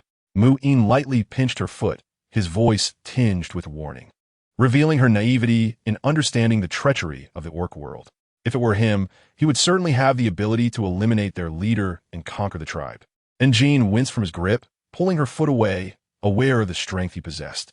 "Then let us allow them to stay for 2 days in exchange for crystal cores." She hopped down from Mi-een's embrace, adjusted her bee-skin shoes and thick raincoat, and suggested that since their tribe had been destroyed, they would likely seek a new home. "We can observe their willingness to submit. How does that sound?" This time, neither Mi-een nor Ling Hong opposed her. Those 10 or so orcs were at most rank 3. If they truly wished to rebel, they would find themselves on a path to demise. Chapter 86. Why should we sustain you for free? The downpour intensified, soaking the dozen or so orcs anxiously pacing outside the tribe's gates. They resembled refugees, their faces gaunt, bodies caked in mud, desperate and disheveled. 3 of the orcs cradled unconscious females, presumably their mates. Starvation had taken its toll, leaving the orcs stooped with despair, their dim, tear-filled eyes pleading for salvation from the last hope, the tribe. "Please take us in. We haven't eaten for days, and the females are faint from hunger." Their demise was inconsequential, but what would happen to the females if they perished? As they waited anxiously, the tribe finally opened its doors. A slender female approached with 2 orcs in tow. Before the orcs could clearly see Jean's face, They instantly felt the oppressive presence of the rank 5 wolf beast and rank 6 snake beast behind her. That snake beast is a wandering beast. The orcs widened their eyes in shock, their blood running cold, their bodies trembling in fear. They had merely sought refuge in a seemingly intact tribe after wandering for days, never intending to provoke a wandering beast. Having narrowly escaped the beast tide, they now faced a more terrifying rank 6 wandering beast. Fortunately, they did not sense hostility from the snake beast. Otherwise, they might have fainted from fright. And Jean regarded them kindly, stating, 3 crystal cores will allow you to reside here for half a month, along with 3 days' worth of food. However, as you know, resources are scarce during the rainy season. And since you're not part of our tribe, you must find your own food after 3 days. Understood. We comprehend, the orcs replied, their faces pale as they bowed their heads, avoiding eye contact with the wandering beast, hastily producing enough beast crystals to hand to the gentle female. Luckily, they had brought precious crystal cores accumulated over the years. Otherwise, they would have met their end. And Jean instructed her tribesmen to vacate a wooden house for the destitute orcs, thoughtfully providing them with some dry bee skins to make clothing for the soaked females. Upon entering the wooden house, the orcs were taken aback. The interior was clean and bright, spacious, adorned with potted flowers, and filled with a faint fragrance. Most importantly, the house was sturdy, waterproof, and exceptionally warm. The orcs struggled to articulate their amazement, feeling as if they had stepped into paradise, wishing to reside there for eternity. Over the following days, the tribe not only excelled in housing construction, but the orcs were also greeted with warmth and friendliness. Initially, they felt somewhat awkward and restrained, but gradually, they succumbed to the infectious kindness that surrounded them, seamlessly integrating into the community as if they all belonged to the same tribe. The hospitality of the tribe mirrored the character of its leader, prompting the distressed orcs to ponder if that slender female was indeed their chief. It was rare to have a female as a leader, yet she exuded a convincing strength. Before half a month had elapsed, the orcs approached Jean with a request. Please allow us to join the tribe. Why should we? Before Jean could respond, Mu'in, who typically remained silent and uninterested in others' affairs, unexpectedly interjected. He narrowed his crimson eyes, glancing disdainfully at the orc's arms marked with 2 and 3 stripes. What can your strength bring to the tribe? Why should we sustain you for free? Cold sweat broke out on the orcs, their spines chilling. We will protect the tribe, hunt alongside you, and help build the community. Their voices trembled with fear as they pledged, yet Mu'in seemed unsatisfied with their answer, his expression growing colder. Is that all? His blood-red eyes pierced through the trembling orcs, and his black-red serpent tail brushed against the ground, raising a slight dust. A few orcs crumpled to the ground, unable to bear the pressure. From the crowd emerged a tall, muscular man named Shu, the backbone of this group of orcs. He gazed beyond the fearsome snake beast, his resolute eyes locking onto Mu'in as he stepped forward and earnestly declared, "We will dedicate our lives to the tribe, swearing by the beast god that we will never betray you." Although Mu'in did not believe in the beast god, the deity served as a spiritual belief for the majority of the orc world. To swear by the beast god and betray would bring down calamity and invite the scorn of all orcs. And Jean offered comforting words to the pale-faced orcs, who finally shed their last defenses, their awe for the tribe deepening, and their admiration for the gentle female chief blossoming. We will heed the tribe's commands, especially since our females are here. Please trust in our loyalty. And Jean smiled, welcoming them to join the tribe. Thus, the orcs settled into their new home. Tribe population, 66 females, 9, morale, 39. While their words were heartfelt, the average morale subtly dipped by 1. And Jean understood, as this was a desperate alliance formed in times of crisis, and their morale would likely be lower than that of the tribe's first batch of orcs. Jingjing chuckled softly, providing earnest consolation. As long as the master diligently develops the tribe and brings them ample benefits, the people's trust will naturally increase. With the influx of a dozen or so beastmen, the once spacious wooden hut began to appear cramped. Moreover, with the impending beast tide, it was not just this small tribe that faced destruction. Jean was certain that in a few days, more beastmen would arrive. She initially intended for the beastmen to expedite the construction of additional wooden huts and fortify the four corners with stone walls to withstand ordinary beast tides. But given the current dreadful weather, those plans would have to be postponed. The torrential rainy season of the beast realm was not merely characterized by increased rainfall. As she had anticipated, it unleashed terrifying gales and downpours, with the rain intensifying, the sky darkening as if it were night, and apocalyptic whirlwinds sweeping across the land, stirring countless loose stones, splintered wood, and the remnants of torn animals. Floods, storms, and lightning from the window. One could see dark clouds churning violently just a few hundred meters above, resembling a deep-sea tsunami, obscuring the sun. Within those heavy clouds, dense flashes of lightning danced like dragons, with hundreds of thousands of volts piercing the sky. Continuous arcs of electricity illuminated the dim horizon as if it were daylight, and the thunderous roars were deafening. The world felt cold and oppressive, seemingly reduced to a terrifying, persistent thunderstorm. Despite the wind and rain, the tribe's wooden huts stood resilient, unaffected by the rainy season, and the beastmen felt increasingly assured that their choice to join this tribe was indeed correct. With such dreadful weather preventing them from venturing outside, Anjin and Mai huddled inside the wooden hut, warming themselves by the crackling fire and consuming the provisions they had stored in advance. The roaring thunder and the incessant sound of rain from outside disrupted their tranquil ambience. When would this rain finally cease? Anjin had not stepped outside for several days and was beginning to feel bored. Mai coiled around her in serpent form, becoming increasingly lazy as the temperature dropped, resting his head on her thigh to receive her gentle caresses, slowly closing his eyes and drifting into slumber. Responding to her was Ling Hong, who mentioned that this weather would persist for another 3 days before a few days of sunshine would follow.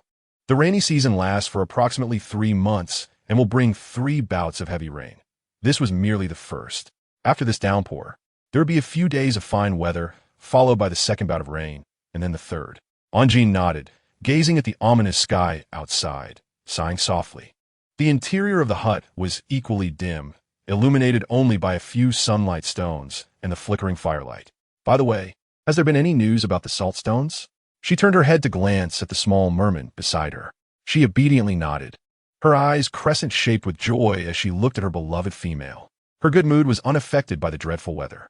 A few days ago, I swam to a nearby shallow sea area and encountered a group of turtle beastmen. They mentioned that there are salt stones there, as well as the type of clay you were looking for. Great, thank you, she.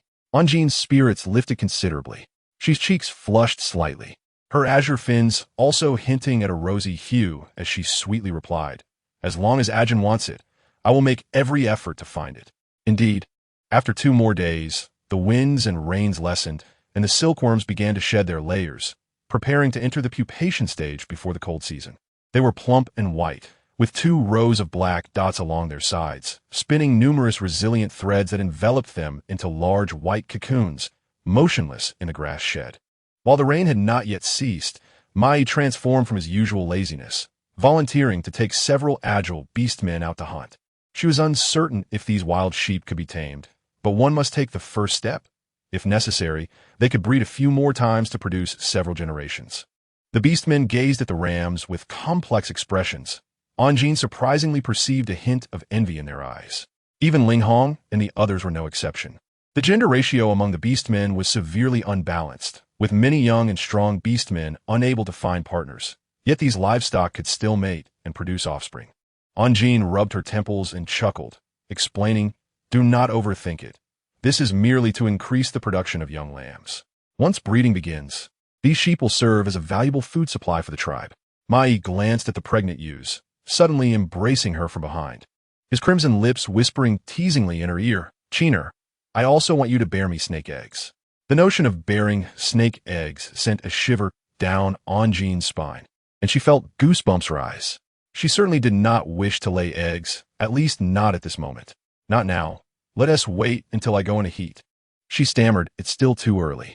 Mai nestled his head into her neck, sighing with regret, his tongue gently brushing her face as he silently contemplated when she might come into heat. Chapter 88. Illness Once the First Rain Ended. Mai and Ling Hong took the beastmen to gather resources, repair wooden huts, search for suitable stones on the nearby hill, and construct walls. Anjin selected a few strong beastmen to accompany she to the sea to investigate the salt stones and clay. The land beastmen were not adept at swimming. Although Anjin possessed She's Pearl that allowed her to dive freely, The icy river water during the rainy season was painfully cold, and the nearby currents were particularly fierce. She exerted effort to blow numerous large bubbles, encapsulating each of them in sturdy bubbles before sending them into the water. The merman's long tail propelled the bubbles forward as he swam. As time passed, even within the bubble, Onjin sensed the light in the water dimming. As they gradually distanced themselves from the land and sky, diving deeper into the ocean, various fish swam past them, and the enchanting marine flora and coral on the ocean floor were tantalizing, the rich marine resources undeniably appetizing. "We've arrived," she exclaimed with astonishment. As the bubbles ceased their movement alongside the merman, he brushed aside the lush aquatic plants, revealing several brown rocks lying bare on the dark ocean floor. At first glance, these salt stones did not appear significantly different from ordinary rocks, but their unique composition allowed them to absorb high concentrations of salt from the ocean. When taken to land and dried, the surface moisture would cause the stones to release coarse salt particles, which could be consumed after initial filtering. Following Onjin's instructions, she gathered all the salt stones and placed them in the bubbles before swimming onward to the rare clay location. This clay, unique to the beast realm, appeared grayish-white and exhibited a certain stickiness when mixed with ordinary sand and stone, resembling a combination of cement and asphalt, suitable for building walls and foundations. It also seemed to contain fragments of various minerals, likely a composite of different ores. With the clay, the walls surrounding the tribe were soon completed, rendering them unafraid of the impending beast tide. Before the second heavy rain could arrive, however, Onjin caught a cold, her cheeks flushed as she lay weakly in bed, yawning listlessly. This body was too frail, unable to withstand even a slight chill. She had merely accompanied Xi on an outing, and by the next day, she began to feel dizzy, feverish, and sneezing. Outside, thunder rumbled and rain fell incessantly, further dampening Onjin's spirits. Ling Hong rummaged through a wooden chest, retrieving a clean, thick bear fur pelt to wrap around her, enveloping her into a warm brown bundle, leaving only her rosy little face exposed. Yet, Onjin still felt cold, her body trembling. "You should drink some hot porridge. It might help," Ling Hong suggested hurriedly, emerging from the kitchen with a bowl of meat porridge, using a wooden spoon to feed her bite by bite. After consuming the steaming meat porridge, she indeed felt somewhat better. She slightly parted her lips, licking the porridge residue from the corners of her mouth. "The herbal medicine is on the second floor. Could you brew some soup for me?" Onjin was also an apprentice healer, always accustomed to storing commonly used herbs. Ling Hong had spent so much time by her side that he was familiar with the herbs for treating ordinary colds. Ling Hong spoke in a deep voice. "She has fallen ill." CC, with a furrowed brow, felt a pang of anxiety and without hesitation swam towards the room. Chapter 89, Dinosaurs? The tribe's crisis. The female was half-lidded, her eyelids heavy, and her cheeks were flushed with a rosy hue.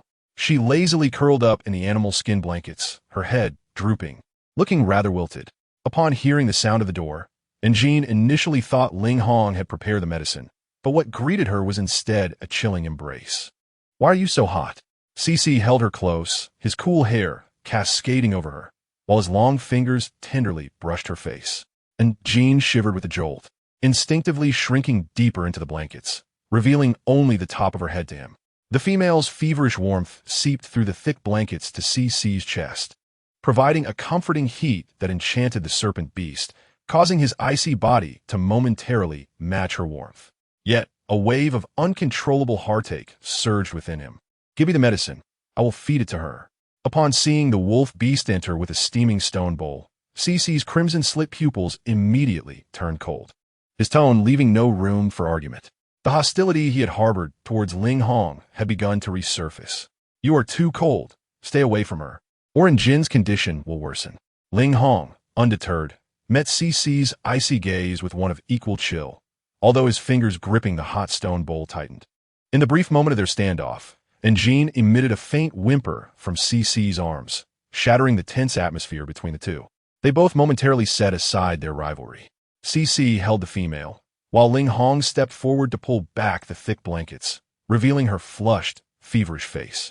He gently blew on the warm spoonful of medicine before feeding it to her, one mouthful at a time. After consuming the steaming concoction, Onjin's complexion visibly improved, and the effects of the medicine soon lulled her into a deep slumber. The cold came swiftly but departed just as quickly. 2 days later, Jin's cold had nearly subsided.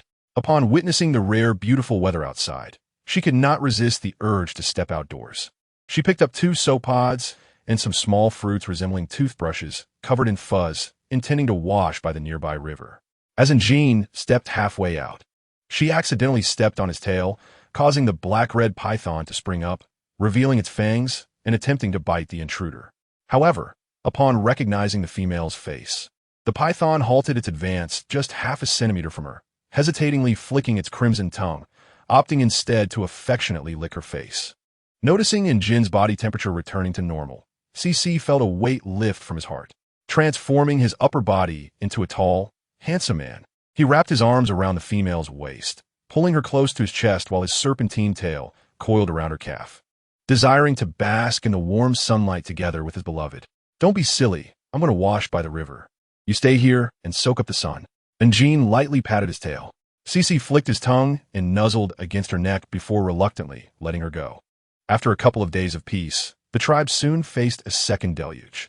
Fortunately, they had adequately prepared and stocked sufficient supplies, so even with an influx of people, survival was not a concern.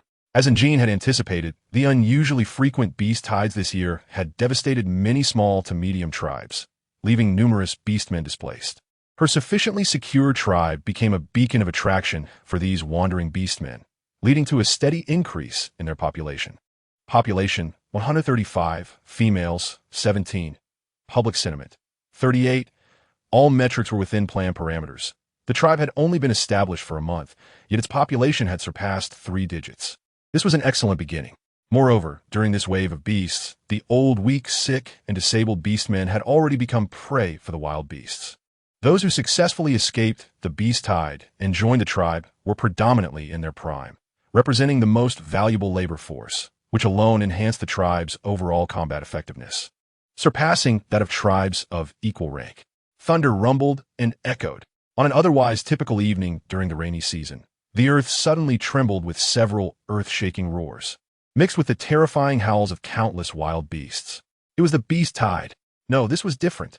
Jin realized that the previous beast tides had not been this intense.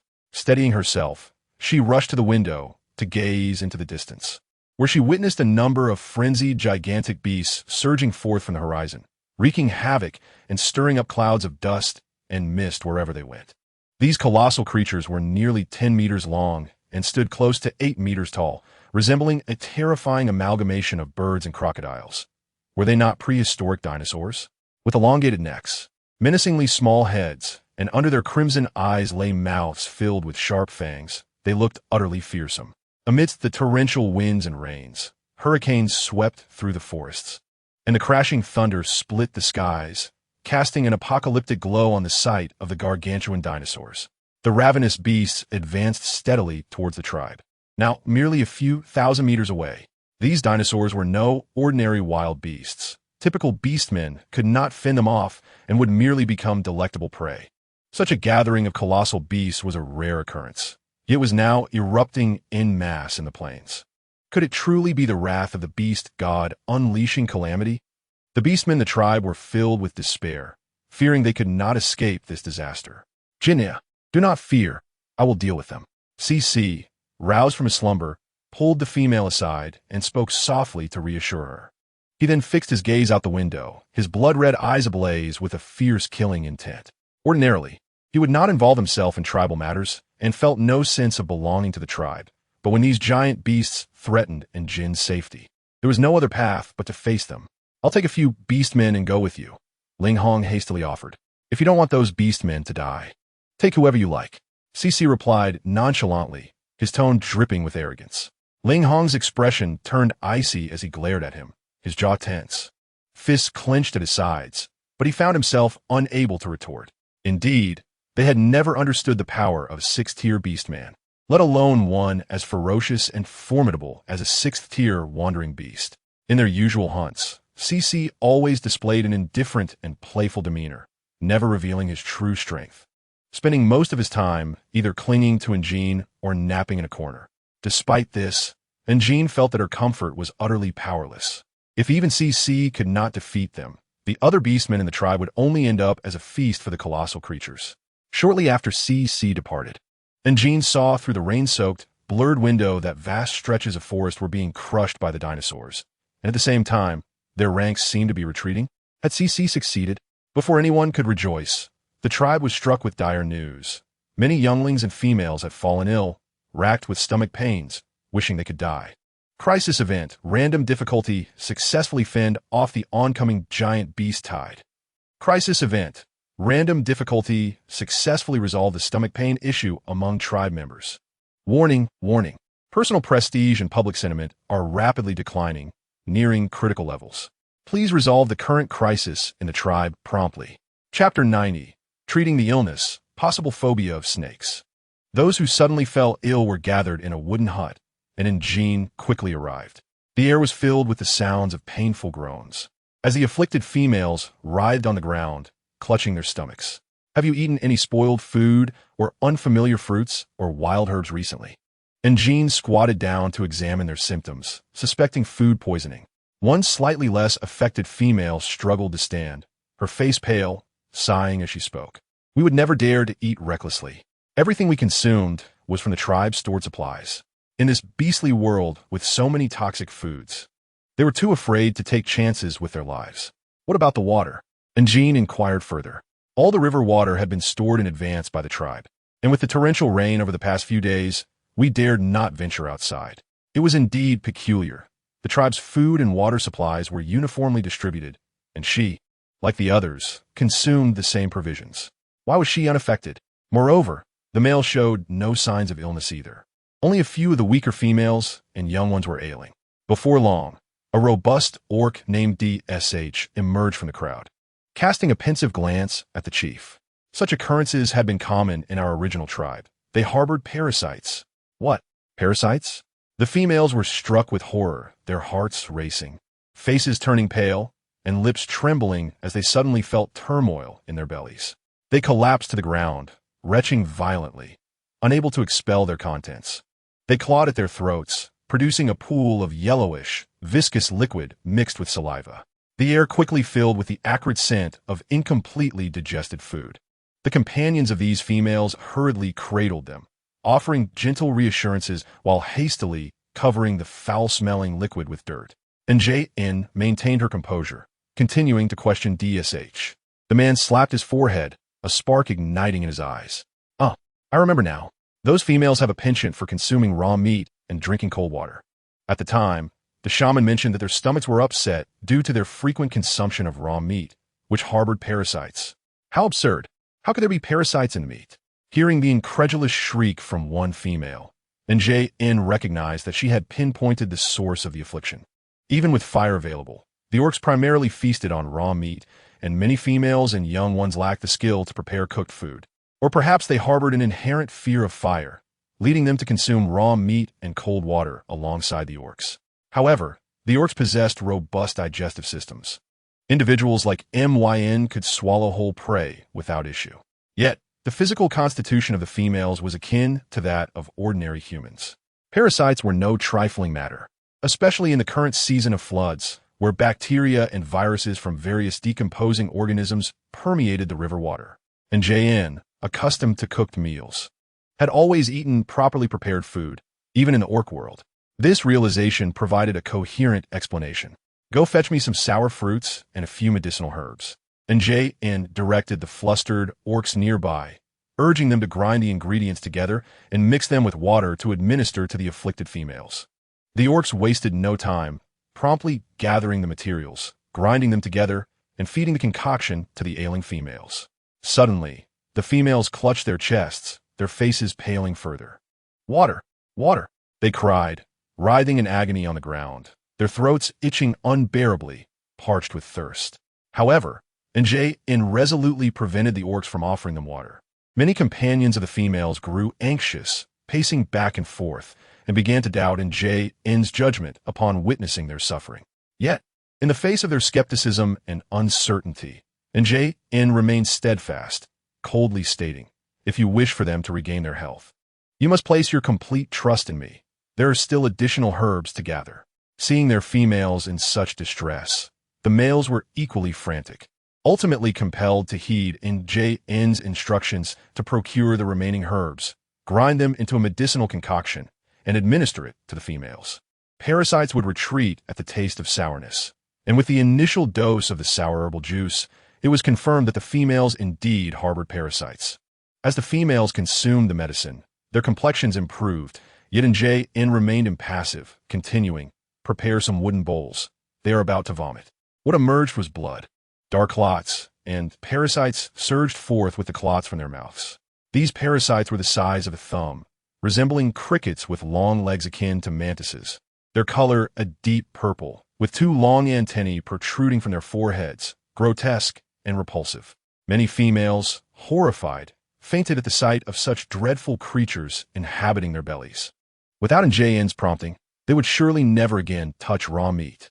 No, they wouldn't even dare to look at it. The orcs hurriedly disposed of the parasites and the liquid, mixing them with dry soil before casting them into the nearby thicket. Despite many females fainting from fright, their health was finally restored, and the orcs felt immense gratitude and shame towards N. They had doubted the chief, truly a grave sin. They vowed never to do so again. Congratulations on overcoming the sudden crisis, tribal stomach pain.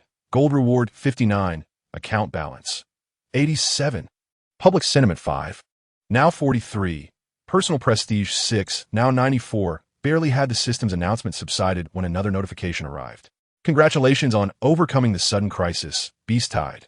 Gold reward 103, account balance 190, MEN. He had successfully repelled the beast tide, and N was elated, glancing towards the distance. But she failed to spot the man she longed to see. How strange. Could something have happened? A wave of worry washed over her.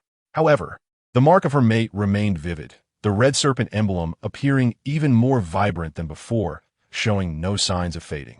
Take a few orcs and search for MYN. You may be in trouble. Meanwhile, on the other side of the mountain, time rewound to several hours prior. When the beast tide descended, MY North ventured alone to drive them away, transforming into a massive black-red python over 10 meters long. He surged towards the horde of beasts, the trees whizzing past him as he moved with such speed that the rain and wind blurred into a single entity. In an instant, before the beasts could react to the imminent danger, his powerful tail ensnared them entirely, flipping them violently onto the stony ground. With terrifying strength, the python coiled around them, snapping the necks of several prehistoric creatures with a series of sickening cracks. Blue-purple lightning split the sky, illuminating the nightmarish scene that could halt a heart. The python opened its salivating maw, tightly constricting the beasts to render them immobile, before sinking its venomous fangs into the arteries of their necks. The poisonous fangs pierced through scaly skin and thick keratinous layers, injecting lethal venom into their bodies. Gouts of blood erupted from the puncture wounds, splattering the python, cleansing its black-red scales in a macabre display. The damp, chill air filled with the scent of blood and decay, rendering the scene gruesome and brutal, akin to a grand hunt. As one beast after another collapsed, the black-red python opened its maw wide, crushing the skulls of the fallen and swallowing them whole, its body soon swollen with a series of bulges resembling small hills. Chapter 91. The serpent beast hibernation. These colossal beasts generated energy crystals within their brains, ideal for ascending in power. Among them, he even obtained a rare green crystal, useful for prolonging life and enhancing vitality. Ever miserly and self-serving, MYN, for once, spared this singular green crystal from his grasp. He ignored the orcs who came to greet him, striding directly towards NJN, pulling the warm female into a tight embrace, then placing the green crystal against her lips. Before she could react, the crystal transformed into a warm liquid flowing down her throat. What is this? Green crystal. It is beneficial for the body. MYN appeared weary, his energy waning, speaking less than usual. After uttering those words, he coiled into a serpentine shape, retreating to a shadowy corner to sleep. Seeing him so fatigued, NJN assumed he was merely exhausted and felt hesitant to disturb him. Following the resolution of the beast tide, the ensuing month passed without incident. Minor beast waves posed no threat. The heavy rains finally ceased, giving way to the harsher cold season. Between these two seasons lay a brief transition of over half a month. During this rare period of clear skies, the orcs, who had grown restless, cooped up indoors, finally ventured out to stretch their limbs and replenish their supplies. In this present day, the orcs, having received benefits without the need for Ongin's reminders, have begun to spontaneously form small teams whenever they find leisure. They venture forth to the distant mountain peaks to cultivate barren lands, till the soil, and raise livestock. Considering the impending harsh winter, Ongin distributed drought-resistant, cold-tolerant, fast-growing sweet potato seeds and seedlings to the orcs, urging them to sow in the fields. Type, tribe, small, area, 1586 population, 135, female 17, buildings, residential wooden houses, 21, farmland, 42 acres livestock, 43 head influence, combat power, public sentiment, 45 personal prestige, 94. This rainy season not only failed to inflict significant damage upon the tribe, but rather allowed it to flourish during these arduous 3 months, with all metrics steadily improving. Consequently, the tribe has begun to wield a certain influence in this region. Henceforth, there will be no need to intentionally recruit residents, as wandering orcs will spontaneously come forth to request membership in the tribe. The harsh winter has finally arrived. Unlike the dramatic rainy season, the winter of the beast realm is characterized by its astonishing snowfall and biting cold. For over 20 hours a day, heavy snow falls incessantly. With the temperatures plummeting, the snow fails to melt, leaving the climate increasingly dreary and arid. The hibernation instinct of Me-een, the snake beast, has also been awakened. Each day, he nearly curls up beside her, dozing off, and with his strength, he manages to awaken for 2 or 3 hours daily, just to eat before returning to slumber. Most absurdly, there was an instance when he transformed into his serpent form to feed, and she noticed from a distance that he had become still. Upon closer inspection, she discovered that he had fallen asleep on the ground with half-eaten food still clutched in his mouth. Chapter 92. Boiled fish, are you truly going to sleep through this? Ongin mused as she gazed out at the boundless, icy expanse, her fingers brushing against the heavy head of the snake resting on her thigh. Cece, if you were to become frisky, I might feel a bit more exhilarated. My body would warm up, and I would no longer desire to sleep. The black and red python lazily opened his eyes, revealing crimson membranes, and spoke in human tongue as he surveyed her with an unguarded gaze. His voice, cool yet laced with a hint of wickedness, held a deeper meaning. Cece. Me-een flicked the tip of his tail, choosing not to expose her slight unease, and continued to curl up on her lap, drifting back into sleep. Given the cautious nature typical of snake beasts, hibernation is their most vulnerable period. For the past 20 years, during the harsh winter, Me-een would seek a safe cave or burrow into the ground to hibernate alone. However, Ongin's presence has altered this habit. He desires not to be far from her, even during hibernation, for staying close to his beloved partner provides him with a profound sense of security. As winter descends, all orcs on this continent tremble with apprehension. Like most, Ongin curls up at home, wrapped in thick hides, too fearful to step outside into the biting cold. Based on past experiences, enduring the long, 3-month winter usually results in the loss of at least a dozen orcs from each major tribe. Some perish from freezing, while others succumb to hunger. A grim reality that chills the heart even further. During this brutal winter, she gathered her kin and ordered them to transport the previously stored firewood, animal dung, and other fuels from the nearby caves. Amidst the orcs' confusion, Ongin crouched down and lifted the circular mud brick that had been specially excavated from the floor. As they peered through the large circular opening, they discovered a vast underground cellar that had been prepared. This was a directive Ongin had specifically given during the construction of their home. The orcs scratched their heads, gazing into the dark cellar, their hearts racing. Chief, will our house collapse? Fear not, it will not collapse. How many homes have you lived in that have fallen? Ongin smiled, understanding their skepticism due to their unfamiliarity with such a rarity, and patiently explained that the cellar had been reinforced with clay. Once dried, the clay forms a robust structure, allowing them to burn and use combustible materials along with dry wood or dung inside, generating significant heat. Indeed, as the flames ignited, it took mere moments for the stone floor to become pleasantly warm. To their surprise, stepping onto it felt somewhat hot. The once cold air inside the room transformed into a dry warmth in an instant. Many orcs had thrown in an abundance of fuel, and soon they found themselves pleasantly sweating in the midst of this chilling winter. How incredible it was to be sweating in the cold. In this winter season, the orcs experienced a happiness previously unknown.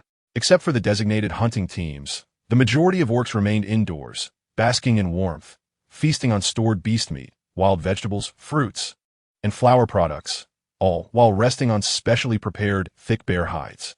This land was enveloped in warmth and the aroma of cooking. Public sentiment 5. Now 50. Personal prestige 4. Now in 98. Ding. Congratulations on completing the main quest. The tribe's construction objectives have been achieved, and the tribe has upgraded. Medium tribe. Ding. A new main quest has been issued. Please upgrade the tribe to a large, difficult level. Time. 3 years. Reward. Unknown. Construction goals. Population 500, currently 135. Building count 100, currently 21. Combat power and influence. Public sentiment 60. Perhaps due to her fragile constitution, Anjin is particularly sensitive to the cold and has thrown a considerable amount of fuel into the cellar. The floor beneath her feet radiated intense heat. She was dozing in her large water barrel. As the temperature in the cellar gradually ascended, steam began to rise from the barrel, and her fair, delicate face turned a rosy red. Oddly, she caught a whiff of a delightful fish soup aroma. The wolf clan's sense of smell is notably sharper than that of ordinary beings. Ling Hong, unloading his goods, called out to her from her doorway. "Are you making fish soup?" She hastily ran to the next room. Upon opening the door, she saw little she submerged in the wooden barrel, her body flushed and steaming. A gentle touch on her skin revealed an alarming warmth. Anjin held her breath and lightly patted little Shi's face, only to realize she was unresponsive.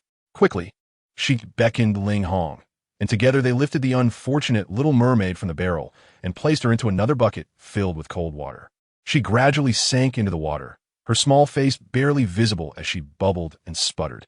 After about a quarter of an hour, the flushed redness on her exposed skin slowly faded, and she drowsily awakened, asking a couple of questions and confirming that she had not been boiled to oblivion.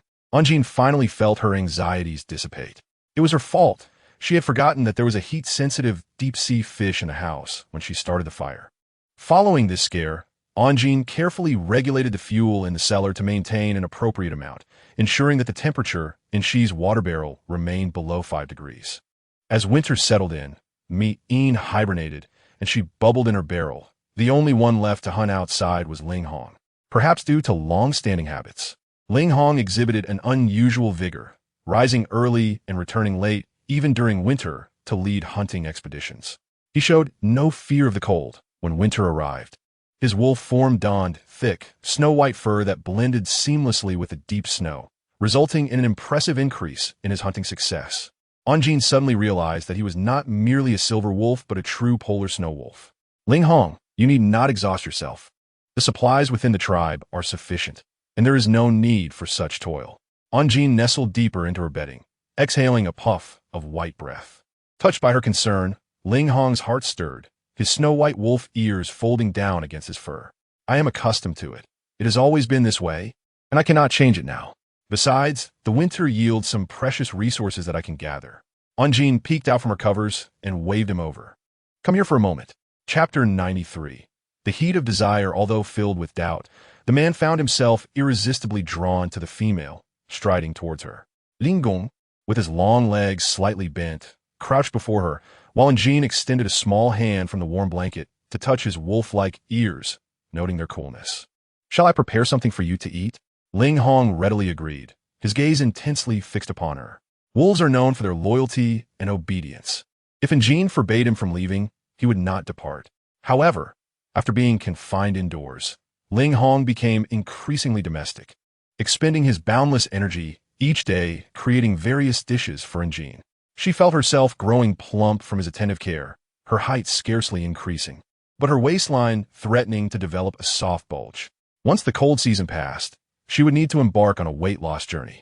Days flowed by amidst the warmth of domestic life, and with the cold season nearing its end in about half a month, Anjin found herself craving a hot pot to celebrate. Suddenly, a sharp pain surged through her lower abdomen, mild at first, but rapidly escalating with a second wave of discomfort. Could it be that her stomach was upset? That seemed unlikely. Her meals consisted of well-cooked food and warm water, and Ling Hong ensured all ingredients were thoroughly cleaned. The pain in her lower abdomen was both strange and familiar. Gradually, a warmth began to course through her. Oh no, and Jean thought, clutching her abdomen as she curled up in the animal hide, the realization dawning belatedly. Was this her menstrual period? No, more accurately, in this beastly world, it was a well-known term, estrus. Had her recent indulgent diet triggered a return to physical maturation? Or was it the warmth of the cellar that hastened the maturation and release of her eggs? The onset of her first period was overwhelming. Her face turned pale, and she bit her colorless lips, too afraid to move, fearing that any motion would result in a deluge of blood. Steeling herself, she gradually adjusted her posture, bracing against the wall to rise and rummage through the nearby wooden chest for usable animal hides. She had assumed her body would never experience menstruation, failing to prepare adequately for such an eventuality. The simple animal hides likely harbored bacteria, unsuitable for use as menstrual pads, yet in this dire moment, she couldn't afford to be picky. After a struggle, she finally unearthed a fresh, clean hide, only to discover it was a thick fur hide meant for warmth. As she groped for more hides, she found none thin or soft enough for her needs. To her shock, she noticed a large stain spreading behind her. The keen senses of the beastmen meant that even she could detect the strong scent of blood, let alone the three others in the room. As a wolfman, Ling Hong was the first to sense something amiss. He swiftly dashed to the door and entered the room. The sudden onslaught of the strong metallic scent, mingled with an aroma that could drive males wild, filled the air, triggering an instinctive response in the male beastmen. "You are in heat." Ling Hong's usually cool and handsome features were now alight with uncontainable joy, a smile breaking through as his emerald eyes transformed into a feral gaze. The estrus of a female was a significant event for the household, and Jean, focused on managing the bloodstains, felt extremely embarrassed and couldn't bear to look up at his expression. "Please help me find some animal hides. I've lost a lot of blood, and I can't get up," she urged, her voice laced with panic. "All right, just wait." Ling Hong took a deep breath, attempting to calm his exhilaration. After rummaging through the wooden cabin for a while, he finally discovered a thin, soft hide buried at the bottom of a wooden box. Drawing from tribal knowledge, he swiftly cut the hide and knelt before her, positioning it at her waist.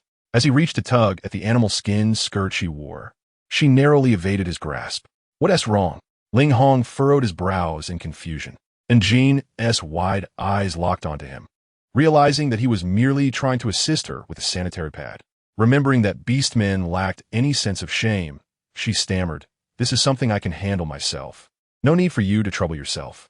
Ling Hong's expression soured at her refusal, revealing a rare stubbornness. In their tribe, such tasks were typically performed by males. "You need not move, just lie still. I have learned how to handle these matters in private." And Jean felt mortified, regardless of his explanations.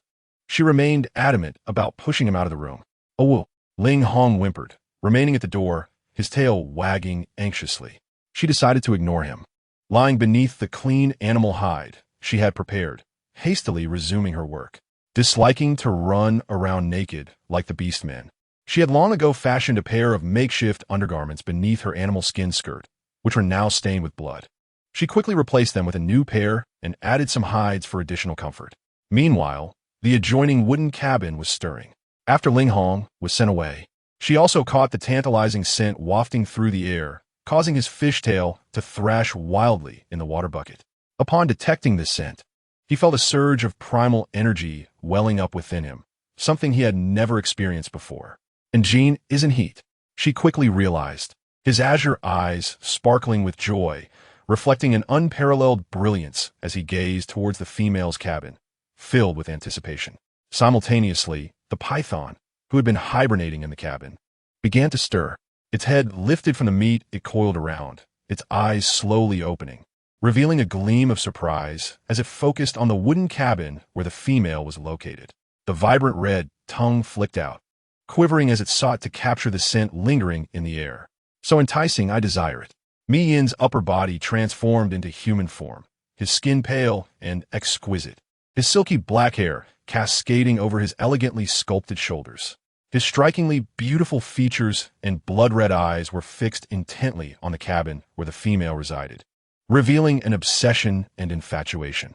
He shed his previous languid demeanor and swiftly glided towards her dwelling. And Jean was deep in thought, diligently sewing undergarments. Suddenly, with a loud crash, someone burst through the door. Her hand trembled, causing the needle and thread to fall as she looked on in shock. Mean?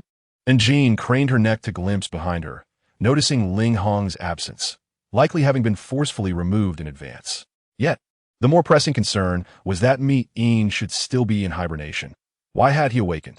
And why was he rushing in so urgently? An inexplicable tension gripped in Jean as she pressed her back against the cold wall, instinctively curling her body. Chapter 94. Crafting garments. Mi-in leaned in closer, forcefully wrapping the female in his embrace, resting his head against her neck as he inhaled deeply. Billionaire, you are in heat? His crimson gaze was deep and intoxicating, revealing an unexpected tenderness and delight, as his long dark hair cascaded, obscuring the turbulent emotions swirling within his eyes. He brushed aside Jin's hair, his fingers tenderly caressing her face as he murmured, "You are in heat. We can mate now." And Jean stared at him in astonishment, struggling to find her voice. After a long pause, she finally said, "But I'm still bleeding." She was not prepared for intimacy with a serpent. It was a challenge to her psychological endurance as a human. "Once you have finished bleeding, we will mate," Mi-in replied, his eyes gleaming with anticipation. In the beast world, males would go to great lengths to claim the first mating rights with a female, as it represented the optimal time for conception, and the first encounter would be eternally memorable for the female. Mi-in's excitement was palpable as he leaned down to kiss her lips, his cold body infused with a tantalizing warmth while his serpent tail coiled around her waist and thighs. After a prolonged embrace, he reluctantly released the somewhat dazed female, their connection still palpable. And Jean swallowed hard, pressing her hand against his chest, her cheeks flushed. "Mi-in, are you not going into hibernation?" "I have no intention of doing so," he replied, kissing her brow and eyes with a longing that betrayed his thoughts. "You are in heat, and I am eager to mate with you first and complete the bonding ceremony." And Jean was momentarily taken aback, pondering the depth of his determination to defy the natural order established by their progenitor. She resolved to steady Mi-in, seeking to delay the inevitable. With a complex expression, she looked at him, a hint of pleading in her eyes. "Wait until I finish my cycle. There is still time. Otherwise, perhaps you should hibernate first." It seemed Mi-in truly had no intention of hibernating. He coiled his 10-meter-long black-red serpent tail around her, encasing Jean within his protective circle. He leaned over her, his form soft and supple, enveloping her in a tight embrace, his long arm securing her waist while his cool, dark hair cascaded onto her bare skin. Before Jean entered heat, Mi-in could tolerate the presence of the other two males, but now his hostility towards Ling Hong and she was unmistakably heightened, transforming into overt animosity. The competition for mating rights among the males was fierce, and Jean, uninterested in their silent rivalry, focused solely on mending her sanitary napkin and undergarments. Noticing Jean diligently sewing, Mi-in raised an eyebrow and reached around her to take the needle and hide, meticulously stitching them together for her. "Sewing undergarments?" He chuckled softly against her chest, his fingers lingering on her flat abdomen, sliding down a few inches. And Jin's face flushed a deep crimson as she quickly lowered her gaze, biting her lip. "Oh dear, how embarrassing. Is it too late to run away?" Chapter 95. Unwavering loyalty. Perhaps due to their serpentine nature, they instinctively crafted intricate garments from shed skin to please their mates. Although it was Mi-in's first attempt at sewing, his technique was surprisingly adept. He even used several strands of his long hair as substitutes for fine leather strips, threading them skillfully to ensure perfect fit and comfort. "If it doesn't fit, I will adjust it and let you try again. After all, these are intimate garments, and utmost comfort is essential." During this process, Jean found herself slightly annoyed as he stole a few kisses. But the sight of his shy yet handsome face made it difficult for her to act harshly. "Is it a bit too large?" She noticed the indentation in her undergarment. She lacked the fullness to fill it out. "After mating, it will fit you better, and you will develop further." Suddenly, something he said piqued Mi-in's interest, and he embraced her from behind. Lowering his head, he stole a kiss from her lips, his long fingers gently caressing her waist, his lips close to her ear. He teased, "Once I become familiar with your body, I will adjust it for a better fit." His ambitions were glaringly evident. "All right," Jean replied, intrigued. She was genuinely curious about how undergarments made from shed skin would turn out. Previously, she had seen Mi-in's human form wear the skin, which was tightly fitted and soft, beautifully combining red and black hues. However, She worried that the animal skin sanitary napkins might cause infections, and she was racking her brain for alternatives. To her surprise, she had sewn several sanitary napkins for her using precious shark silk. Sharkmen were known for their exquisite weaving skills, and the rare shark silk was highly sought after. And Jean could hardly fathom how she, who spent his days lazily blowing bubbles in a water barrel, managed to produce such a bounty of silk. Yet, she had to admit that these shark silk products were breathable, soft, and, most importantly, clean with no risk of infection. She ran her fingers over the folds of her animal skin skirt, elated, and couldn't help but murmur, if only we could mass-produce this. She jolted, concerned.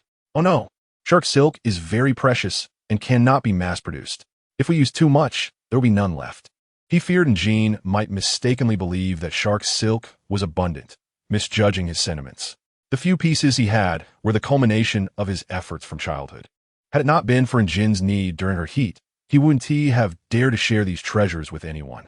With a huff, she cast a furtive glance at the languid serpent, grinding his teeth in frustration. Who says he is of no use? The females of our tribe adore using shark silk when they are in heat, and Jean must be delighted with it, perhaps due to her first menstrual cycle. And Jin's blood loss was not excessive, but she experienced occasional cramps. Fortunately, her undergarments and sanitary napkins were ready, and she knew this discomfort would pass in a couple of days. Chieftain, the people from the Manxiong tribe are outside. Should we take them in? An orc announced.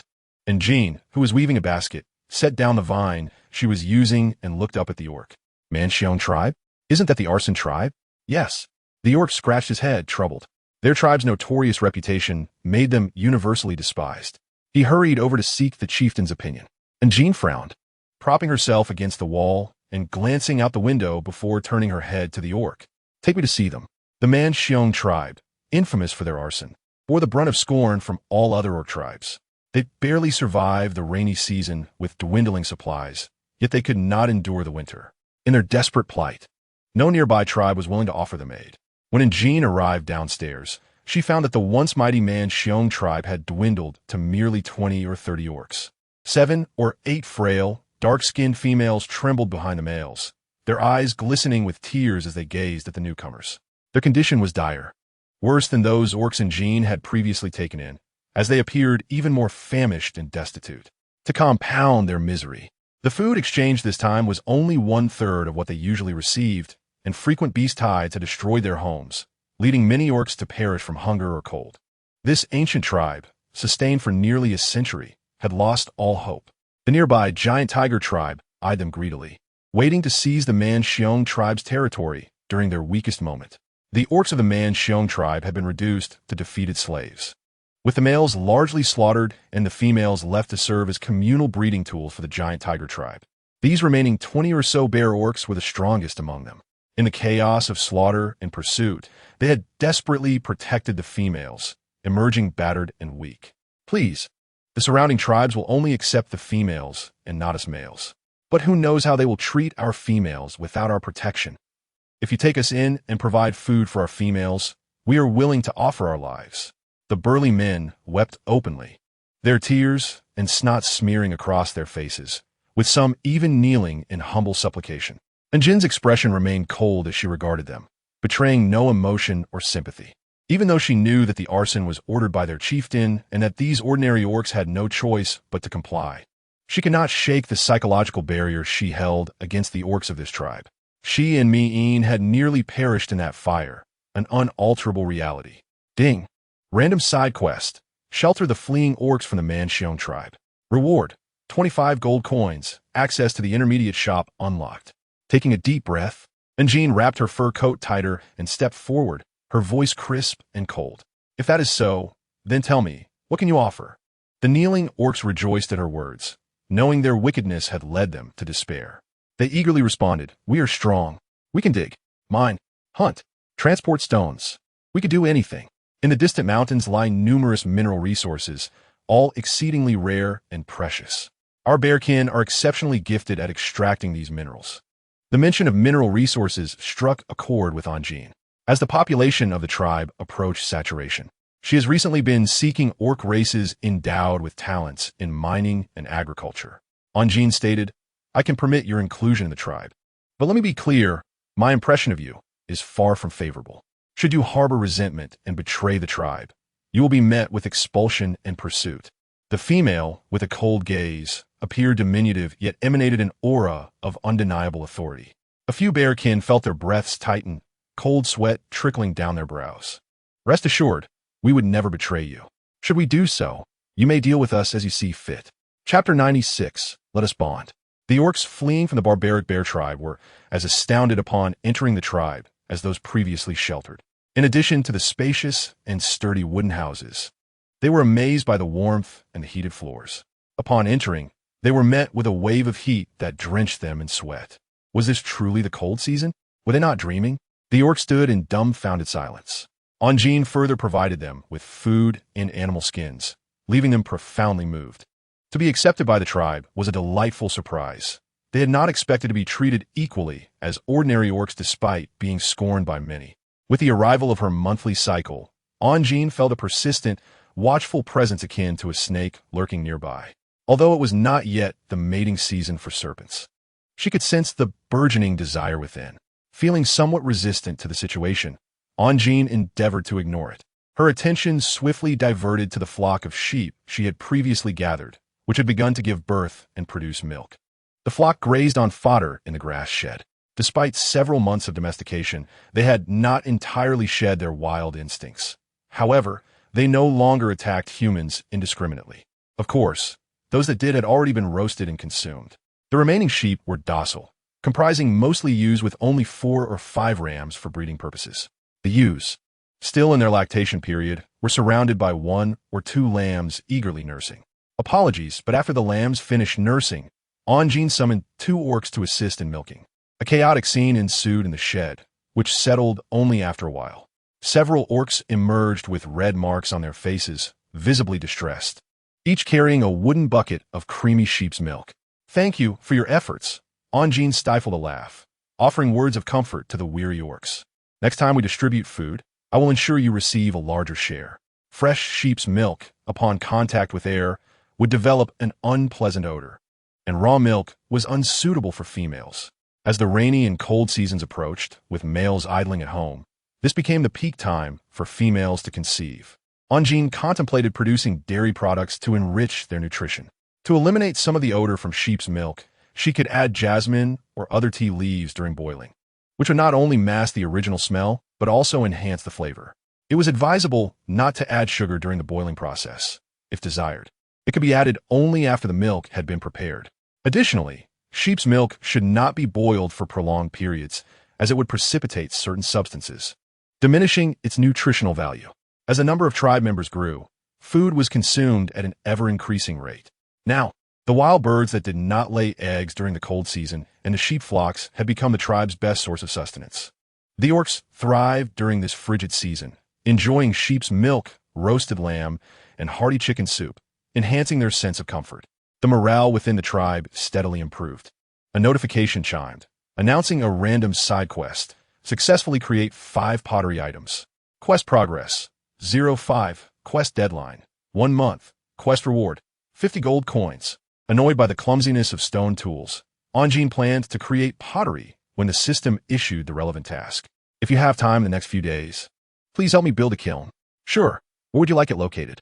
Ling Hong did not inquire about her intentions, but promptly took the command and set to work. With his strength, he effortlessly piled stones, twice his height, onto the flat ground she indicated, constructing a simple kiln. Onjin looked up at him, expectantly asking, "Do we still have dry firewood at home?" Together, they prepared to ignite the kiln. The clay's excellent pliability suggested it was a mixture of various minerals. After adding water and kneading it, impurities and air could be easily removed, allowing for proper shaping. Onjin first molded a small clay plate and quickly sent it into the boiling kiln to test the temperature. The heat generated by the stone was quite sufficient, allowing the clay to set within half a day. However, to her dismay, the small plate cracked. Could it be due to uneven heating? Was the gas expansion too intense? Or had the moisture evaporated too quickly? Perhaps the rapid temperature fluctuations caused internal stress, changes in the pottery?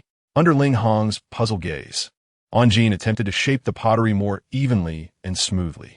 She discreetly purchased a glaze-like substance from the marketplace. applying it to the surface of the pottery before firing it again. She made every effort to control the heating and cooling slowly and steadily. Upon opening the kiln once more, all 7 pieces of pottery had survived without bursting, possessing only minor cracks that did not detract from their beauty. Rather, they added character. Quest completed notification. Congratulations on completing the random side quest, pottery creation. Reward: 50 gold coins, account balance, 190. Excess items can be sold in the marketplace for gold. Pottery could be refired, but gold coins were scarce, so Anjin mentally confirmed the sale. Gold credited, 10, account balance, 200. A couple of days later, Anjin's long and intermittent cycle finally concluded, coinciding with the depletion of the sanitary supplies made from the fish scale fabric. Having gone over a week without bathing, she could no longer tolerate it. After boiling water, she climbed into a large wooden tub she had requested the orcs to construct according to modern standards, capable of accommodating 2 individuals. Just as she began to savor the moment, a certain serpent could no longer contain himself and approached eagerly. Anjin was taken aback to see a red serpent slithering into her tub. The tub was quite spacious, and Anjin had instructed the orcs to build it large enough for comfort. The red serpent transformed into an extraordinarily handsome man. With practiced ease, he wrapped around her waist, his entire being pressing against her, his tongue brushing her face. "Chinger, you have no blood left." His blood-red eyes flickered like candlelight, and the corners of his eyes were tinged with a hint of spring, gazing at her with an aggressive intensity that could easily ensnare one. "Let's bond." His voice was deep and cool, laced with an unmistakable anticipation as he sought to solidify their relationship, to which she had previously acquiesced. Feeling a rush of warmth, he leaned in closer, his lips brushing against her ear, swiftly capturing her lips. Anjin lost track of time. The skies darkened outside, and fatigue weighed heavily upon her. Tears welled in the corners of her eyes, whether from exhaustion or something else, she could not tell. Her throat felt parched and raw, her voice low and hoarse. Chapter 97. Departing the tribe.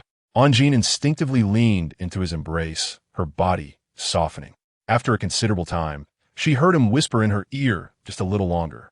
She was genuinely exhausted, unable to utter a single word. As dawn broke, Ling Yin finally released her, leaning down to kiss the corner of her eyes, his red gaze radiating unprecedented joy. He tucked a damp strand of hair behind her ear, his fingers trailing down to her waist, exuding an intimate and affectionate aura. Anjin was not in the mood to share this tender moment. "Please prepare more hot water. I wish to bathe again." Perhaps due to his serpentine instincts, he always sought to delve deeper. Yet Anjin was mindful of potential infections and desired to cleanse herself first. "All right." Ling Yin pressed a gentle kiss to her lips before swimming out of the tub amidst the splashing water. After a short while, he prepared fresh hot water for her, cradled her into the wooden tub, and after she was cleaned, he dried her off and dressed her in a clean hide skirt. Anjin's body relaxed. She was utterly exhausted and fell into a deep slumber as soon as she lay down on the bed, only to awaken in the afternoon of the next day, roused by the enticing aroma wafting through the air. To her surprise, she found Ling Hong had prepared a bountiful feast. How curious that today was so lavish. As she approached the dining table, she noticed that both Ling Hong and she seemed rather dispirited, their moods particularly low. Meanwhile, Mi Yin was coiled in a corner, appearing languid as he slept, his snake body forming a small mound, likely digesting after a recent meal. Female creatures often feel drained after mating. "You should eat something," Ling Hong urged her from the side. Upon seeing the red marks left on her skin by the serpent beast, both Ling Hong and she felt a surge of indignation, which only deepened their gloom. "Oh no, please don't let it be as I fear. That would be too embarrassing." The crimson serpent raised its head at the familiar sound of her footsteps, flicked its tongue, and surprisingly did not prevent Ling Hong and she from approaching Anjin. Mean curled his tail around himself, unable to resist burying his head within the folds, concealing a hint of shyness and anticipation. Typically lethargic, he had rarely ventured out to hunt, but now had consumed a prey to conserve energy for the next lengthy mating session. Anjin, feeling ravenously hungry, did not dwell on these thoughts and began to devour the food on the table with haste. Out of the corner of her eye, she caught sight of Ling Hong's injured hand, which had just begun to scab and was still slightly bleeding. Had he accidentally cut himself while preparing the meal? Noticing her gaze, Ling Hong lowered his head, deliberately avoiding her eyes. Through the thin walls, the sounds from his kitchen were audible in a moment of impatience. He had inadvertently cut his hand while chopping vegetables. "I might be away for a couple of days and unable to care for you," Ling Hong stated before he abruptly left the tribe, disappearing for several days without a trace. And Jean was left in a state of confusion. Hadn't she warned him not to roam about in the middle of winter? Anxiety gripped her, and she lost her appetite. Gently nudging the coiled Miyin, she urged, "Could you go outside and search for Ling Hong? I fear he may be in danger." "What is it?" Miyin replied lazily, not even lifting his eyelids. Did he mention where he was going? Chapter 98. More important than him? The western side of the mountain foothills? Miyin echoed, placing down the half-sewn garment in his hands. His knife-like vertical pupils sharpened suddenly, the long, curled lashes casting shadows over the dark emotions swirling beneath. Perhaps he knows what that wolf intends. The western side of the Ruo Air D mountain range, a forbidden area, often swarmed with massive beasts and magical creatures. A place that struck fear into the hearts of the beastmen. Years ago, in pursuit of strength, he had ventured there to slay several powerful creatures, consuming many crystal cores. It seemed that the wolf beast sought to compete with him for a mate. A sense of impending crisis rose within Miyin. If the wolf beast were to perish, it would not be without its merits. With a slightly heavier heart, he acknowledged his own dark intentions. Catching a glimpse of the pleading look in Jin's eyes, Miyin's expression softened. He gently wrapped his tail around her, bringing her close and kissing her forehead. "I will find him, do not worry. With his strength, he should be fine for now." Shortly thereafter, Miyin also departed for several days. During her moments of boredom, Jean would sit by the window weaving bamboo mats to pass the time, aiming to create a more comfortable living environment. To weave bamboo mats, one must first select the right bamboo. The storage contained quality bamboo from years past, which Jean soaked in a large stone jar filled with water for several days before breaking it down to extract the strips needed for weaving. With the cold, dry winter season behind them, the sun shone brightly these past few days. Compared to the sweltering heat of summer, the torrential rains of the rainy season, and the harsh cold of winter, the transitional season, with its melting snow and gentle breezes, felt particularly inviting. Aside from the strong winds that would blow in the second month, the surrounding months were quite pleasant, a time when all life burgeoned in vibrant spring colors. The animals of the jungle began to awaken and become active, while the beastmen emerged from their dwellings. And Jean heard the excited roars of beasts outside. After being cooped up for 3 months, the males banded together to hunt, replenishing the dwindling food supplies, while the females foraged for fruits and wild vegetables in the nearby mountains. And Jean assigned her tribe members to various tasks. The robust and agile carnivorous beastmen went hunting. The females gathered wild vegetables and fruits, while the herbivorous beastmen tended to the crops. The remaining few clever individuals accompanied her to learn pottery and kiln construction. The seedlings planted by the tribe before winter had also begun sprouting from the earth. And Jean taught the beastmen how to craft more suitable hoes for tilling the soil, allocating several acres of land to the herbivorous beastmen for cultivation. The silkworms emerged from their cocoons, their bodies covered in hard black shells. Although they possessed a pair of transparent wings, they could not fly high. Once they matured, they would mate at the end of their lives, leaving behind clusters of white eggs in the grass shelters, which would hatch into a new generation of silkworms the following year. And Jean collected the cocoons, filling half a room, and planned to dry them in the sun for thread weaving once the weather warmed up. The wild grass birds had begun laying eggs again, hatching numerous chicks that grew quickly and plump on the grass and insects. The older birds that could not lay eggs were roasted by the tribe's beastmen for sustenance. Meanwhile, Miyin had left the tribe a few days prior, but did not rush to the distant western mountain foothills. Instead, he turned and swam to a secluded, cool cave, transforming into a black-red python, coiling himself and resting his head on his body, closing his red membrane eyes and becoming utterly still. He drifted into slumber. Upon awakening, the cold season had passed. "Wait, where's Ling Hong? Did you not find him?" She urgently grasped his arm, craning her neck to glimpse the emptiness behind him. Miyin remained silent, sensing the disappointment in her voice. A surge of displeasure and jealousy welled within him, causing his pace to slow. "You did not find him. Are you worried about him?" His voice carried a chill, the suppressed violent nature seeping through. Lowering his head, he kissed her lips. delivering a light, yet punishing bite before softly murmuring, "If I were to go missing, would you worry for me as well?" "What?" And Jean was momentarily taken aback by his seemingly unrelated words, her confusion evident.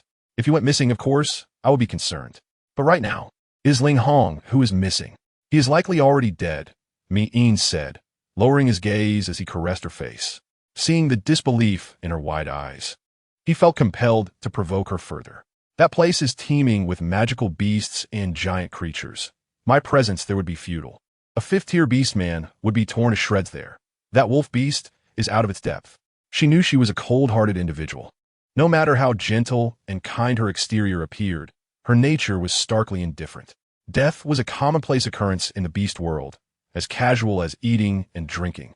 In the few months since she established this tribe, 3 or 4 beastmen had already perished, yet for the first time, she found herself overwhelmed with melancholy. The reason for her sorrow eluded her. Simply thinking of the wolf beast that had silently cared for her, knowing she would never see it again, brought a sting to her nose. Mi-in was affected by her emotions, the bond marking his heart pulsating with pain. He momentarily set aside his jealousy, regretting his harsh words. "I will search for him again. Weren't you the one who said he was dead?" She gazed at him with tear-blurred eyes. "There's another place that is too far. I have not gone there yet." He may be there, Mi-in thought, reluctant to admit that jealousy had prevented him from searching, secretly wishing the wolf beast would perish. The heavy wooden door closed behind him, and he felt a deep ache in his heart.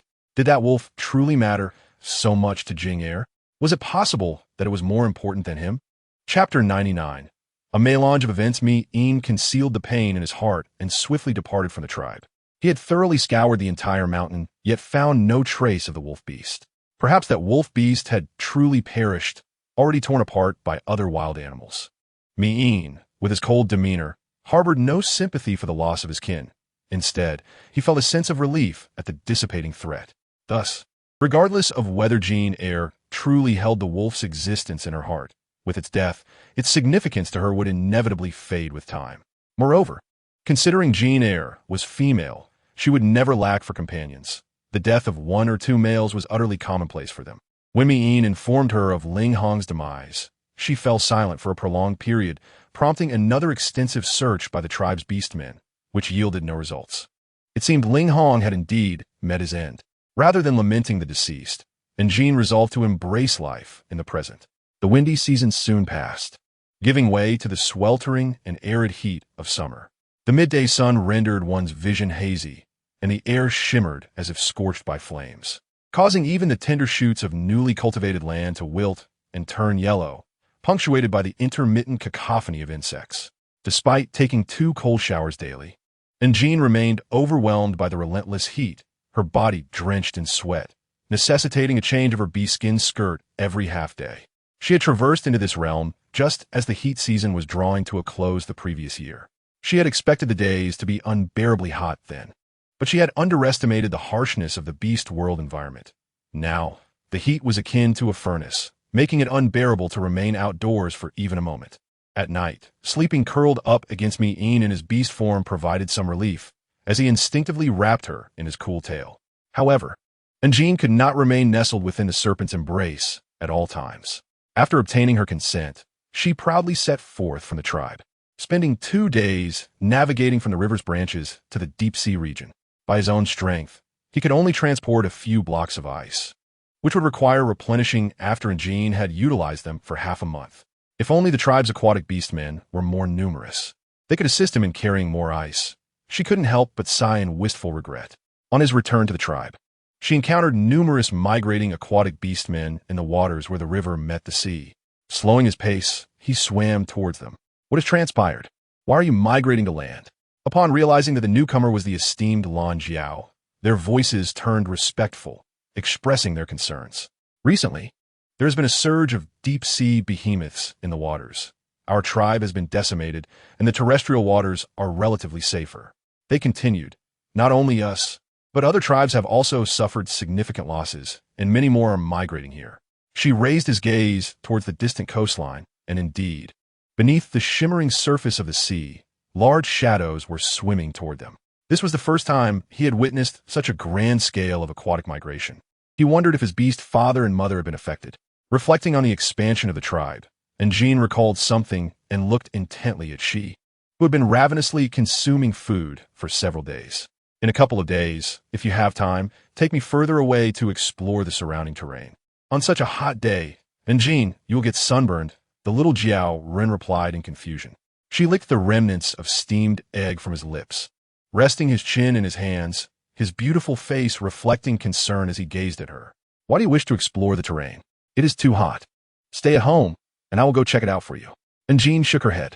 If we are to expand the tribe, we will certainly need a map encompassing the surrounding resources and topography, thus establishing the most favorable conditions for the tribe's future development.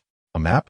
She tilted his head, his waterfall-like, silky blue hair cascading over his fair shoulders, his clear azure eyes filled with confusion, yet he nodded in acquiescence to her request. Once the sun cools a bit in a couple of days, I will take you via the waterways for a thorough exploration. The ice, heavy and dense, resembled stone. Even in the scorching heat of summer, it melted slowly, lasting several days, though the indoors had become significantly cooler. And Jean did not neglect the progress of weaving bamboo mats. After soaking the bamboo strips for several days until they softened, she carefully extracted the slender strips. She began by weaving a right-angled triangle as the starting point, approximately 5 inches wide, crafting a herringbone pattern to the right. After weaving about a meter, and Jean calmed herself to continue weaving the main body. Using bamboo boards to press down on the initial section, she sat cross-legged on the partially woven mat, interlacing the slender strips with utmost care, applying equal pressure to tighten them. Weaving bamboo mats requires meticulous skill, and Asmi-een and she could not assist.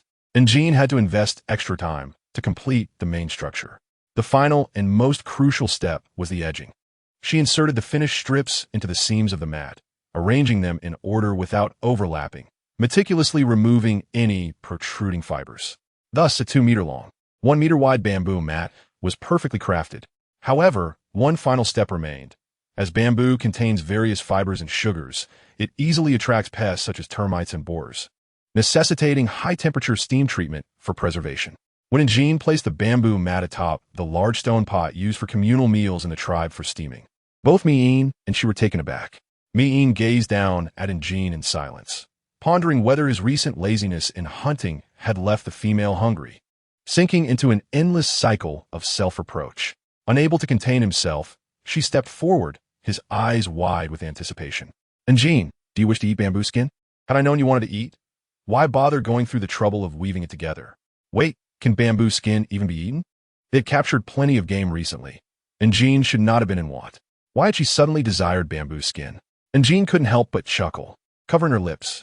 Why would I eat bamboo skin? This mat is for me to sleep on. It might harbor some insects, so steaming it will ensure it is safe to use. The two finally understood, and Jean applied the boiled tongue oil she had purchased from the city last year onto the bamboo mat.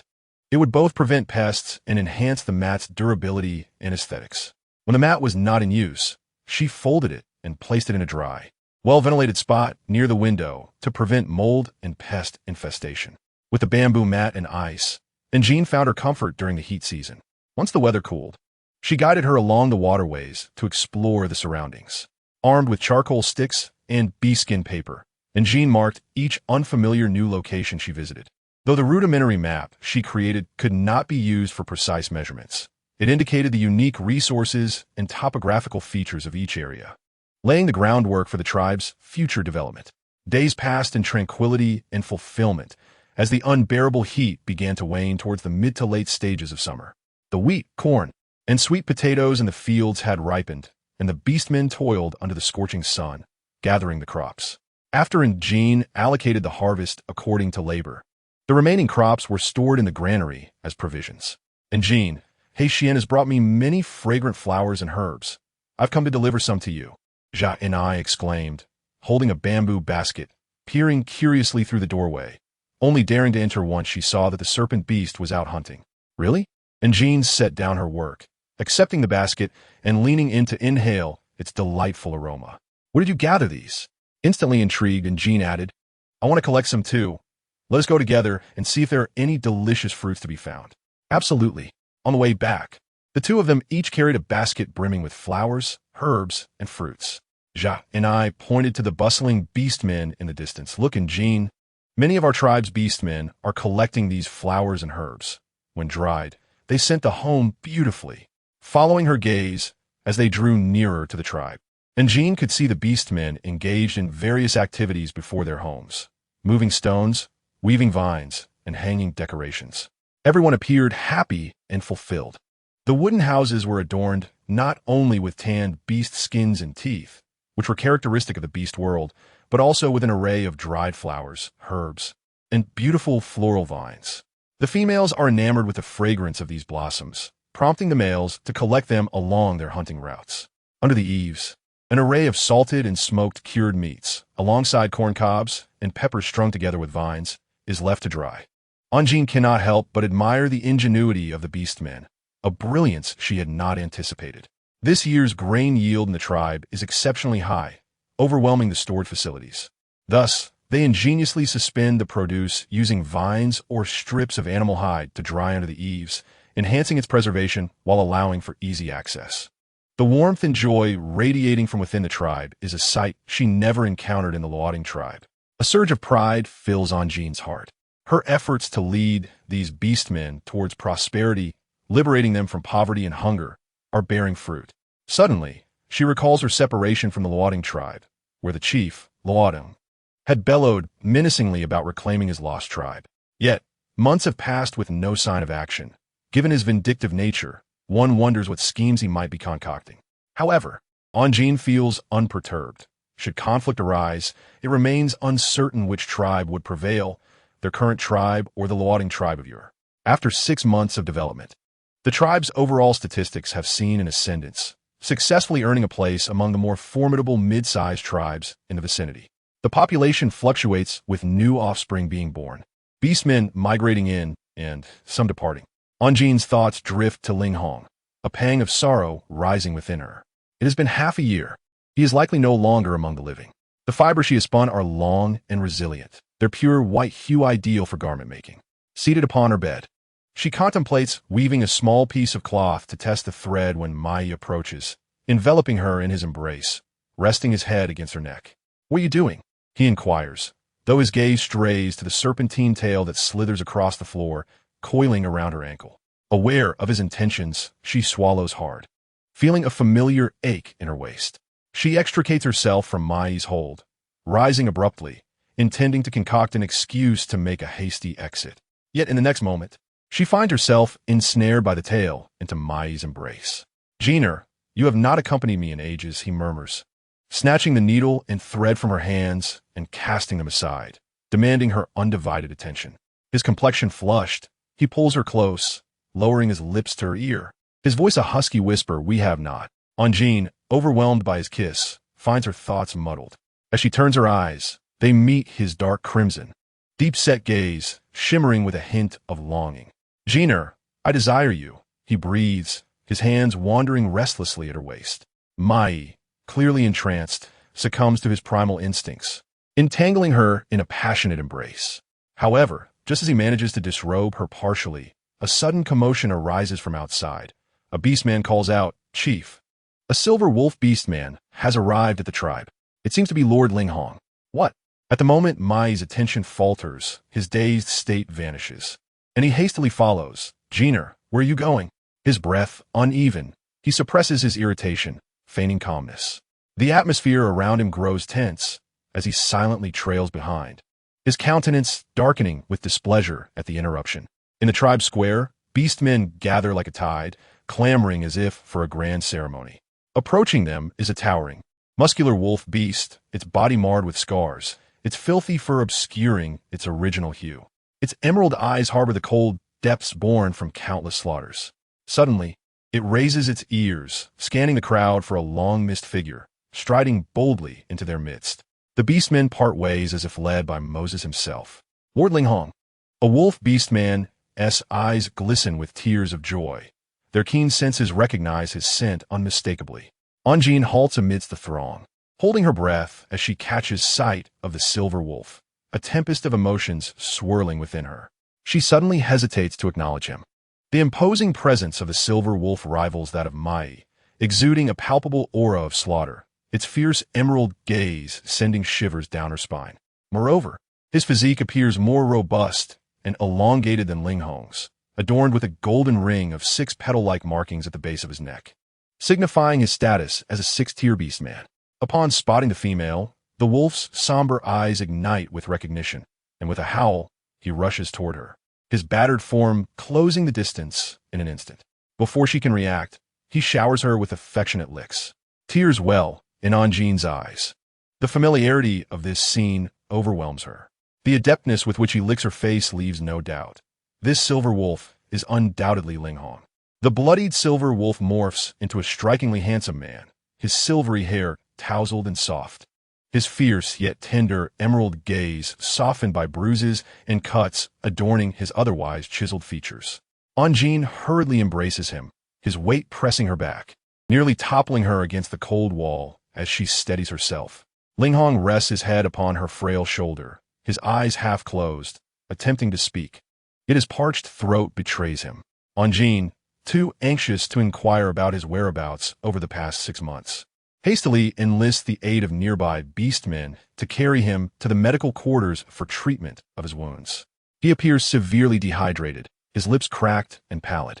Anjin, grappling with the bittersweet blend of relief and sorrow, gently pries open his lips to offer him a bowl of water.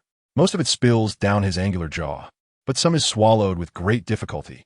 After a series of coughs, Ling Hong finally opens his eyes, the vibrant green reflecting the world around him.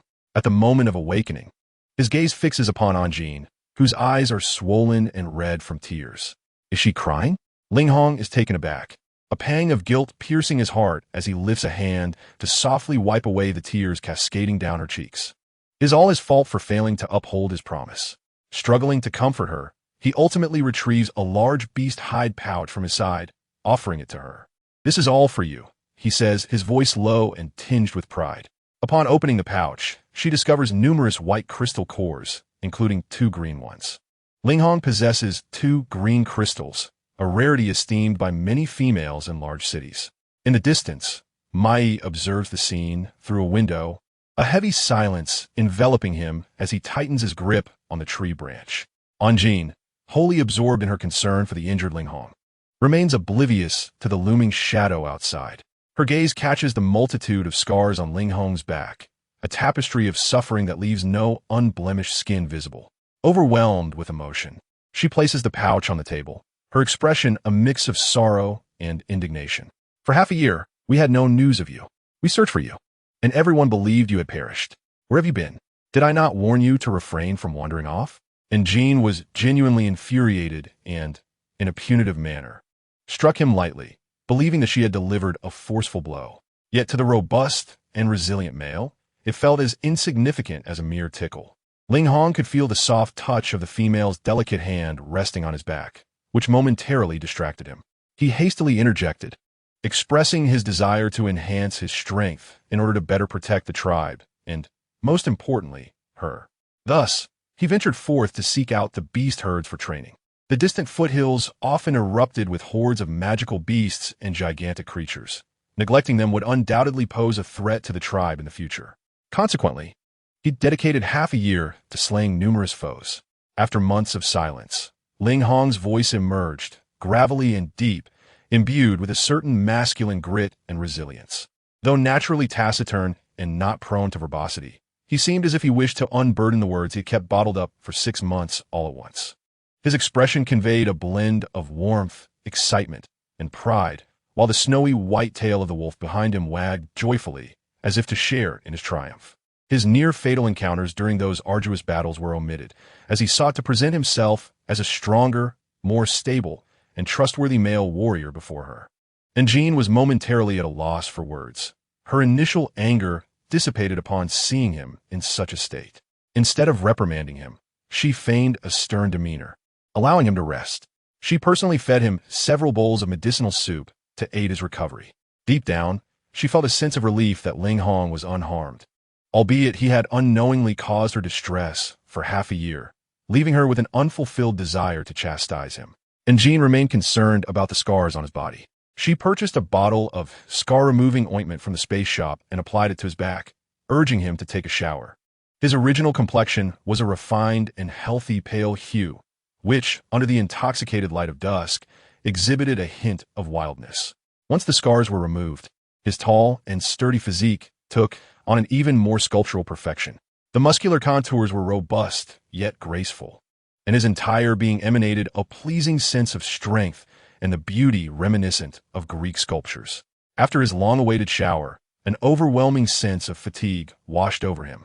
"I shall take a rest," he declared, and Jean permitted him to hold her tightly for a moment before he retreated into the house, remaining inside for 2 days and nights without emerging.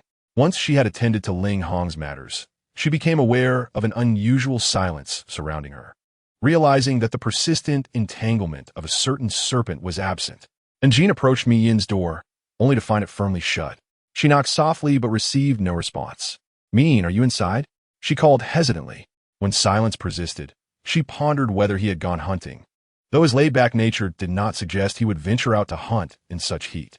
Standing at the door for an extended period, she deliberated on whether to continue calling him. After a while, she heard the sound of a serpent's tail brushing against the floor, followed by a faint hum from within. A wave of confusion washed over her. "Why didn't you speak earlier?" she inquired. "I was sleeping and didn't hear," came the response. Outside, the delicate footsteps exclusive to females echoed, gradually fading into the distance. In the darkness of the room, the coiled python raised its head, its crimson eyes flashing as it realized the female had departed, flooding its heart with an intense sense of panic.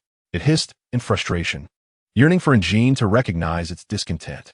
In an attempt to elicit her attention, it had refrained from eating for 2 days, yet her focus remained steadfastly on that wolf beast.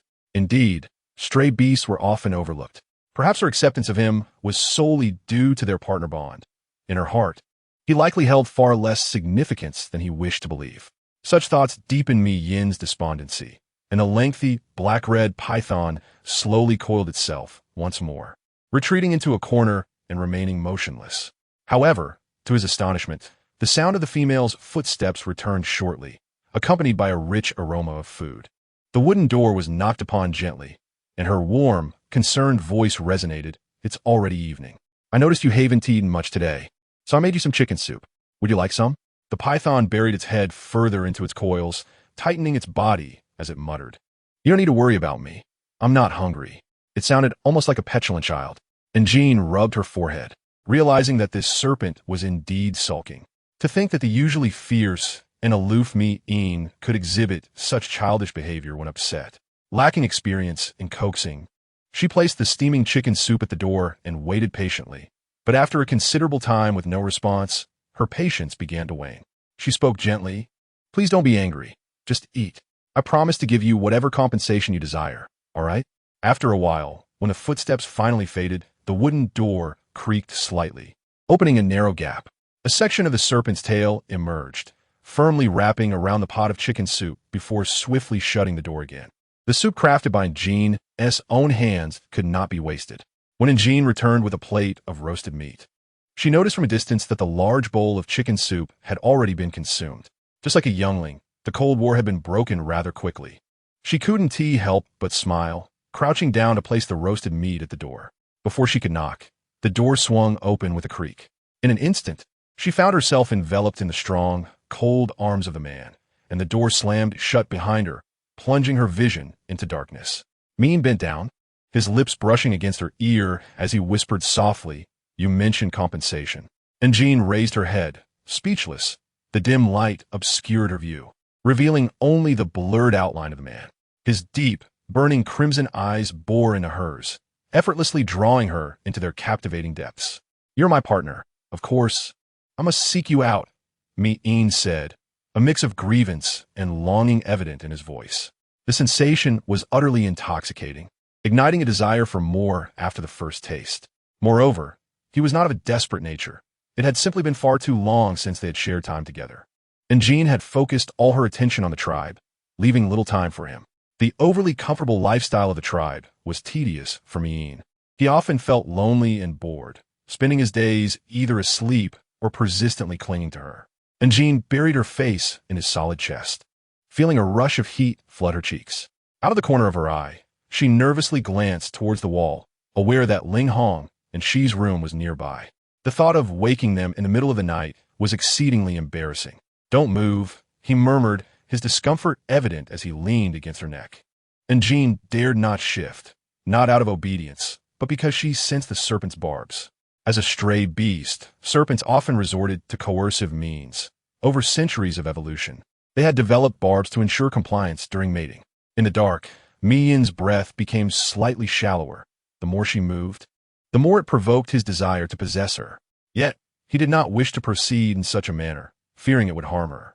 As dawn broke through the night, Mi-Yin finally released Jean after having thoroughly exhausted her, transforming into serpent form and coiling around her with ease.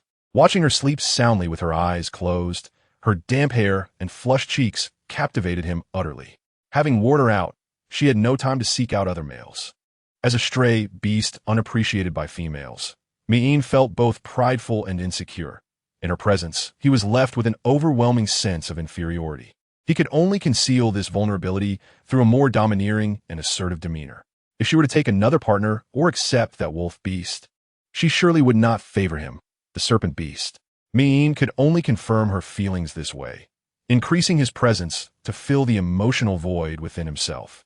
Based on previous experience, he predicted that she would sleep until the afternoon, and as the first light of dawn began to illuminate the world, he carefully carried Jean to the soft bed, ensuring she was snugly covered before planning to step outside. As soon as the door swung open, he beheld the prowling beast in the hall. With a cold smirk, he swayed his serpentine tail and approached without averting his gaze. The silver wolf's crimson eyes fixated on the approaching serpent, the atmosphere charged with tension. Awakened by the commotion in the dead of night, he was incensed by the serpent's audacity, demonstrating a complete lack of regard for the female. The more he pondered, the angrier he became. Now a 6th-tier beastman, he no longer needed to bow his head in submission, ready to engage in a fierce battle. With a roar, driven by fury, the silver wolf lowered its body and leapt, lunging at the serpent's tail to bite and tear. As a wolf beast, its biting strength and combat prowess were formidable, capable of dispatching a wild beast with a single bite. Yet the scales adorning the serpent's tail resembled impenetrable armor, leaving only a few bite marks, not even drawing blood. Ling Hong was utterly astonished. Such a level of defense must be beyond that of an ordinary 6th-tier beastman. Even if it had not reached the 7th tier, it was likely on the brink of a breakthrough. In that brief moment of Ling Hong's astonishment, Mi-Yin seized the opportunity, transforming into a massive python and ensnaring the silver wolf with its long tail, its sharp fangs piercing the wolf's abdomen. Blood soaked its silvery fur. "Hiss! This is your current strength. Truly useless," Mi-Yin taunted, not intending to deliver a fatal blow, nor even employing venom.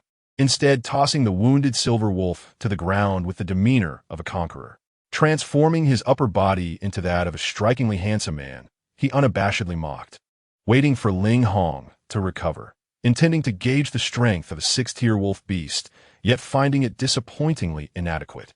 The silver wolf glared at him, snorting in anger, but ultimately bowed its head in dejection, silently licking its wounds and blood on the ground, not wanting Jean to see him in such a disheveled state. She was awakened by the ruckus, nearly frightened to death upon opening the door. Seeing the two engaged in a fierce battle, he hid at a distance, knowing a mere 3rd-tier beastman like himself could not withstand any collateral damage. "Hiss!" Mi-Yin cast a cold glance at she, who stood rigid and shivering at the doorway. Fortunately, Mi-Yin merely glanced at him before hastily exiting. Entering the hall, she was met with utter chaos.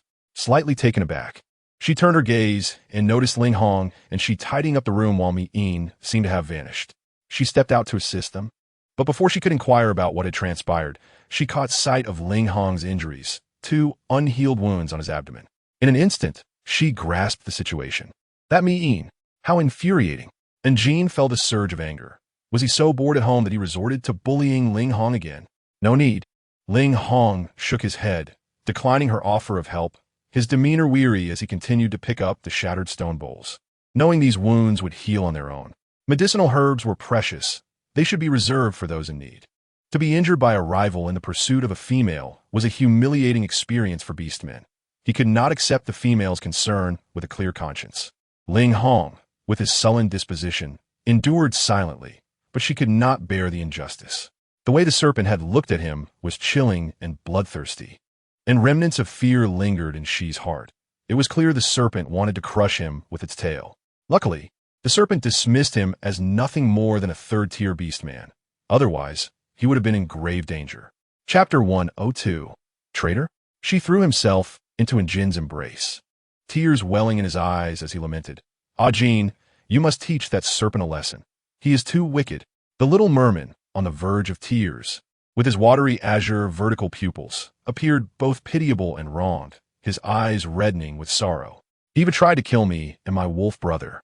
Even if we inadvertently provoked him, he shouldn't cause such a ruckus in front of you. With a quivering voice, she grew increasingly aggrieved, choked with sobs, and even let out a delicate hiccup. Ling Hong, glancing hesitantly at him, opened his mouth, his expression peculiar. He had never seen this fish display such fragility. Something felt amiss, but ultimately, they were united against a common foe, and Ling Hong chose to remain silent, tacitly acknowledging the serpent's heinous actions towards them. She grew more animated, picking up 2 shards of broken pottery from the ground, presenting them to Jin with a sorrowful expression. Ah, Jin, look, all your hard work has been smashed. It's all that serpent's fault. And Jin rubbed her temples, feeling inexplicably exhausted. The scene reminded her of the fierce rivalries among the emperor's concubines in the palace, prompting a moment of embarrassment. It must be an illusion. And Jin playfully flicked Shi's forehead, and with each step, she stumbled over various containers, growing increasingly frustrated. She crouched down to urge the two to help tidy up, for if they didn't tea, there would be no place left to stand. All right, she sensed that Jin was still favoring that serpent, causing his heart to sink. For half a month, there had been no news.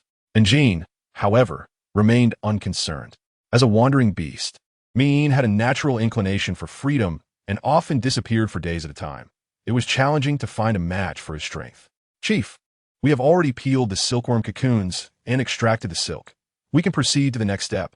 Several beastmen rushed into the room, having picked up the term silkworm cocoon through exposure. Take me to the workshop. And Jin nodded, her heart swelling with joy as she set down the half-woven bamboo basket and followed the beastmen into the crowded, sweltering workshop. The silkworm cocoons had been transformed into slender, white threads, and the workers gazed up at the confident and gentle female before them, eagerly awaiting her next command. Clapping her hands, and Jin gathered the sweating crowd, expressing her gratitude. Thank you all for your hard work. You've done exceptionally well. Next time the tribe distributes supplies, you may take an extra portion. The people, filled with excitement, felt touched and proud. This is what we ought to do. The females have been so proactive lately. We males must strive harder. One step forward, chuckling and scratching his head. And Jin then assigned a group of diligent beastmen to gather firewood from the nearby mountains. Merely having the thread was insufficient. They needed to weave it into fabric, as only with soft textiles could they further create garments. Yes, the first loom in the beast world will commence from our tribe.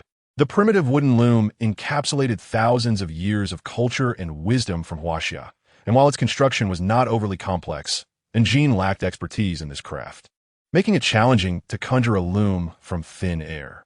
Fortunately, the system's marketplace had upgraded to an intermediate level, encompassing nearly thousands of tool designs and materials.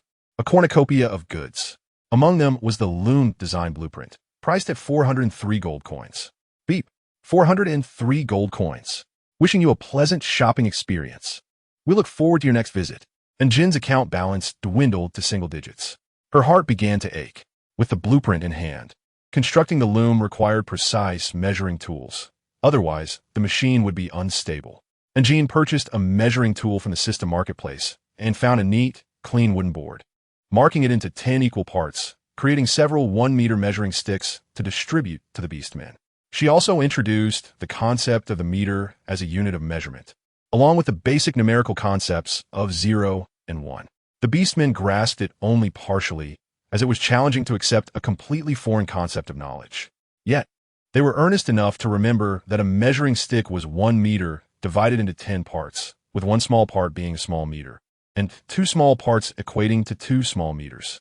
The unification of measurement units, numerical concepts, and the meticulous preparation of blueprints and materials has paved the way for the mass production of weaving machines in the tribal workshop, which operates day and night with a creaking sound. The process of weaving is both intricate and simple, predominantly undertaken by the idle females at home. who are delighted and suddenly find their lives filled with hope and significance beyond mere reproduction and child-rearing. And Jean does not expect the fabrics to exhibit overly complex patterns, as that would be too troublesome. After all, even if the orcs could learn such an ancient and exquisite craft, it would take them years to master it. As long as the fabric is sufficiently comfortable and soft, it is already a priceless treasure in the barren civilization of the orc world. While she cannot claim to introduce this rarity to the entire orc society, and Jean is confident that the noble orcs will eagerly seek to purchase it. Within a brief span of half a month, the orcs have woven dozens of exquisite fabrics of varying lengths, and the quantity continues to increase. And Jean also discovered a manual on feeding water giant worms in the system store, which she purchased for a modest price. Upon opening it, she found detailed explanations about different feeds that would cause the water giant worms to produce threads of varying colors and toughness. And Jean plans to experiment with this when cultivating the next generation of silkworms next year. Jean, there is something I am hesitant to discuss. Joie and I timidly approached Jean, her voice stuttering and her face flushed. After spending a considerable amount of time together, and Jean knows that Joie and I is of a simple nature and not the type to gossip maliciously. What is it? And Jean set aside her work, and Joie and I cautiously leaned closer, lowering her voice. There's an orc named Shinua in our tribe. Do you have any impression of him? I remember he came from the Luo Tong tribe, and Jean replied, her memory sharp enough to recall the origins and familial connections of every orc in the tribe. Yes, that's him, Joie and I exclaimed, her face reddening with indignation as she stood up, her voice still low. My Heishuan is part of the reconnaissance team, and he has seen this Shinua lurking around the tribe frequently these past few days. It's not even during the hunting season, yet he's been going outside often, and that direction leads to the Luo Tong tribe. Joie and I did not dare to elaborate further, but Jean understood her implication. I will keep an eye on a few orcs these days and have your Heishuan increase patrols with the reconnaissance team. And Jean said, her brow furrowed. Joie and I nodded, serious and resolute.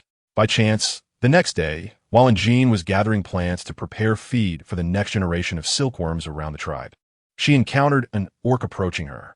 She almost thought he had been waiting there for a long time. Lady Jean, may I assist you with the gathering? The orc, youthful and handsome, exuded an aura of cheerfulness, with his bronzed, muscular physique embodying the ideal of Orcish masculinity. And Jean silently assessed him. The orc blushed, scratching his head in a somewhat clumsy manner that lent him an air of innocence and loyalty. And Jean narrowed her eyes and then smiled brightly, handing him her basket. I happen to be a bit tired, so let us gather some plants together. You're truly a lifesaver. What a fortunate coincidence. Shinua has presented himself so conveniently. Upon seeing the female's beautiful smile, Shinua momentarily froze, a shadow flickering in his eyes, but he quickly restored his innocent demeanor. Together, they filled an entire basket with plants until the sun set, painting the sky in hues of dusk. Lady Jean, you are truly remarkable. How do you manage to create such extraordinary things? Throughout their time together, Shinua showered her with compliments, each word dripping with admiration. And Jean listened to his flattery with an unperturbed heart, yet her lips curled into a gentle smile. Shinua diligently carried her basket, believing he had significantly impressed the female. Are those fabrics intended for trade within the tribe? He asked, his pace slowing as he looked at Jean with a puzzled expression. Meeting his gaze, and Jean smiled and candidly replied, indeed, these fabrics can be made into soft, form-fitting garments to replace our animal skins. The orcs in the larger cities should appreciate these rarities, and we can sell the fabric to exchange for valuable resources. As she spoke, Shinua nodded in agreement, unconsciously committing her words to memory. As dusk deepened, he said, Thank you for your generosity, my lady. His eyes brightened, and he unconsciously scratched the back of his head, appearing somewhat shy and reserved. After they parted ways, Shinua's innocent demeanor quickly shifted, revealing a cunning glint in his eyes as he smirked with a sinister smile. He transformed into his beast form and dashed out of the tribe, disappearing into the forest. Heading straight for the Luo Tong tribe, a few black hawks circled high above, their sharp eyes capable of discerning the orc's tracks for miles below. Chapter 103. You do not truly love me, do you? It seems the Luo Tong tribe has been plotting for quite some time. Nevertheless, Jean remains unconcerned. The audacity of Luo Tong To quietly infiltrate the tribe with a spy and remain inactive for so long suggests they are likely intimidated by the tribe's strength and dare not act recklessly. Should a conflict arise between the two tribes, they would gain little benefit. She is quite intrigued to see what schemes Luo Tongue is concocting. Is the rainy season approaching again? And Jean leaned against the window, resting her chin on her hand as she gazed at the darkening sky outside. The oppressive heat of summer had dissipated, giving way to a refreshing coolness. Standing by the half-open window, she realized she felt a bit cold, rubbing her arms to ward off the goosebumps. Indeed, the rainy season is nearly upon them, and another year has passed. The last time Ling Hong draped a soft, heavy animal skin over her shoulders, he had closed the window tightly, and she now looked outside at the desolate scene of falling leaves with a sigh. She had not expected to have spent a year in the orc world already. Time passes too swiftly. A complex swirl of emotions stirred within Jean. She could not discern whether it was nostalgia or something else entirely, but she felt increasingly intertwined with this world and its orc inhabitants. The world she once knew was ravaged by ecological destruction, melting glaciers, radiation-induced mutations, and rampant viruses that devastated vast regions.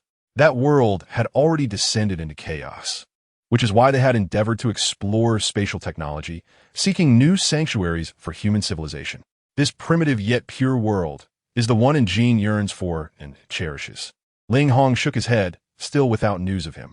Over half a month had passed, and no matter how carefree and reckless Gu Yin usually was, it was unlike him to remain silent for so long. Initially, Jean was not overly worried about his wandering nature. However, with the passage of time without any word, her anxiety began to grow. She touched the mate mark on her wrist, sighing in worry and frustration. Why has Guyin started to behave like Ling Hong did last time? As if sensing Jin's distress, the small red snake tightened around her wrist. He handed her a leather pouch. For you. And Jean took it in a daze, feeling an inexplicable sense of familiarity with the scene. The leather pouch was heavy in her hand, and without even opening it, she could tell it was filled with various stones. Upon opening it, she discovered it was filled with crystal cores, including 4 green crystals. After receiving so many green crystals in succession, she almost developed the illusion that they were not particularly precious. If you like green crystals, I can go find more for you. Just tell me how many you want, and I will get them for you, he said, his deep gaze fixed on her as she remained stunned. Reminiscent of how the wolf beast had presented her with green crystals before. His tone was casual, yet Jean discerned the underlying jealousy within his words. He was envious, and Jean was not oblivious. She recognized his jealousy and pondered how to comfort him, feeling a slight headache.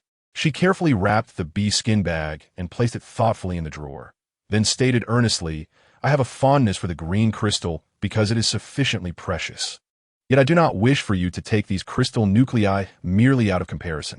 The scent of blood clung to him too intensely, and even washing in the river multiple times could not rid him of it.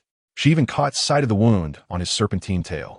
Guyin leaned closer, tenderly and sorrowfully cradling her serious face, the pungent aroma of blood enveloping her instantly.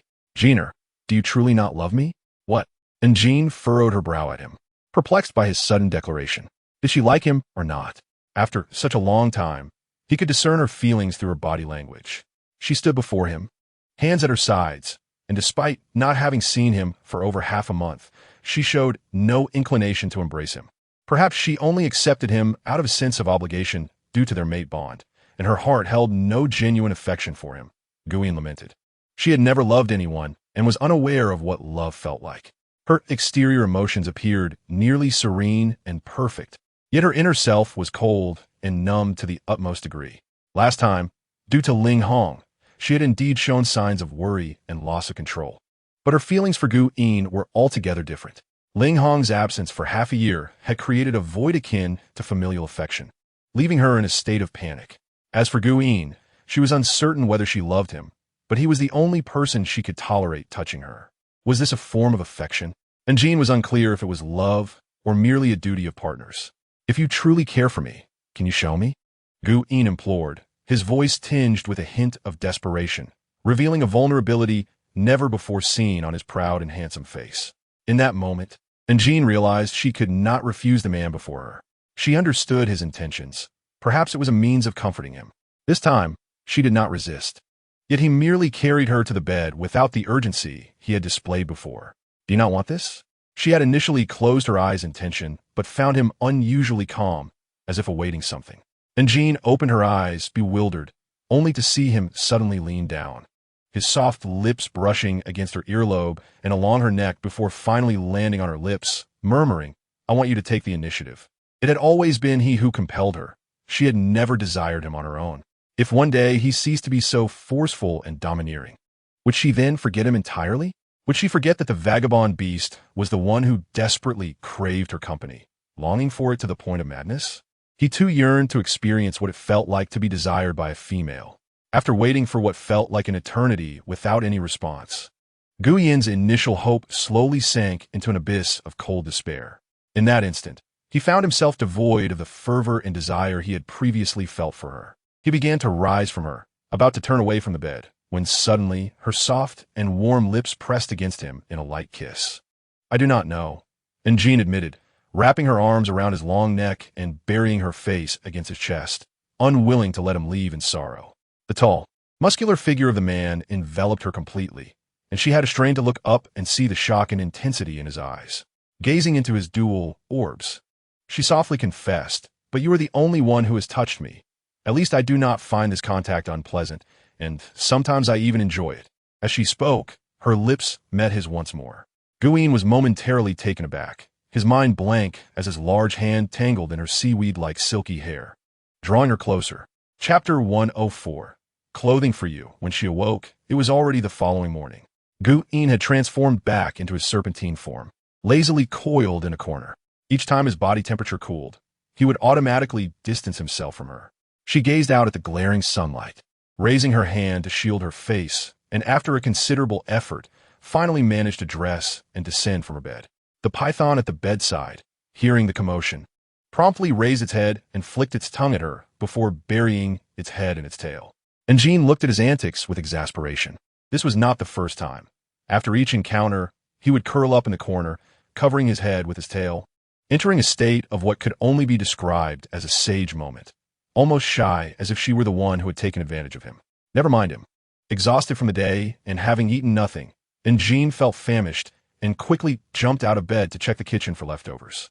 She found 2 cold vegetable pancakes, and Jean then took it upon herself to fry 2 pieces of meat, and after satisfying her hunger, Guyin devoured the remaining meat without any qualms. After they had both eaten to their fill, Guyin entwined with her for a while before stating that he would be shedding his skin in the coming days and would go into seclusion, advising her not to bring him any food and to take care of herself. Every year, during the onset of the hot season, animals began to shed fur, and the beastmen were no exception, especially considering their massive sizes of 4 to 5 meters. The shedding was nothing short of astonishing. Ling Hong's shedding had become increasingly severe as well. Living under the same roof, each morning, and Jean would open the door only to be greeted by large tufts of white fur rolling around the room, carried by the wind from outside. Unable to bear it any longer, she took the initiative to clean up the fur, only to find Ling Hong shedding even more.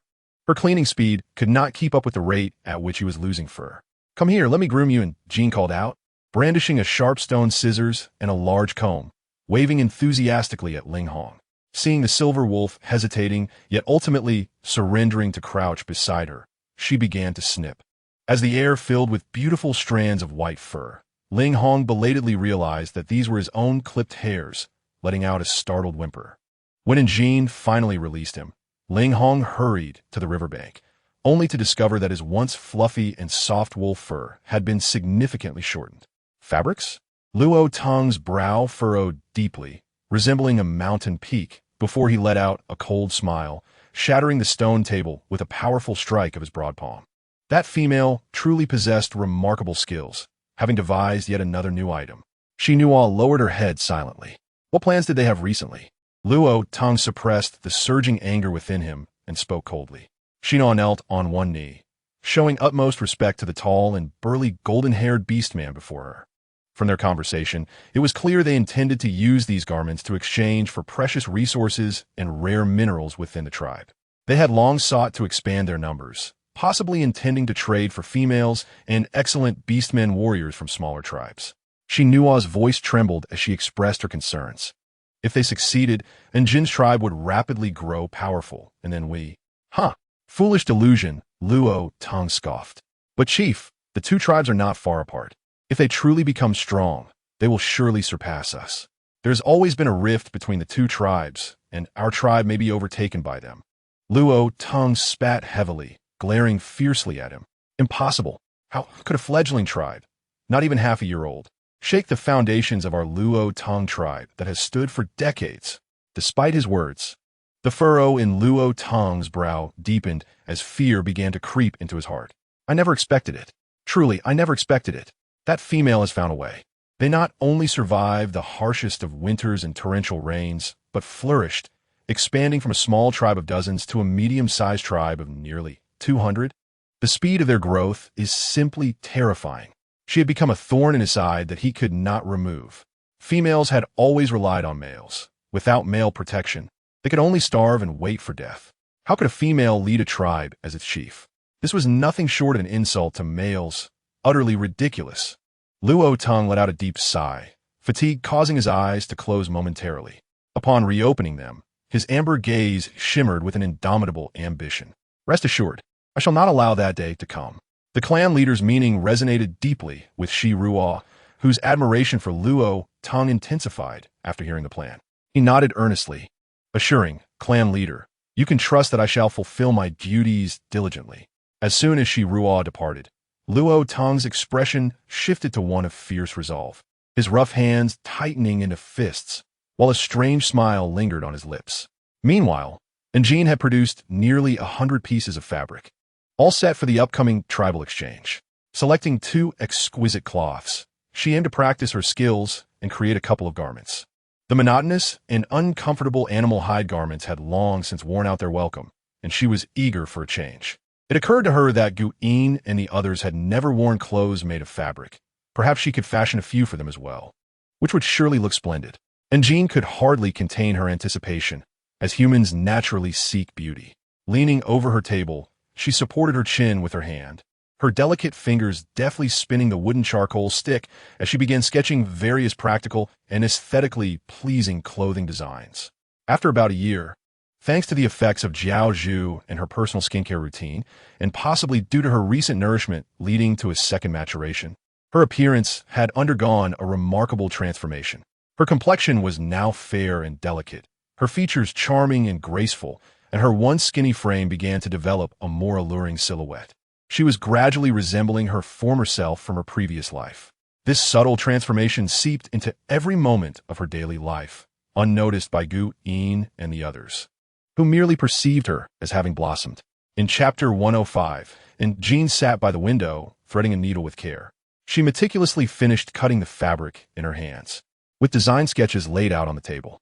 The evening light filtered through the window, casting a soft glow on her profile, illuminating her features in a gentle warmth. Her expression was focused and earnest, her slender fingers skillfully maneuvering the needle and thread across the fabric. After 7 days of fasting and shedding his skin, Gu Yin emerged from the dark confines of his dwelling, weary and famished.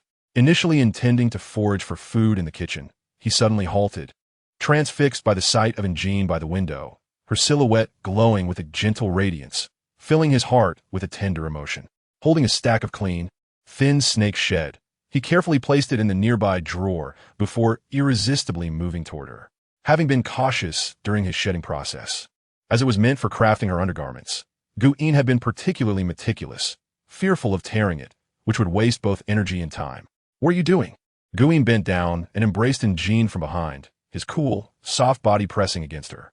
He lowered his gaze to see the needle and fabric in her hands. "Are you making clothes?"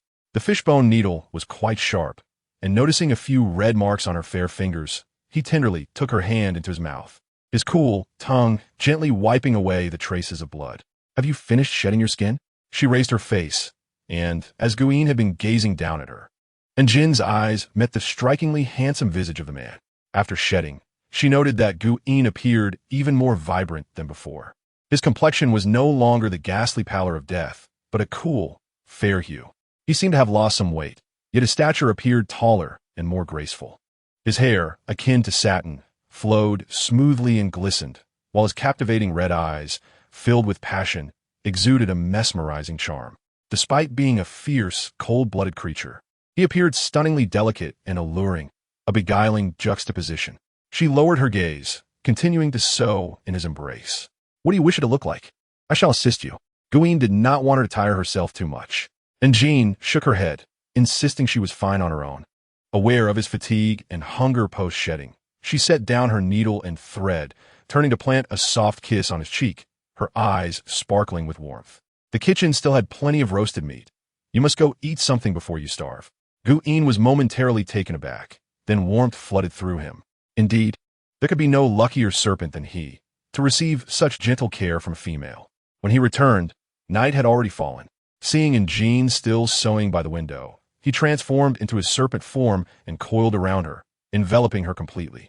The snake crawled leisurely up her thigh, raising its head to observe her intently. "This garment is for you." Understanding the unspoken sentiment behind his actions, and Jean could not resist stroking the cool, smooth head of the serpent. Satisfied, Guine rested his head on her lap, his tail swaying gently on the ground. The two companions lingered together until deep into the night. In a world devoid of electric light, the crystals embedded in the walls emitted only a faint glow, rendering visibility nearly impossible after dark. And Jean reluctantly put down her sewing, tidied up, and decided to retire for the night. Guine anticipated her intentions and swiftly transformed back into his human form, lifting her effortlessly and laying her down beside him in bed, wrapping his arms around her as they drifted into slumber. And Jin's gaze wandered over his arm, suddenly noticing 7 beastly markings. She gasped in astonishment. When had he become a 7-marked beast? Did shedding his skin signify a leap in strength?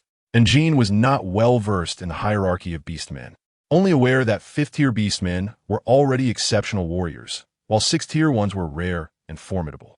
The chieftain of Jusho City was merely a 6th tier. What did it mean to be 7th tier? She could scarcely fathom it. Soon, news of Gu Yin's ascension spread throughout the tribe, leaving the beastmen astounded. Thankfully, Guine was no longer a stray beast. Otherwise, their hearts would have been gripped by fear. Previously, other tribes dared not encroach upon them, knowing they had 2 6th-tier guardians.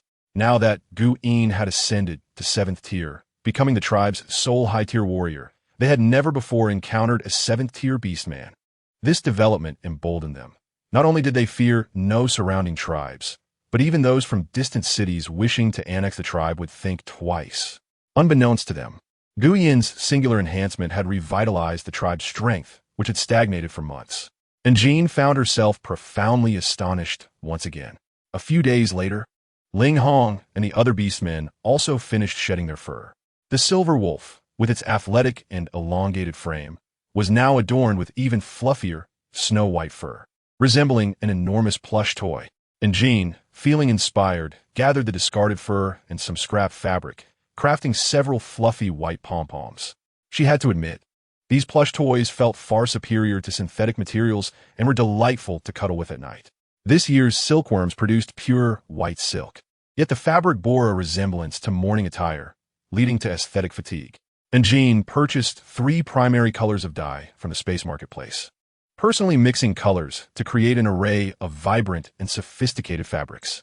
A few days later, she fashioned garments for Guine and the other 2, eager to see how they fit. Could it be that there was still someone who had not received the clothes Jean made? The little Jiao Run was the first to receive his outfit, unable to contain his excitement as he flaunted it before Guine and Ling Hong, practically soaring with pride. The silver wolf lay low on the ground, flicking its tail in anticipation of whether it would receive its own share. The snake coiled in the corner was stirred from its slumber, its mood decidedly sour. Guine raised his upper body, his dark red tail sweeping by, only to hear the lament of she. Has Jean Eyre completed the clothes? After dealing with the displeasing Jiao Run, Gu Yin's spirits lifted as he glided into the room, with Ling Hong eagerly following suit. Just as Jean reached the entrance, she distributed the exquisitely handcrafted garments among them, urging them to try them on, promising to make alterations if they did not fit. She was merely curious about the indigenous orcs' acceptance of various clothing styles, and those closest to her, Guine and a few others, became the first subjects of her experiment. Unaware of her intentions, they felt the weight of the stack of clothes in their hands, a blend of sweetness and bitterness stirring within them. In their lifetimes, They never expected to receive such precious gifts from a female. Had it not been for Njin's insistence, they would have found it hard to don them. However, before trying on the clothes, Njin handed them a few smaller garments as well. She could not accept them wearing nothing underneath. Ling Hong and she were perplexed. Gu Yin suddenly recalled something, pressed her lips together, and subtly stepped back a few paces. Ling Hong, too, belatedly remembered where the smaller garments were meant to be worn. He lowered his head silently, his prominent wolf ears drooping amidst his silvery hair, the tips flushing with warmth. Only she, like a naive fish, wore an expression of delight, tugging at Njin's arm and asking a multitude of questions. Jin, this little outfit is so strange. I've never seen anything like it. Where does it go? Can you help me wear it? Due to the distinction between genders, Njin found it difficult to explain, so she signaled to Ling Hong and Gu Yin. Ling Hong, being more obedient, accepted the small, triangle garment, furrowing his brow in hesitation for a moment before his face grew increasingly red, and he dashed into the cubicle, disappearing without a trace. The sound of the doors slamming shut was both hurried and anxious. After about half an hour, when he still had not emerged, Njin was about to ask Gu Yin to find him when she noticed the tightly closed door creaking open slightly. A foot cautiously appeared, followed by another. Ling Hong shuffled out, half naked, with only a pair of conspicuously white shorts clinging to his waist. He stood stiffly before everyone, at a loss, his palms sweaty with anxiety, while his fluffy wolf tail wrapped tightly around his waist, creating a rather delightful scene. Njin stifled her laughter, her face flushed. Why was he so shy over just a pair of shorts? Wasn't he quite bold in his usual revealing beastskin skirts? The orc's acceptance of such small undergarments seemed exceedingly low. Upon seeing Ling Hong's attire, both she and Gu Yin were struck, their expressions stiffening as they instinctively retreated a few steps. Their first thought was whether the female was dissatisfied with them, hence the need for coverage, leading to a complex mix of emotions and increased resistance towards the small garment.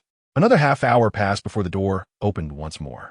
Upon seeing the newcomer, Njin was taken aback, truly astonished by the transformation brought about by clothing. Ling Gong, with his already commendable physique, broad shoulders, narrow waist, long legs, and 8-pack abs, exuded a strikingly handsome and athletic appearance reminiscent of a Greek sculpture.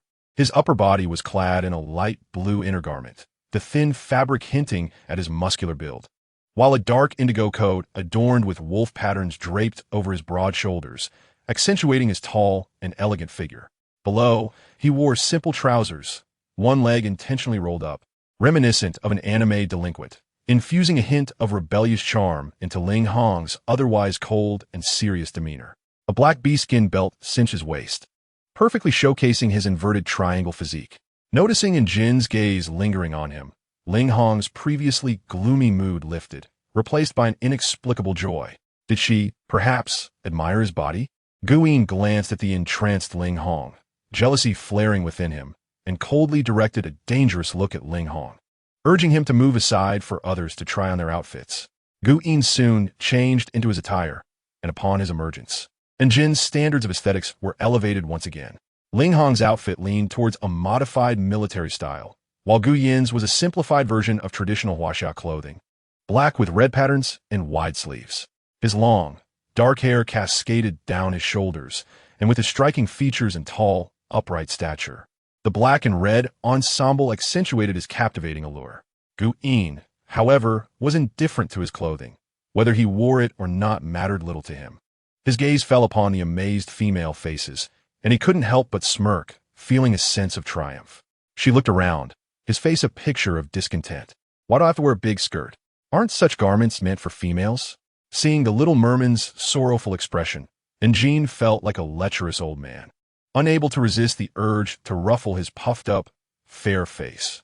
Thankfully, a glance at the cold-faced Gu Yin quelled that thought.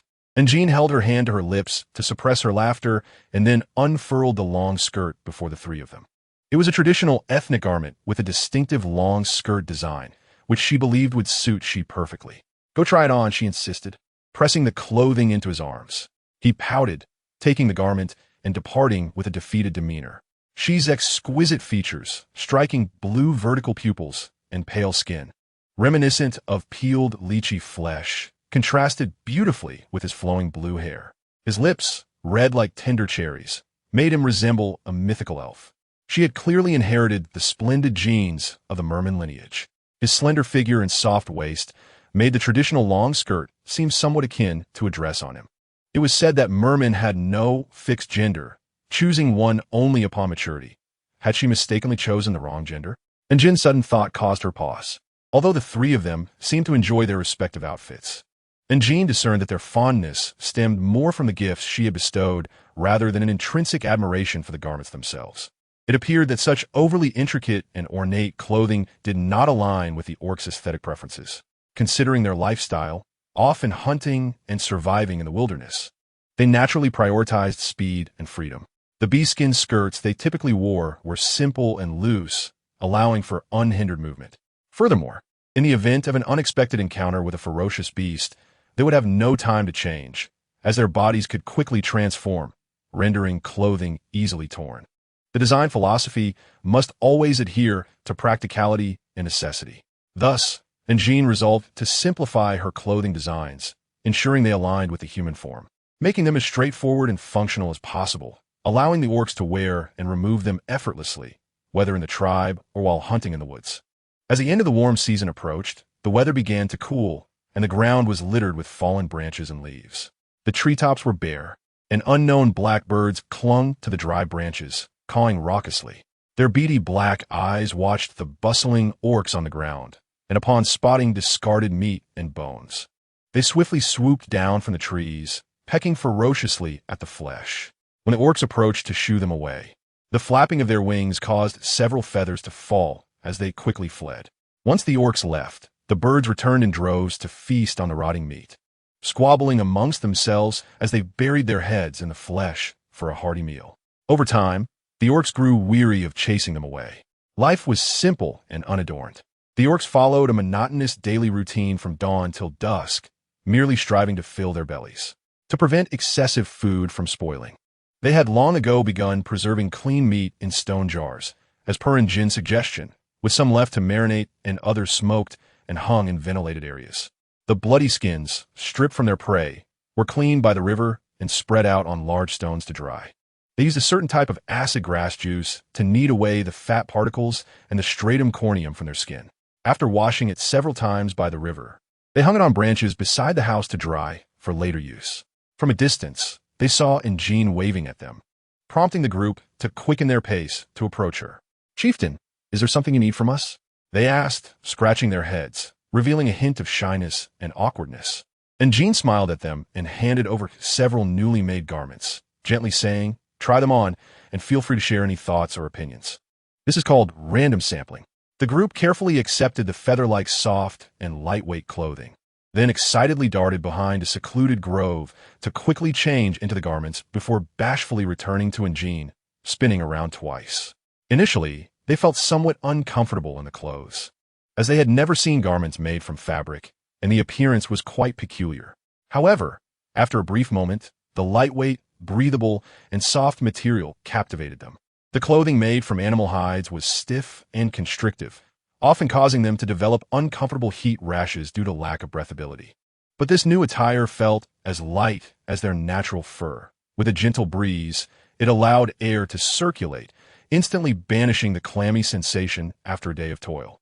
"This is magnificent, especially comfortable," the orcs exclaimed in excitement, their limited vocabulary failing to adequately express their elation. They could only tenderly caress the delicate wrinkles of the fabric, treating it as a rare treasure. However, they soon hastily changed back, as if fearing to ruin it. This clothing was far too precious. It should be reserved for the females and young ones. We hunt daily, and in emergencies, we need to transform into our beast forms for battle, which might tear the garments and waste such valuable clothing. Yet Jean remained unfazed, insisting, "Wear them well, they are for you. Transform into your beast forms for me to see." The orcs were taken aback, staring in disbelief at the notion of transforming. They looked down at the exquisite and comfortable clothing adorning them, nervously sweating as they reluctantly donned the garments before cautiously transforming into their beast forms under Jin's watchful gaze. Their bodies gradually expanded, and the clothing tightened with each passing moment. By the time they fully transformed, the garments were stretched to their limits, resembling thin strips of animal hide constricting around their chests. Strangely, the clothing showed no signs of tearing. When they shifted back to human form, the garments astonishingly returned to their original state. If not for the numerous wrinkles on the fabric, they would never have believed that such delicate and fragile material could withstand their massive beastly forms. Last year, the rearing of silkworms, though experimental, yielded over 100 pieces of fabric. And Jean, alongside the orcs, utilized 13 of those fabrics to produce a variety of garments. Since these would be used for bartering, the orcs of their tribe must be adorned in fine clothing, allowing them to promote their tribe while walking. This year's batch of silkworm eggs had already hatched, with a survival rate of 10%. Although the survival rate was low, the sheer quantity was impressive, and Jean counted and found over 100 viable silkworms. The plants in the garden grew increasingly lush, stretching and clawing towards the fence. Guin drove several new wooden stakes into the ground. Suddenly, he halted, his expression turning cold as he gazed into the distance, flicking his tongue. A multitude of snakes of various sizes slithered from the jungle, their tongues flickering as if signaling an assembly. The wild snakes gathered around him, raising their heads as if preparing to burst forth from the ground, while the smaller snakes vibrated their tongues at a high frequency. Once the message was relayed, the serpentine tide swiftly retreated, rustling as they vanished into the forest. Guin turned and entered the house, approaching Jean. The orc you asked me to keep a close eye on a few days ago has shown some activity. She knew all? Guin nodded, his expression unusually serious. He has placed a type of magical plant in the tribe. I will take you to see it. Upon hearing the term magical plant, Ling Hong and Xi's expressions changed dramatically. Though Jean had no concept of it, she quickly grasped the gravity of the situation from their reactions. The group arrived at the edge of the tribe, where a multitude of robust plants flourished among the low shrubs.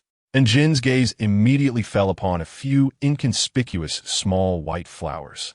The flower's center held an eerie black-red hue, with slender stems and tender leaves drinking in the rainwater, rapidly stretching and dancing in the wind. She detected an unusually strange odor. After a brief whiff, a faint dizziness washed over her. Ling Hong and the others also appeared somewhat lethargic. Before their arrival, they had been full of vigor, but after inhaling the scent, they began to sway, teetering on the brink of collapse. Do you smell something strange? And Jean tilted her head, covering her mouth and nose. The others shook their heads in confusion. Strange. Can the orcs not perceive the scent? Is it only detectable to humans? Perhaps under the influence of the power of the Jiao Zhu, her soul was gradually merging with his body. And Jin's appearance not only increasingly resembled her former self, but this body was also becoming more akin to her human form. In the beast world, many uniquely appearing plants were highly toxic. As she spoke, Guin reached out to pluck the flower for her, but something bizarre occurred. His hand was swiftly burned, causing him to drop the flower to the ground. The tips of his fingers reddened, stained with dark energy. Guin looked down at his hand, nonchalantly pinching his fingertips. His voice turned eerily cold. This is what those magical plants do. It was unclear when these dark energies infiltrated the orc continent. This power, detached from the orc combat system, did not belong to this world. Yet no one knew where the dark energy originated or when it would vanish, or if it would ever disappear. Chapter 107. The Golden Feathered Giant Eagle and the Oregon. When plants become infected with dark energy, they transform into highly toxic magical plants, like the small white flowers before them. Wild beasts, giant beasts, and even orcs, once infected with dark energy, would become insane, losing all reason. Ling Hong's absence for half a year was due to exterminating a few small magical beast packs. However, generally speaking, creatures infected with dark energy tend to congregate in areas rich in such energy, rarely venturing beyond their boundaries. The fragrance emitted by these small white flowers subtly diminished the orc's combat abilities and perception. And Jean had not anticipated that Luo Tong, in an attempt to weaken their tribe, had somehow unearthed such a magical plant. Do you have animal hide? And Jean inquired. Ling Hong nodded, his fingers extending into sharp black claws. He gently sliced a large piece of animal hide from his skirt and handed it to her. Then, she crouched down, wrapping the plant's root and stem with the hide. Yanking the flowers from the ground, and after tossing them aside, she stomped on them twice. Oomph, harmful things. Ling Hong was merely concerned about her feet being infected by the dark energy, pulling her a little farther away, while Guin cast a cold glance at him. subtly maneuvering his black-red serpent tail to encircle the female. Ling Hong, uninterested in competing with the serpent beast, was often the most similar in temperament to Njin among the group. Their thoughts often aligned. Should I capture that traitor? He asked, worried about the traitor posing a threat to the tribe. No need. Njin shook her head, her cat-like eyes narrowing slightly as she gazed at the distant afterglow. The fiery clouds painted the vast sky in crimson. Dealing with one she knew all will merely lead to the emergence of another. We cannot uncover every single one. Taking a deep breath under the inquisitive gazes of the others, she raised the corners of her lips. Rest assured, they are already impatient and will act within these few days.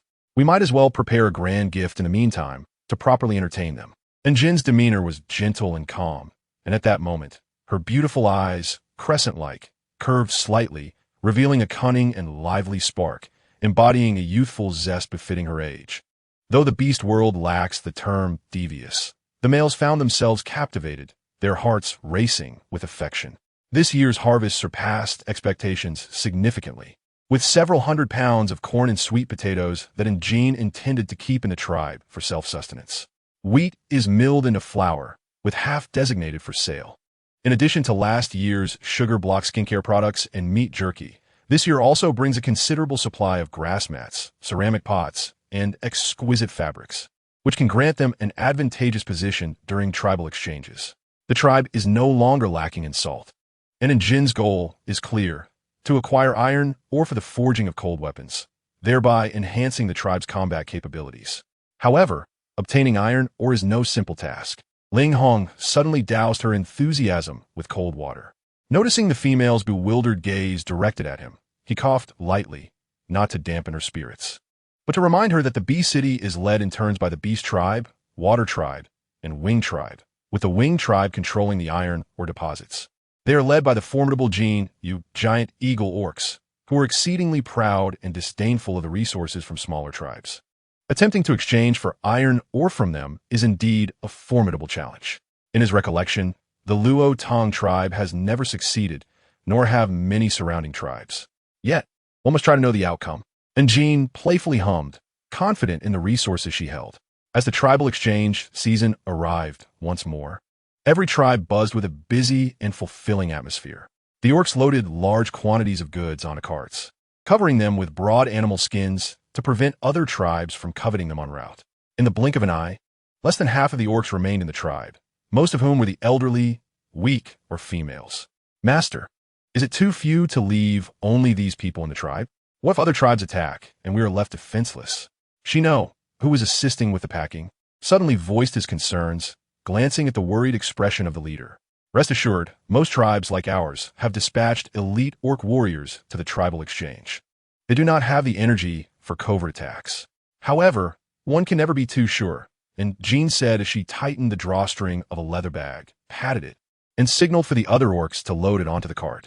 Pausing for a moment, she turned to Shino with a gentle smile. Though one cannot dismiss the possibility of some tribes plotting behind our backs, they might take advantage of our temporary vulnerability. What do you think? Caught off guard by her tender smile, Shino's heart skipped a beat, not from shyness, but from a nervousness of having his schemes laid bare. He reassured himself it was merely a misunderstanding, then foolishly scratched his head, instinctively avoiding her gaze. Master has considered everything. Shino and everyone else will listen to the master. When he smiled, a row of white teeth gleamed, and his sun-kissed skin radiated warmth under the sunlight, appearing both bright and cheerful. However, Njin's appreciation diminished. It was truly disappointing to find such an anomaly among the simple orcs. Yet, after receiving permission, he rushed out of the tribe to inform the Luo Tong tribe, an action witnessed by the circling eagles overhead. The night was pitch black, as if ink had been spilled across the land from the heavens. The sound of wind breaking through the jungle mingled with the rustling of leaves. A pack of agile wild beasts charged towards Njin's tribe with fervor, as if the dawn of victory was within reach. In the dim distance, faint glimmers of firelight emerged from the mountains, accompanied by scattered houses, where the granaries were filled with food sufficient for them to thrive through several cold seasons. They had abandoned this year's tribal exchange, waiting for the moment to swallow this tribe whole, resolving both the scarcity of food and shelter, and restoring the former glory of the Luo-Tung tribe. With a resounding howl, a series of thuds echoed as a multitude of cries of anguish followed. Caught off guard, a large number of orcs tumbled into a trap, falling into a nearly 10-meter deep pit. Which wretched soul did this?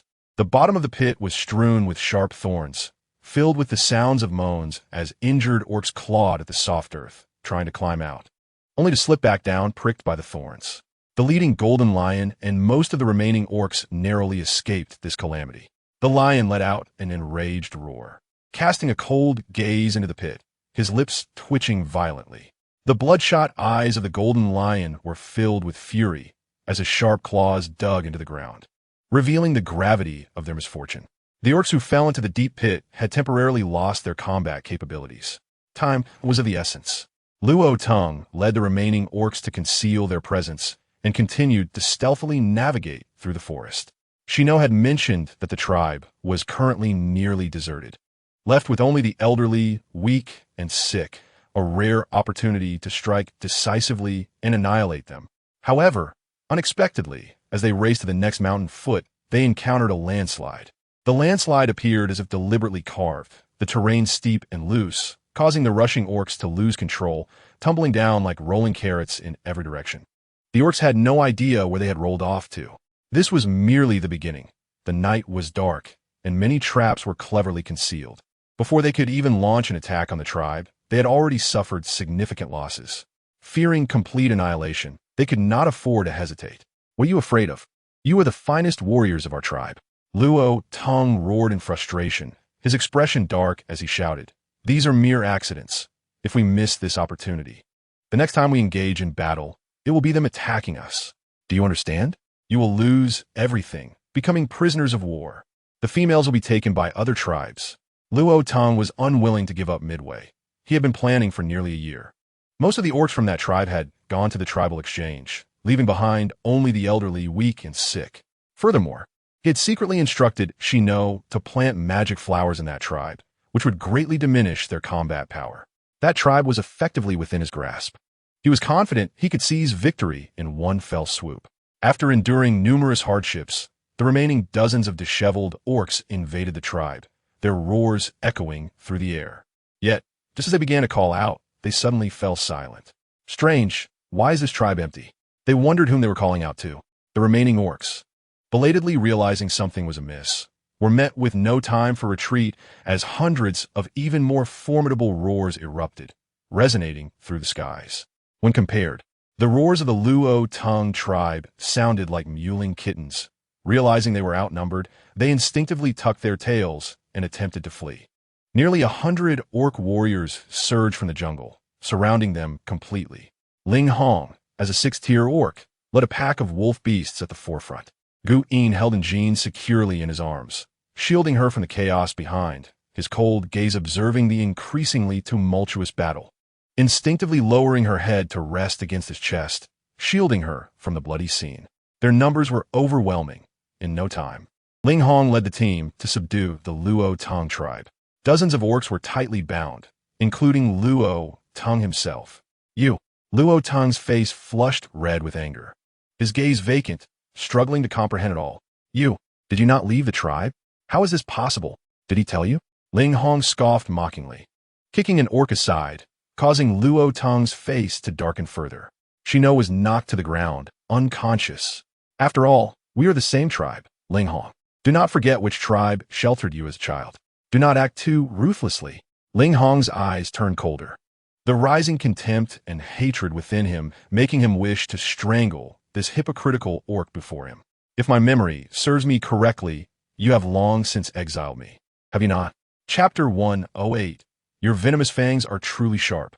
Now, looking down upon this defeated group of orcs, Ling Hong suddenly realized that Luo-Tung had aged. It would take but a mere gesture to end his life. The once formidable leader he had revered now resembled a defeated stray dog, disheveled and pitiful. No wonder he had always harbored fears of wanting to eliminate him. In those years, I was in the wrong. I should not have ostracized you or defamed you. Luo-Tung, bearing immense pressure, sincerely expressed his intentions, attempting to placate the furious beast before him. Given the current predicament, we might consider reconciliation and the merging of our tribes, a long-held desire of our kin. I am willing to relinquish my position as chieftain."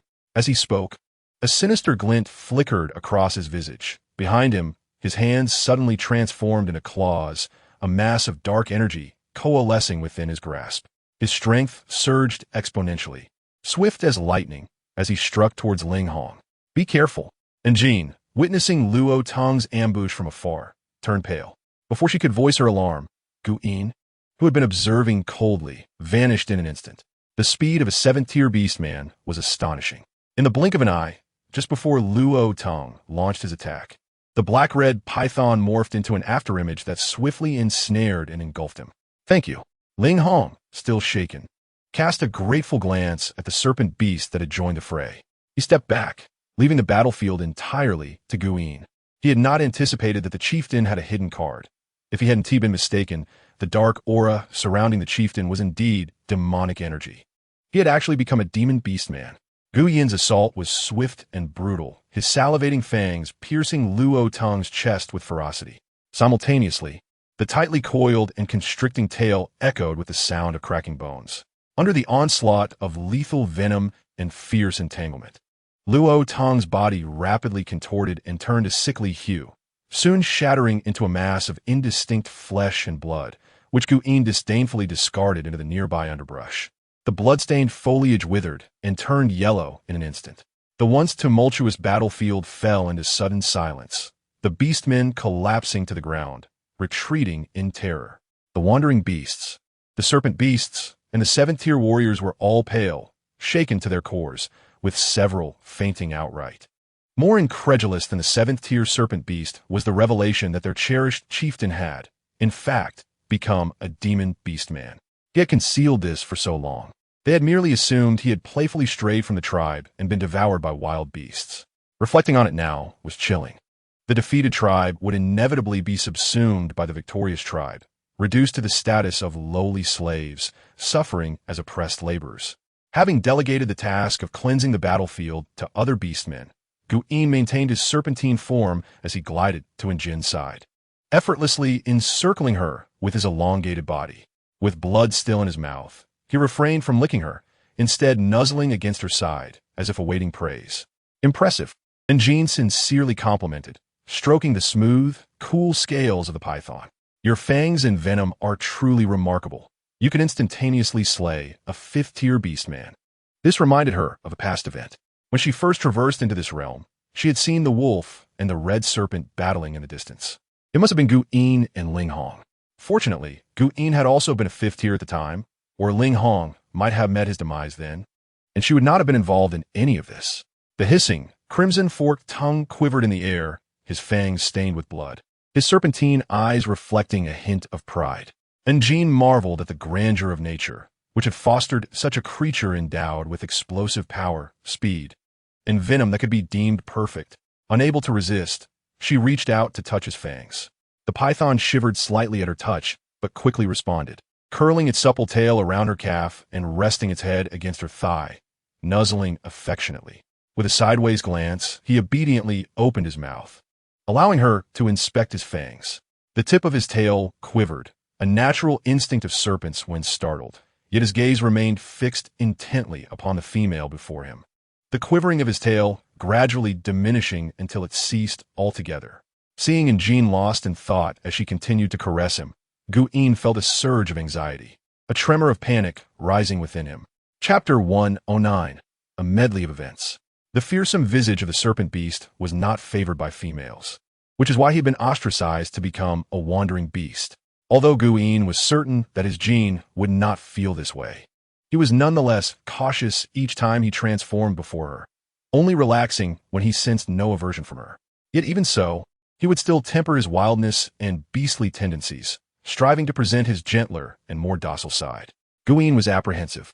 Now that she had unexpectedly witnessed his true form while hunting, would she come to fear or loathe him? What was he thinking, so lost in contemplation? And Jean gently stroked his head. Hiss, yes. Throughout their journey, her mind had been preoccupied with the matter of Luo Tong. How could he have inexplicably become a demon beast man? Their bond through the mate mark allowed for a connection of thoughts, and Gu Yin casually remarked, without concealment, that it was because he was too weak. and Jean looked up at him. The petite female's face was pale and tender, her seaweed-like dark hair cascading over her shoulders and mingling with his. Her soft hands rested upon his neck as she gazed up at him. Her eyes, round and with upward-turned corners, dark and pure, seemed to hold a hint of confusion as her lashes fluttered, causing his heart to skip a beat. Gu-in covered her eyes, feeling her lashes brush against his palm like delicate brushes, and suddenly awoke to the realization that his Jean was exceedingly beautiful, so beautiful it frightened him. As the tribe grew larger, she would encounter more powerful beastmen, many of whom would be drawn to her beauty. Gu-in selfishly wished that she would remain forever unblemished by beauty. He concealed his thoughts deeply, maintaining an expression of calm, his long fingers absently caressing her delicate cheek as he softly chuckled, explaining that his talent and bloodline were far too ordinary. Without the green crystal to sustain his life until death, he would forever remain merely a fifth-tier beastman. However, what surprised Gu-in was that demonic energy could be stably stored within the body, contrary to previous rumors of madness and transformation, and could rapidly enhance one's strength. This newfound discovery was indeed a pleasant surprise for him. Not at all, Gu-in shook his head, assuring her, "At least in my understanding, no one can rival me. As long as my power is sufficient to protect you, I shall not delve into such nefarious paths."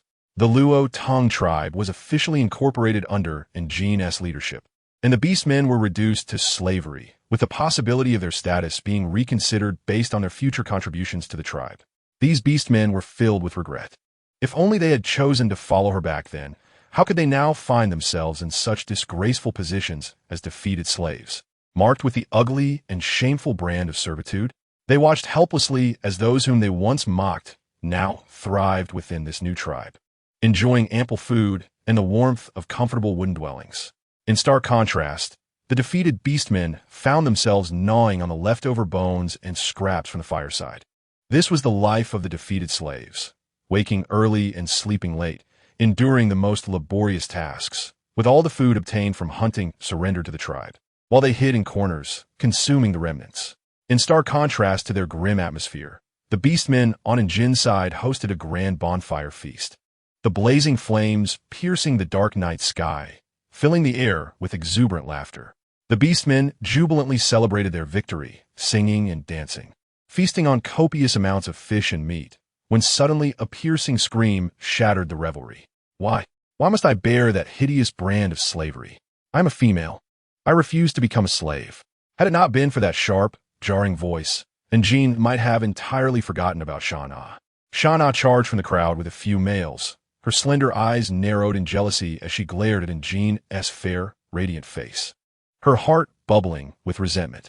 Shana resembled a frenzied she-demon, pointing and vehemently berating. Jean, we were once part of the same tribe. Must you be so excessive? I am a female. Why must I become a slave? This has been a law since ancient times. If you are dissatisfied, you're free to leave the tribe. Jean accepted the roasted meat offered by Gu-in, relishing it with great delight. When her enjoyment was abruptly interrupted, her mood soured. She lifted her gaze, her expression indifferent, remarking upon the past when they did not follow her, and now, in this state, they had no one to blame but themselves. As Gu-in meticulously prepared the ingredients, he had not yet reached Jin's side when he sensed the tension in the air and instantly enveloped her with his serpentine tail. The man with the crimson eyes cast a cold glance at Shana and the several tense males behind her, flicking his serpent tongue. Shana's face turned ashen, and she nearly collapsed to the ground, terrified. The males behind her hurried to support her, their faces pale with apprehension. This Jean was indeed formidable, brimming with ambition and audacity, daring to take a fearsome stray beast as a companion. Jean stepped out from the serpent's embrace, grasping Gu-in's murderous hand. He glanced at her with concern, but ultimately complied and stepped aside. I understand you seek justification, wondering why I cannot be more lenient and accept you as ordinary tribesmen rather than slaves, correct? Perceiving their thoughts, Shana's face flushed with rage, her expression twisting in anguish. Very well. Let me explain why you cannot share in the privileges of our tribe. She disregarded Shana and her entourage, directing her gentle gaze solely upon the orcs dancing around the campfire, roasting meat. These were her kin, those who had weathered hardships alongside her. During the torrential downpours of the flood season and the biting cold of winter, our numbers began with only a handful of orcs, fragile enough that even a minor beast tide could easily consume us.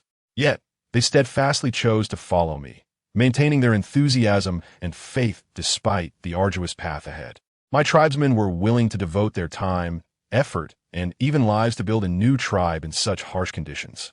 It is because of them that our tribe has attained its present state. And what of you? And Jean turned her gaze toward the flushed faces before her, her eyes calmly meeting theirs, intensifying their discomfort. You attempted to mount a sneak attack while the tribe was vulnerable, plotting to completely devour what we have painstakingly built over the past year. As the defeated party, what right do you have to claim the same privileges as my kin? Granting you slave status is already a concession on my part. Despite her tone being soft and her voice as melodious as a lark, merely stating fundamental truths and principles. The orcs behind Sha Na felt their faces grow increasingly red, overwhelmed by shame and longing to disappear. Indeed, what right do they have? The orcs, previously engaged in merriment around the bonfire, gradually ceased their revelry, falling silent without warning, gazing tearfully at the slender yet confident female before them. In that moment, their noses tinged with a bittersweet sensation, leaving them speechless. They had only followed the tribe's lead, laboring diligently, never expecting such recognition and affirmation, nor realizing their leader had always remembered their contributions. The orcs suddenly felt that, regardless of how arduous the future might be, following Jean was worthwhile. From a distance, Ling Hong stood momentarily stunned, placing the prey he had been carrying onto the ground, his emerald eyes fixating on the delicate figure in the distance. Gradually, a smile graced his lips, hidden among the crowd, sharing the same sentiment as everyone else. The tribesmen had resolutely chosen her, and she reciprocated with equal fervor and devotion. It was a fortunate bond for both. And Jean remained oblivious to the gaze in the distance, turning her attention to Sha Na and her companions with a light laugh. If I were truly heartless, I would have done as other tribes might, slaying the rebellious males and leaving only the females. If you are unwilling, you are free to leave the tribe. I shall not impede you. Since you wield your female identity as a shield, you might as well venture out and see if you can find a better tribe. Sha Na was both furious and unwilling. Yet the cold gaze of the serpent beast behind and Jean silenced her, instilling fear. She certainly did not wish to seek a new tribe. For in Jin's words rang true. However, Sha Na was not one to admit defeat. Her beauty among females was well regarded, having been adored since childhood, and she was oblivious to the world's harsh realities. Do you think I care for this tribe? Let us go. We will find a better tribe, Sha Na declared, leading the few males away with determination, quickly blending into the jungle and the night. And Jean paid them no mind. Their departure was welcome, as she had no desire to recruit such troublesome individuals. Sha Na had indeed underestimated the situation. The small tribe was impoverished, and her pride refused to allow her to endure hunger and cold alongside them. After 2 or 3 days of arduous travel, they found no suitable large tribe, lacking manpower to hunt adequately, leaving them famished. Following a recent rain, the mountain paths were treacherously slippery and muddy. In their exhaustion, they stumbled and fell from the mountainside, collapsing upon the muddy ground, akin to lifeless corpses struggling to survive. The sound of heavy footsteps echoed in their ears. Had someone come to rescue them? Sha Na weakly lifted her head, only to be splattered with blood that fell upon her face and into her eyes. With a scream, she recoiled. Not far away, Zwami had already met his end. In his final moments, he had tried to pull her to safety, only to be pierced through the chest by sharp claws. His bloodied arm reached towards her, eyes wide with disbelief and unyielding even in death. Tears streamed down Sha Na's face as she longed to crawl over and grasp his hand, for he was the wolf beast who loved her most dearly, the one who had treated her best throughout their lives. Oh look, there's a female, and she's rather attractive. We're in luck today. The vicious tiger beasts savagely slaughtered the orcs, and upon hearing the female screams, they turned in delight, swiftly hoisting her over their shoulders. Sha Na cried out, attempting to break free, her outstretched hands moving further away from the lifeless orc in a pool of blood. Oh, how I regret it. I truly regret it. She lamented.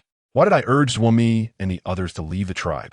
Even as slaves, at least we could survive, and perhaps in a few years, we could shed our slave status. What is all this noise? How bothersome. The tiger beast threw her to the ground. Having been exiled from the tribe due to his notorious deeds, now a stray beast, showing no mercy for these selfish and arrogant females. Their struggles and cries ignited a fire within the hearts of the orcs, who had not vented their desires for months since the last female had perished. They took turns assaulting her. In the dark, dense forest, the sounds of intense clashes resonated, leaves falling in abundance, mingling with the females' screams and sobs. The tribe, now merged with the Luo Tongue tribe, had officially surpassed the threshold of 200 members. However, the morale value remained unchanged. Slaves were not counted among the tribe's members, and thus the system did not account for their morale. And Jean had no intention of adopting a conciliatory approach. Only by deepening the identity hierarchy between ordinary orcs and slaves would they be motivated to build the tribe and escape their slave status. Nevertheless, adequate housing was still necessary. As the tribe's dwellings became insufficient, the orcs voluntarily began to cultivate wasteland, expanding their territory and constructing houses according to the original specifications. With an increase in population, the labor force surged. Gazing upon the desolate landscape, one can see towering edifices rising from the ground, while fertile fields sprout tender shoots. The sheep and chickens, now tamed, lazily graze and forage on the grass before the dwelling, enjoying a leisurely life in their enclosure. People casually gather several fist-sized, milky white bird eggs from grass. In the morning, a steamed egg sprinkled with coarse salt is a delightful treat, especially favored by the mischievous little ones. Following last year's bountiful harvest, the orcs have sown a new round of seeds in the fields. After a recent rain, the seedlings quickly burst forth from the soil, their tender shoots soaking in the muddy puddles. Low-lying fields are easily irrigated by digging channels, while the higher grounds require the orcs to laboriously transport water using stone basins and ladles. Fortunately, the cultivated land and crops have remained largely free from pests over the past year, save for the occasional burrowing rodents that gnaw at the roots of plants. In such instances, the tribe's little ones rush over, using their chubby paws to dig out the rodents, enjoying a hearty meal in the process. Before departing, Jean reminds the tribesmen remaining behind to tend to the sheep, insects, and chickens, and to remember to forage for feed in the wild, while also advising them to apply dung fertilizer to the crops. In summary, there is an abundance of tasks to attend to. As the tribe embarks on agriculture and animal husbandry, they may soon add metallurgy to their endeavors. Although life is improving, so too are the responsibilities that weigh upon her. Yet, this unexpected fullness of life brings a sense of fulfillment. A large quantity of supplies is loaded onto carts, and the orcs prepare to set forth. At Jin's command, they advance in a grand procession. Ling Hong, as usual, accompanies her. Concerned, Guin insists on following as well. The little merman, she, typically clings to her side, and Jean worries he might stubbornly insist on coming along. However, when she inquires, the little merman unexpectedly retreats, hiding in a wooden barrel, revealing only his damp, azure eyes and delicate fins, as if fearing she might whisk him away, claiming he does not wish to go on such a long journey. The merman-kin are delicate creatures, particularly on land, unable to endure even the slightest discomfort. The blazing sun along the way would crack his skin, causing him to shrink, and in doing so, he would lose his beauty. Without his beauty, what leverage would he have to win affection? After all, he cannot compete with the others, especially that serpent beast. The more she thinks, the more despondent he becomes, realizing that all he has left is his appearance, which seems a tragic fate for a fish. On the journey to the city, Jean encounters several other tribes and notices many orc eyes drawn to her face, filled with hunger and intensity. Guin, filled with murderous intent, nearly loses control, wishing to gouge out the eyes of those male orcs who dare to covet his mate. Jeaner, your beauty is truly striking.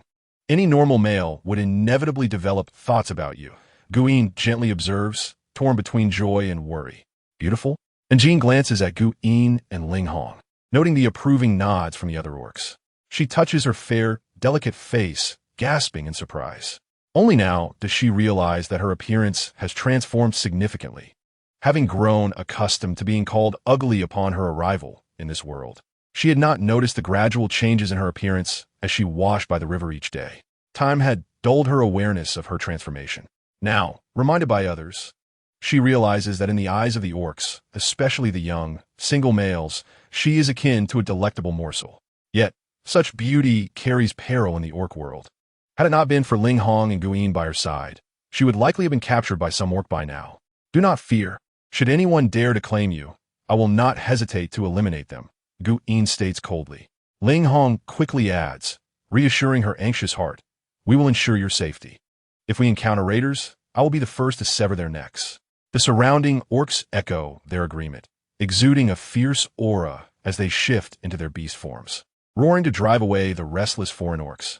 They cannot allow the Orcish tribes to snatch away their gentle, intelligent, beautiful, and beloved leader.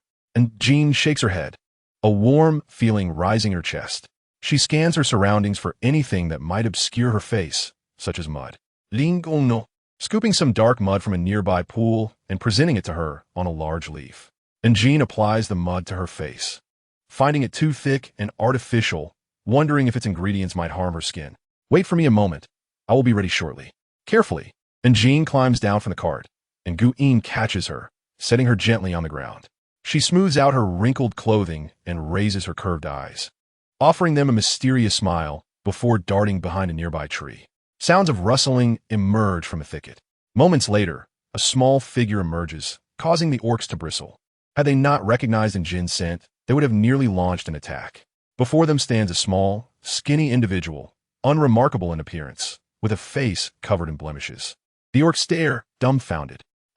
They still do not understand the true allure of one of the four great arts, the art of makeup. True makeup is not merely about superficial beauty.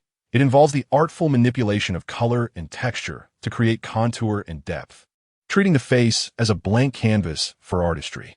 And Jean has procured various cosmetics from her space, and with the proper application of tools, she can completely transform one's appearance. This is no exaggeration.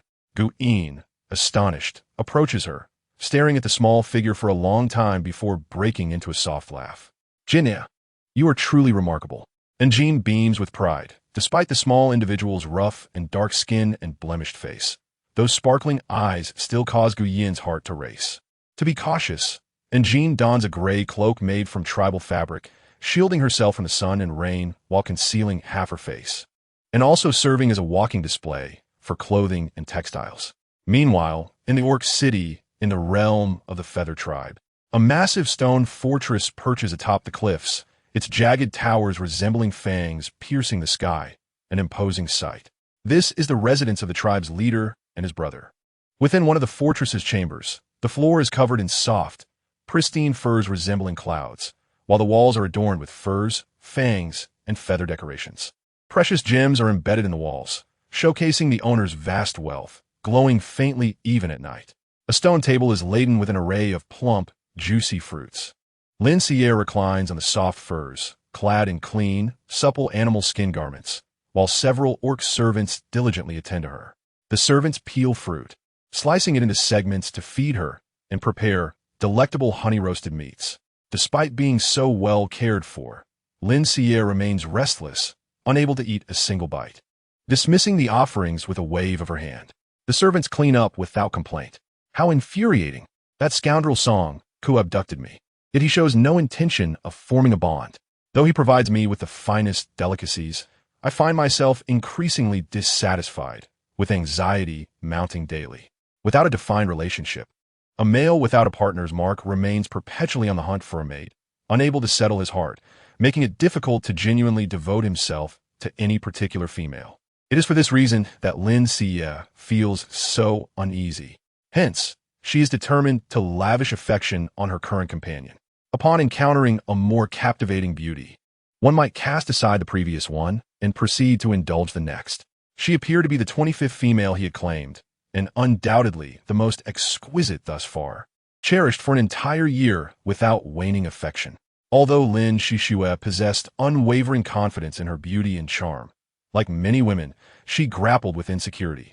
Thus, it was imperative for her to swiftly seize control of this magnificent eagle beast. Her alabaster thigh peeked from beneath the beast hide, her slender waist subtly revealed, as she fervently sought to entice the man before her. She was genuinely fond of him. Song Ku was the most affluent and handsome male she had encountered, far surpassing her previous suitors, including the brutish and bear-like. Whatever she desired, he would procure for her, unconditionally fulfilling her every whim, except for the matter of becoming a couple. She embraced Song Ko, entwining herself around him, her voice sweetly coaxing, "Ah Ko, what are you waiting for? Don't you desire this?" Lin Shishue lifted her enchanting gaze, filled with longing, fixing her eyes upon the striking golden-haired man. Her gaze traced his chiseled features, the exquisite azure of his eyes, and the exotic allure of his mixed heritage. Next, her attention lingered on his alluring collarbone, elongated neck, and well-defined muscular chest. Her gaze slowly descended, laden with suggestive implications. Any male beast would find it impossible to resist such temptation. Song could gaze deeply into the captivating and sensual female, struggling to swallow, nearly losing composure. She was undeniably beautiful and enticing, yet still lacked the feelings he sought. With great restraint, Song Ku detached her from himself, ultimately fleeing the scene. "Swell, I have matters to attend to. I shall return shortly." He vanished in an instant. Lin Shishue stood frozen for a moment, her fury igniting. How could this insufferable eagle bear such restraint? It truly infuriated her. It seemed this eagle had no intention of forming a bond, seeking instead a more beautiful female. A beauty surpassing her? Lin Shishue clenched her fists, a cold smile creeping across her face. Very well, let him search. She would give him time. When he found none, she would make him realize the folly of his choice. Chapter 110. The detestable eagle beast, the city of Jusho, was governed by three primary races: the terrestrial beast tribe, the avian feather tribe, and the aquatic sea tribe. Every 5 years, the leaders of these tribes would vie for the position of city lord. Presently, the tiger tribe's lord, in the twilight of his years, was unlikely to prevail, and the next ruler of the city for the coming 5 years would likely be the leader of the feather tribe. Several years prior, he had defeated the previous leader of the feather tribe. Now, he led his tribe in ensuring the security of Jusho, monitoring the rising water levels of the protective moat, and safeguarding the mineral resources of the surrounding mountains. In contrast, his younger brother Song squandered his days, disinterested in serious matters, finding his greatest joy in the pursuit of beautiful females. Now, Lin Shishue, pampered by Song Ko, had forgotten the tragic fates of her two partners at his hands. Had it not been for this, she would still be residing in that impoverished little tribe, enduring hunger and cold, clad in tattered beast hides, consuming the unpalatable, bloody, roasted meat. She wondered when this eagle would finally consider forming a bond. Had he possessed even half the focus of his brother, she would not be plagued by such worries. In truth, compared to Song Ko, his brother Song, he had captured Lin Shishue's heart more profoundly. At a young age, he had ascended to the position of leader of the feather tribe, a formidable seven-pattern beast, known for his cold demeanor and intense focus. She had never witnessed him entangled with any female, but the mere thought of his icy visage sent tremors through her. She took a deep draught of beast milk to steady her nerves, realizing that the gentle-hearted Song Ko was far more amiable. After finishing her roasted meat, Lin Shishue patted her belly and was about to descend to digest her meal when she suddenly heard the resounding calls of eagles outside, her heart leaping with joy as she dashed down the stairs. Exiting, she nearly collided with the approaching golden-haired man before she could regain her balance. He brushed past her without offering assistance. The man was tall and imposing, with golden hair and azure eyes, a chiseled, coldly handsome face, adorned with a gold feather earring on his right ear. This man was peculiar. Unlike the typical males of the beast world who favored the briefest of beast-hide skirts to attract female attention, instead he donned a loose, crimson gold feather garment that concealed his robust physique. His presence carried with it the chill of the outside air, causing Lin Shishue to wrap her beast hide tighter around herself. She cast a delicate, displeased glance at him, but quickened her pace to follow. "Where's Song Ko?" The man scanned the empty stone fortress with piercing eyes, leaving no corner unobserved. His deep, husky voice was intoxicating, causing Lin Shishue's heart to race, her gaze on him growing more ardent. "You are Song-yi, aren't you? Isn't he quite taken with you? How could he leave you here alone?" Song-yi narrowed his elongated blue eyes, observing the disgruntled female as she drew closer, her soft body brushing against his arm. His expression grew colder. The man furrowed his long brows. His lips pressed into a thin line, and the tension in his jaw tightened, a flicker of disdain and aversion flashing across his strikingly cool face. Without regard for her being a female, he forcefully pushed her away. Lin Shishue, caught off guard, fell to the ground, letting out a yelp as she glared at Song Yi, trembling with anger. I am a female? How can you treat me so rudely? Song Yi cast her a fleeting glance, his voice icy and devoid of warmth, countering her with a question. You are my brother's female.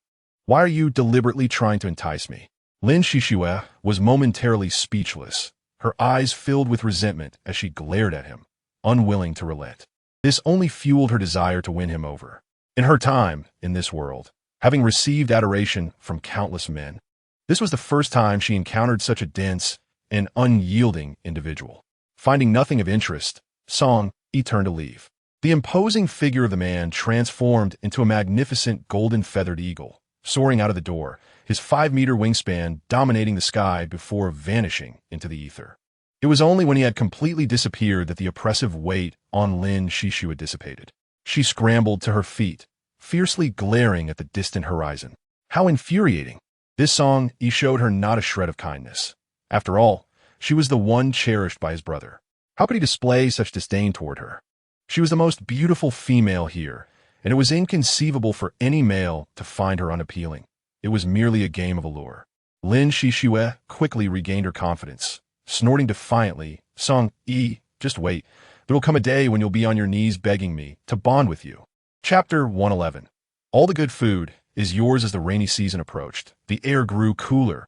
Heavy clouds loomed on the horizon, and white mist rose from the forest, lingering even until midday. The ground was a muddy expanse filled with puddles, and the marshy terrain was overrun with wild grasses. Exhausted, the beastmen remained vigilant against the threat of lurking giant lizards and crocodiles. The beastmen pushed carts laden with towering supplies, while Jean nestled in her cloak atop one of the carts. The gray cloak enveloped her like a rice dumpling, and as she rubbed her cold, reddened hands together, she gazed up at the somber sky, exhaling a breath of white vapor. They had already traversed more than half the journey. It was anticipated that after another 2 days of travel, they would reach the city. Stopping to rest and have a bite before continuing their trek, Ling Hong, positioned at the back of the line, noticed Jean's pallor and called for a halt. The beastmen selected a safe spot, busying themselves with setting up camp. The damp trees made it difficult to start a fire, and once the thick, dark smoke cleared, the beastmen began preparing their catch. In the wild, there were no formalities. They simply roasted some meat and brewed a few pots of mushroom meat soup. Gu Ying cradled Jean in his arms, his lower half transforming into a serpentine tail, forming a cushion for her to sit upon. He retrieved sizzling, juicy roasted meat from the fire, his fingertips instantly turning red as he swayed his tail back a little. Eat, Jin Ia. Enduring the searing heat, meticulously sliced the roasted meat into thin, delicate pieces with his long nails, presenting the most succulent portions to the female nestled in his arms. And Jean, too famished to be particular, heedlessly took the meat with her hands, blowing on it twice before shoving it into her mouth, her lips glistening with grease. Not far away, Ling Hong, along with several wolf beasts, guarded another fire, his gaze fixated on Jean, leaving his own roasted meat untouched, perhaps due to a lack of appetite. Glancing down at the fragrant meat in his hands, Ling Hong contemplated its deliciousness but hesitated, aware that a snake beast already accompanied her. After much deliberation, he reluctantly consumed the meat himself. And Jean, feeling her round belly, squinted her eyes in drowsiness and gently urged, "You should eat too. I can't manage much. I will be full soon." With a nod, accepted the leftover meat from her and silently finished it. After satisfying their hunger, the weary beastmen took the opportunity to rest and recuperate from several days of toil. Lacking nearby caves, the beastmen were unfussy, rolling out animal skins on the ground and transforming into their beast forms to doze, leaving a dozen or so to stand guard. The jungle reverberated with loud snores, a significant deterrent to ordinary wild beasts. Curled his tail around Jean, leading her to the shadows of a nearby grove. Once distanced from the crowd, he wrapped his arms around her waist, his hands growing restless. As night fell, certain thoughts began to stir within him, and Jean, at a loss for words, pressed her hand against his firm chest, lowering her voice to warn him with a glare. "Everyone is nearby. Could you please behave?" The excitement of the wild battle was overwhelming for her, and with the beastmen's acute hearing, she feared waking them, leading to an embarrassing escape into the ground. A hissing tongue flicked across her face, conveying his desire, yet respecting her wishes. In perception, indulging in intimacy with his beloved partner was a wondrous and delightful experience, one he cherished during tranquil moments when they could joyfully share together. Moreover, her voice was enchanting, stirring his heart further, and the intense possessiveness of the snake beast forbade any other beastmen from overhearing. These past few days, the weather had rarely been clear, and although the sun was not too hot, it was exceptionally blinding. And Jean rested her hand on her brow, squinting occasionally at the sky. Numerous eagle flocks circled above them, lingering for half the day, with occasional cries that sent jolts of pain to their heads. Was it merely an illusion? And Jean felt an unsettling premonition. The distance between the eagle flocks and them was too great for the beastmen to discern whether they were ordinary beasts or members of the feathered tribe, compelling them to cautiously quicken their pace. The eagle falcon was a proud and fierce raptor, capable of soaring thousands of meters high to precisely target land creatures, making its hunting prowess unparalleled among avian predators. Furthermore, eagles were natural adversaries of snakes, and Jean cast a worried glance at, noticing he displayed no significant emotions. Then she remembered he was a 7th-tier beastman, and these eagles likely posed no threat to him. With this thought, she continued to follow the group, feeling reassured as they pressed onward. As the rainy season approached, food became scarce, prompting even some wild beasts to hoard provisions and indulge in gluttony. Their cart was piled high with jerky and dried meat, likely attracting the eagles, who had come merely seeking food. The distance traveled had shortened considerably, yet the eagle cries persisted, growing increasingly ferocious. The piercing sounds echoed through the air, resonating with a powerful intensity, and Jin's heart began to race, sensing that the eagle flocks seemed to be tailing them, and as the day wore on, their numbers only multiplied.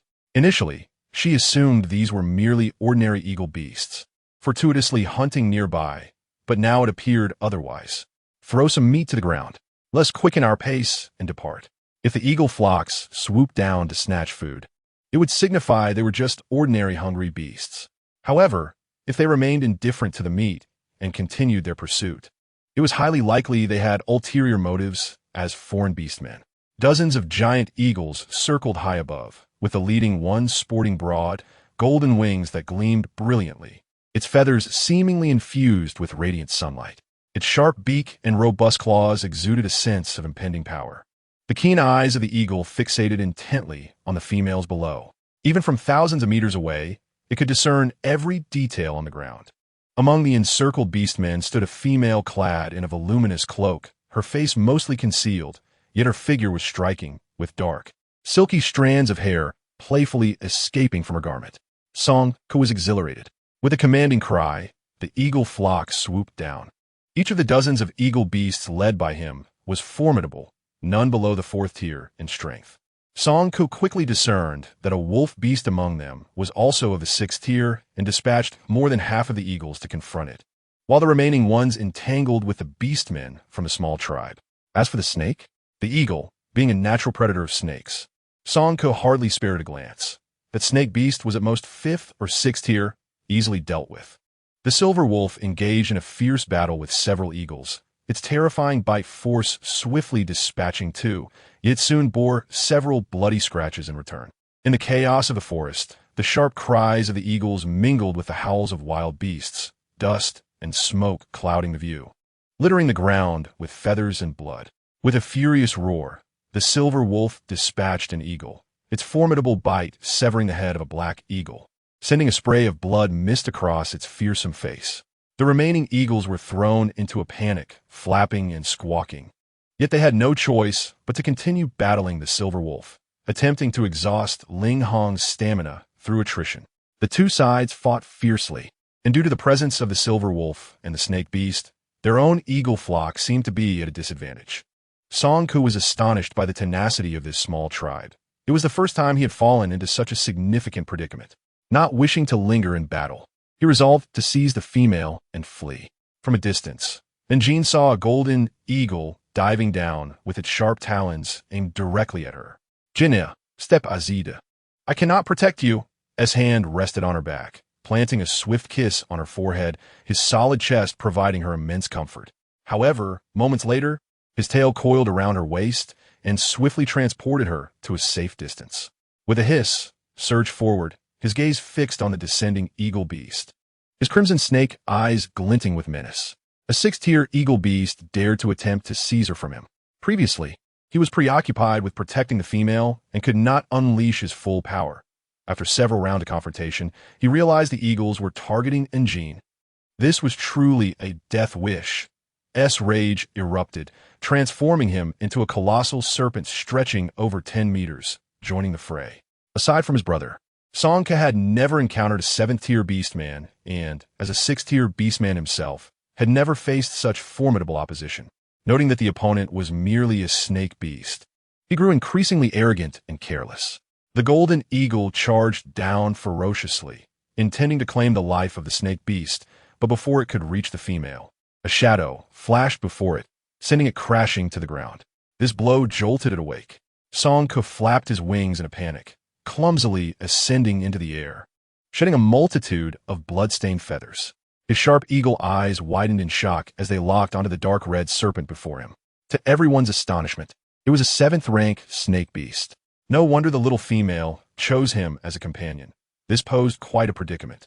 However, SNGK was no easy target either, as he was undoubtedly a top-tier combatant within the city, having witnessed numerous grand spectacles. After all, a snake beast, regardless of its strength, was still just a serpent. The golden eagle swiftly signaled for a regrouping. In the midst of the chaos, several formidable 5th-rank eagle beasts rapidly emerged, their piercing cries resonating as they dove like shooting stars towards MYN Snaketail. Eagles prey on snakes. This was an inherent constraint of the food chain, and no one could escape the laws of nature. The sharp beaks of the eagles curved downwards, and their talons were honed to perfection, making them the ideal weapon for tearing through snake skin. MYN's assault was characterized by the ferocity and brutality typical of a roaming beast, with nearly every strike being lethal. His tail crushed one eagle, while his venomous fangs claimed 2 more. Even as the tide of battle shifted in his favor, MYN found himself overwhelmed by the sheer number of adversaries, with his snake tail suffering numerous scratches, leaving it bloodied and raw. As MYN circled with the eagles, he remained vigilant against their advances toward New Jersey Inn. Ling H-ing and the other beastmen were equally unable to divert their combat strength. Whenever an eagle attempted to fly toward New Jersey Inn, MYN's black-red tail would swiftly swat it away, inadvertently allowing other lurking eagles to seize the opportunity to claw and peck at his tail. New Jersey Inn watched in distress, unwilling to become a burden to her kin. Concealed beneath the massive python's body, she crawled beneath a large cart. With a haphazard wooden planks and animal hides effectively concealed her petite figure. With no concern for the safety of the female, MYN and the beastmen unleashed their full wrath, swiftly turning the tide of battle. SNGK was shocked to realize that despite not yet securing the little female, his comrades had already suffered significant losses, and he himself had sustained considerable injuries. Retreat! The golden eagle's mournful cry echoed as MYN's tail swept through the air, sending him flying several meters. Terrified, SNGK instinctively extended his sharp toes, grabbing an object to hurl at the black-red python. What was that? A cart? The eagle's keen eye inadvertently caught sight of the female's diminutive figure attempting to retreat, and its eyes gleamed with excitement. With a triumphant screech, the golden eagle swooped down, and before New Jersey Inn could react, its talons grasped her shoulder, lifting her into the air. SNGK had no time to ponder, soaring high into the sky. Swiftly reaching several hundred meters above, MYN rushed forward, but at the last moment, he missed his target, only managing to bite a mouthful of golden feathers and a trail of blood. Inner. At several thousand meters in the air, the fierce wind howled, vibrating against New Jersey Inn's eardrums, while her cloak flapped violently. Her shoulder, gripped by the eagle's claws, bled, yet she remained oblivious. Her gaze fixated on the ground, receding farther away. Ling H-ing, MYN, and the tribe's beastmen quickly dwindled into mere black dots. In mere blinks, they vanished from sight. The cold wind slapped against her face, and her heart sank as though plummeting into an abyss. although avian combatants were not as formidable as the land beastmen, who could rival the prowess of the eagle tribe in hunting. Strange male voices echoed in her ears, especially at this altitude, which could be deemed the paradise of the eagle tribe. Who could challenge them? Despite their fortunate capture of a female, they had suffered unprecedented casualties, losing nearly half of their powerful eagle beasts, with the remaining ones bearing injuries of varying degrees. SNGK fared the worst in the final moments. That frenzied snake beast had bitten his left wing, nearly rendering it useless. He had not anticipated encountering a 7th-ranked snake beast in this barren valley. He vowed to seek vengeance with his brother. The battlefield fell silent, with the Eagle Squadron focusing their assaults on MYN and Ling Hing, while the beastmen had not suffered severe injuries. However, many bore scratches, the crimson wounds exposed to the air causing both pain and itching, filling their hearts with anxiety. It seemed that the chieftain's beauty had long been coveted by certain ambitious beastmen. They lamented their inadequacy, failing to protect the female. MYN cast a cold, furious glance at them, his hands clenched so tightly that the veins bulged, causing the crowd to fall silent in fear, cold sweat pouring from their brows, their legs trembling. The direction in which the eagle flock had flown was toward JSHU City. Ling Hing yearned to hasten their pace, but the panicked, injured tribesmen hindered his movement. He could only urge the beastmen to swiftly tend to their wounds and reload their cargo before setting off at once. How could the snake beast pursue them alone? His status as a wandering beast would lead to his forced expulsion from a city. Ling Hing was filled with urgency, leading the beastmen forward in hopes of catching up with MYN. In the depths of the ancient forest, towering trees cast vast shadows, and the perpetually dark, damp earth felt cold and chilling. The hissing sound of the giant python, slithering through the underbrush, shattered the eerie silence.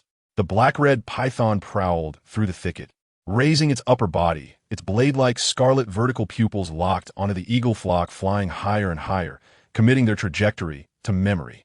The black-red serpent swiftly vanished from sight. Resistance was futile.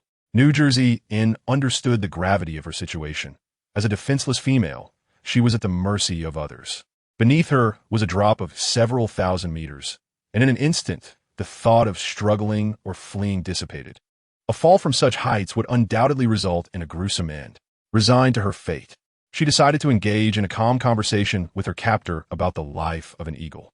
"Why do you want to capture me?" The female's voice was unexpectedly soft and melodious. Dangling in midair, facing the ground, her gray cloak billowed in the fierce wind, while the biting cold stung her skin.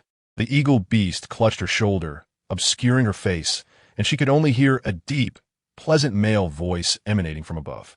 "You are quite beautiful and intelligent. I heard about you last year." Oh, so she had long been coveted. It was surprising that this eagle beast had been fixated on her for an entire year. New Jersey Inn's expression turned cold, devoid of emotion as she replied, "You must have captured the wrong person. I am quite ugly, not the female you seek. You can place me down somewhere to verify. Do not attempt to deceive me. My judgment is impeccable."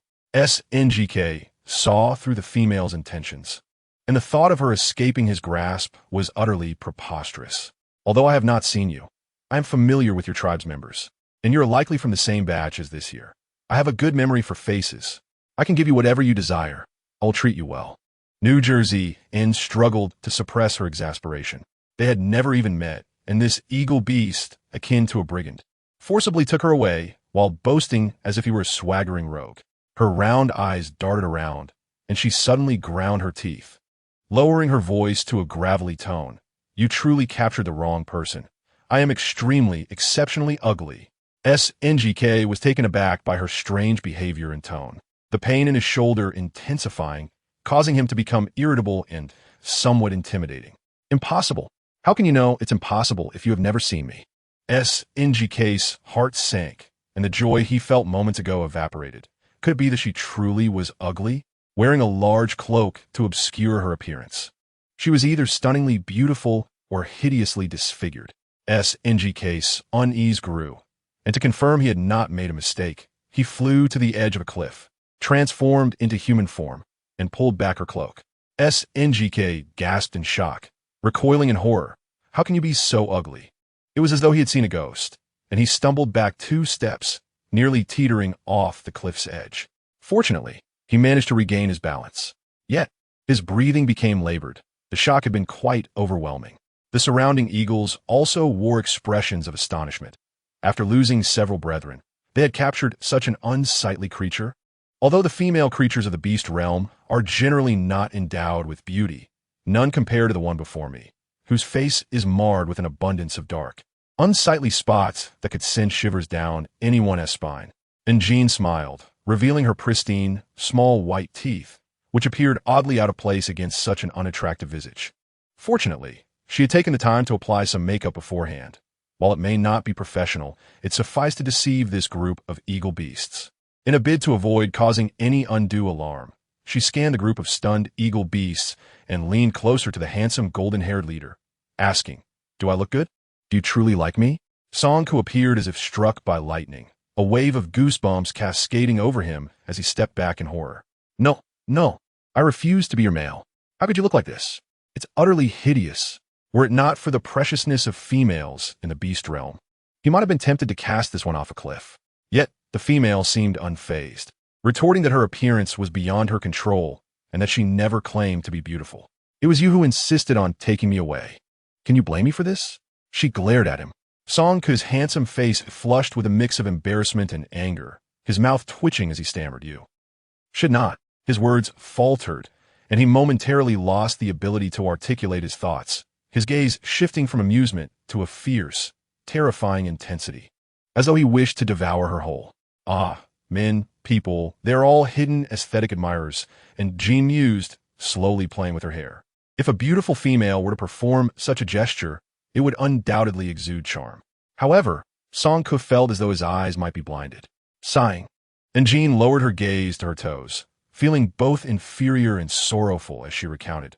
"When I was younger, I was stung by toxic insects on my face, and there were no shamans to heal me. The poison lingered, and gradually this is what I became." "No." Songku exhaled sharply, his voice resolute. And Jean looked at him in surprise. Suppressing his revulsion, Songku forced himself to examine her face more closely, faintly recognizing the beauty that lay beneath the blemishes. If she had not encountered those toxic insects in her youth, she would undoubtedly be beautiful now. It was the fault of those in her tribe for failing to protect her. This thought unexpectedly stirred a sense of pity within him. Without giving her a moment to react, Songku transformed into his beast form, tossing her onto his back and taking flight. Chapter 113. Is she a merfolk female? Guin arrived early at the beast-gathering city, brazenly entering the territory, and the beastmen attempting to stop him were sent flying by his tail. The invasion of the wandering snake beast sounded the alarm for the complacent beastmen, who transformed into their beast forms and rushed to the city gates, roaring furiously. "Wandering beasts, leave our city. You are not welcome here. Do not attempt to take our females." The beastmen, hesitant to attack recklessly, resorted to hurling stones at Guin, their fierce strength aimed at shattering the snake beast's tail. Guin remained unperturbed, as if he were impervious to the stones and insults hurled at him. Marching unwaveringly into the city, he had grown accustomed to such treatment throughout his life. The nearly 10-meter-long black-red snake tail bore numerous scars and bloodstains from earlier battles. Yet he remained indifferent, the assaults adding more bruises to his body. The crowd gathered to confront him had never witnessed such a scene. They stood frozen, exchanging bewildered glances, unsure of how to proceed. They observed the wandering beast thrashing its tail as it searched for something within the city. The beastmen parted ways, akin to Moses parting the sea, keeping a close watch on this formidable snake beast, who seemed merely to be searching, with no intentions of seizing any females.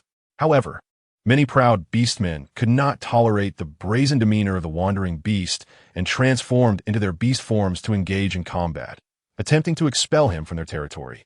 But the calm expression of the snake beast suddenly shifted to one of ferocity, his blood-red snake eyes gleaming with a savage, bloodthirsty light as he took down anyone who dared to confront him. The immense fury obliterated Jin's warnings. Guin could endure insults and attempts to drive him away, but no one could impede his search for his female. The commotion at the city gates soon attracted the attention of the city lord, who had previously encountered Guin during a tribal exchange and was aware of his bond with Jean.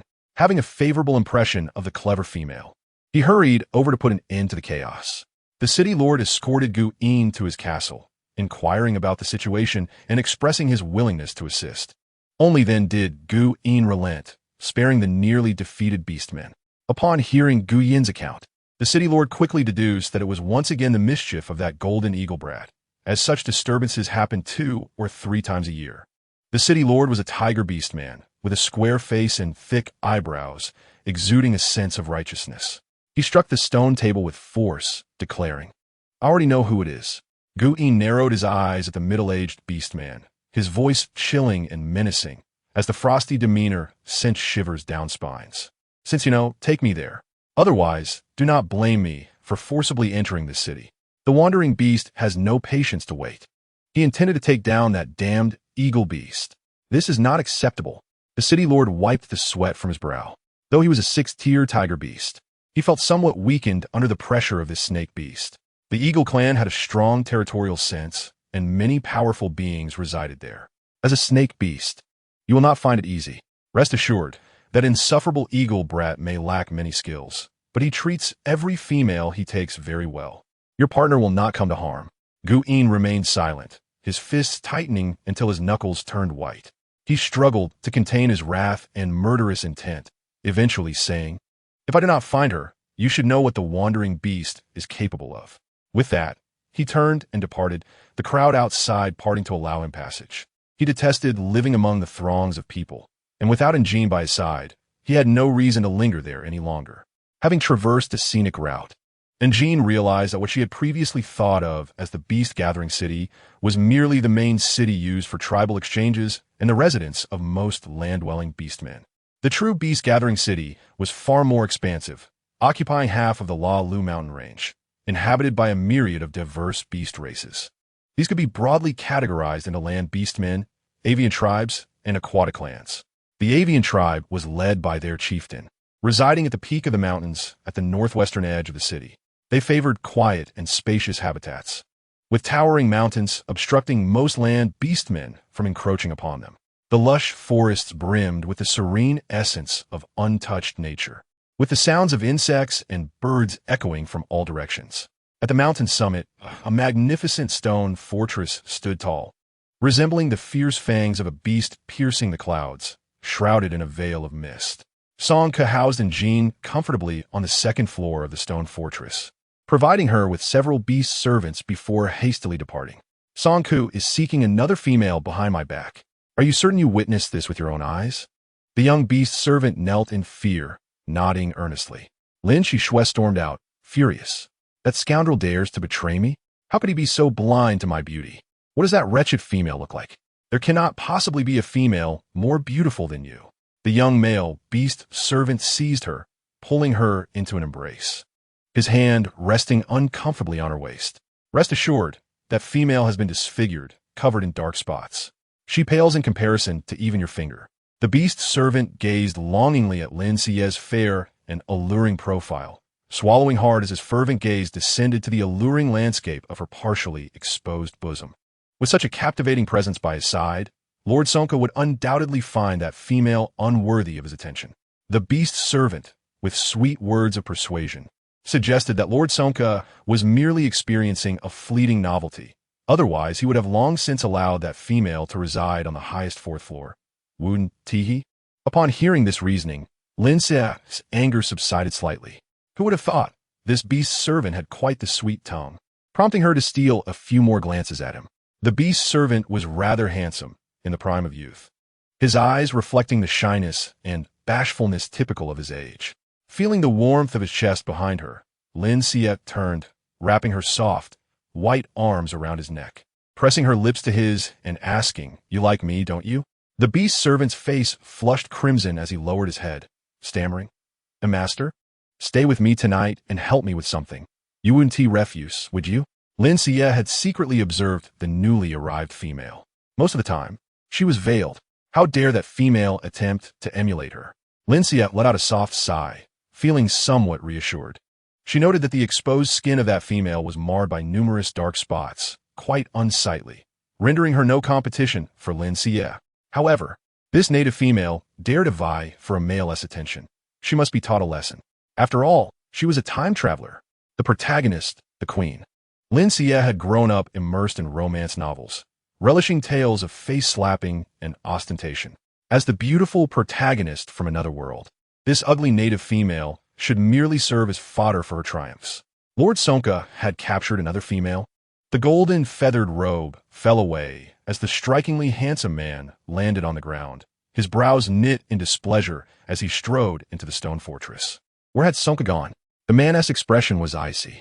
Day after day, his restlessness led him to seek out troublesome matters. Songyi's dark blue eyes were clouded with frustration and a hint of wildness, mingled with annoyance at his younger brother's incompetence. The beast's servants knelt before him, their heads bowed as if they could bury themselves in the earth. Lord Sonka had left not long ago, stating he was going to find shaman. He should still be on his way. A shaman? Was he injured? Songyi furrowed his light golden brows. Rubbing his temples, he felt a wave of weariness wash over him. Indeed, he had gone to capture a female.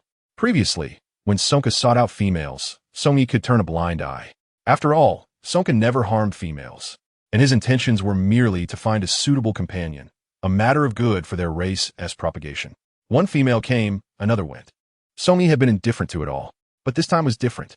Their Eagle clan was renowned for its loyalty and devotion, favored by females. Did this young man wish to tarnish the glory of their entire clan with his selfish desires? Rest assured, Chief. The beast's servants exhaled in relief. The chief's imposing presence was indeed intimidating. He was, after all, the strongest warrior of the feathered clan, perpetually leading patrols and repelling beast tides. Lin Xie greedily cast a glance at the man's features. With golden hair and azure eyes, a high nose and deep-set eyes, his handsome, mature visage bore a hint of exotic allure, his facial lines sharp and cold. His tall and athletic frame was nothing short of perfect, exuding an exhilarating wild charm reminiscent of a sword drawn from its sheath. Despite the striking resemblance between the brothers, their auras were worlds apart. Lin Xie clearly favored the domineering and cold Songyi over his brother. Ah, how wonderful it would be if you were my mate, Lin Xie murmured to herself, her gaze fixed eagerly on the ground. Suddenly, a sharp gaze pierced through her thoughts, startling her into a backward lean, causing her to tumble onto the cold stone floor. Grimacing in pain, cursing that detestable Songyi, the weather was stifling and gloomy, and Jean felt sticky all over. After traveling for 5 or 6 days through the wilderness, she had neglected her hygiene. Now, confined within this closed chamber, she was desperate for a hot bath. The beast's servant offered her several clean animal skins, saying, "Respectful female, you may take a warm bath." A warm bath? Such favorable conditions? She was female, so Jean felt no concern for her safety, especially with her heavy makeup. Her chastity was not an issue. A quick battle bath would take merely a few minutes. That eagle beast should not arrive in such a short time. And she could even touch up her makeup. The beast's servant eagerly guided her to a tightly closed door on the 3rd floor. Upon entering, she found a steaming large bathhouse, resembling a hot spring, with what seemed to be hidden channels for water in and out, rarely seen in the beast realm. Such a design was indicative of noble status. The beast's servant bowed as he handed her the dry animal skin, then respectfully closed the door, retreating on his own accord. Were the privileges for females this generous? And Jean was somewhat perplexed. Yet upon reflection, that brigand eagle beast, despite his questionable character and apparent lack of intelligence, treated females rather well. Feeling excessively sticky, she hastily shed her clothing and immersed herself in the clear, warm spring water. And Jean felt her pores open, a sensation of bliss washing over her, prompting a soft moan as she languidly closed her eyes and leaned her arms on the edge of the pool. The dark spots on her face gradually dissolved in the water. As her mind began to drift into a hazy stupor, she heard the door creak open again. But her body did not respond promptly to the warning of her mind. Out of the corner of her eye, she caught sight of a tall figure approaching her. She raised her gaze, staring blankly at the newcomer, exclaiming a soft, "Huh? Hadn't the beast's servant closed the door? How could someone still enter?" Songyi momentarily froze at the doorway, his body stiffening. How could a female enter his bathhouse? He hadn't intended to look at her, yet the sight of her snow-white, delicate skin unexpectedly invaded his vision. She lay at the edge of the pool, her exquisite, rosy face tilted upward, her slightly intoxicated gaze staring at him in a daze. Water droplets clung to her wing-like long eyelashes, trembling and falling, while her enticing pink lips were slightly parted, her flushed cheeks resembling ripe fruit. The cascade of her silky black hair, damp and cascading over her delicate shoulders, framed her slender, pale arms resting on the pool's edge. Her fingertips tinged with a light pink hue. A hazy mist enveloped the two of them, rendering her almost ethereal. Was she a mermaid? Only mermaid females could be so enchanting. Song-yi was struck dumb, forgetting to breathe as he quickly scanned her form. Her long, thick black hair lay wetly across her body, obscuring other exposed areas, yet it was sufficient to stir the imagination of any male. "Who are you?" he asked, his tone icy, laced with a hint of anger. The inky strands of her hair floated like seaweed on the water's surface. The ripples radiating from her made her appear even more mermaid-like. Her clothing lay just out of reach at the edge of the pool, and unable to grasp it, she could only submerge herself in the water. With the presence of the pearls, she would not drown. Bubbles burst on the surface of the water. Song-yi wondered if this female was foolish, attempting to drown herself. Trying to lessen her presence, she suddenly found herself lifted from the pool. The large window was half open, and Jean shivered as the wind brushed against her skin. But fortunately, the next moment, the man picked up her robe that had fallen at the edge of the pool and swiftly draped it over her. "Put this on quickly. Do you not know you cannot expose yourself in front of strange male?" Song-yi's irritation surged. The world before her was pitch black as she struggled for some time before her damp head finally emerged from the oversized garment. Once Jean was covered, Song-yi turned to face her, their eyes locking. It was still the familiar handsome man with golden hair and azure eyes. However, the sensation she evoked in him was somewhat different. Upon noticing the scars on the female's shoulder, his anger dissipated significantly, and his tone softened slightly. "I am Song-yi, the elder brother of Song-ko." He ignored the dazed female and turned towards a wooden lounge chair, where he usually enjoyed basking in the gentle breeze after bathing. The man, clad in a robe of golden feathers, possessed deep-set, cold eyes. As he walked, the loose collar of his robe revealed a well-defined chest, causing a rush of warmth to flush one's cheeks.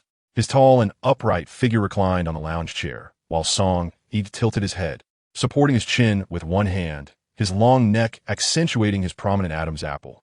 The dark golden robe hung loosely, slightly exposing a patch of pale skin that highlighted his exquisitely curved collarbone.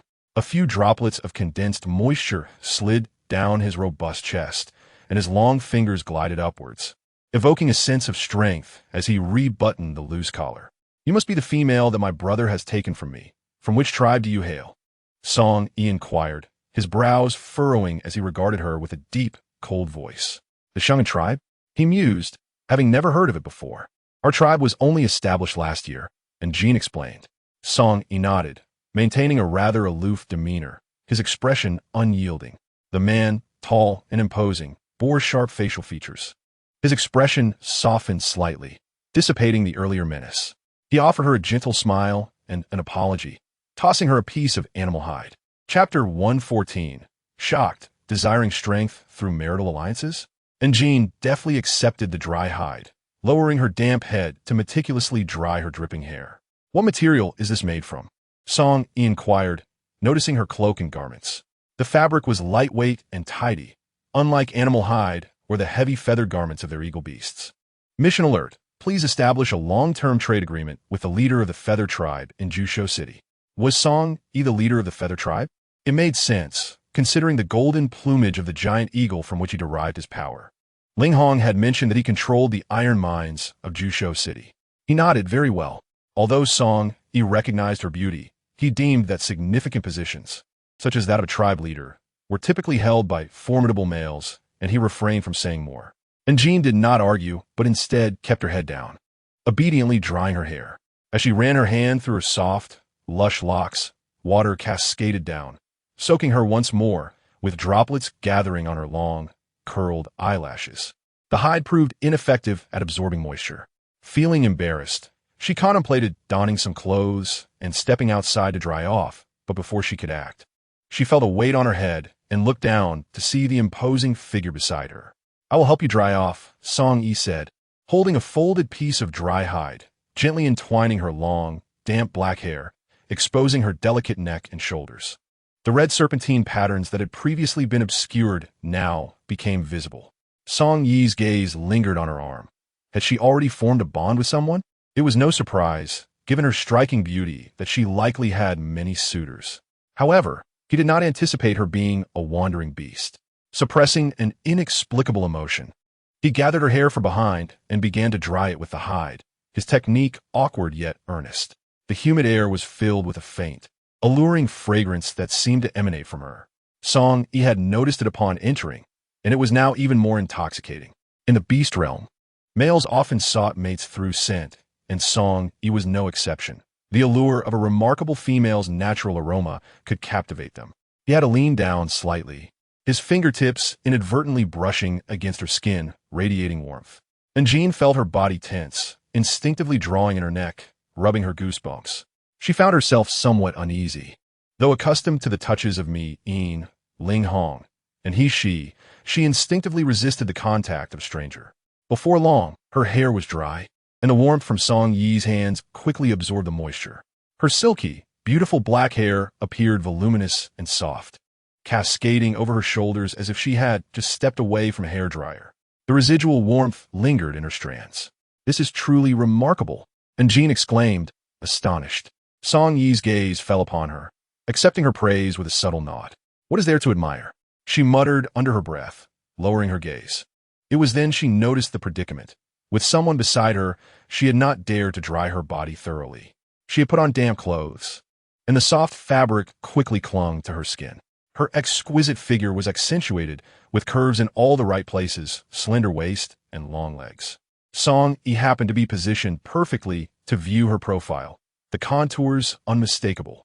He picked up a large piece of animal hide and tossed it to her. "Your clothing is wet. Wrap yourself in this for now. I will take you to change into something new." And Jin's face flushed crimson, and she quickly wrapped the hide around herself, reapplying her makeup. Song Yi observed as she retrieved 2 small wooden boxes from within her garments, turning her back to him to apply something, and when she turned to face him again, her visage had transformed entirely. Her complexion became dull and sallow, dotted with blemishes, her features losing their previous allure. "What are you doing?" he inquired, his gaze lingering on her face with curiosity.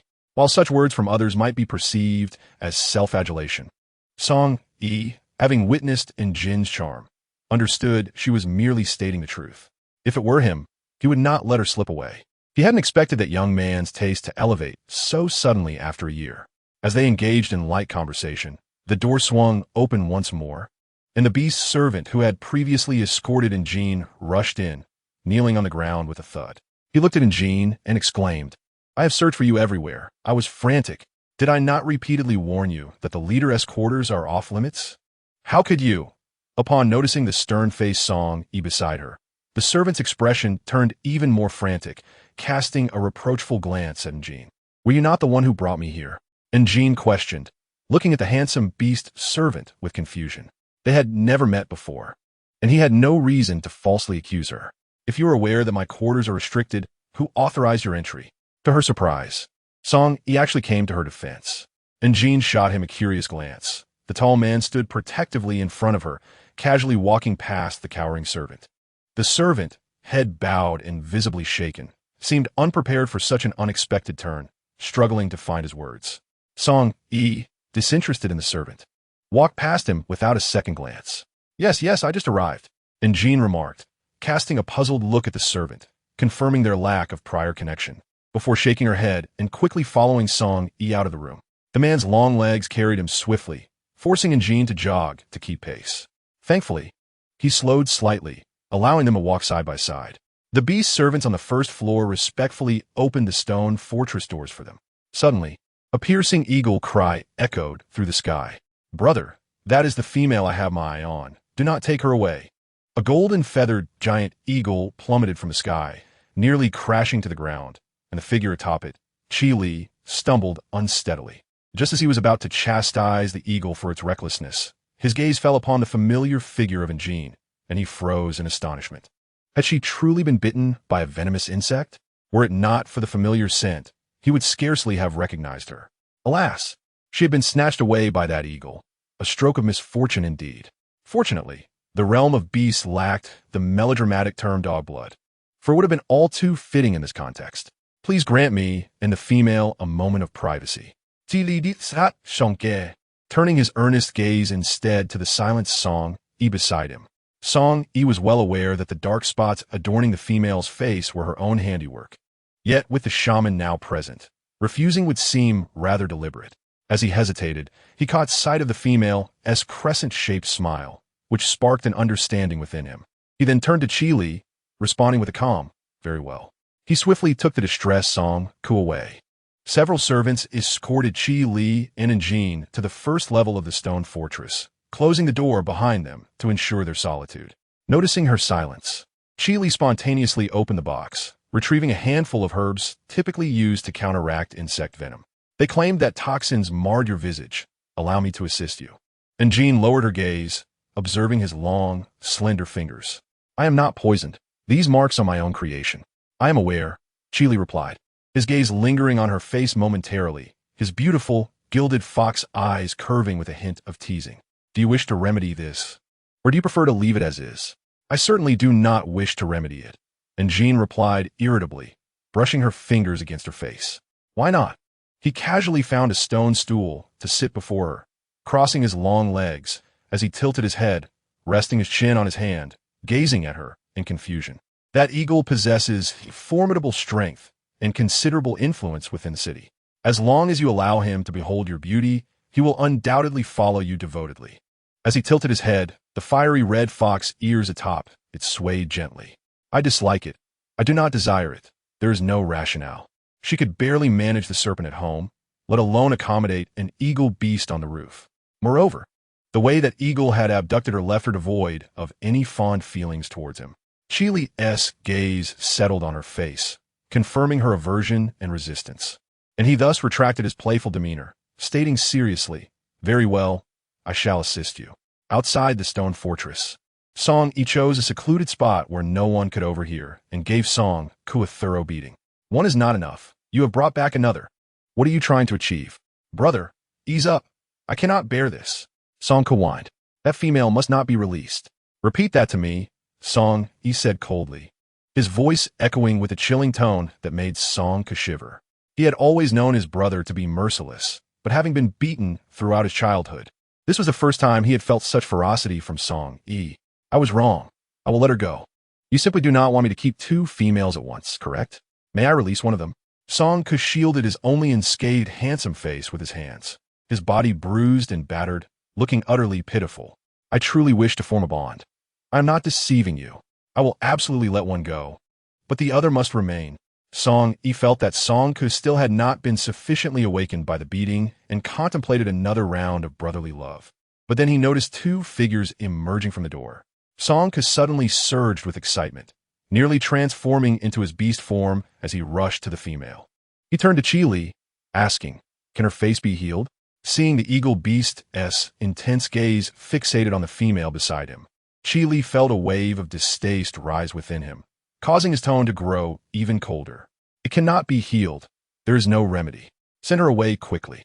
Song Ku stared in shock at the two, his expression one of heartbreak. He truly adored the scent that enveloped this young female. Song Yi, too, appeared somewhat taken aback as he looked at the fox, pursing his lips. However, Qi Li continued with his icy demeanor. The toxin on her face is beyond treatment. It spreads rapidly. If we wait a few more days, her face may become entirely covered in dark spots. Song Yi instinctively glanced at the shocked and distressed Song Ku. Song Ku staggered a few steps back, the only oblivious beastman in the room, clutching his chest as if struck by a great blow. Are you deceiving me? Are you questioning me? Qi Li replied dismissively, surveying him with a stoic expression befitting a shaman. Moreover, this toxin may be contagious. If you have close contact with her, the risk of transmission increases with time. Song Ku's face paled in terror, and disregarding the presence of others. He scrutinized himself to ensure he had not been infected, breathing a sigh of relief when he found himself unharmed. He nervously retreated several paces, maximizing the distance between himself and Jean. Brother, take her away. I no longer want her. Song Ku had initially been torn between choices. While Lin Shixue was beautiful, she did not meet his lofty standards of perfection, and he was not particularly fond of her scent. Conversely, this female exuded an alluring fragrance, had it not been for her face. Never mind, It would be best to send her away quickly. He certainly did not wish to contract such an unsightly affliction. He had truly been blind. "Brother, please take her away. I will go hunting. No need to look for me." Song Yi cast a complex glance at his foolish younger brother. His thin lips pressed together as he replied softly, "This was your own choice." Song Ko paused, bewildered, yet he quickly retorted vehemently, "Of course it was my choice. I regret it deeply now, brother. I should have heeded your advice. Please, send her away. I no longer wish to see her." With that, he transformed into a golden eagle, shaking his wings before vanishing into the sky. From a fourth-floor window, Lin Shishue observed the entire scene, her demeanor as proud as a victorious rooster. "Oomph, an ugly native female dares to compete with her. How delusional." She flicked aside the animal hide curtain. "Thank you." And Jean did not refuse, readily grasping a few golden soft feathers on his wings, attempting to climb aboard. Below lay a sheer cliff, accessible only by the eagle clan. Before her stood a long, graceful golden eagle, its stature even more robust than Song Yi's beast form. Its wingspan nearly 6 to 7 meters, akin to a small aircraft. The eagle's feathers, whether soft or firm, gleamed with a golden sheen in the sunlight, exuding an almost regal beauty. Noticing the petite female struggling to ascend, Song Yi unfurled his wings and lowered himself, effortlessly lifting her onto his broad back. And Jean felt the warmth radiating from the golden eagle's body beneath the closely packed feathers, enveloping her in a gentle embrace. Chili transformed into a small, cat-sized red fox, leaping into Jin's arms, curling up into a fluffy ball, and hitching a ride along with her. This was the first time Jean had witnessed Chi Li's beast form. Why is it so small, so soft? It was vastly different from her expectations. She had imagined his sharp, caustic personality would manifest in a dominant nine-tailed fox or something of the sort. Instead, she held a beautiful little red fox, its fur as fiery as flame and delightfully soft, with tufts of white fur at the tips of its ears and tail. The little fox gently pawed at her arm with its front paws, exuding an air of grace and elegance, its fiery red tail fluffy and larger than its body. It tilted its head to gaze at her, its gilded round fox eyes sparkling like precious gems, radiating warmth and gentleness in the soft light. In that moment, as their gazes locked, the endearing sensation vanished without a trace. Chi Li was utterly enraged.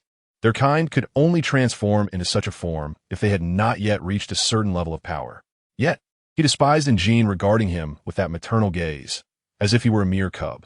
The giant eagle soared swiftly through the skies, and before long, they arrived at the main city, landing at the stone fortress of the city lord. Ling Hong, upon receiving the news, hurried over with several beastmen. "You are unharmed. Thank goodness." He rushed forward and enveloped her in a tight embrace, nearly squeezing the breath from her lungs. "Lord Chieftain, we were terribly worried. If anything were to happen to you, we would surely confront them." The orcs clenched their fists and turned their gazes toward Song Yi, mistakenly believing him to be the earlier culprit, the gold eagle who had abducted individuals. The brothers bore a striking resemblance, often leading to confusion. Song Yi had shouldered numerous grievances on behalf of Song Ku and had grown accustomed to not offering explanations. The term tribal chief lingered on his lips, and he raised his eyes to Jean, only then realizing that this female was indeed the leader of their tribe. Was she the one responsible for crafting those remarkable fabrics? This revelation left him astounded. Without further contemplation, he readily agreed to the previous trade arrangement, and both parties exchanged the necessary cloth and iron ore. The black-red python remained coiled in a cave within the forest, having not fed for days. Lost in despair and contemplating starvation as an escape, it was his inadequacy that led to her capture. He had failed in his duty as a partner.